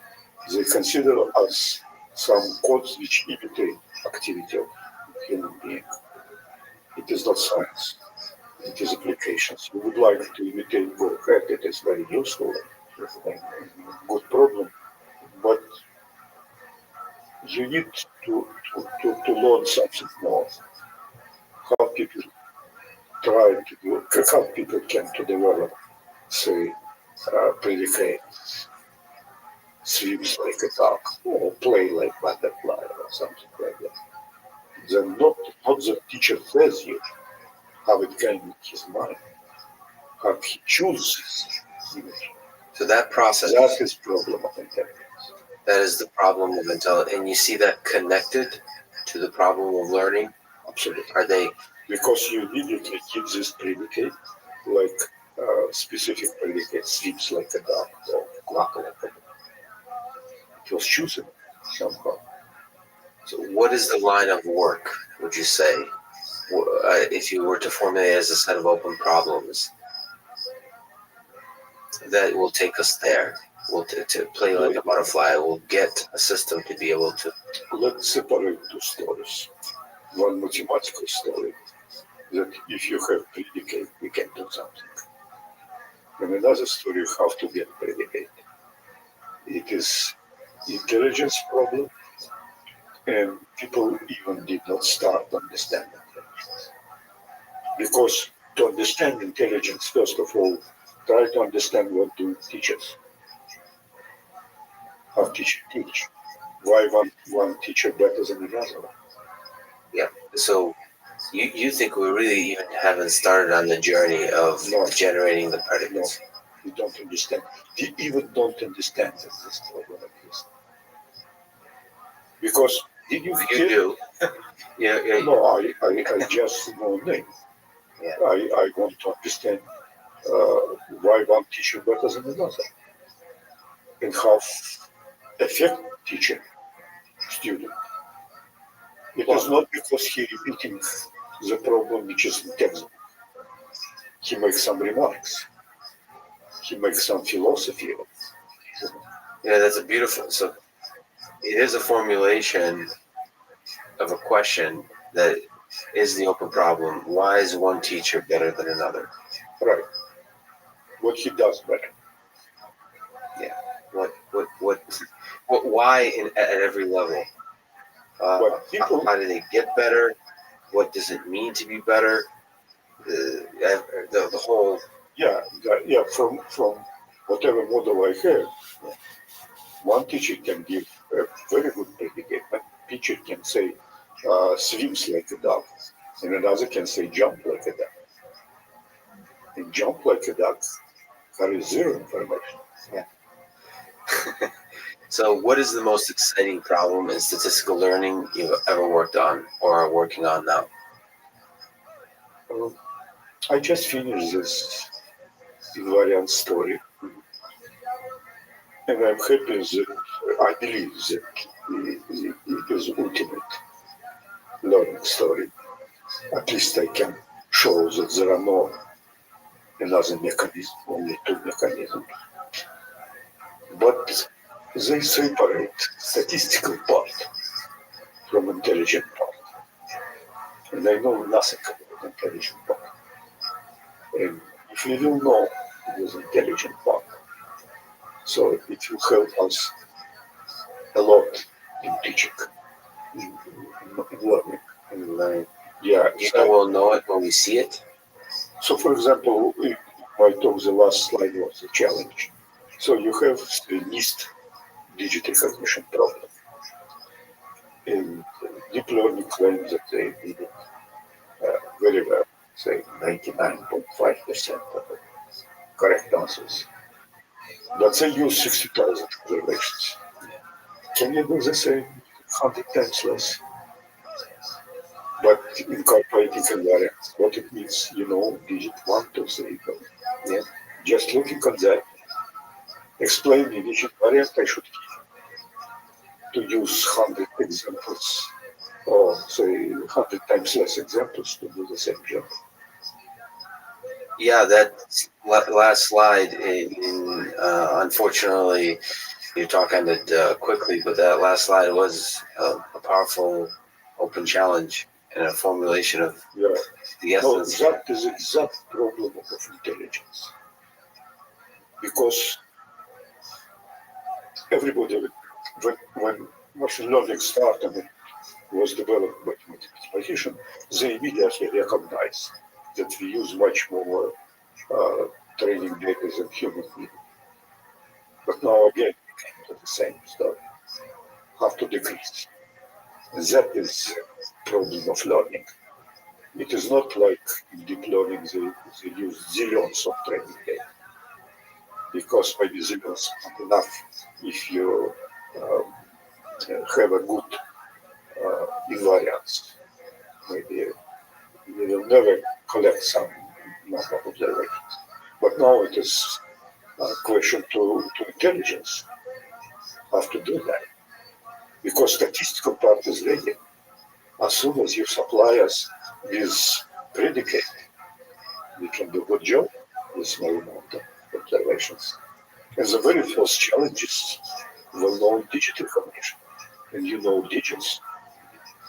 Please tell me invariance. I think about that. I can say for digit 3, I would introduce concept of horizontal symmetry.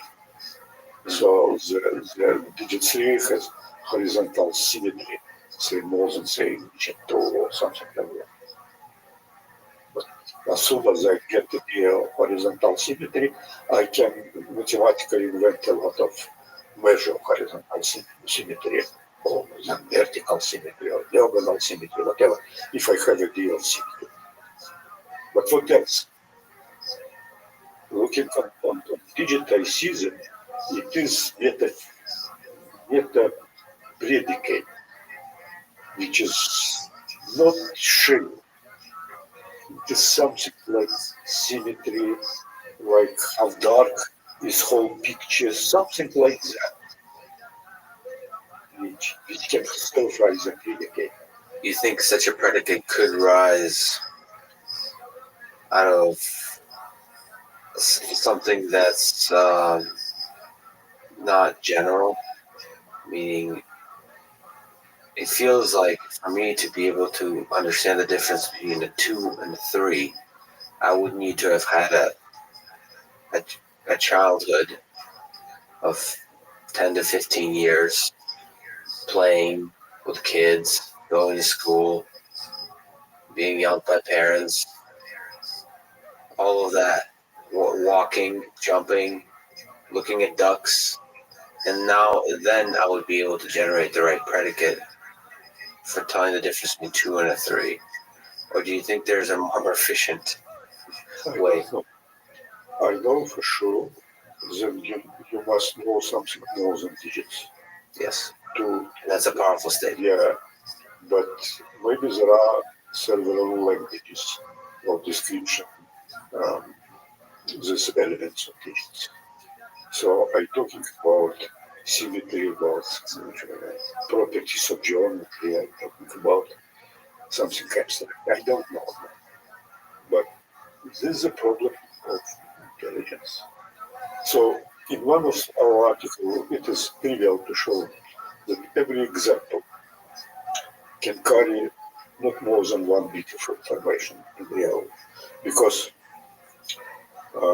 when you show example, and you say this is one, you can remove, say, a function which does not tell you one.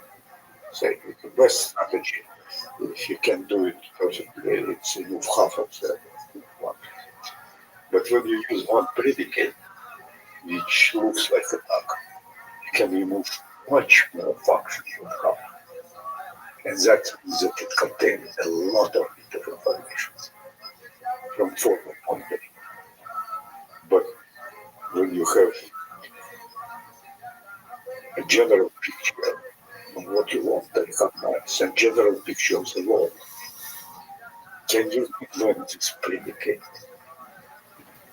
And that predicate carries a lot of information. Beautifully put. Maybe just me, but in all the math you show, in your work, which is some of the most profound mathematical work in the field of learning AI and just math in general.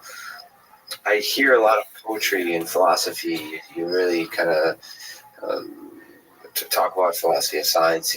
There's a poetry and music to a lot of the work you're doing and the way you're thinking about it. So where does that come from? Do you escape to poetry? Do you escape to music? I Or think not? that there exists ground truths.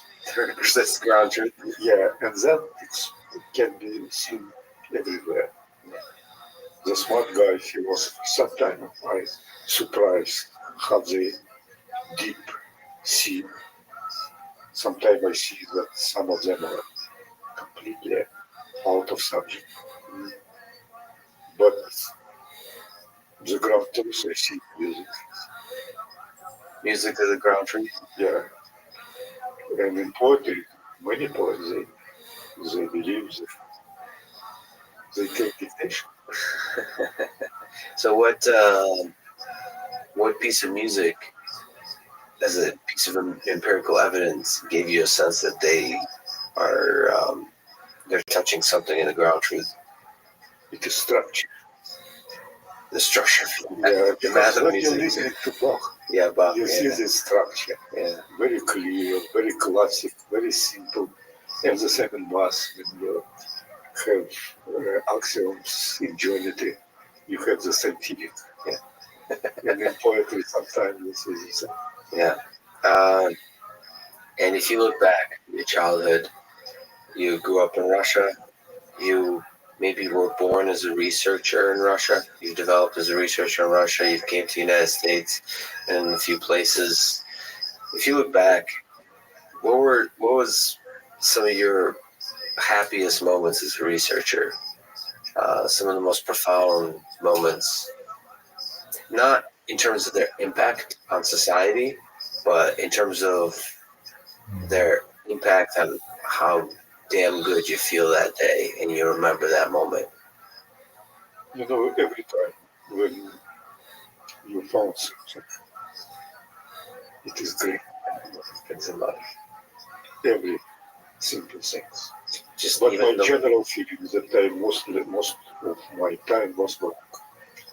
You should go again, again, and again, and try to be honest in front of yourself.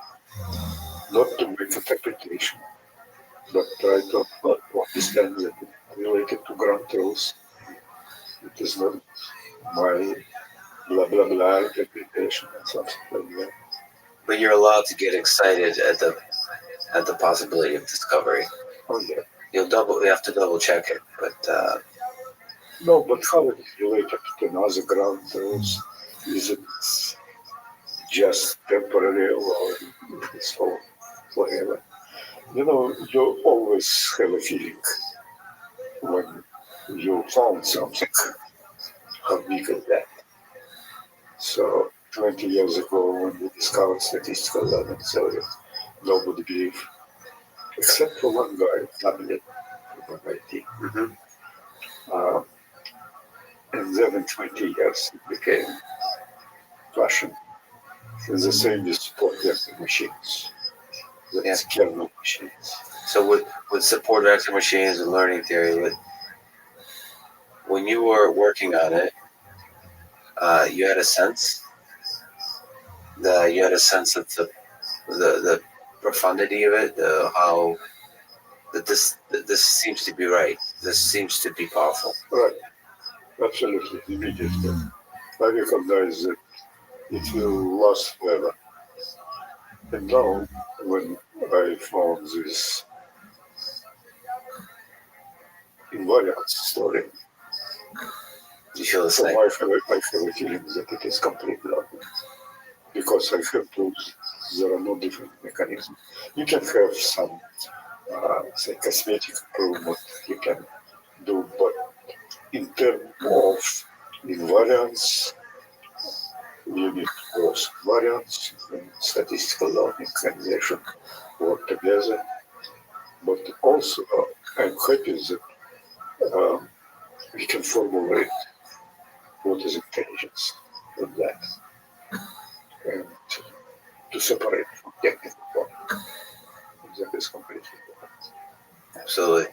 Well, Rabbi, thank you so much for talking today. Thank you. It's an honor. The following is a conversation with Guido and Rothschild, creator of Python, one of the most popular programming languages in the world, used in almost any application that involves computers, from web backend development to psychology, neuroscience, computer vision, robotics, deep learning, natural language processing, and almost any subfield of AI. This conversation is part of an MIT course on artificial general intelligence and the Artificial Intelligence Podcast. If you enjoy it, subscribe on YouTube, iTunes, or your podcast provider of choice, or simply connect with me on Twitter at Lex Friedman, spelled F-R-I-D. And now, here's my conversation with Guido and Rothschild.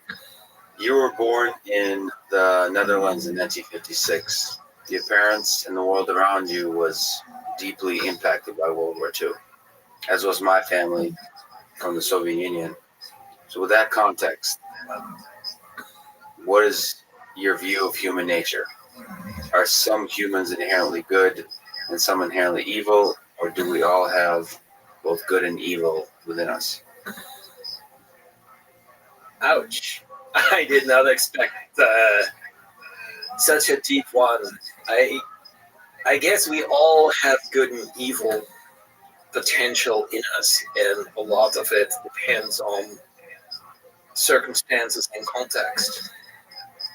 Out of that world, at least on the Soviet Union side in Europe, sort of out of suffering, out of challenge, out of that kind of set of traumatic events, often emerges beautiful art, music, literature.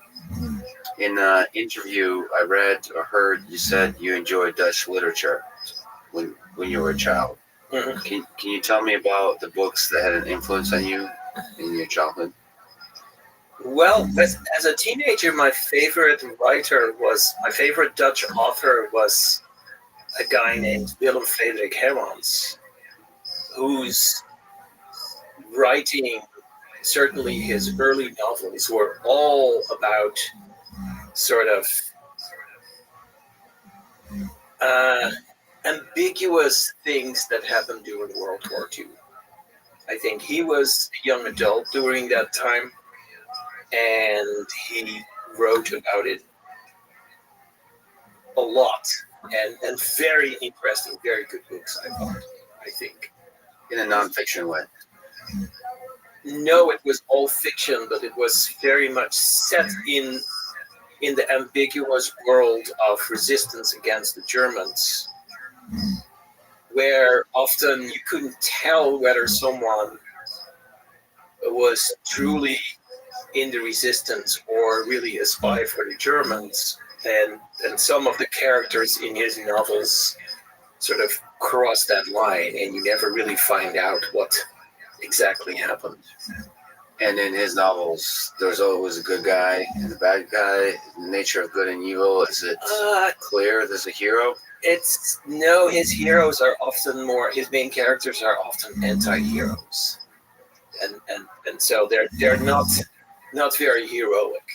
They're often they fail at some level to accomplish their lofty goals. And looking at the trajectory through the rest of your life, has literature, Dutch or English or translation, had an impact outside the technical world that you existed in? I still read novels. I don't think that it impacts me that much directly. It doesn't impact your work. It's a separate world. My work is highly technical, and sort of the world of art and literature doesn't really directly have any bearing on it. You don't think there's a creative element to the design? You know, some would say art, design of a language is art. I'm not disagreeing with that.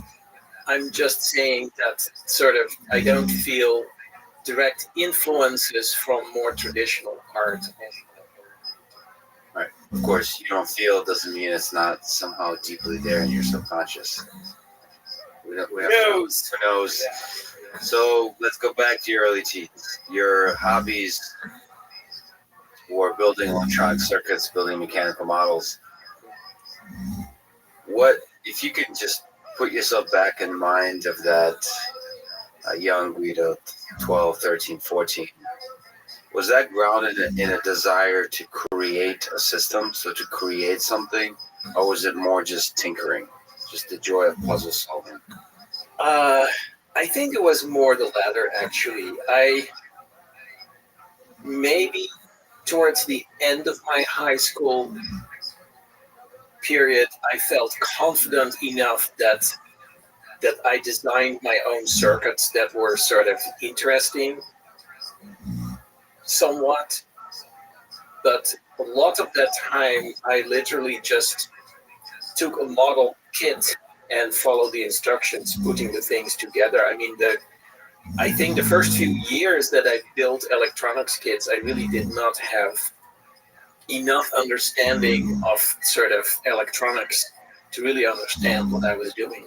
I mean, I could debug it and I could sort of follow the instructions very carefully, which has always stayed with me. But I had a very naive model of like how a transistor works. And I don't think that in those days I had any understanding of coils and capacitors, which actually sort of was a major problem when I started to build more complex digital circuits, because I was unaware of the sort of analog part of how they actually work. And I would have things that the schematic looked, everything looked fine, and it didn't work. And what I didn't realize was that there was some megahertz level oscillation that was throwing the circuit off, because I had a sort of two wires were too close, or the switches were kind of poorly built. But through that time, I think it's really interesting and instructive to think about, because there's echoes of it are in this time now.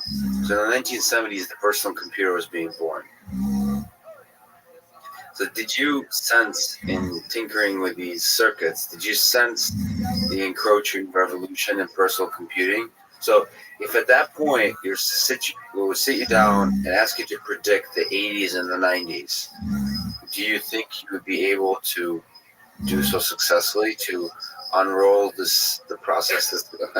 No, I had no clue. I remember, I think in the summer after my senior year, or maybe it was the summer after my junior year. Well, at some point, I think when I was 18, I went on a trip to the Math Olympiad in Eastern Europe. And there was I was part of the Dutch team, and there were other nerdy kids that sort of had different experiences, and one of them told me about this amazing thing called a computer, and I had never heard that word. My own explorations in electronics were sort of about very simple digital circuits, and I had the idea that I somewhat understood how a digital calculator worked, and so there's maybe some echoes of computers there, but I never made that connection. I didn't know that when my parents were paying for magazine subscriptions using punched cards, that there was something called a computer that was involved that read those cards and transferred the money between accounts. I was also not really interested in those things. It was only when I went to university to study math that I found out that they had a computer and students were allowed to use it. And there was you're supposed to talk to that computer by programming it. What did that feel like? That was the only thing you could do with it. The computer wasn't really connected to the real world. The only thing you could do was sort of, you typed your program on a bunch of punched cards.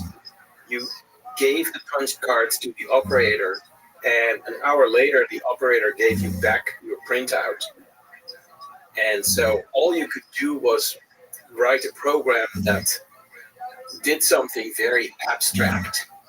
And I don't even remember what my first forays into programming were, but they were sort of doing simple math exercises and just to learn how a programming language worked. Did you sense, okay, first year of college, you see this computer, you're able to have a program that generates some output. Did you start seeing the possibility of this? Or was it a continuation of the tinkering of circuits? Did you start to imagine that, one, the personal computer, but did you see it as something that is a tool, like a tool, like a word processing tool, maybe for gaming or something? Or did you start to imagine that it could be, go into the world of robotics? Like the Frankenstein picture that you could create an artificial being. There's like another entity in front of you. You did not see I don't think I really saw it that way. I was really more interested in the tinkering. It may be not as sort of a complete coincidence that I ended up sort of creating a programming language which is a tool for other programmers. I've always been very focused on the sort of activity of programming itself and not so much what happens with the program you write. Right. I do remember, and I don't remember, maybe in my second or third year, probably my second actually, someone pointed out to me that there was this thing called Conway's Game of Life. You're probably familiar with it. I think in the 70s, I think, is when they came up with it. So there was a Scientific American column by someone who did a monthly column about mathematical divergence. I'm also blanking out on the guy's name. It was very famous at the time, and I think up to the 90s or so. And one of his columns was about Conway's Game of Life, and he had some illustrations, and he wrote down all the rules. And sort of there was the suggestion that this was philosophically interesting, that was why Conway had called it that. And all I had was like the 2 pages photocopy of that article. I don't even remember where I got it.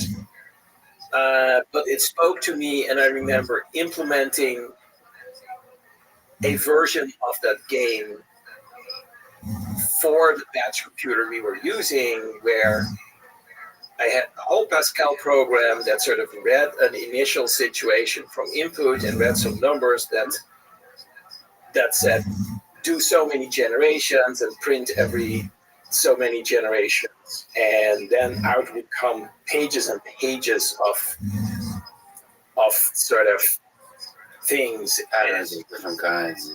Yeah, and I remember much later I've done a similar thing using Python, but I sort of, that original version I wrote at the time, I found interesting because I combined it with some trick I had learned during my electronics hobbyist times.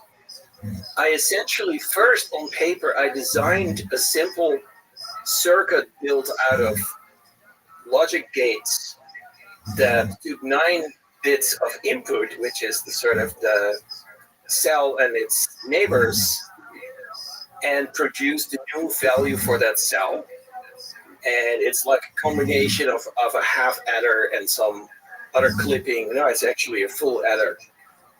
And so I had worked that out, and then I translated that into a series of Boolean operations on Pascal integers, where you could use the integers as bitwise values. And so I could basically generate 60 bits of a generation in like 8 instructions or so. Nice. So I was proud of that.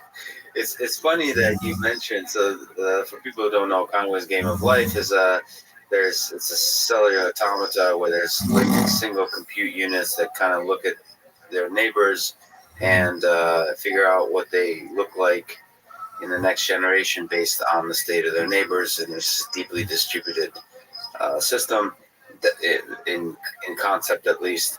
And then there's simple rules that all of them follow. And somehow out of this simple rule, when you step back and look at what occurs, it's beautiful. There's an emergent complexity. Even though the underlying rules are simple, there's an emergent complexity. Now, the funny thing is, you've implemented this, and the thing you're commenting on is you're proud of a hack you did to make it run efficiently. What you're not commenting on, but like this is a beautiful implementation.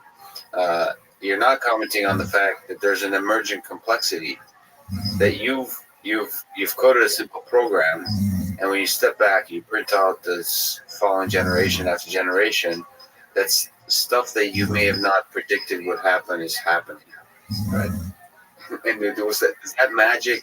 I mean, that's the magic that all of us feel when we program. When you create a program and then you run it, and whether it's Hello World or it shows something on screen, if there's a graphical component, or are you seeing the magic in the mechanism of creating that? I think I went back and forth. As a student, we had an incredibly small budget of computer time that we could use. It was actually measured. I once got in trouble with one of my professors because I had overspent the department's budget. It's a different story. But so I actually wanted the efficient implementation because I also wanted to explore what would happen with a larger number of generations and a larger sort of size of the board. And so once the implementation was flawless, I would feed it different patterns, and then I think maybe there was a follow-up article where there were patterns that were like gliders, patterns that repeated themselves after a number of generations, but translated one or two positions to the right or up or something like that. And there were, I remember things like glider guns. Well, you can Google Conway's Game of Life. It is still people still go on over it for a reason, because it's not really well understood why. I mean, this is what Stephen Wolfram is obsessed about. Yeah. Okay. He's just we don't have the mathematical tools to describe the kind of complexity that emerges in these kinds of systems. And the only way you can do is to run it. I'm not convinced that it's sort of a problem that lends itself to classic mathematical analysis. No. And so one theory of how you create an artificial intelligence or an artificial being is you kind of have to, same with a game of life, you kind of have to create a universe and let it run. That creating it from scratch in a design way, coding up a Python program that creates a fully intelligent system may be quite challenging. You might need to create a universe, just like the game of life is. Well, you might have to experiment with a lot of different universes before there is a set of rules that doesn't essentially always just end up repeating itself in a trivial way. Yeah, and Stephen Wolfram works with these simple rules. Says that it's kind of surprising how quickly you find rules that create interesting things. You shouldn't be able to, but somehow you do. And so maybe our universe is laden with rules that will create interesting things. They might not look like humans, but the emergent phenomena that's interesting may not be as difficult to create as we think. Sure. But let me sort of ask, at that time, some of the world, at least popular press, was kind of captivated, perhaps at least in America, by the idea of artificial intelligence, that these computers would be able to think pretty soon. And did that touch you at all? Did that, in science fiction or in reality, in any way? I didn't really start reading science fiction until much, much later. I think as a teenager, I read maybe one bundle of science fiction stories. Was it in the background somewhere, like in your thoughts? That sort of the using computers to build something intelligent always felt to me, because I felt I had so much understanding of what actually goes on inside a computer. I knew how many bits of memory it had and how difficult it was to program, and sort of I didn't believe at all that you could just build something intelligent out of that would really sort of satisfy my definition of intelligence. I think the most influential thing that I read in my early 20s was Gödel Escherbach. That was about consciousness, and that was a big eye-opener in some sense. In what sense? So on your own brain, did you at the time, or do you now see your own brain as a computer, or is there a total separation of the way? So yeah, you're very practically know the limits of memory, the limits of this sequential computing or weakly parallelized computing, and you just know what we have now, and it's hard to see how it creates, but it's also easy to see it was in the 40s, 50s, 60s, and now at least similarities between the brain and our computers. Oh yeah, I mean, I totally believe that brains are computers in some sense. I mean, the rules they use to play by are pretty different from the rules we can sort of implement in our current hardware, but I don't believe in like a separate thing that infuses us with intelligence or consciousness or any of that. There's no soul. I've been an atheist probably from when I was 10 years old, just by thinking a bit about math and the universe, and well, my parents were atheists.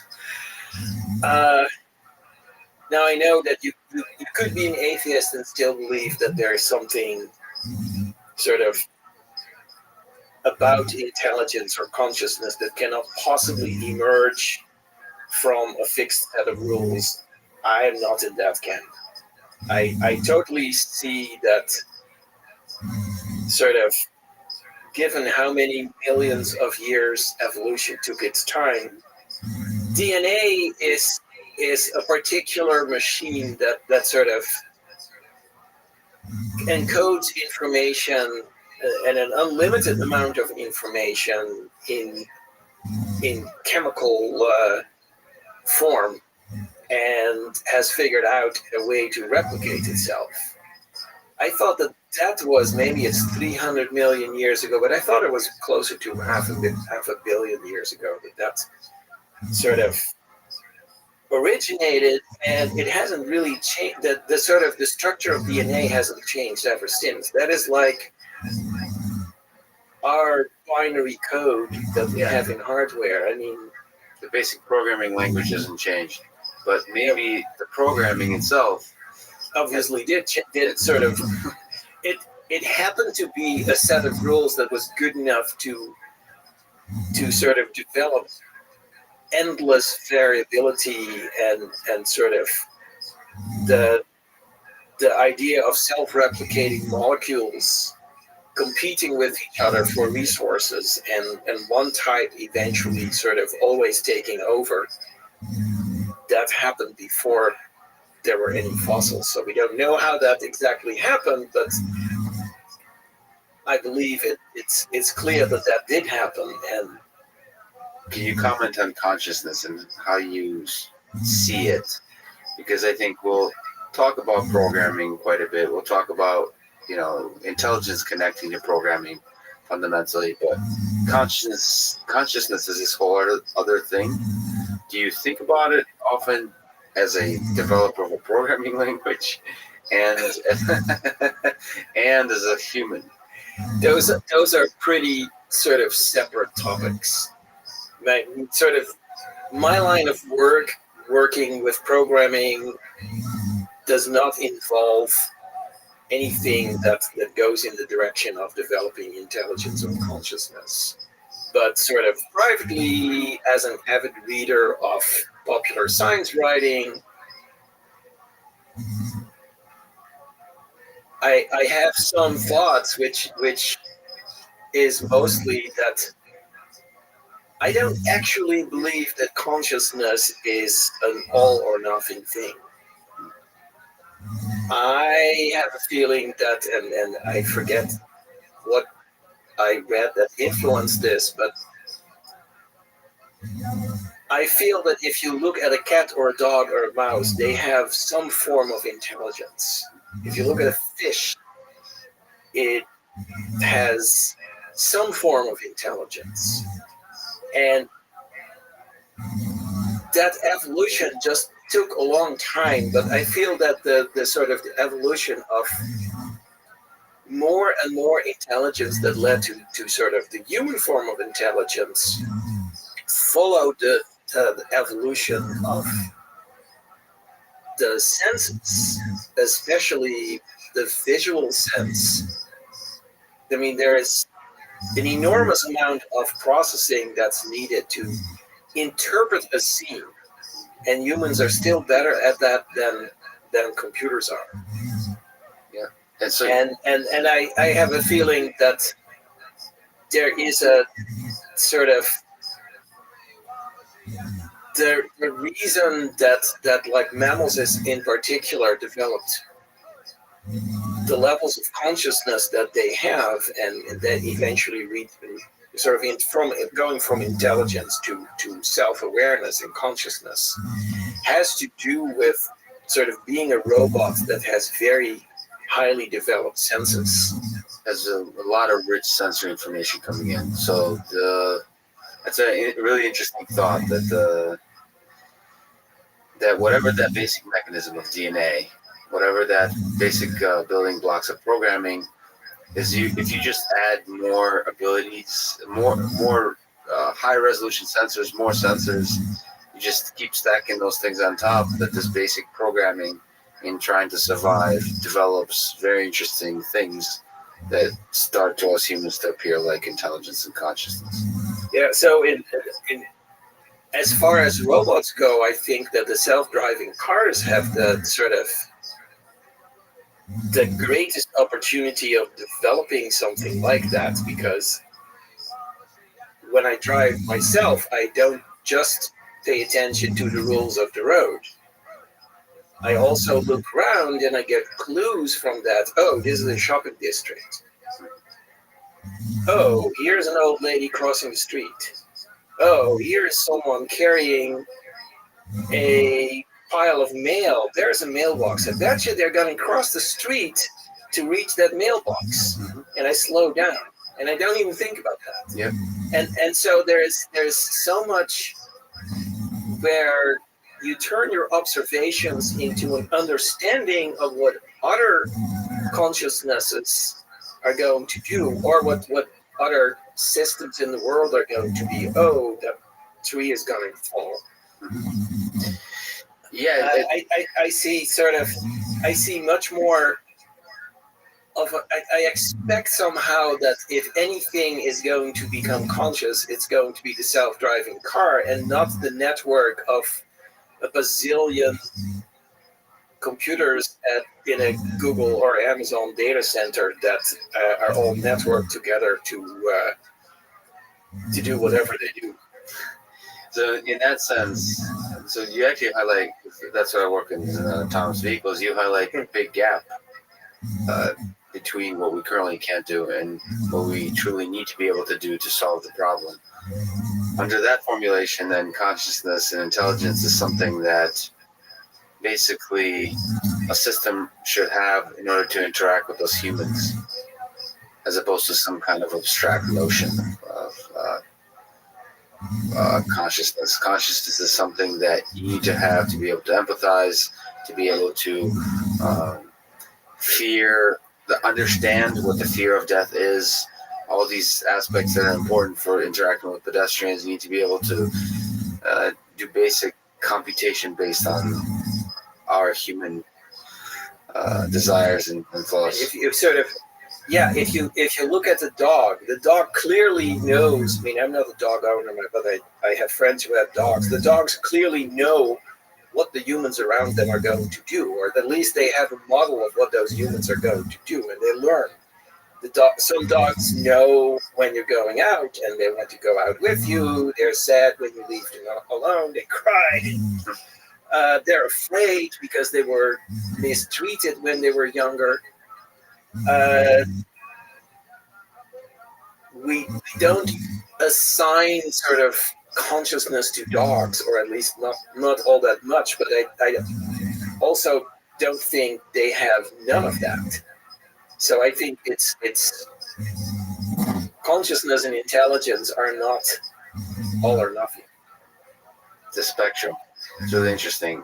But in returning to programming languages and the way we think about building these kinds of things, about building intelligence, building consciousness, building artificial beings, so I think one of the exciting ideas came in the 17th century, and with Leibniz, Hobbes, Descartes, where there's this feeling that you can convert all thought, all reasoning, all the thing that we find very special in our brains, you can convert all of that into logic. You can formalize it, formal reasoning. And then once you formalize everything, all of knowledge, then you can just calculate. And that's what we're doing with our brains, is we're calculating. So there's this whole idea that that this is possible. That this. But they weren't aware of the concept of pattern matching in the sense that we are aware of it now. They sort of thought they had discovered incredible bits of mathematics, like Newton's calculus, and their sort of idealism, their sort of extension of what they could do with logic and math sort of went along those lines.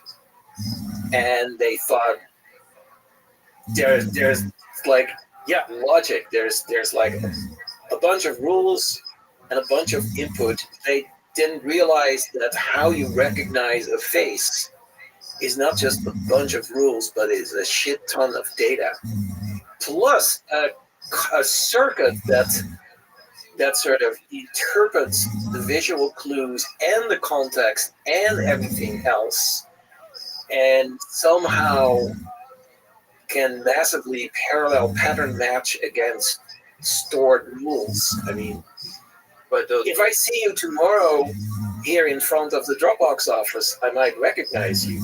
Even if I'm wearing a different shirt. Yeah, but if I see you tomorrow in a coffee shop in Belmont, I might have no idea that it was you, or on the beach or whatever. I make those kind of mistakes myself all the time. I see someone that I only know as like, oh, this person is a colleague of my wife's, and then I see them at the movies and I don't recognize them. But do you see those, you call it pattern matching, do you see that rules is unable to encode that? You everything you see, all the pieces of information, you look around this room, I'm wearing a black shirt, I have a certain height, I'm a human, all these, there's probably tens of thousands of facts you pick up moment by moment about this scene. You take them for granted and you accumulate, aggregate them together to understand the scene. You don't think all of that could be encoded to where at the end of the day you can just put it all on the table and calculate? Well, I don't know what that means. I mean, yes, in the sense that there is no actual magic there, but there are enough layers of abstraction from the facts as they enter my eyes and my ears to the understanding of the scene that I don't think that AI has really covered enough of that distance. It's like if you take a human body and you realize it's built out of atoms, well, that is a uselessly reductionist view, right? the body is built out of organs, the organs are built out of cells, the cells are built out of proteins, the proteins are built out of amino acids, the amino acids are built out of atoms, and then you get to quantum mechanics. So that's a very pragmatic view. I mean, obviously, as an engineer, I agree with that kind of view, but you also have to consider the Sam Harris view of, well, intelligence is just information processing. You just, like you said, you take in sensory information, you do some stuff with it, and you come up with actions that are intelligent. He makes it sound so easy. I don't know who Sam Harris is. It's a philosopher. So, like, this is how philosophers often think, right? And essentially, that's what Descartes was. Is, wait a minute, if there is, like you said, no magic, he basically says it doesn't appear like there's any magic, but we know so little about it that it might as well be magic.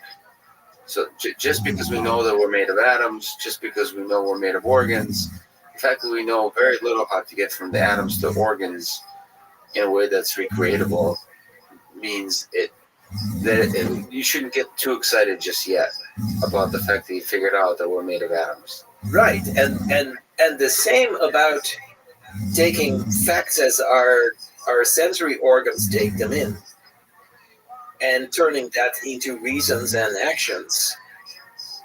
That sort of, there are a lot of abstractions that we haven't quite figured out how to deal with those. I mean,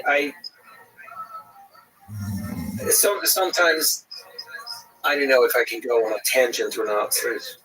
Drag you back in. Sure. So if I take a simple program that parses, say I have a compiler that parses a program. In a sense, the input routine of that compiler, of that parser, is a sensing organ. And it builds up a mighty complicated internal representation of the program it just saw. It doesn't just have a linear sequence of bytes representing the text of the program anymore. It has an abstract syntax tree, and I don't know how many of your viewers or listeners are familiar with compiler technology, but there's fewer and fewer these days, right? That's also true, probably. People want to take a shortcut, but there's sort of this abstraction is a data structure that the compiler then uses to produce output that is relevant, like a translation of that program to machine code that can be executed by hardware. And then that data structure gets thrown away. When a fish or a fly gets visual impulses, I'm sure it also builds up some data structure. And for the fly, that may be very minimal. A fly may have only a few.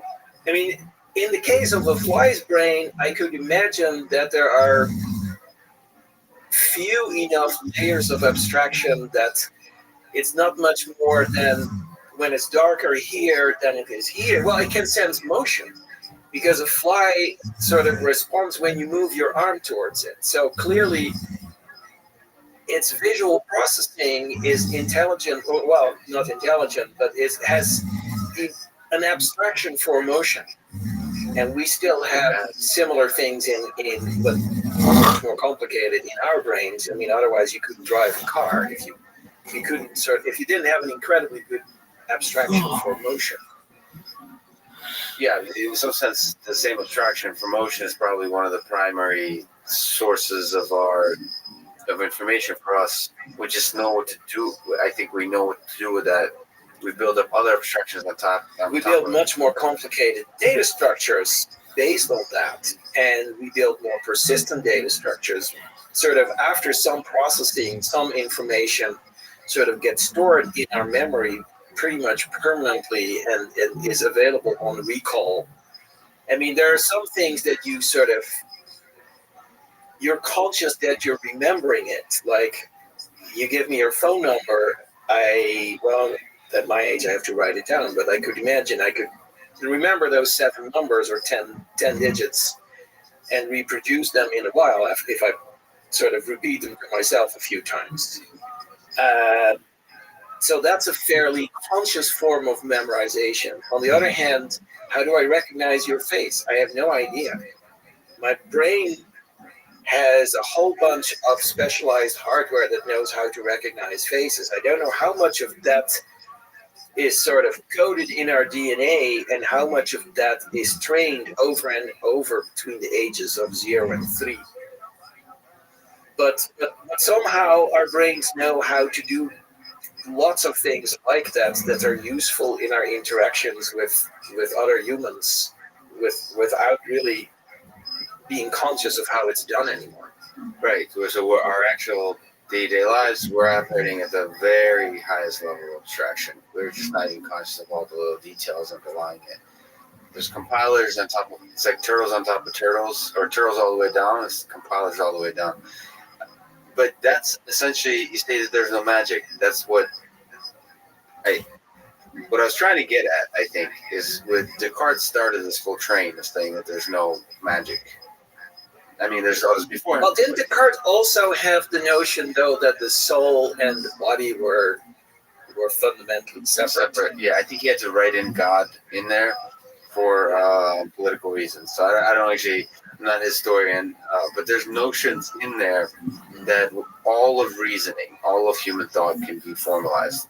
I think that continued in the 20th century with Russell and with Gödel's incompleteness theorem, this debate of what are the limits of things that could be formalized. That's where the Turing machine came along, and this exciting idea, I mean, underlying a lot of computing, that you can do quite a lot with a computer. You can encode a lot of the stuff we're talking about in terms of recognizing faces and so on, theoretically, in an algorithm that can then run on a computer. And in that context, I'd like to ask programming in a philosophical way. So what does it mean to program a computer? So you said you write a Python program or a compiled a C++ program that compiles to some byte code. It's forming layers. You're programming a layer of abstraction that's higher. How do you see programming in that context? Can it keep getting higher and higher levels of abstraction?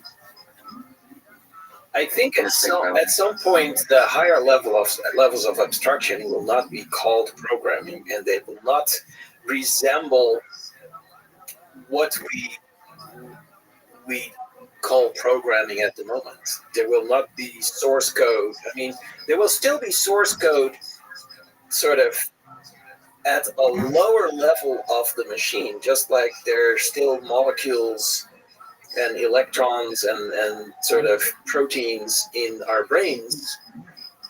But, and so there's still programming and system administration and who knows what to keep the machine running. But what the machine does is a different level of abstraction in a sense. And as far as I understand the way that for the last decade or more, people have made progress with things like facial recognition or the self-driving cars is all by endless amounts of training data, where at least as a layperson, and I feel myself totally as a layperson in that field, it looks like the researchers who publish the results don't necessarily know exactly how their algorithms work, and I often get upset when I sort of read a sort of a fluff piece about Facebook in the newspaper or social networks, and they say, "Oh, algorithms," and that's like a totally different interpretation of the word algorithm. Yeah. Because for me, the way I was trained, or what I learned when I was 8 or 10 years old, an algorithm is a set of rules that you completely understand, that can be mathematically analyzed, and you can prove things. You can prove that Aristophanes' sieve produces all prime numbers and only prime numbers. Yeah, so I don't know if you know who Andre Karpathy is. I'm afraid not. So he's a head of AI at Tesla now, but he was at Stanford before, and he has this cheeky way of calling this concept software 2.0. So let me disentangle that for a second. So kind of what you're referring to is the traditional, the algorithm, the concept of an algorithm, something that's there, it's clear, you can read it, you understand it, you can prove it's functioning. It's kind of software 1.0.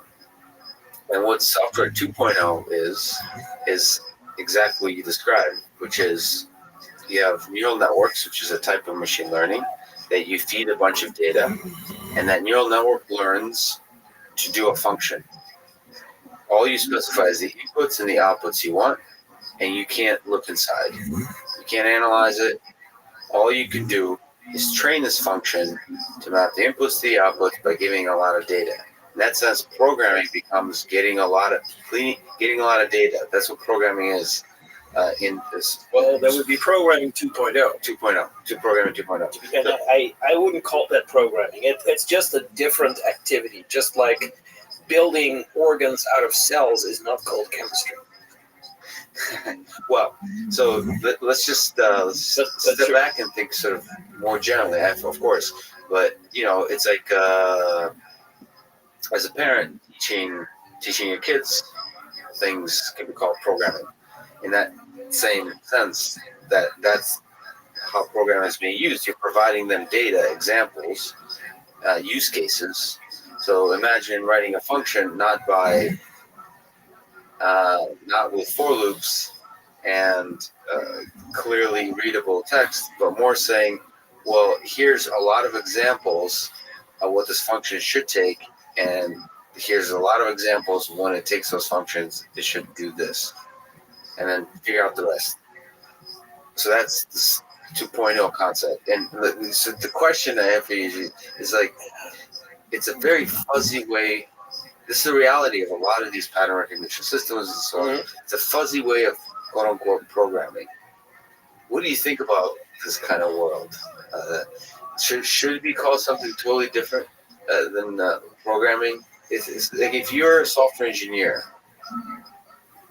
does that mean you're designing systems that can be systematically tested, evaluated, have a very specific specification, and then this other fuzzy software 2.0 world, machine learning world, that's something else totally?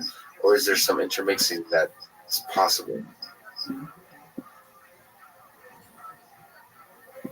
Well, the question is probably only being asked because we don't quite know what that software 2.0 actually is.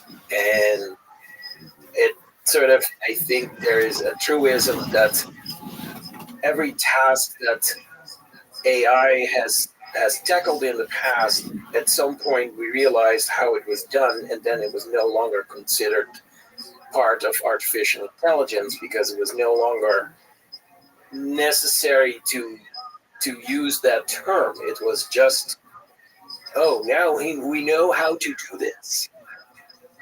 And a new field of science or engineering has been developed. And I don't know if sort of every form of learning or sort of controlling computer systems should always be called programming. So I don't know, maybe I'm focused too much on the terminology. But I expect that there just will be different concepts where people with sort of different education and a different model of what they're trying to do will develop those concepts. Yeah, and I guess if you could comment on another way to put this concept is, I think the kind of functions that neural networks provide is things as opposed to being able to upfront prove that this should work for all cases you throw at it. It's the worst case analysis versus average case analysis. All you're able to say is it seems on everything we've tested to work 99.9% of the time. We can't guarantee it, and it fails in unexpected ways. We can even give you examples of how it fails in unexpected ways. But it's like really good most of the time. Yeah, but there's no room for that in current ways we think about programming.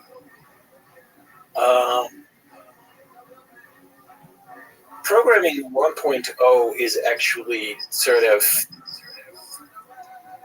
getting to that point too, where the ideal of a bug-free program has been abandoned long ago by most software developers.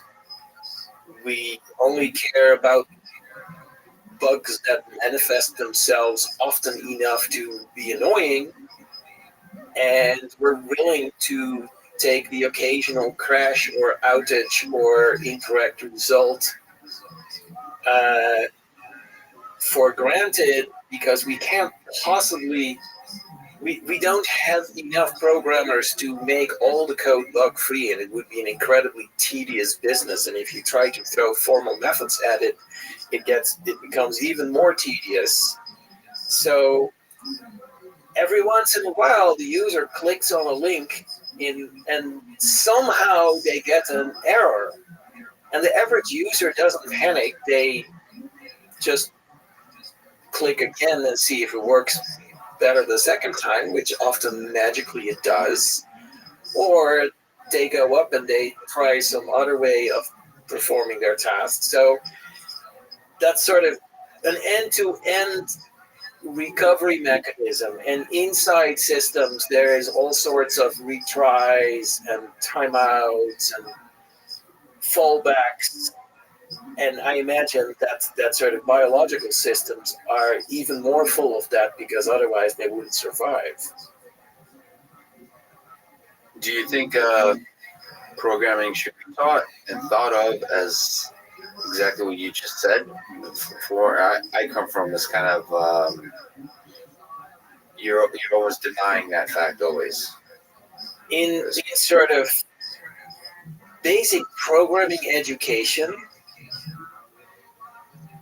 the programs you're having students write are so small and simple that if there is a bug, you can always find it and fix it.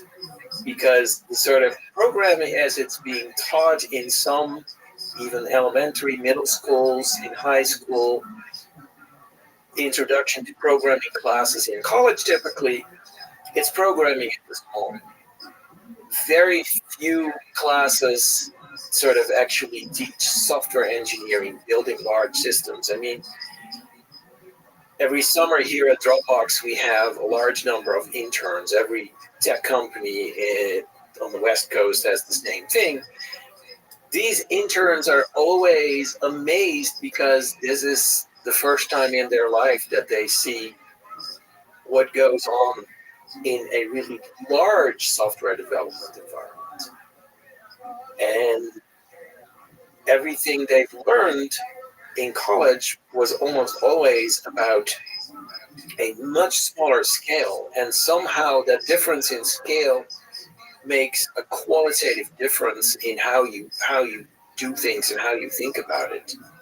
If you then take a few steps back into the decades of 70s and 80s, when you were first thinking about Python or just that world of programming languages, did you ever think that there would be systems as large as underlying Google, Facebook, and Dropbox? Did you, when you were thinking about Python? I was actually always caught by surprise by sort of this. Yeah, pretty much every stage of computing. So maybe just because you've spoken in other interviews, but I think the evolution of programming languages are fascinating, and it's especially because it leads, from my perspective, towards greater and greater degrees of intelligence. I learned the first programming language I played with in Russia was with the turtle logo. Yeah.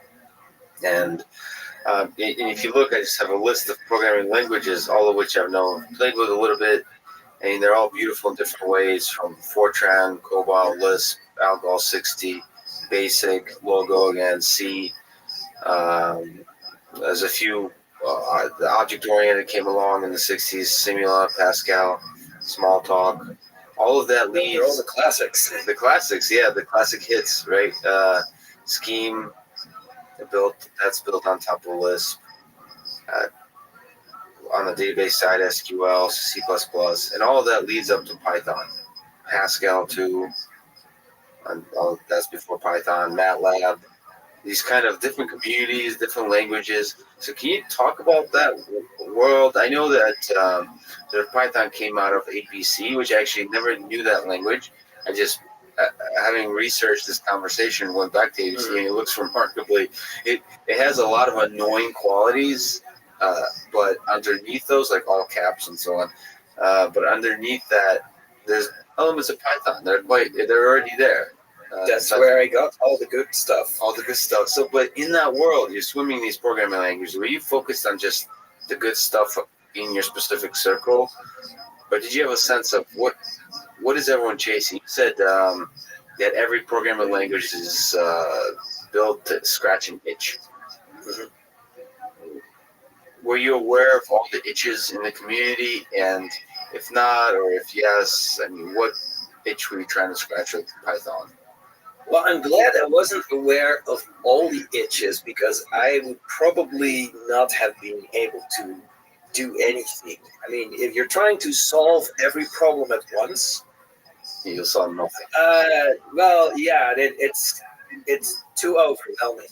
And so I had a very, very focused problem. I wanted a programming language that sat somewhere in between shell scripting and C.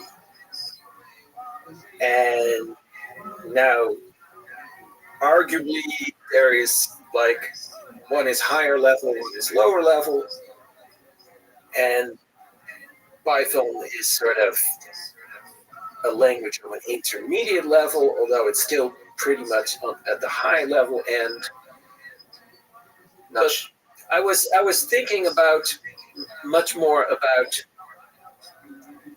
I want a tool that I can use to be more productive as a programmer in a very specific environment. And I also had given myself a time budget for the development of the tool. And that was sort of about 3 months for both the design, like thinking through what are all the features of the language syntactically and semantically, and how do I implement the whole pipeline from parsing the source code to executing it. So I think both with the timeline and the goals, it seems like productivity was at the core of it as a goal. So like for me, in the 90s and the first decade of the 21st century, I was always doing machine learning, AI. Programming for my research was always in C++. Wow. And then the other people who are a little more mechanical engineering, electrical engineering, are MATLAB-y. They're a little bit more MATLAB focused. Those are the world, and maybe a little bit Java too. But people who are more interested in emphasizing the object-oriented nature of things. So, but then in last 10 years or so, especially with the oncoming of neural networks and these packages that are built up Python to interface with neural networks, I switched to Python, and it's just, I've noticed significant boost that I can't exactly, because I don't think about it, but I can't exactly put into words why I'm just much, much more productive. Just being able to get the job done much, much faster. So how do you think, whatever that qualitative difference is, I don't know if it's quantitative, it could be just a feeling. I don't know if I'm actually more productive, but how do you think about it? Yeah, well, that's right. I think there's elements, let me just speak to one aspect that I think that was affecting my productivity, is C++ was, I really enjoyed creating performant code and creating a beautiful structure where everything, that this kind of going into this, especially with the newer and newer standards of templated programming, of just really creating this beautiful formal structure, that I found myself spending most of my time doing that as opposed to getting it, parsing a file and extracting a few keywords or whatever the task I was trying to do. So what is it about Python? How do you think of productivity in general as you were designing it now, sort of through the decades, last 3 decades? What do you think it means to be a productive programmer? And how did you try to design it into the language? There are different tasks. And as a programmer, it's useful to have different tools available that sort of are suitable for different tasks. So I still write C code, I still write shell code, but I write most of my things in Python. Why do I still use those other languages? Because sometimes the task just demands it. And, well, I would say most of the time the task actually demands a certain language, because the task is not write a program that solves problem X from scratch, but it's more like fix a bug in existing program X or add a small feature to an existing large program. But even if you sort of, if you're not constrained in your choice of language by context like that, there is still the fact that if you write it in a certain language, then you sort of, you have this balance between how long does it take you to write the code and how long does the code run. And when you're in sort of in the phase of exploring solutions, you often spend much more time writing the code than running it, because every time you've run it, you see that the output is not quite what you wanted, and you spend some more time coding. And a language like Python just makes that iteration much faster, because there are fewer details. There is a large library. There are fewer details that you have to get right before your program compiles and runs. There are libraries that do all sorts of stuff for you, so you can sort of very quickly take a bunch of existing components, put them together, and get your prototype application running. Just like when I was building electronics, I was using a breadboard most of the time.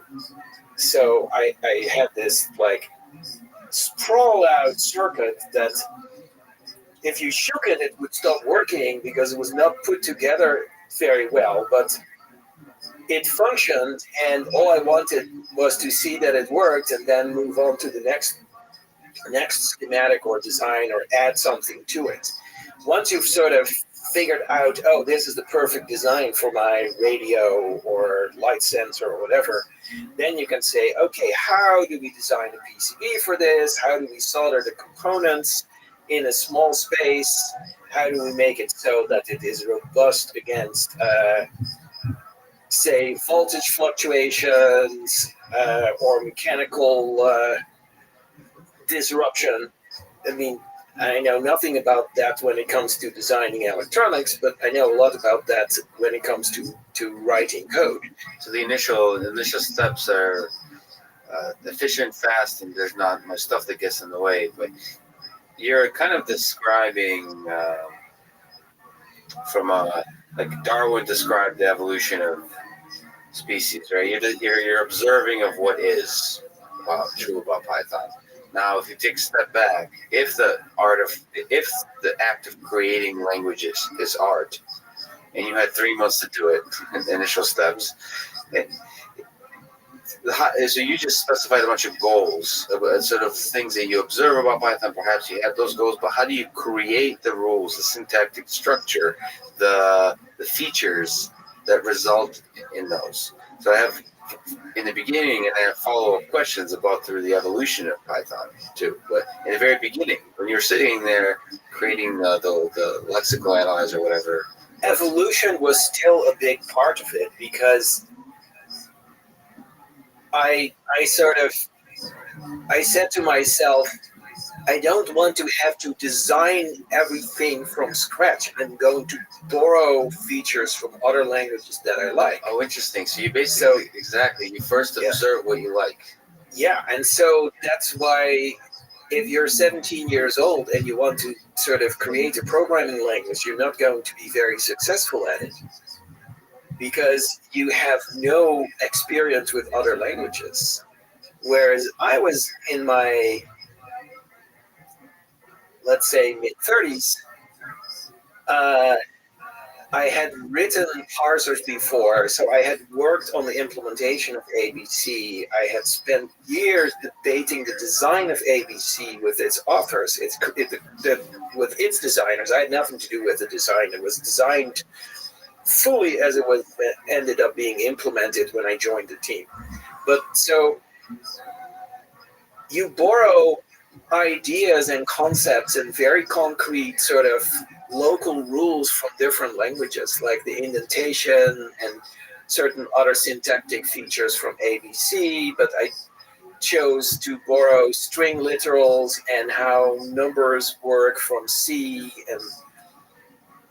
and various other things. So then, if you take that further, so you've had this funny sounding, but I think surprisingly accurate, or at least practical, title of benevolent dictator for life for quite, for the last 3 decades or whatever. Or no, not the actual title, but functionally speaking. So you had to make decisions, design decisions. Can you maybe let's take Python 2, releasing Python 3 as an example. It's not backward compatible to Python 2 in ways that a lot of people know. So what was that deliberation, discussion, decision like? Yeah, what was the psychology of that experience?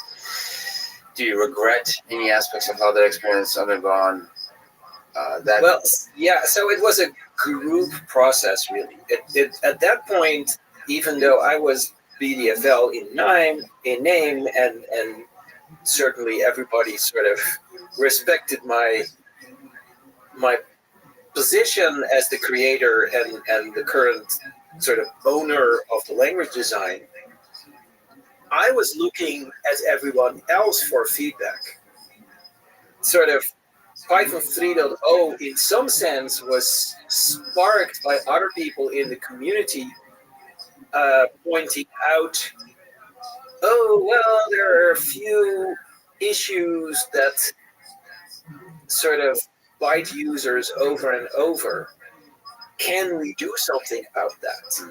And for Python 3, we took a number of those Python words, as they were called at the time, and we said, can we try to sort of make small changes to the language that address those words? And we had sort of, in the past, we had always taken backwards compatibility very seriously. And so many Python words in earlier versions had already been resolved because they could be resolved while maintaining backwards compatibility, or sort of using a very gradual path of evolution of the language in a certain area. And so we were stuck with a number of words that were widely recognized as problems, not like roadblocks, but nevertheless sort of things that some people trip over, and that's always the same thing that people trip over when they trip. And we could not think of a backwards compatible way of resolving those issues. But it's still an option to not resolve the issues, right? And so, yes, for a long time, we had sort of resigned ourselves to, the language is not going to be perfect in this way and that way and that way. And we sort of, certain of these things, there are still plenty of things where you can say, that particular detail is better in Java or in R or in Visual Basic or whatever. And we're okay with that because, well, we can't easily change it. It's not too bad. We can do a little bit with user education, or we can have a static analyzer or warnings in the parser or something. But there were things where we thought, well, these are really problems that are not going away. They're getting worse in the future. We should do something about it. Should do something, but ultimately there is a decision to be made, right? Yes. So, was that the toughest decision in the history of Python you had to make as the benevolent dictator for life? Or if not, what are there, maybe even on a smaller scale, what was the decision where you were really torn up about? Well, the toughest decision was probably to resign. All right, let's go there. Hold on a second then. Let me just, because in the interest of time too, because I have a few cool questions for you. I mean, let's touch a really important one because it was quite dramatic and beautiful in certain kinds of ways. In July this year, 3 months ago, you wrote, "Now that PEP 572 is done, I don't ever want to have to fight so hard for a PEP and find that so many people despise my decisions. I would like to remove myself entirely from the decision process. I'll still be there for a while as an ordinary core developer, and I'll still be available to mentor people, possibly more available. But I'm basically giving myself a permanent vacation from being BDFL, benevolent dictator for life. And you all will be on your own." First of all, it's almost Shakespearean. I'm not going to appoint a successor. So what are you all going to do? Create a democracy, anarchy, a dictatorship, a federation? So that was a very dramatic and beautiful set of statements. It's open-ended nature. Called the community to create a future for Python. There's this kind of beautiful aspect to it. So what and dramatic, what was making that decision like? What was on your heart, on your mind, stepping back now a few months later? We'll continue through your mind. I'm glad you liked the writing because it was actually written pretty quickly. It was literally something like,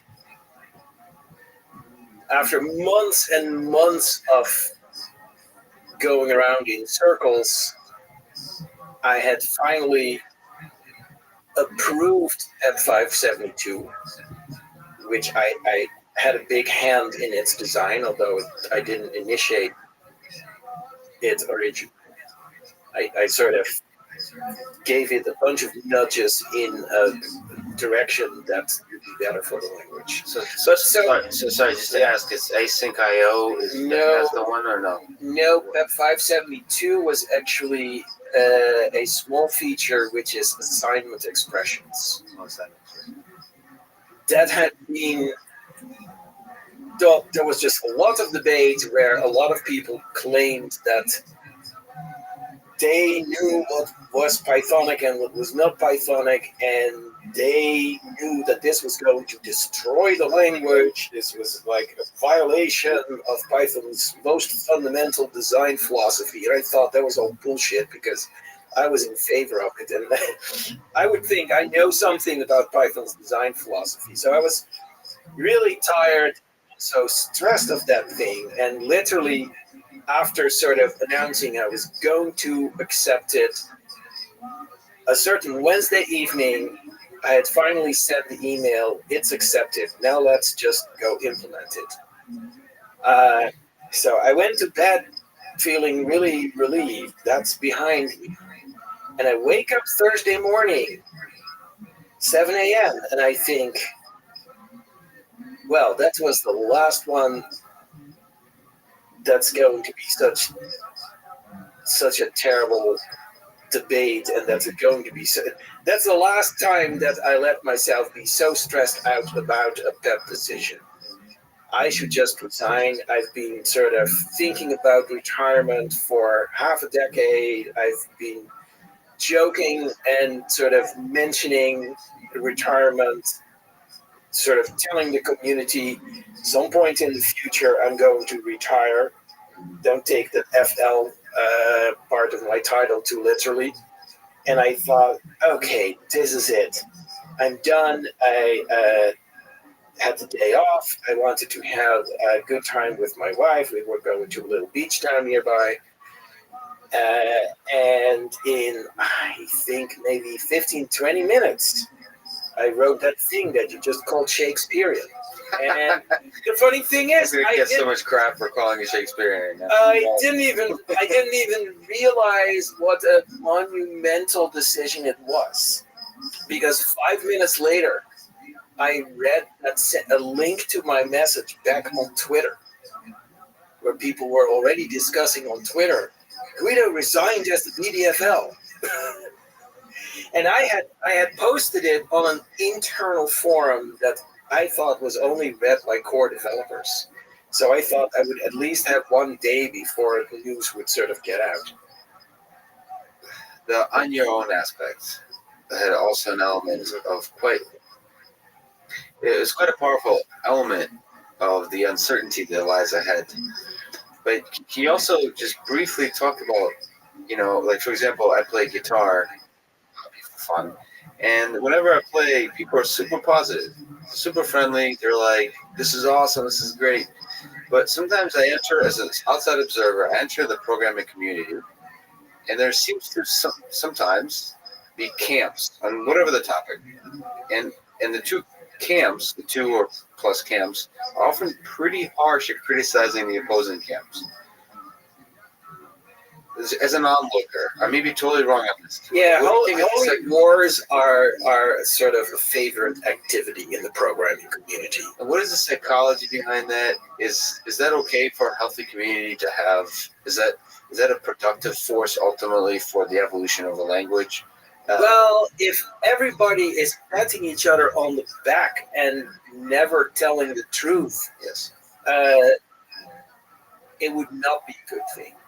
I think there is a middle ground where sort of being nasty to each other is not okay, but there is a middle ground where there is healthy ongoing criticism and feedback that is very productive. And you mean at every level you see that. I mean, someone proposes to fix a very small issue in a code base, chances are that some reviewer will sort of respond by saying, well, actually, you can do it better the other way. When it comes to deciding on the future of the Python core developer community, we now have, I think, 5 or 6 competing proposals for a constitution. So that future, do you have a fear of that future? Do you have a hope for that future? I'm very confident about that future. And by and large, I think that the debate has been very healthy and productive. And I actually, when I wrote that resignation email, I knew that Python was in a very good spot and that the Python core development community, the group of 50 or 100 people who sort of write or review most of the code that goes into Python, those people get along very well most of the time. A large number of different areas of expertise are represented. Different levels of experience in the Python core dev community, different levels of experience completely outside it, in software development in general, large systems, small systems, embedded systems. So I felt okay resigning because I knew that the community can really take care of itself. And out of a grab bag of future feature developments, let me ask if you can comment maybe on all very quickly. Concurrent programming, parallel computing, async I/O. These are things that people have expressed hope, complained about, whatever have discussed on Reddit. Async IO, so the parallelization in general. Packaging, I was totally clueless on this. I just use pip to install stuff, but apparently there's pip and in poetry. There's these dependency packaging systems that manage dependencies and so on. They're emerging, and there's a lot of confusion about what's the right thing to use. Then also functional programming. The ever, are we going to get more functional programming or not? This kind of idea, and of course the GIL is the connected to the parallelization, I suppose, the global interpreter lock problem. Can you just comment on whichever you want to comment on? Well, let's take the GIL and parallelization and async IO as one topic. I'm not that hopeful that Python will develop into a sort of high concurrency, high parallelism language. That's sort of the way the language is designed, the way most users use the language, the way the language is implemented, all make that a pretty unlikely future. So you think it might not even need to, really, the way people use it? It might not be something that should be a great concern. I think async IO is a special case because it sort of allows overlapping IO and only IO. And that is a sort of best practice of supporting very high throughput IO, many connections per second. I'm not worried about that. I think async IO will evolve. There are a couple of competing packages. We have some very smart people who are sort of pushing us in sort of to make async IO better. Parallel computing, I think that Python is not the language for that. There are ways to work around it, but you can't expect to write an algorithm in Python and have a compiler automatically parallelize that. What you can do is use a package like NumPy, and there are a bunch of other very powerful packages that sort of use all the CPUs available, because you tell the package, here's the data, here's the abstract operation to apply over it, go at it, and then we're back in the C++ world. But those packages are themselves implemented usually in C++. That's right. That's where TensorFlow and all these packages come in, where they parallelize across GPUs, for example. Yeah. They take care of that. So in terms of packaging, can you comment on the future of packaging? Packaging has always been my least favorite topic. It's a really tough problem because the OS and the platform want to own packaging, but their packaging solution is not specific to a language. Like, if you take Linux, there are two competing packaging solutions for Linux, or for Unix in general, but they all work across all languages. And several languages like Node, JavaScript, and Ruby and Python all have their own packaging solutions that only work within the ecosystem of that language. Well, what should you use? That is a tough problem. My own approach is I use the system packaging system to install Python, and I use the Python packaging system then to install third-party Python packages. That's what most people do. 10 years ago, Python packaging was really a terrible situation. Nowadays, pip is the future. There is a separate ecosystem for numerical and scientific Python based on Anaconda. Those two can live together. I don't think there is a need for more than that. Great. So that's packaging. That's well, at least for me, that's where I've been extremely happy. I didn't even know this was an issue until it was brought up. Well, in the interest of time, let me sort of skip through a million other questions I have. So I watched the 5.5 hour oral history that you done with the Computer History Museum, and the nice thing about it, it gave this, because of the linear progression of the interview, it gave this feeling of a life, a life well lived with interesting things in it. Sort of a pretty, I would say, a good spend of this little existence we have on Earth. So outside of your family, looking back, what about this journey are you really proud of? Are there moments that stand out, accomplishments, ideas? Is it the creation of Python itself that stands out as a thing that you look back and say, damn, I did pretty good there? Well, I would say that Python is definitely the best thing I've ever done. And I wouldn't sort of say just the creation of Python, but the way I sort of raised Python like a baby. I didn't just conceive a child, but I raised the child. And now I'm setting the child free in the world, and I've set up the child to sort of be able to take care of himself. And I'm very proud of that. And as the announcer of Monty Python's Flying Circus used to say, and now for something completely different, do you have a favorite Monty Python moment, or a moment in Hitchhiker's Guide, or any other literature, show, movie that cracks you up when you think about it? Oh, you can always play me the dead parrot sketch. Oh, that's brilliant. Yeah. That's my favorite as well. It's pushing up the daisies. Okay, Greta, thank you so much for talking with me today.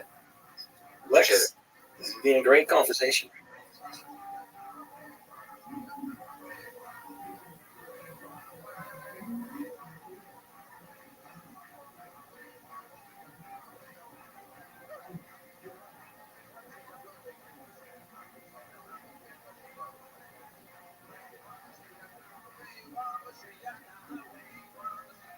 The following is a conversation with Jeff Atwood.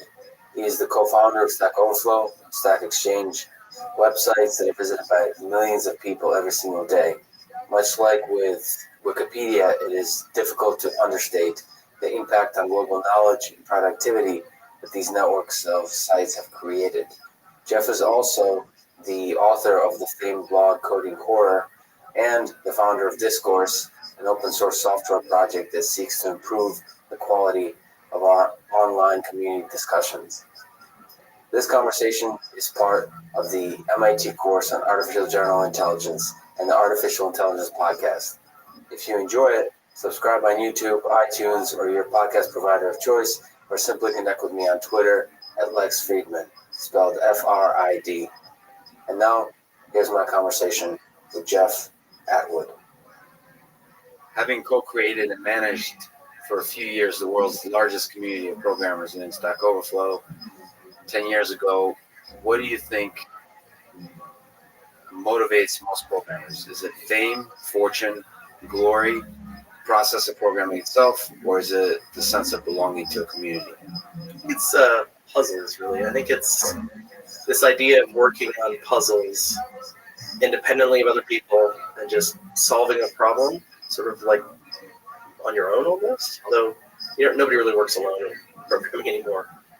But I will say there's an aspect of sort of hiding yourself away and just sort of beating on a problem until you solve it, like brute force. Basically, to me, is what a lot of programming is. Is like the computer's so fast, right? You can do things that would take forever for a human, but you can just do them like so many times and so often that you can get the answer, right? You're saying just the pure act of tinkering with the code. Yes. Is the thing that drives most people. The joy, the struggle balance within the joy of overcoming the brute force process of pain and suffering that eventually leads to something that actually works. Well, data's fun too. Like there's this thing called the shuffling problem. Like the naive shuffle that most programmers write has a huge flaw. There's a lot of articles online about this because it can be really bad if you're like a casino and you have an unsophisticated programmer writing your shuffle algorithm. There's surprising ways to get this wrong, but the neat thing is the way to figure that out is just to run your shuffle a bunch of times and see like how many orientations of cards you get. You should get a equal distribution of all the cards. And with the naive method of shuffling, if you just look at the data, if you just brute force and say, okay, I don't know what's going to happen. You just write a program that does it a billion times and then see what the buckets look like with the data. And the Monty Hall problem is another example of that, where you have 3 doors and somebody gives you information about another door. So the correct answer is you should always switch in the Monty Hall problem, which is not intuitive. It freaks people out all the time, right? But you can solve it with data. If you write a program that does the Monty Hall, game, and then never switches, then always switches, just compare, you would immediately see that you don't have to be smart, right? You don't have to figure out the answer algorithmically. You can just brute force it out with data and say, well, I know the answer is this because I ran the program a billion times and these are the data buckets that I got from it, right? So empirically find it, but what's the joy of that? So for you personally, outside of family, what motivates you in this process? Well, to be honest, I don't really write a lot of code anymore. Like what I do at Discourse is like managery stuff, which I always kind of despised, right? Like as a programmer, you think of managers as people who don't really do anything themselves. But the weird thing about code is you realize that language is code. Like the ability to direct other people lets you get more stuff than you could by yourself anyway. You said language is code? Language is meaning communication with other humans? Yes, it is. You could think of it as a systematic. So what is it like to be, before we get into programming, what makes a good manager? What makes a good leader? Well, I think a leader, it's all about leading by example, first of all, sort of doing and being the things that you want to be. Now, this can be kind of exhausting, particularly when you have kids, because you realize that your kids are watching you all the time, even in ways that you've stopped seeing yourself. The hardest person to see on the planet is really yourself, right? It's not you to see other people and make judgments about them, but yourself, you're super biased. You don't actually see yourself the way other people see you. Often you're very, very hard on yourself in a way that other people really aren't going to be. So, that's one of the insights is, you've got to be really diligent about thinking am I behaving in a way that represents how I want other people to behave, right? Leading through example. There's a lot of examples of leaders that really mess this up, right? They make decisions that are wow, why would, it's a bad example for other people. So I think leading by example is one. The other one I believe is working really hard. I don't mean working exhaustively, but showing a real passion for the problem, not necessarily your solution to the problem, but the problem itself is just one that you really believe in. With Discourse, for example, the problem that we're looking at, which is my current project, is how do you get people in groups to communicate in a way that doesn't break down into the howling of wolves, right? How do you deal with trolling? Not technical problems, but how do I get people to post paragraphs? How do I get people to use bold? How do I get people to use complete sentences? Although those are problems as well. But how do I get people to get along with each other, right? And solve whatever problem it is that set out to solve, or reach some consensus on discussion, or just not hurt each other even, right? Maybe it's a discussion that doesn't really matter, but are people yelling at each other, right? And why, right? That's not the purpose of this kind of communication. So I would say, leadership is about, setting an example, doing the things that represent what you want to be, making sure that you're actually doing those things. And there's a trick to that too, because the things you don't do also say a lot about what you are. Yeah, so let's pause on that one. So those two things are fascinating. So how do you have as a leader that self-awareness? So you just said it's really hard to be self-aware. So for you personally, or maybe for other leaders you've seen or look up to, how do you know both of the things you're doing are the wrong things to be doing, the way you speak to others, the way you behave, and the things you're not doing? How do you get that signal? There's two aspects to that. One is processing feedback that you're getting. So how do you get feedback? Well, right. Are you getting feedback, right? So one way we do it, for example, at Discourse, we have 3 co-founders, and we periodically talk about decisions before we make them. So it's not one person can make a mistake, or wow, that's there can be misunderstandings. So it's part of group consensus. Leadership is it's good to have. I think systems where there's one leader, that leader has the rule of absolute law, are just really dangerous in my experience. For communities, for example, if you have a community that's run by one person, that one person makes all the decisions, that person's going to have a bad day. Something can happen to that person, there's a lot of variables. So at first, when you think about leadership, have multiple people doing leadership and have them talk amongst each other. So you're giving each other feedback about the decisions that they're making. And then when you do get feedback, I think there's that little voice in your head, right? or your gut or wherever you want to put it in your body. I think that voice is really important. Like, I think most people who have any kind of moral compass or like most people want to do the right thing. I do believe that. I mean, there might be a handful of sociopaths out there that don't, but most people, they want other people to think of them as a good person. And why wouldn't you, right? Like, do you want people to despise you? I mean, that's just weird, right? So you have that little voice that's sort of the angel and devil on your shoulder sort of talking to you about like, what you're doing, how you're doing, how does it make you feel to make these decisions, right? And I think having some attunement to that voice is important. But you said that voice also for, I think it's a programmer situation too, where sometimes the devil on the shoulder is a little too loud. So you're a little too self-critical for a lot of developers, and especially when you have introverted personality. How do you struggle with the self-criticism or the criticism others? So one of the things of leadership is to do something that's potentially unpopular or where people doubt you, but you still go through with the decision. So what's that balance like? I think you have to walk people through your decision making, right? Like, you have to, this is where blogging is really important, and communication is so important. Again, code, language is just another kind of code. It's like, here is the program by which I arrived at the conclusion that I'm going to reach, right? It's one thing to say, like, this is a decision, it's final, deal with it, right? That's not usually satisfying people. But if you say, look, we've been thinking of this problem for a while, here's some stuff that's happened, here's what we think is right, here's our goals, here's what we want to achieve, and we've looked at these options, and we think this of the available options is the best option. People will be like, oh, okay, right, maybe I don't totally agree with you, but I can kind of see where you're coming from, and like, I see it's not just arbitrary decision delivered from a cloud of flames in the sky, right? It's like a human trying to reach some kind of consensus about goals, and their goals might be different than yours. That's completely legit, right? But if you're making that clear, it's like, oh, well, the reason we don't agree is because we have totally different goals, right? Like, how could we agree? It's not that you're a bad person; it's that we have radically different goals in mind when we started looking at this problem. And the other one you said is passion, or hard work. Sorry. Well, those are tied together in my mind. Let's say hard work and passion. Like, for me, like, I just really love the problem discourse is setting up to solve, because in a way, it's like there's a vision of the world where it all devolves into Facebook basically owning everything and every aspect of human communication, right? And this has always been kind of a scary world for me.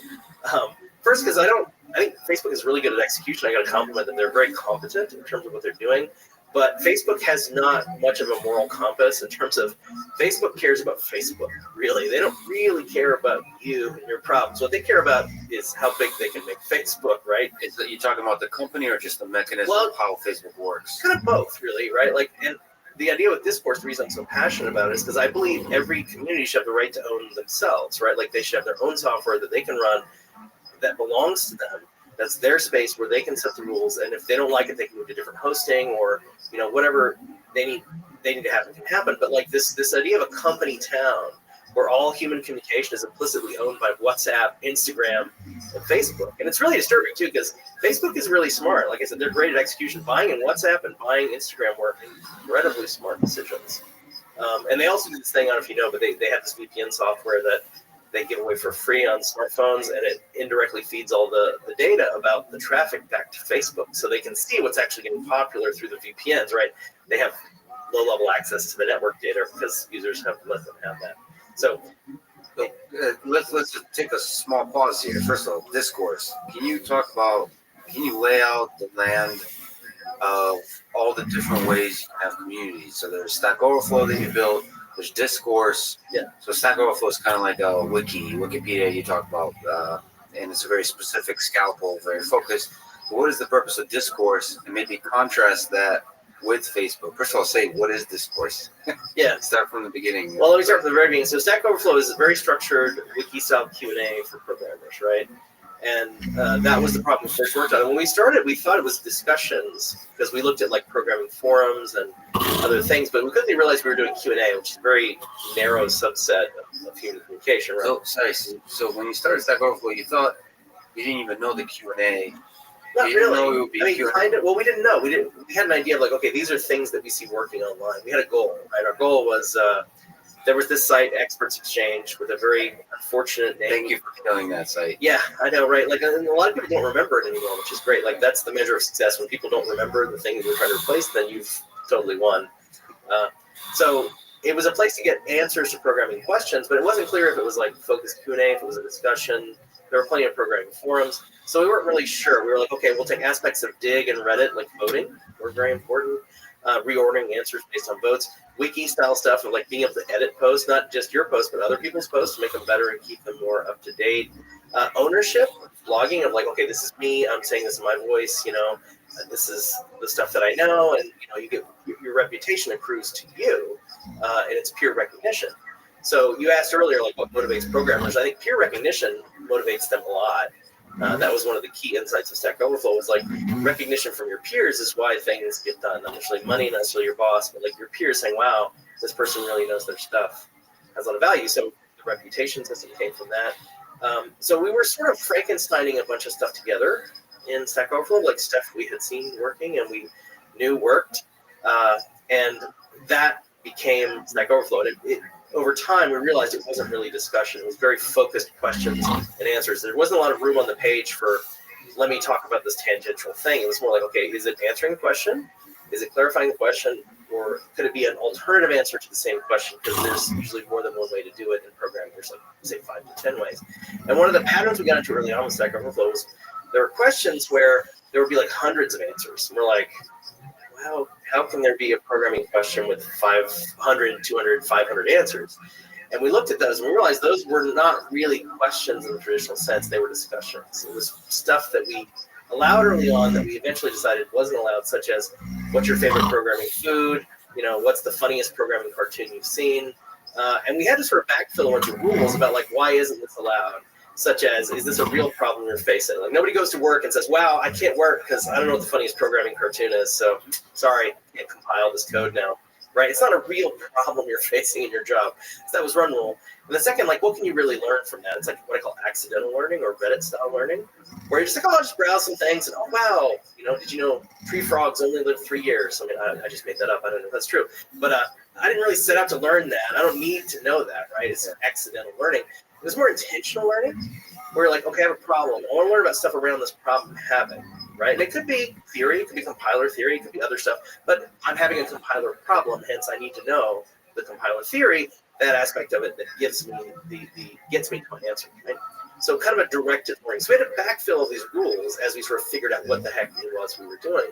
And the system became very strict over time, and a lot of people still complain about that, and I wrote my latest blog entry, what does Stack Overflow want to be when it grows up. Celebrating the 10-year anniversary, yeah. Yeah, so 10 years, and the system has trended towards strictness. There's a variety of reasons for this. One is people don't like to see other people get reputation for stuff as they view as frivolous, which I can actually understand, because if you saw a programmer got like 500 upvotes for funniest programming cartoon or funniest comment they had seen in code, it's like, well, why do they have that reputation? Is it because they wrote the joke? Probably not. I mean, if they did, maybe, or the cartoon, right? They're getting a bunch of reputation based on someone else's work. It's not even like programming. It's just a joke, right? It's a related program. So you begin to resent that. You're like, well, that's not fair. And it isn't. At some level, they're correct. I mean, I empathize because, like, it's not correct. Your reputation for that versus here's a really gnarly regular expression problem. And here's a really clever, insightful, detailed answer laying out, oh, here's why you're seeing the behavior that you're seeing. Here, let me teach you some things about how to avoid that in the future. That's great. Like, that's gold, right? You want people to get reputation for that, not so much for, wow, look at this funny thing I saw. Right? Great. So there's this very specific Q&A format, and then take me through the journey towards discourse on Facebook and Twitter. So you start at the beginning, that Stack Overflow evolved to have a purpose. So where does discourse, this passion you have for creating community for discussion, where is that? When was that born, and how? Well, part of it is based on the realization that Stack Overflow is only good for very specific subjects where there's sort of it's based on data, facts, and science, where answers can be kind of verified to be true.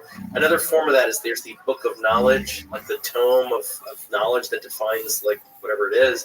You can refer to that book and it'll give you the answer. There has to be, it only works on subjects where there's like semi-clear answers to things that can be verified in some form. Now, again, there's always more than one way to do it. There's complete flexibility in the system around that. But where it falls down is stuff like poker and Lego. Like we had, if you go to stackexchange.com, we have an engine that tries to launch different Q&A topics, right? And people can propose Q&A topics, sample questions, and if it gets enough support within the network, we launch that Q&A site. So some of the ones we launched were poker and Lego, and they did horribly, right? Because I mean, they might still be there lingering on in some form, but it was an experiment. This is like a test, right? And some subjects work super well in the Stack engine, and some don't. But the reason Lego and poker don't work is because they're so social. Really, it's not about, what's the rule here in poker. It's like, well, what kind of cigars do you like to smoke while playing poker, or what's a cool set of cards to use when playing poker, or what's some strategies. Like, say I have this hand come up with some strategies I could use. It's more of a discussion around like what's happening. Like with Lego, same thing. Like, here's this cool Lego set I found. Look how awesome this is. And like, yeah, that's freaking awesome, right? It's not a question. Right? There's all these social components and discussions that don't fit at all. Like, we literally have to just allow those in Stack Overflow, because it's not about being social. It's about problems that you're facing in your work that you need concrete answers for, right? Like, you have a real demonstrated problem that's sort of blocking something. Nobody's blocked by, what should I do when I have a straight flush, right? Like, it's not a blocking problem in the world. It's just an opportunity to hang out and discuss. So Discourse was a way to address that and say, look, discussion forum software was very, very bad. And when I came out of Stack Overflow in early 2012, it was still very, very bad. I expected it improved in the 4 years since I last looked, but it had not improved at all. And I was like, well, that's kind of terrible, because I love these communities of people talking about things that they love, that they're just communities of interest, right? And there's no good software for them. Like, startups would come to me and say, hey, Jeff, I want to, I have this startup. Here's my idea. And the first thing I would say to them is like, well, first, why are you asking me? Like, I don't really know your field, right, necessarily. Like, why aren't you asking, like, the community, like the people that are interested in this problem, the people that are using your product? Why aren't you talking to them? And then they say, oh, great idea. Like, how do I do that? And then that's when I started playing sad trombone, because I realized all the software involving talking to your users, customers, audience, patrons, whatever it is, it was all really bad. It was like stuff that I would be embarrassed to recommend to the people. And yet that's where I felt they could get the biggest and strongest, most effective input for what they should be doing with their product, right? It's from their users, from their community, right? That's what we did on Stack Overflow. So when we're talking about with forums, the dark matter of the internet, it's still, I don't know if it's still, but for the longest time, it has some of the most passionate and fascinating discussions. And what's the usual structure? There's usually it's linear, so it's sequential. So you're posting one after the other, and there's pagination, so it's there's 10 posts, and you go to the next page, and that format still is used by, like, we're doing a lot of research with Tesla and vehicles, and there's a Tesla Motors Club forum. We really wanted to run that, actually.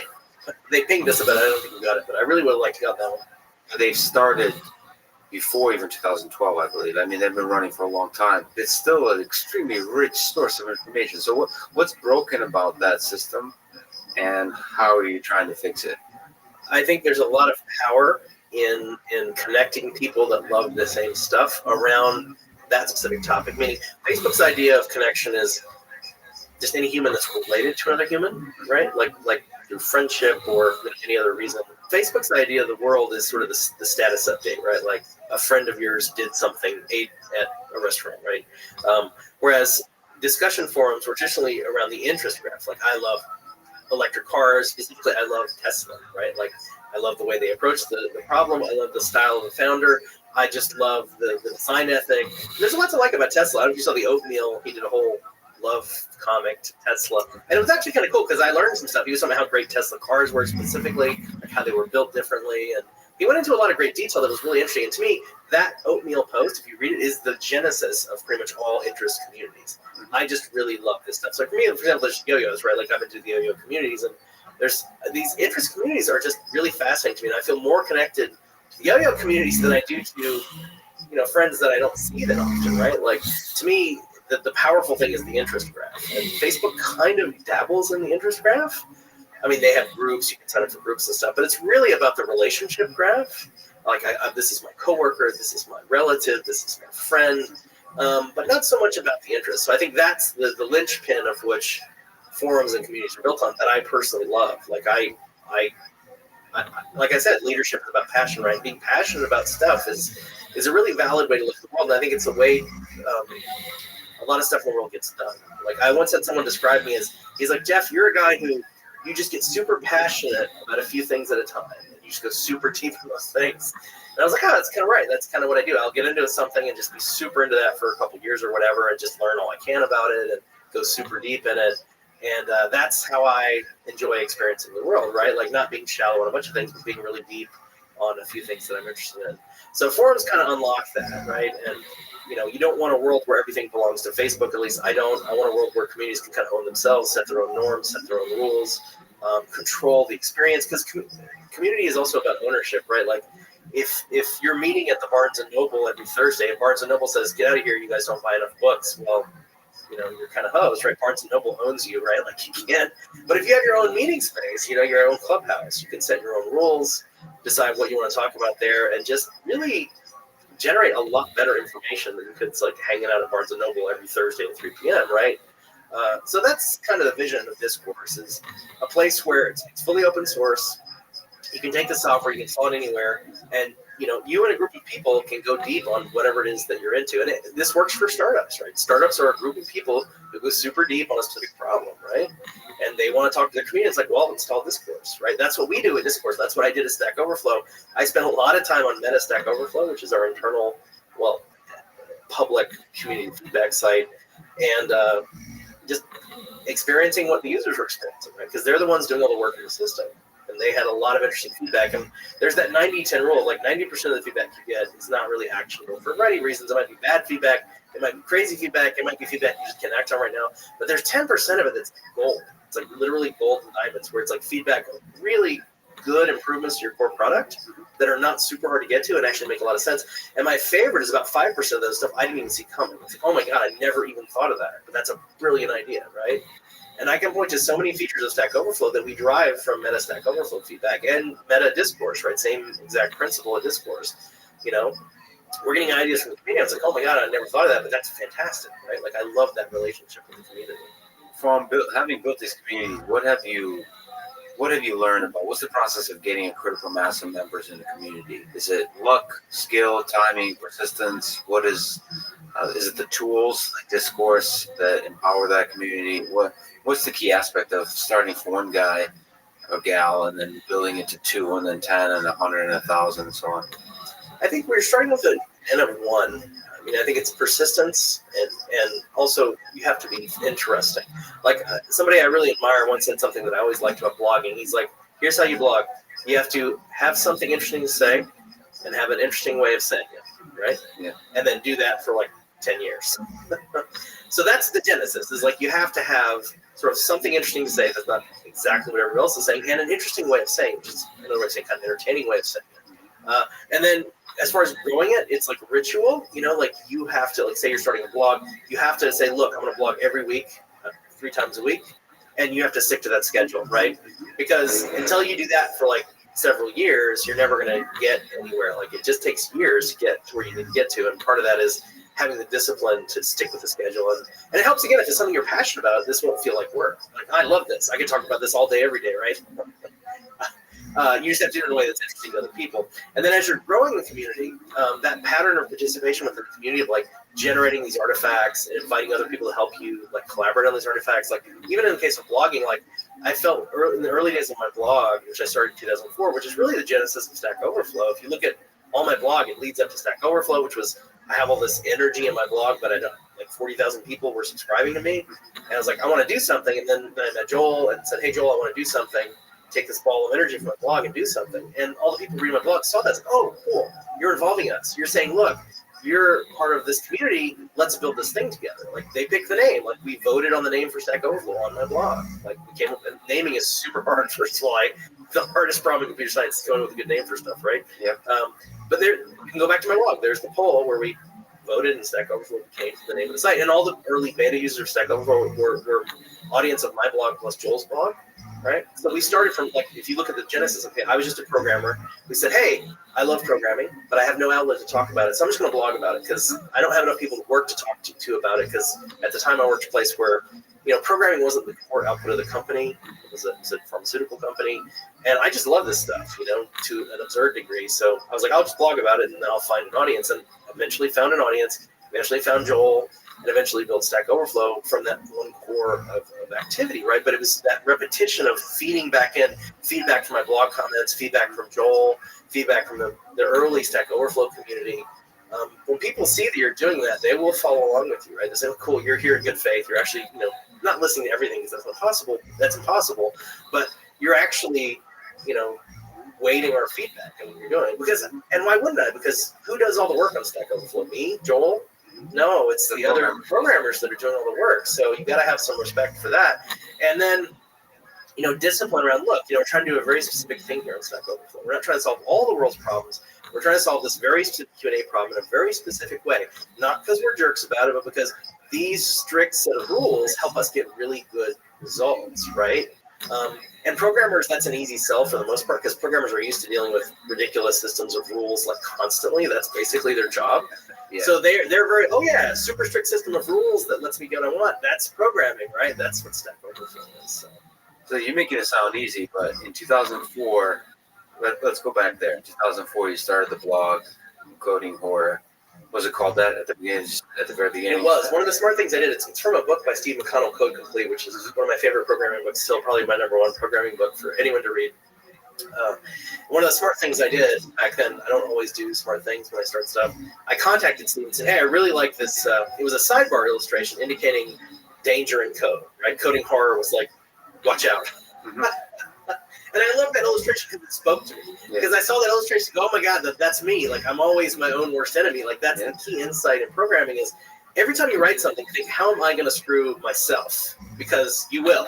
Constantly, right? So that icon was like, oh yeah, I need to constantly hold that mirror up and look and say, look, you're very fallible. You're going to screw this up. Like, how can you build this in such a way that you're not going to screw it up later? Like, how can you get that discipline around making sure at every step I'm thinking through all the things that I could do wrong or that other people could do wrong? Because that is actually how you get to be a better programmer a lot of times, right? So that sidebar illustration, I loved it so much. And I wrote Steve before I started my blog and said, hey, can I have permission to use this? Because I just really like this illustration. And Steve was kind enough to give me permission to do that, and he continues to give me permission. So really, that's awesome.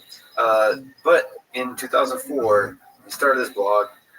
You look at Stephen King, his book on writing, or Stephen Pressfield, War of Art book. I mean, it seems like writers suffer. I mean, it's a hard process of writing, right? It's like there's going to be suffering. I mean, I won't kid you. Like, well, the work is suffering, right? Like doing the work. Like even when you're every week, you're like, okay, that blog post wasn't very good, or people didn't like it, or people said disparaging things about it. You have to have the attitude is like, no matter what happens, I want to do this for me, right? It's not about you, it's about me. I mean, in the end, it is about everyone, because this is how good work gets out into the world. But you have to be pretty strict about saying, like, I'm selfish in the sense that I have to do this for me.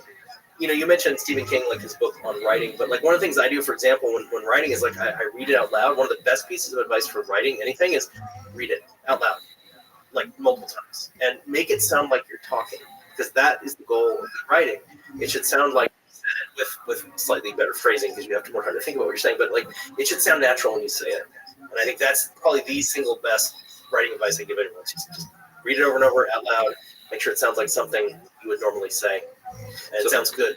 And what's your process of writing? So there's usually a pretty good idea behind the blog post. So ideas, right? So I think you gotta have the concept that there's so many interesting things in the world. Like, I mean, my God, the world is amazing, right? Like, you can never write about everything that's going on because it's so incredible. But if you can't come up with, like, let's say, one interesting thing per day to talk about, then you're not trying right enough, because the world is full of just super interesting stuff. And one great way to mine stuff is go back to old books, because they bring up old stuff that's still super relevant. And I did that a lot, because I was like reading classic programming books, and a lot of the early blog posts were like, oh, I was reading this programming book, and they brought this really cool concept, and I want to talk about it some more.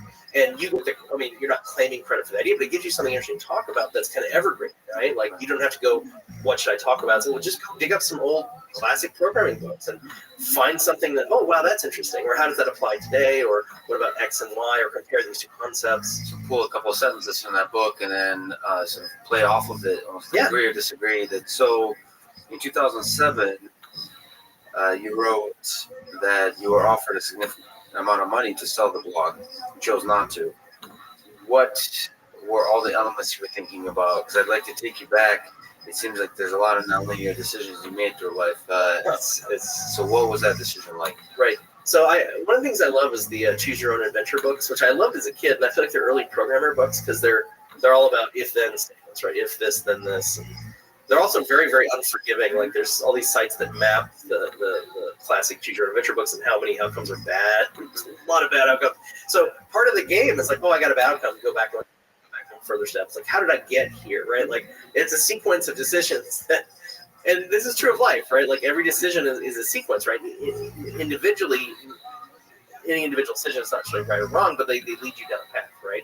So I do think there's some truth to that. So this particular decision, the blog had gotten fairly popular. There was a lot of RSS readers that I discovered, and this guy contacted me out of the blue from this like bug tracking company. He's like, "Oh, I really want to buy your blog for like, I think it was around $100,000, might have been like $80,000, but it was a lot, right? Like, and that's at the time like I have a year's worth of salary all at once.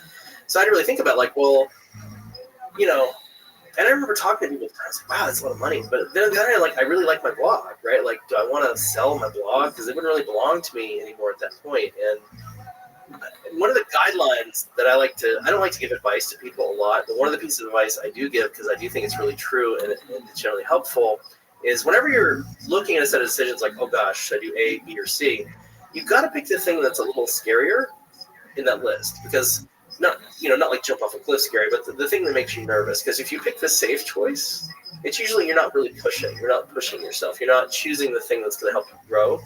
So for me, the scarier choice was to say no. I was like, well, no, let's just see where this is going, right? Because then I own it. I mean, it belongs to me. It's my thing. And I can just take it and to some other logical conclusion, right? Because imagine how different the world would have been had I said yes and sold the blog. It's like there probably wouldn't be Stack Overflow. A lot of other stuff would have changed. So for that particular decision, I think it was that same rule. Like, what scares me a little bit more? Do the thing that scares you. Yeah. So speaking of which, startups. I think there's specific, some more general questions that a lot of people would be interested in. You started Stack Overflow. You started Discourse. So what's there's 1, 2, 3 guys, whatever it is in the beginning. What was that process like? Do you start talking about it? Do you start programming? Do you start, where's the birth and the catalyst that actually... Well, I can talk about it in the context of both Stack Overflow and Discourse. So I think the key thing initially is there is a problem. Some state of the world that's unsatisfactory to the point that, you're upset about it, right? Like, in that case, it was experts exchange. Joel's original idea, because I approached Joel, I was like, look, Joel, I have all this energy behind my blog. I want to do something. I want to build something. But I don't know what it is, because I'm honestly not a good idea person. I'm really not. I'm like the execution guy. I'm really good at execution, but I'm not good at, blue sky ideas. Not my forte. Which is another reason why I like the community feedback, because they blue sky all day long for you, right? So when I can go in and cherry pick a blue sky idea from a community, even if I have to spend 3 hours reading to get one good idea, it's worth it, man. But anyway, so the idea from Joel was, hey, experts exchange. It's got great data, but the experience is hideous, right? It's trying to trick you. It feels like used car salesman. It's just bad. So I was like, oh, that's awesome. It feeds into community. It feeds into we can make Creative Commons. So I think the core is to have a really good idea that you feel very strongly about at the beginning. That there's a wrong in the world that we will, an injustice that we will right through the process of building this thing.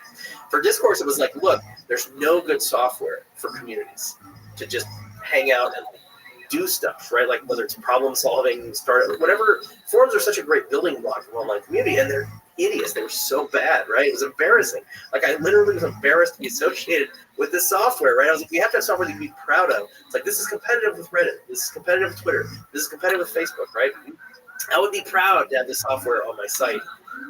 So that was the genesis of Discourse, was feeling very strongly about there needs to be a good solution for communities. So that's step one. Genesis is an idea you feel super strongly about, right?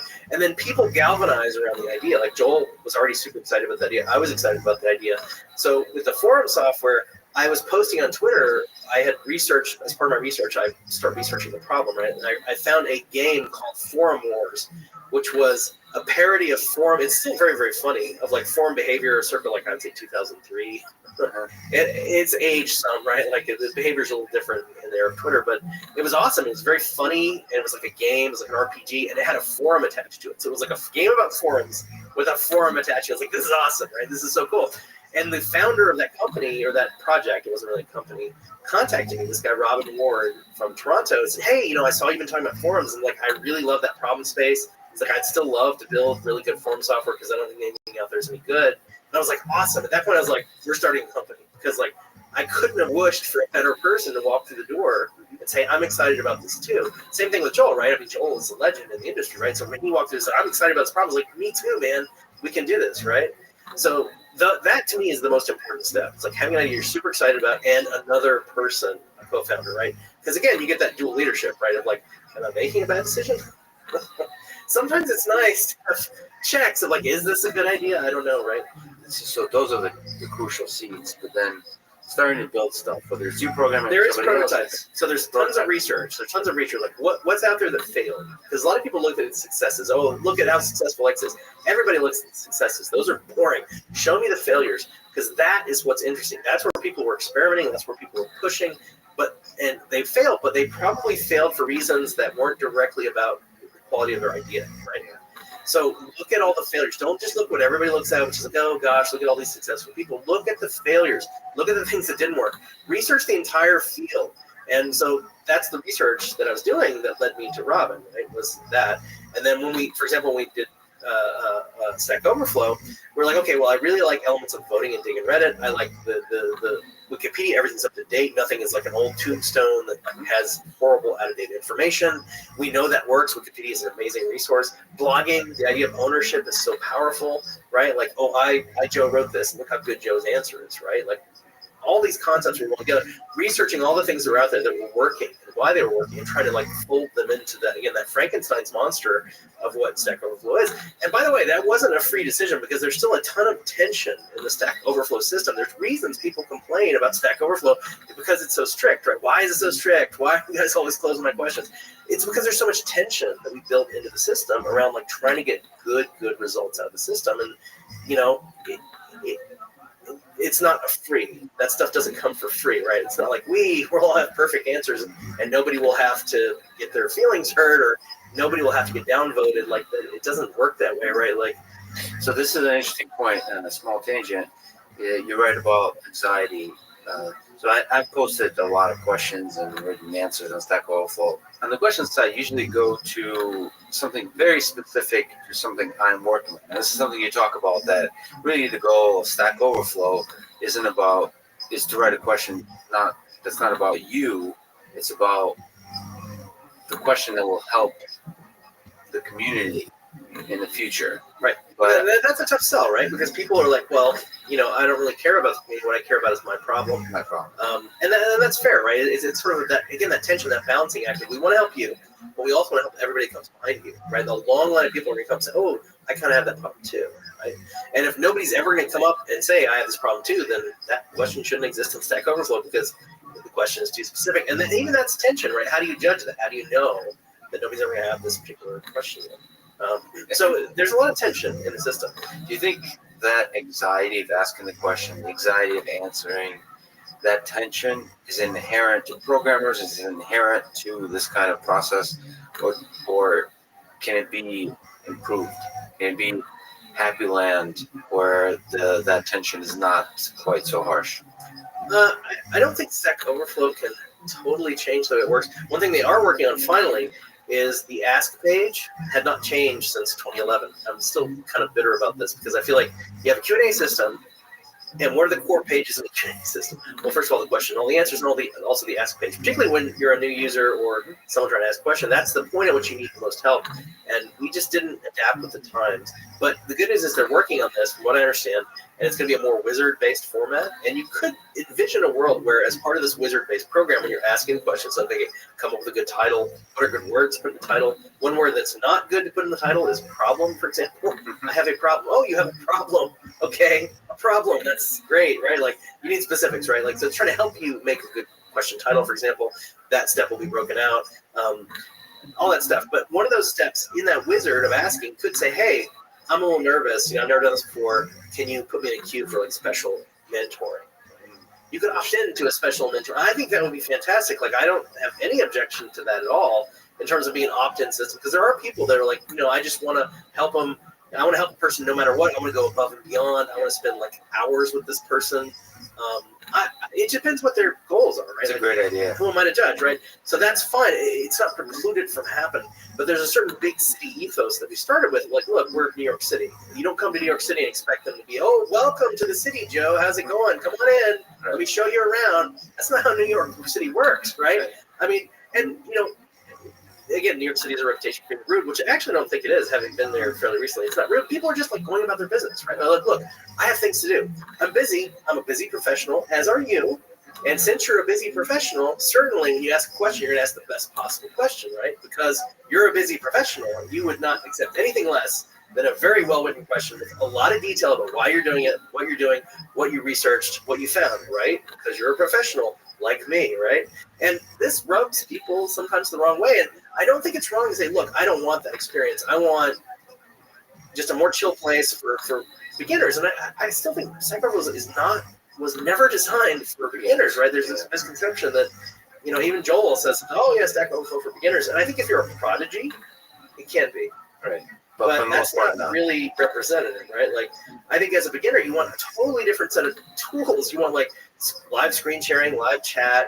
You want access to resources. You want a playground, like a playground you can experiment in and like test and all the stuff that we just don't give people because that was never really the audience that we were designing the Stack Overflow for. That doesn't mean it's wrong.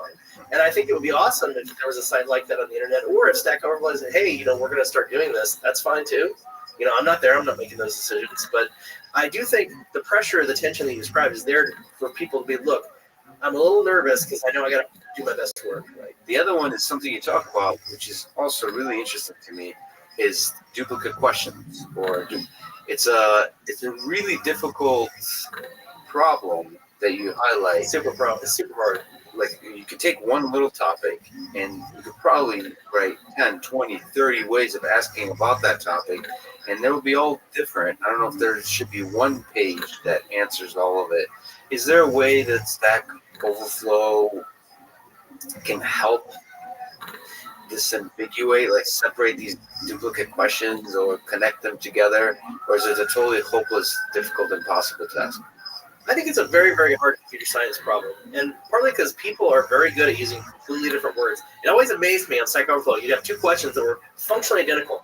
And one question had like 0 words in common with the other question. Like, oh my God. From a computer science perspective, how do you even begin to solve that? And it happens all the time. People are super good at this, right? Accidentally at asking the same thing in 10, 20 different ways. And the other complexity is we want some of those duplicates to exist because if there's 5 versions of different words, have those 5 versions point to the one centralized answer, right? It's like, okay, this is a duplicate, no worries. Here's the answer you wanted over here on this the prime example that we want to have, rather than having 10 copies of the question and the answer. Because if you have 10 copies of the question and answer, this also devalues the reputation system, which programmers hate, as I previously mentioned. You're getting a reputation for an answer that somebody else already gave. It's like, well, it's an answer, but somebody else already gave that answer, so why are you getting a reputation for the same answer as the other guy who gave it 4 years ago? People get offended by that, right? So the reputation system itself adds tension to the system in that the people who have a lot of reputation become very incentivized to enforce the reputation system.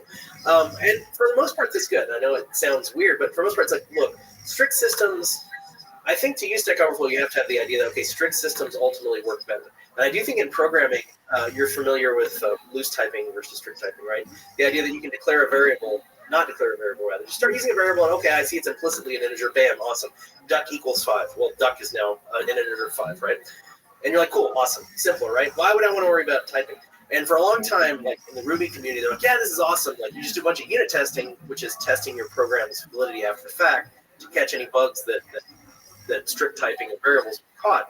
And now you have this thing called TypeScript from Microsoft, from the guy who built C# Anders, who's one of the greatest minds in software development, right? Like in terms of language design, and says, no, we want to bolt on a strict type system to JavaScript because it makes things better. And now everybody's like, oh my God, we deployed TypeScript and found 50 latent bugs that we didn't know about, right? Like, this is super common. So I think there is a truth in programming that strictness, it's not the goal. We're not saying be super strict because strictness is correct. No, it's no. Strictness produces better results. That's what I'm saying, right? So strict typing of variables, I would say you almost universally have consensus now, is basically correct. Should be that way in every language, right? Duck equals 5 should generate an error because no, you didn't tell me the duck was an integer, right? That's a bug, right? Or maybe you mistyped, you typed deck, right? Instead of duck, right? You never know. This happens all the time, right? So with that in mind, I will say that the strictness of the system is correct. Now, that doesn't mean cruel. That doesn't mean mean. That doesn't mean angry. It just means strict, okay? So I think where there's misunderstanding is, and people get cranky, right? Like another question you asked is like, why are programmers kind of mean sometimes? Well, who do programmers work with all day long? So I have a theory that if you're in a job and you work with assholes all day long, what do you eventually become? An asshole. An asshole. And what is the computer except the world's biggest asshole? Because the computer has no time for your bullshit. The computer, the minute you make a mistake, everything is crashing down, right? One semicolon has crashed space missions, right? So that's normal. So you begin to internalize that. You begin to think, oh, my coworker, the computer, is super strict and kind of a jerk about everything. So that's kind of how I'm going to be. Because I work with this computer and I have to accede to its terms and everything. So therefore, you start to absorb that. You start thinking, oh, well, being really strict arbitrarily is really good. An error of error code 56249 is a completely good error message because that's what the computer gave me, right? So you kind of forget to be a person at some level. And you know how they say great detectives internalize criminals and kind of are criminals themselves, like this trope of the master detective is good because you think like the criminal. Well, I do think that's true of programmers. Really good programmers think like the computer because that's their job. But if you internalize it too much, you become the computer and you kind of become a jerk to everybody because that's what you've internalized. You're almost not a jerk, but you have no patience for lack of strictness, yes. as you said. It's not out of a sense of meanness. It's accidental, but I do believe it's an occupational hazard of being a programmer is you start to behave like the computer. You're very unforgiving. You're very terse. You're very, oh, wrong, incorrect, move on. It's like, well, can you help me? Like, what could I do to fix? No, wrong, next question. Right? Like, that's normal for the computer, right? Just fail, next, right? Like, I don't know if you remember in Saturday Night Live, like in the 90s, they had this character who was an IT guy. Yeah. The Move guy. Move. Was that Jimmy Fallon? No. Can't remember. Who played him? Okay, yeah, I remember Move. Right. Yeah. He had no patience for It might have been Mad TV, actually. Was it Mad TV? Might have been. But anyway, that's always been the perception, right? You start to behave like a computer. It's like, oh, you're wrong, out of the way. No. You've written so many blog posts about programming, about programs, programming, programmers. What do you think makes a good, let's start with, what makes a good solo programmer?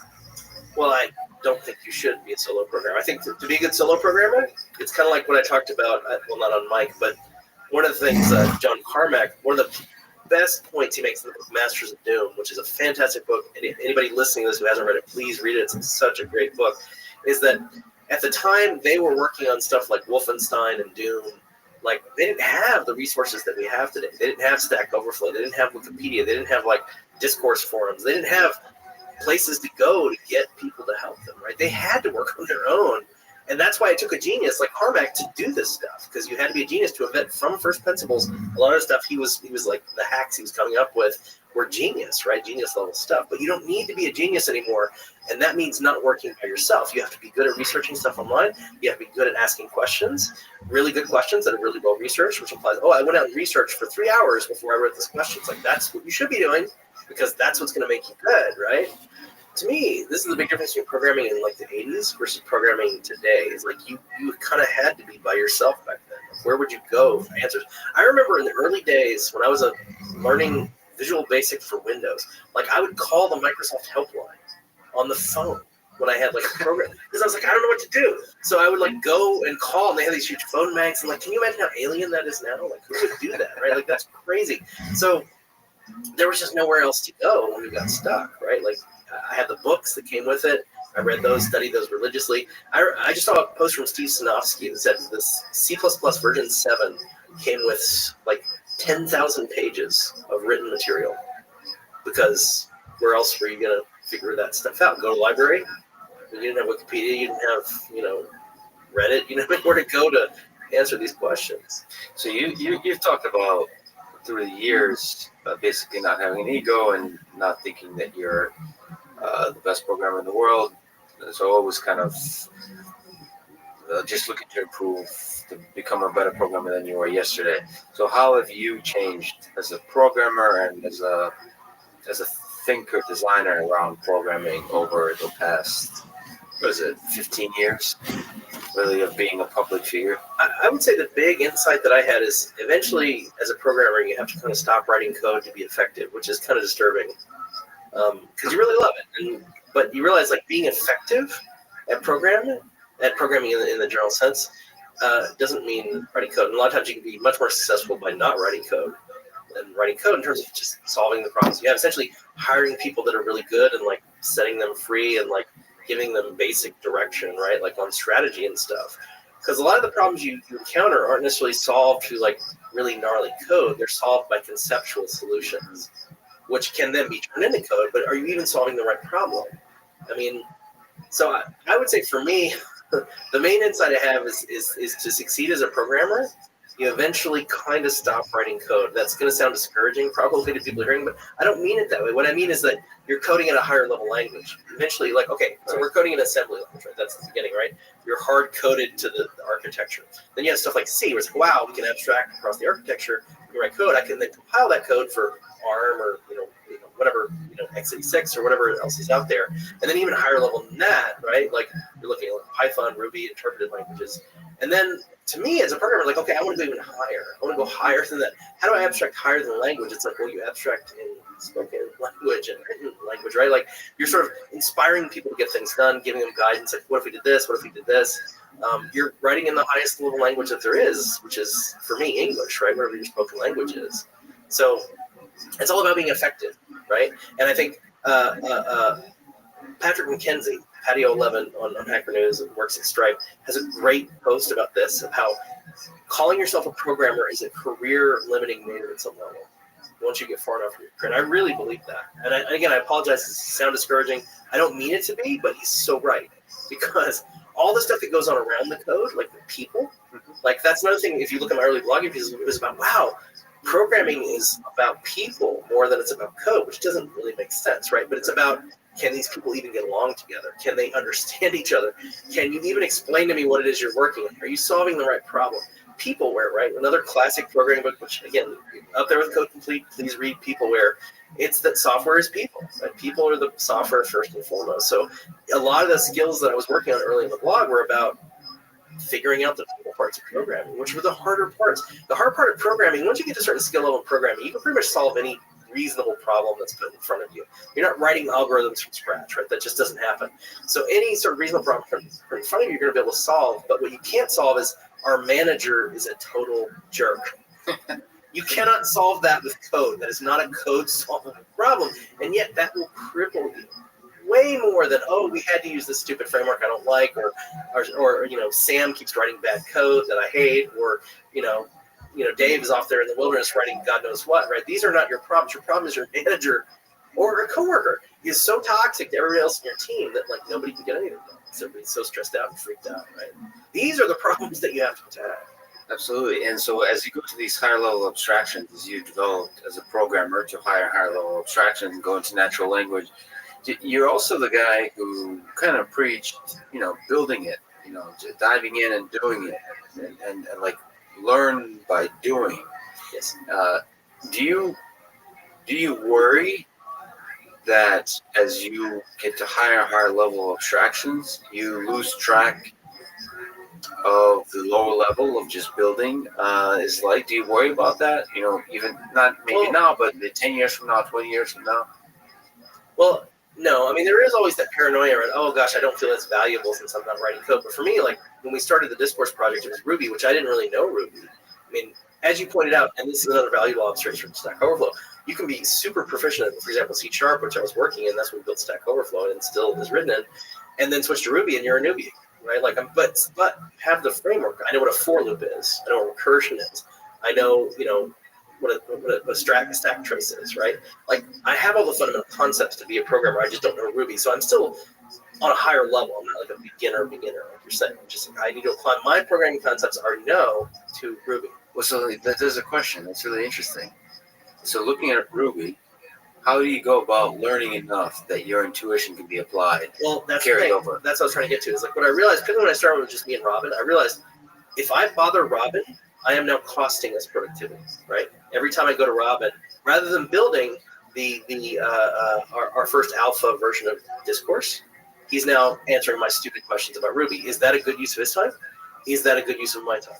The answer to both of those was resoundingly no, right? Like, we were getting to an alpha, and it was pretty much just, okay, we'll hire more programmers, right? Like we eventually hired Neil, and then eventually Sam, who came in as a co-founder. Actually, it was Sam first, then Neil later. But the answer to that problem is just hire other programmers. It's not like teach. Now I shall pull myself up by my bootstraps and learn Ruby. But at some point, writing code becomes a liability to you in terms of getting things done. There's so many other things that go on in the project, like building the prototype. Like you mentioned, like, well, how do you, if you're not writing code, how does everybody keep focus on like what are we building? Well, first, basic mock-ups and research, right? Like what do you even want to build? There's a little bit of that goes on. But then very quickly you get to the prototype stage. Like build a prototype, let's iterate on the prototype really, really rapidly. And that's what we do with Discourse. And that's what we demoed to get our seed funding for Discourse was the alpha version of Discourse that we had running and ready to go. And it was bad. I mean, I'll just tell you, it was bad. We have screenshots of it. I'm just embarrassed to look at it now. But it was a prototype. We were figuring out like what's working, what's not working, because there's such a broad gap between the way you think things will work in your mind or even on paper, and the way they work once you sit and live in the software, like actually spend time living and breathing in software, so different. So my philosophy is get to a prototype, and then what really optimizing for is speed of iteration, like how you can turn the crank, how quickly can we iterate. That's the absolutely critical metric of any software project.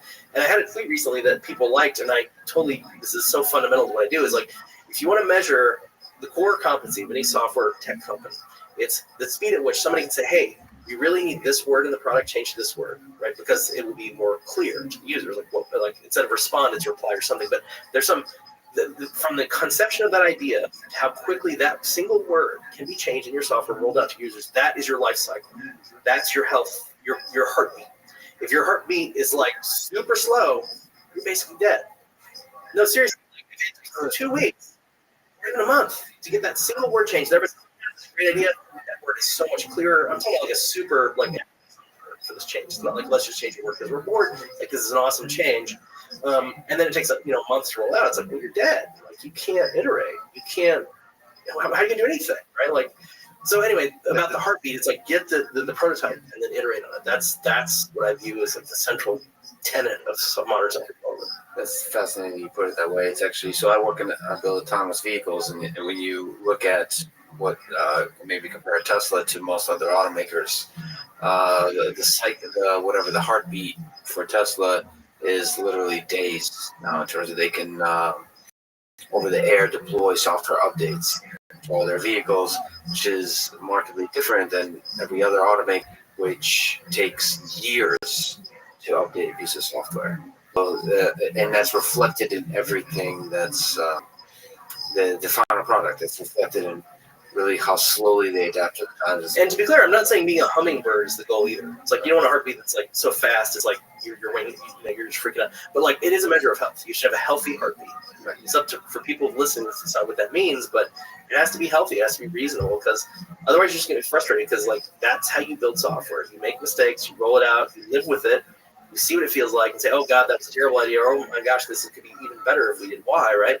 Turn the crank. And then the more you do that, the faster you get ahead of your competitors ultimately because it's rate of change, right? Delta V, right? How fast are you moving? Well, within a year, you're going to be miles away by the time they catch up with you, right? Like that's the way it works. And plus users, like I as a software developer user, I love software that's constantly changing because I don't understand people get super pissed off when like, oh, they changed the software on me. How dare they? I'm like, yes, change it all the time, man. That's what makes this stuff great is that it can be changed so rapidly and become something that is greater than it is now. Now, granted, there's some changes that suck. I admit, I've seen it many times.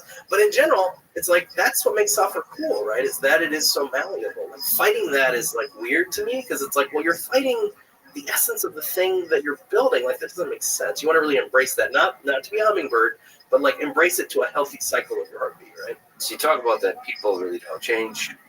It's true. That's why probably a lot of the stuff you write about in your blog probably will remain true. Well, there's a flip side of the coin. People don't change. So investing in understanding people is like learning Unix in 1970 and nothing has changed, right? Like all those things you've learned about people will still be valid 34 years from now. Whereas if you learn the latest JavaScript framework, that's going to be good for like 2 years, right? Exactly. So, but if you look at the future of programming, so there's a people component, but there's also the technology itself. What do you see as the future of programming? Will it change significantly, or as far as you can tell, people are ultimately programming, and so it will not. It's not something that you foresee changing in any fundamental way. Well, you got to go look back on sort of the basics of programming. And one of the things that always shocked me is like source control. Like I didn't learn anything about source control. I graduated from college in 1992, but I remember hearing from people like as late as like 1998, 1999, like even maybe today, they're not learning source control. To me, it's like, well, how can you not learn source control? That is so fundamental to working with other programmers, working in a way that you don't lose your work, like just basic software. The literal bedrock of software development is source control. Now you compare it today, like GitHub, right? Like Microsoft bought GitHub, which I think was an incredibly smart acquisition move on their part. Now they have anybody who wants like reasonable source control to go sign up on GitHub. It's all set up for you, right? There's tons of walkthroughs, tons of tutorials. So from the concept of like, as programming advanced from 1999, it's like, well, hell, we have GitHub. I mean, my God, yes, right? Like it's massively advanced over what it was. Now, as to whether programming is significantly different, I'm going to say no, but I think the baseline of like what we do as like fundamentals will continue to go up and actually get better. Like source control, that's one of the fundamentals that has gotten hundreds of orders of magnitude better than it was 10, 20 years ago. So those are the fundamentals. Let me introduce two things that maybe you can comment on. So one is mobile phones. So that could fundamentally transform what programming is, or maybe not. Maybe you can comment on that. And the other one is artificial intelligence, which promises to, in some ways, to do some of the programming for you, is one way to think about it. So it's really what a programmer is using the intelligence that's inside your skull to do something useful. The hope with artificial intelligence is that it does some of the useful parts for you where you don't have to think about it. So do you see smartphones, the fact that everybody has one, and they're getting more and more powerful, as potentially changing programming? And do you see AI as changing programming? Well, okay, so that's good. So smartphones have definitely changed. I mean, since, I guess 2010 is when they really started getting super popular. I mean, in the last 8 years, the world has literally changed, right? Like everybody carries a computer around, and that's normal. I mean, that is such a huge change in society. I think we're still dealing with a lot of the positive, negative ramifications of that, right? Like everybody's connected all the time, everybody's on the computer all the time. That was my dream world as a geek, right? But it's like, be careful what you ask for, right? Like, wow, now everybody has a computer. It's not quite the utopia that we thought it would be, right? Computers can be used for a lot of stuff that's not necessarily great. So to me, that's the central focus of the smartphone, is just that it puts a computer in front of everyone. Granted, a small touchscreen, smallish touchscreen computer. But as for programming, like, I don't know. I don't think that I've kind of over time come to subscribe to the Unix view of the world when it comes to programming. It's like you want to teach these basic command line things, and that is just what programming is going to be for, I think, a long, long time. I don't think there's any magical, like, visual programming that's going to happen. I don't know. Over time, I've become a believer in that Unix philosophy of just, they kind of had it right with Unix. That's going to be the way it is for a long, long time. And we'll continue to, like I said, raise the baseline. The tools will get better, it'll get simpler, but it's still fundamentally going to be command line tools, make some fancy IDs. That's kind of it for the foreseeable future. I'm not seeing any visual programming stuff on the horizon, because you got to think, like, what do you do on a smartphone that would be directly analogous to programming? Like, I'm trying to think, right? Like, and there's really not much. So, not necessarily analogous to programming, but the kind of things the kind of programs you need to write might be very different. Yeah. And the kind of languages, but I probably also subscribe to the same, just because everything in this world might be written in JavaScript. That's already happening. I mean, Discourse is a bet. Discourse is itself, JavaScript is another bet on that side of the table, and I'm still trying to do that. So I would say smartphones have mostly a cultural shift more than a programming shift. Now, your other question was about artificial intelligence and, like, sort of devices predicting what you're going to do. And I do think there's some strength to that. I think artificial intelligence is kind of overselling it in terms of what it's doing. It's more like people are predictable, right? People do the same things. Like, let me give you an example. One check we put into Discourse that's in a lot of big commercial websites is, say you log in from New York City, and then an hour later log in from San Francisco. It's like, that's interesting. How did you get from New York to San Francisco in 1 hour? So at that point, you're like, okay, this is a suspicious login at that point. So we would alert you. It's like, okay, but that's not AI, right? That's just a heuristic of like, how did you in 1 hour get 2,000 miles, right? That doesn't, I mean, granted, maybe on a VPN, there's other ways to happen, but that's just a basic prediction based on the idea that people pretty much don't move around that much. Like, they may travel occasionally, but like nobody, I mean, unless you're a traveling salesman that's literally traveling the world every day, like there's so much repetition and predictability in terms of things you're going to do. And I think good software anticipates your needs. Like, for example, Google, I think it's called Google Now or whatever that Google thing is that predicts your commute, and predicts based on your phone location, like where are you every day? Well, that's probably where you work, that kind of stuff. I do think computers can get a lot better at that, but I hesitate to call it like full-blown AI. It's just computers getting better at, like, first of all, they have a ton of data because everybody has a smartphone. Now all of a sudden we have all this data that we didn't have before about location, about like, communication, and feeding that into some basic heuristics and maybe some fancy algorithms that turn it into predictions of anticipating your needs, like a friend would, right? Like, oh, hey, I see you're home. Would you like some dinner, right? Like, let's go get some food, because that's usually what we do this time of day, right? In the context of actually active programming, do you see IDEs improving and making the life of programming better? I do think that is possible because there's a lot of repetition in programming, right? Oh, Clippy would be the bad example. Oh, I see. It looks like you're writing a for loop. But there are patterns in code, right? Like, and actually libraries are kind of like that, right? Like, rather than go, code up your own HTTP request library, it's like, well, you use one of the existing ones that we have.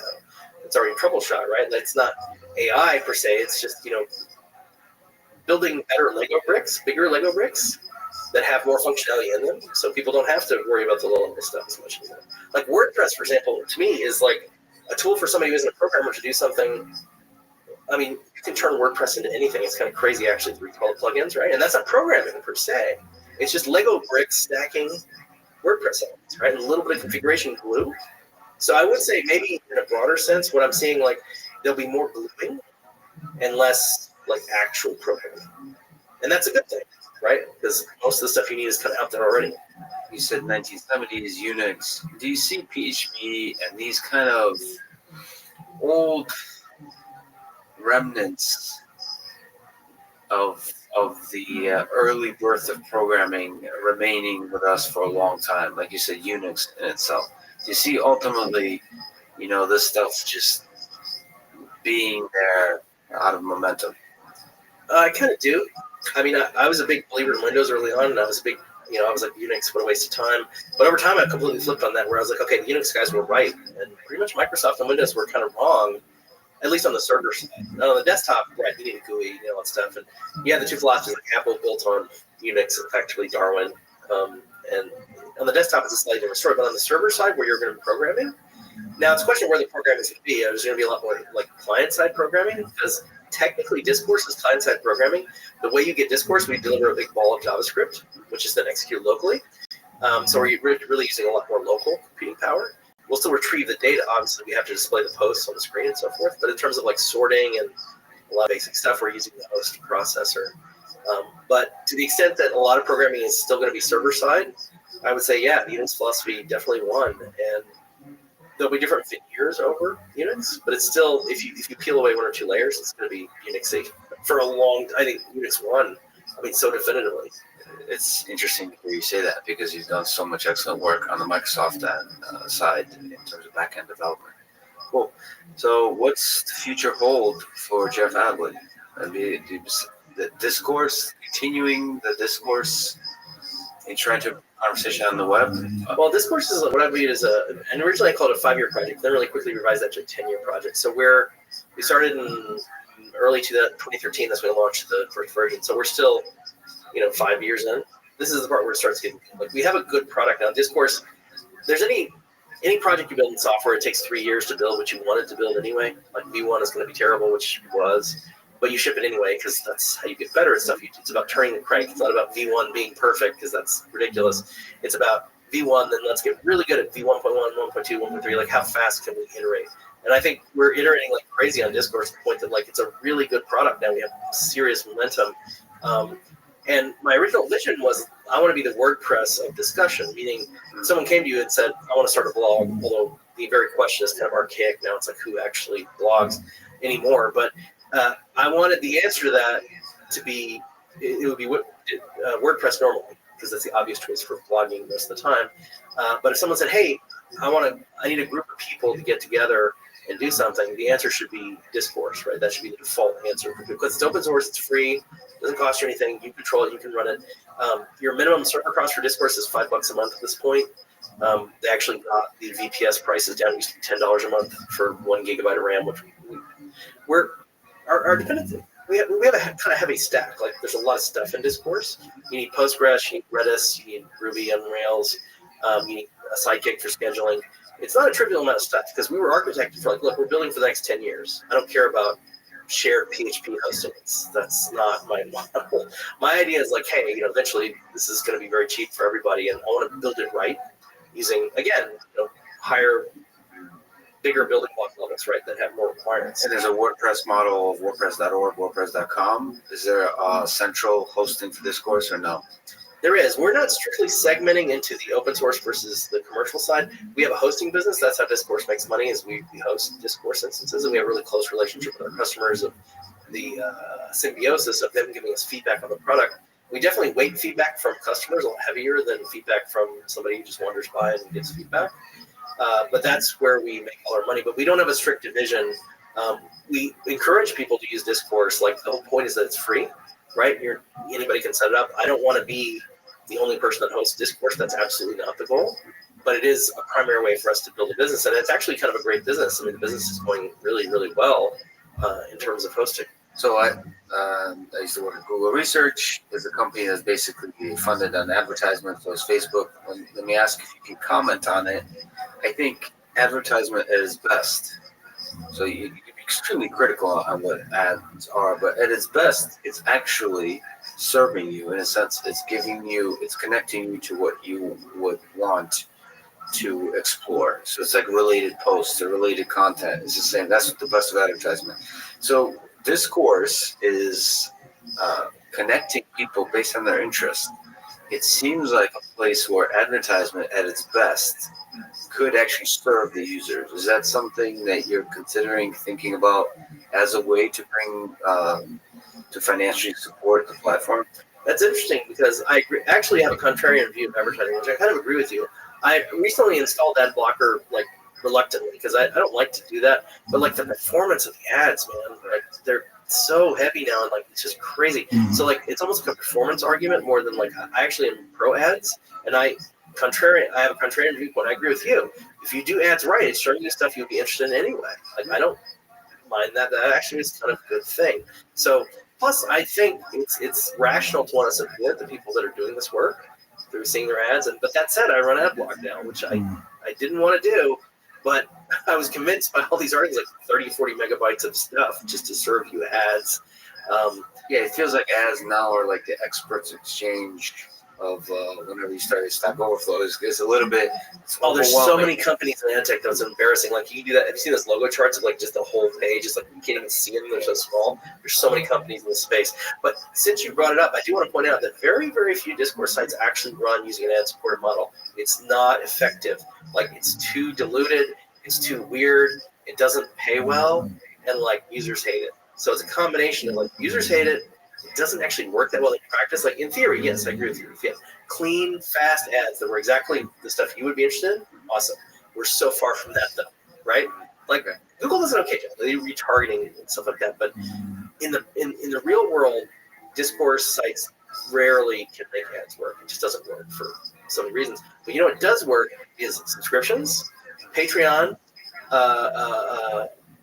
affiliate codes like Amazon.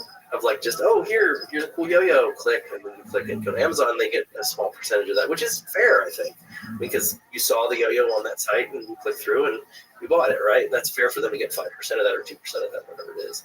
Those things definitely work. In fact, a site that I used to participate on a lot, I helped the owner. One of the things I got them to switch to Discourse. I basically paid them to switch to Discourse because I was like, look, you guys got to switch. I can't come here anymore on this terrible software. But I was like, look, and on top of that, like you're serving people ads that they hate. Like, you should just go full on Patreon, because he had a little bit of Patreon. Go full on Patreon, do the Amazon affiliates thing for any Amazon links that get posted, and just do that, and just triple down on that stuff.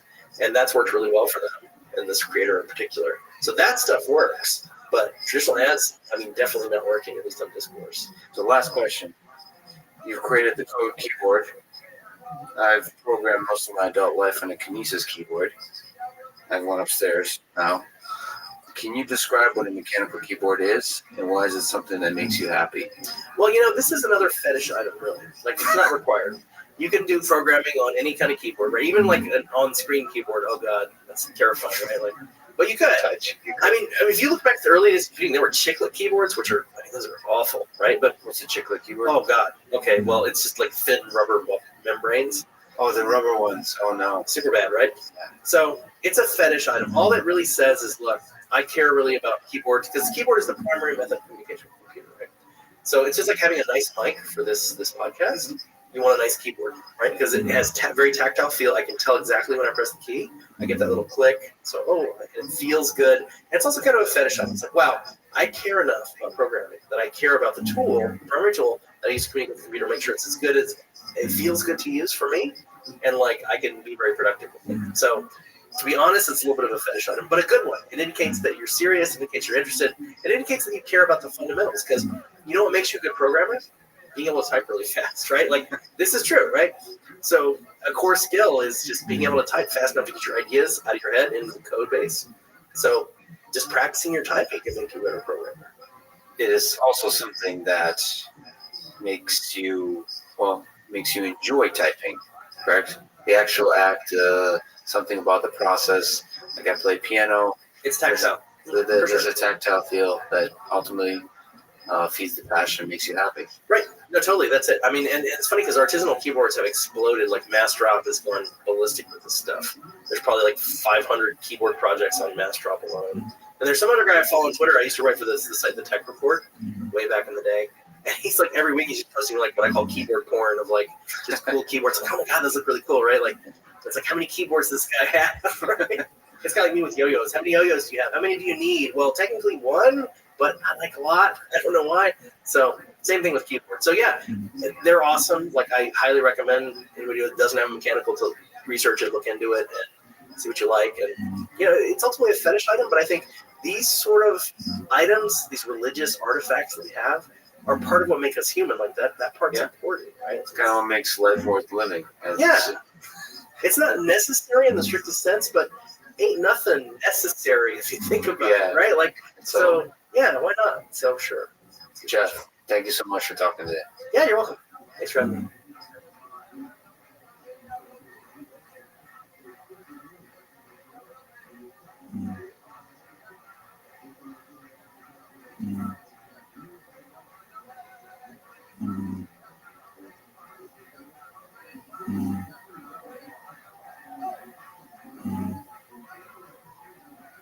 The following is a conversation with Eric. He was the CEO of Google for 10 years and the chairman for 6 more, guiding the company through an incredible period of growth and a series of world-changing innovations. He is one of the most impactful leaders in the era of the internet and the powerful voice for the promise of technology in our society.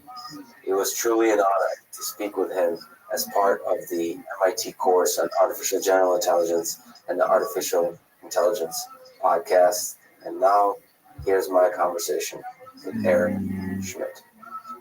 What was the first moment when you fell in love with technology? I grew up in the 1960s as a boy, where every boy wanted to be an astronaut, part of the space program. So, like everyone else of my age, we would go out to the cow pasture behind my house, which was literally a cow pasture, and we would shoot model rockets. And that, I think, is the beginning. And of course, generationally, today, it would be video games and all the amazing things that you can do online with computers. There's a transformative, inspiring aspect of science and math that maybe rockets would instill in individuals. You've mentioned yesterday that 8th grade math is where the journey through the mathematical universe diverges for many people. It's this fork in the roadway. There's a professor of math at Berkeley, Edward Frankel. I'm not sure if you're familiar with him. I am. He has written this amazing book I recommend to everybody called Love and Math. Two of my favorite words. He says that if painting was taught like math, then students would be asked to paint a fence, which is his analogy of essentially how math is taught.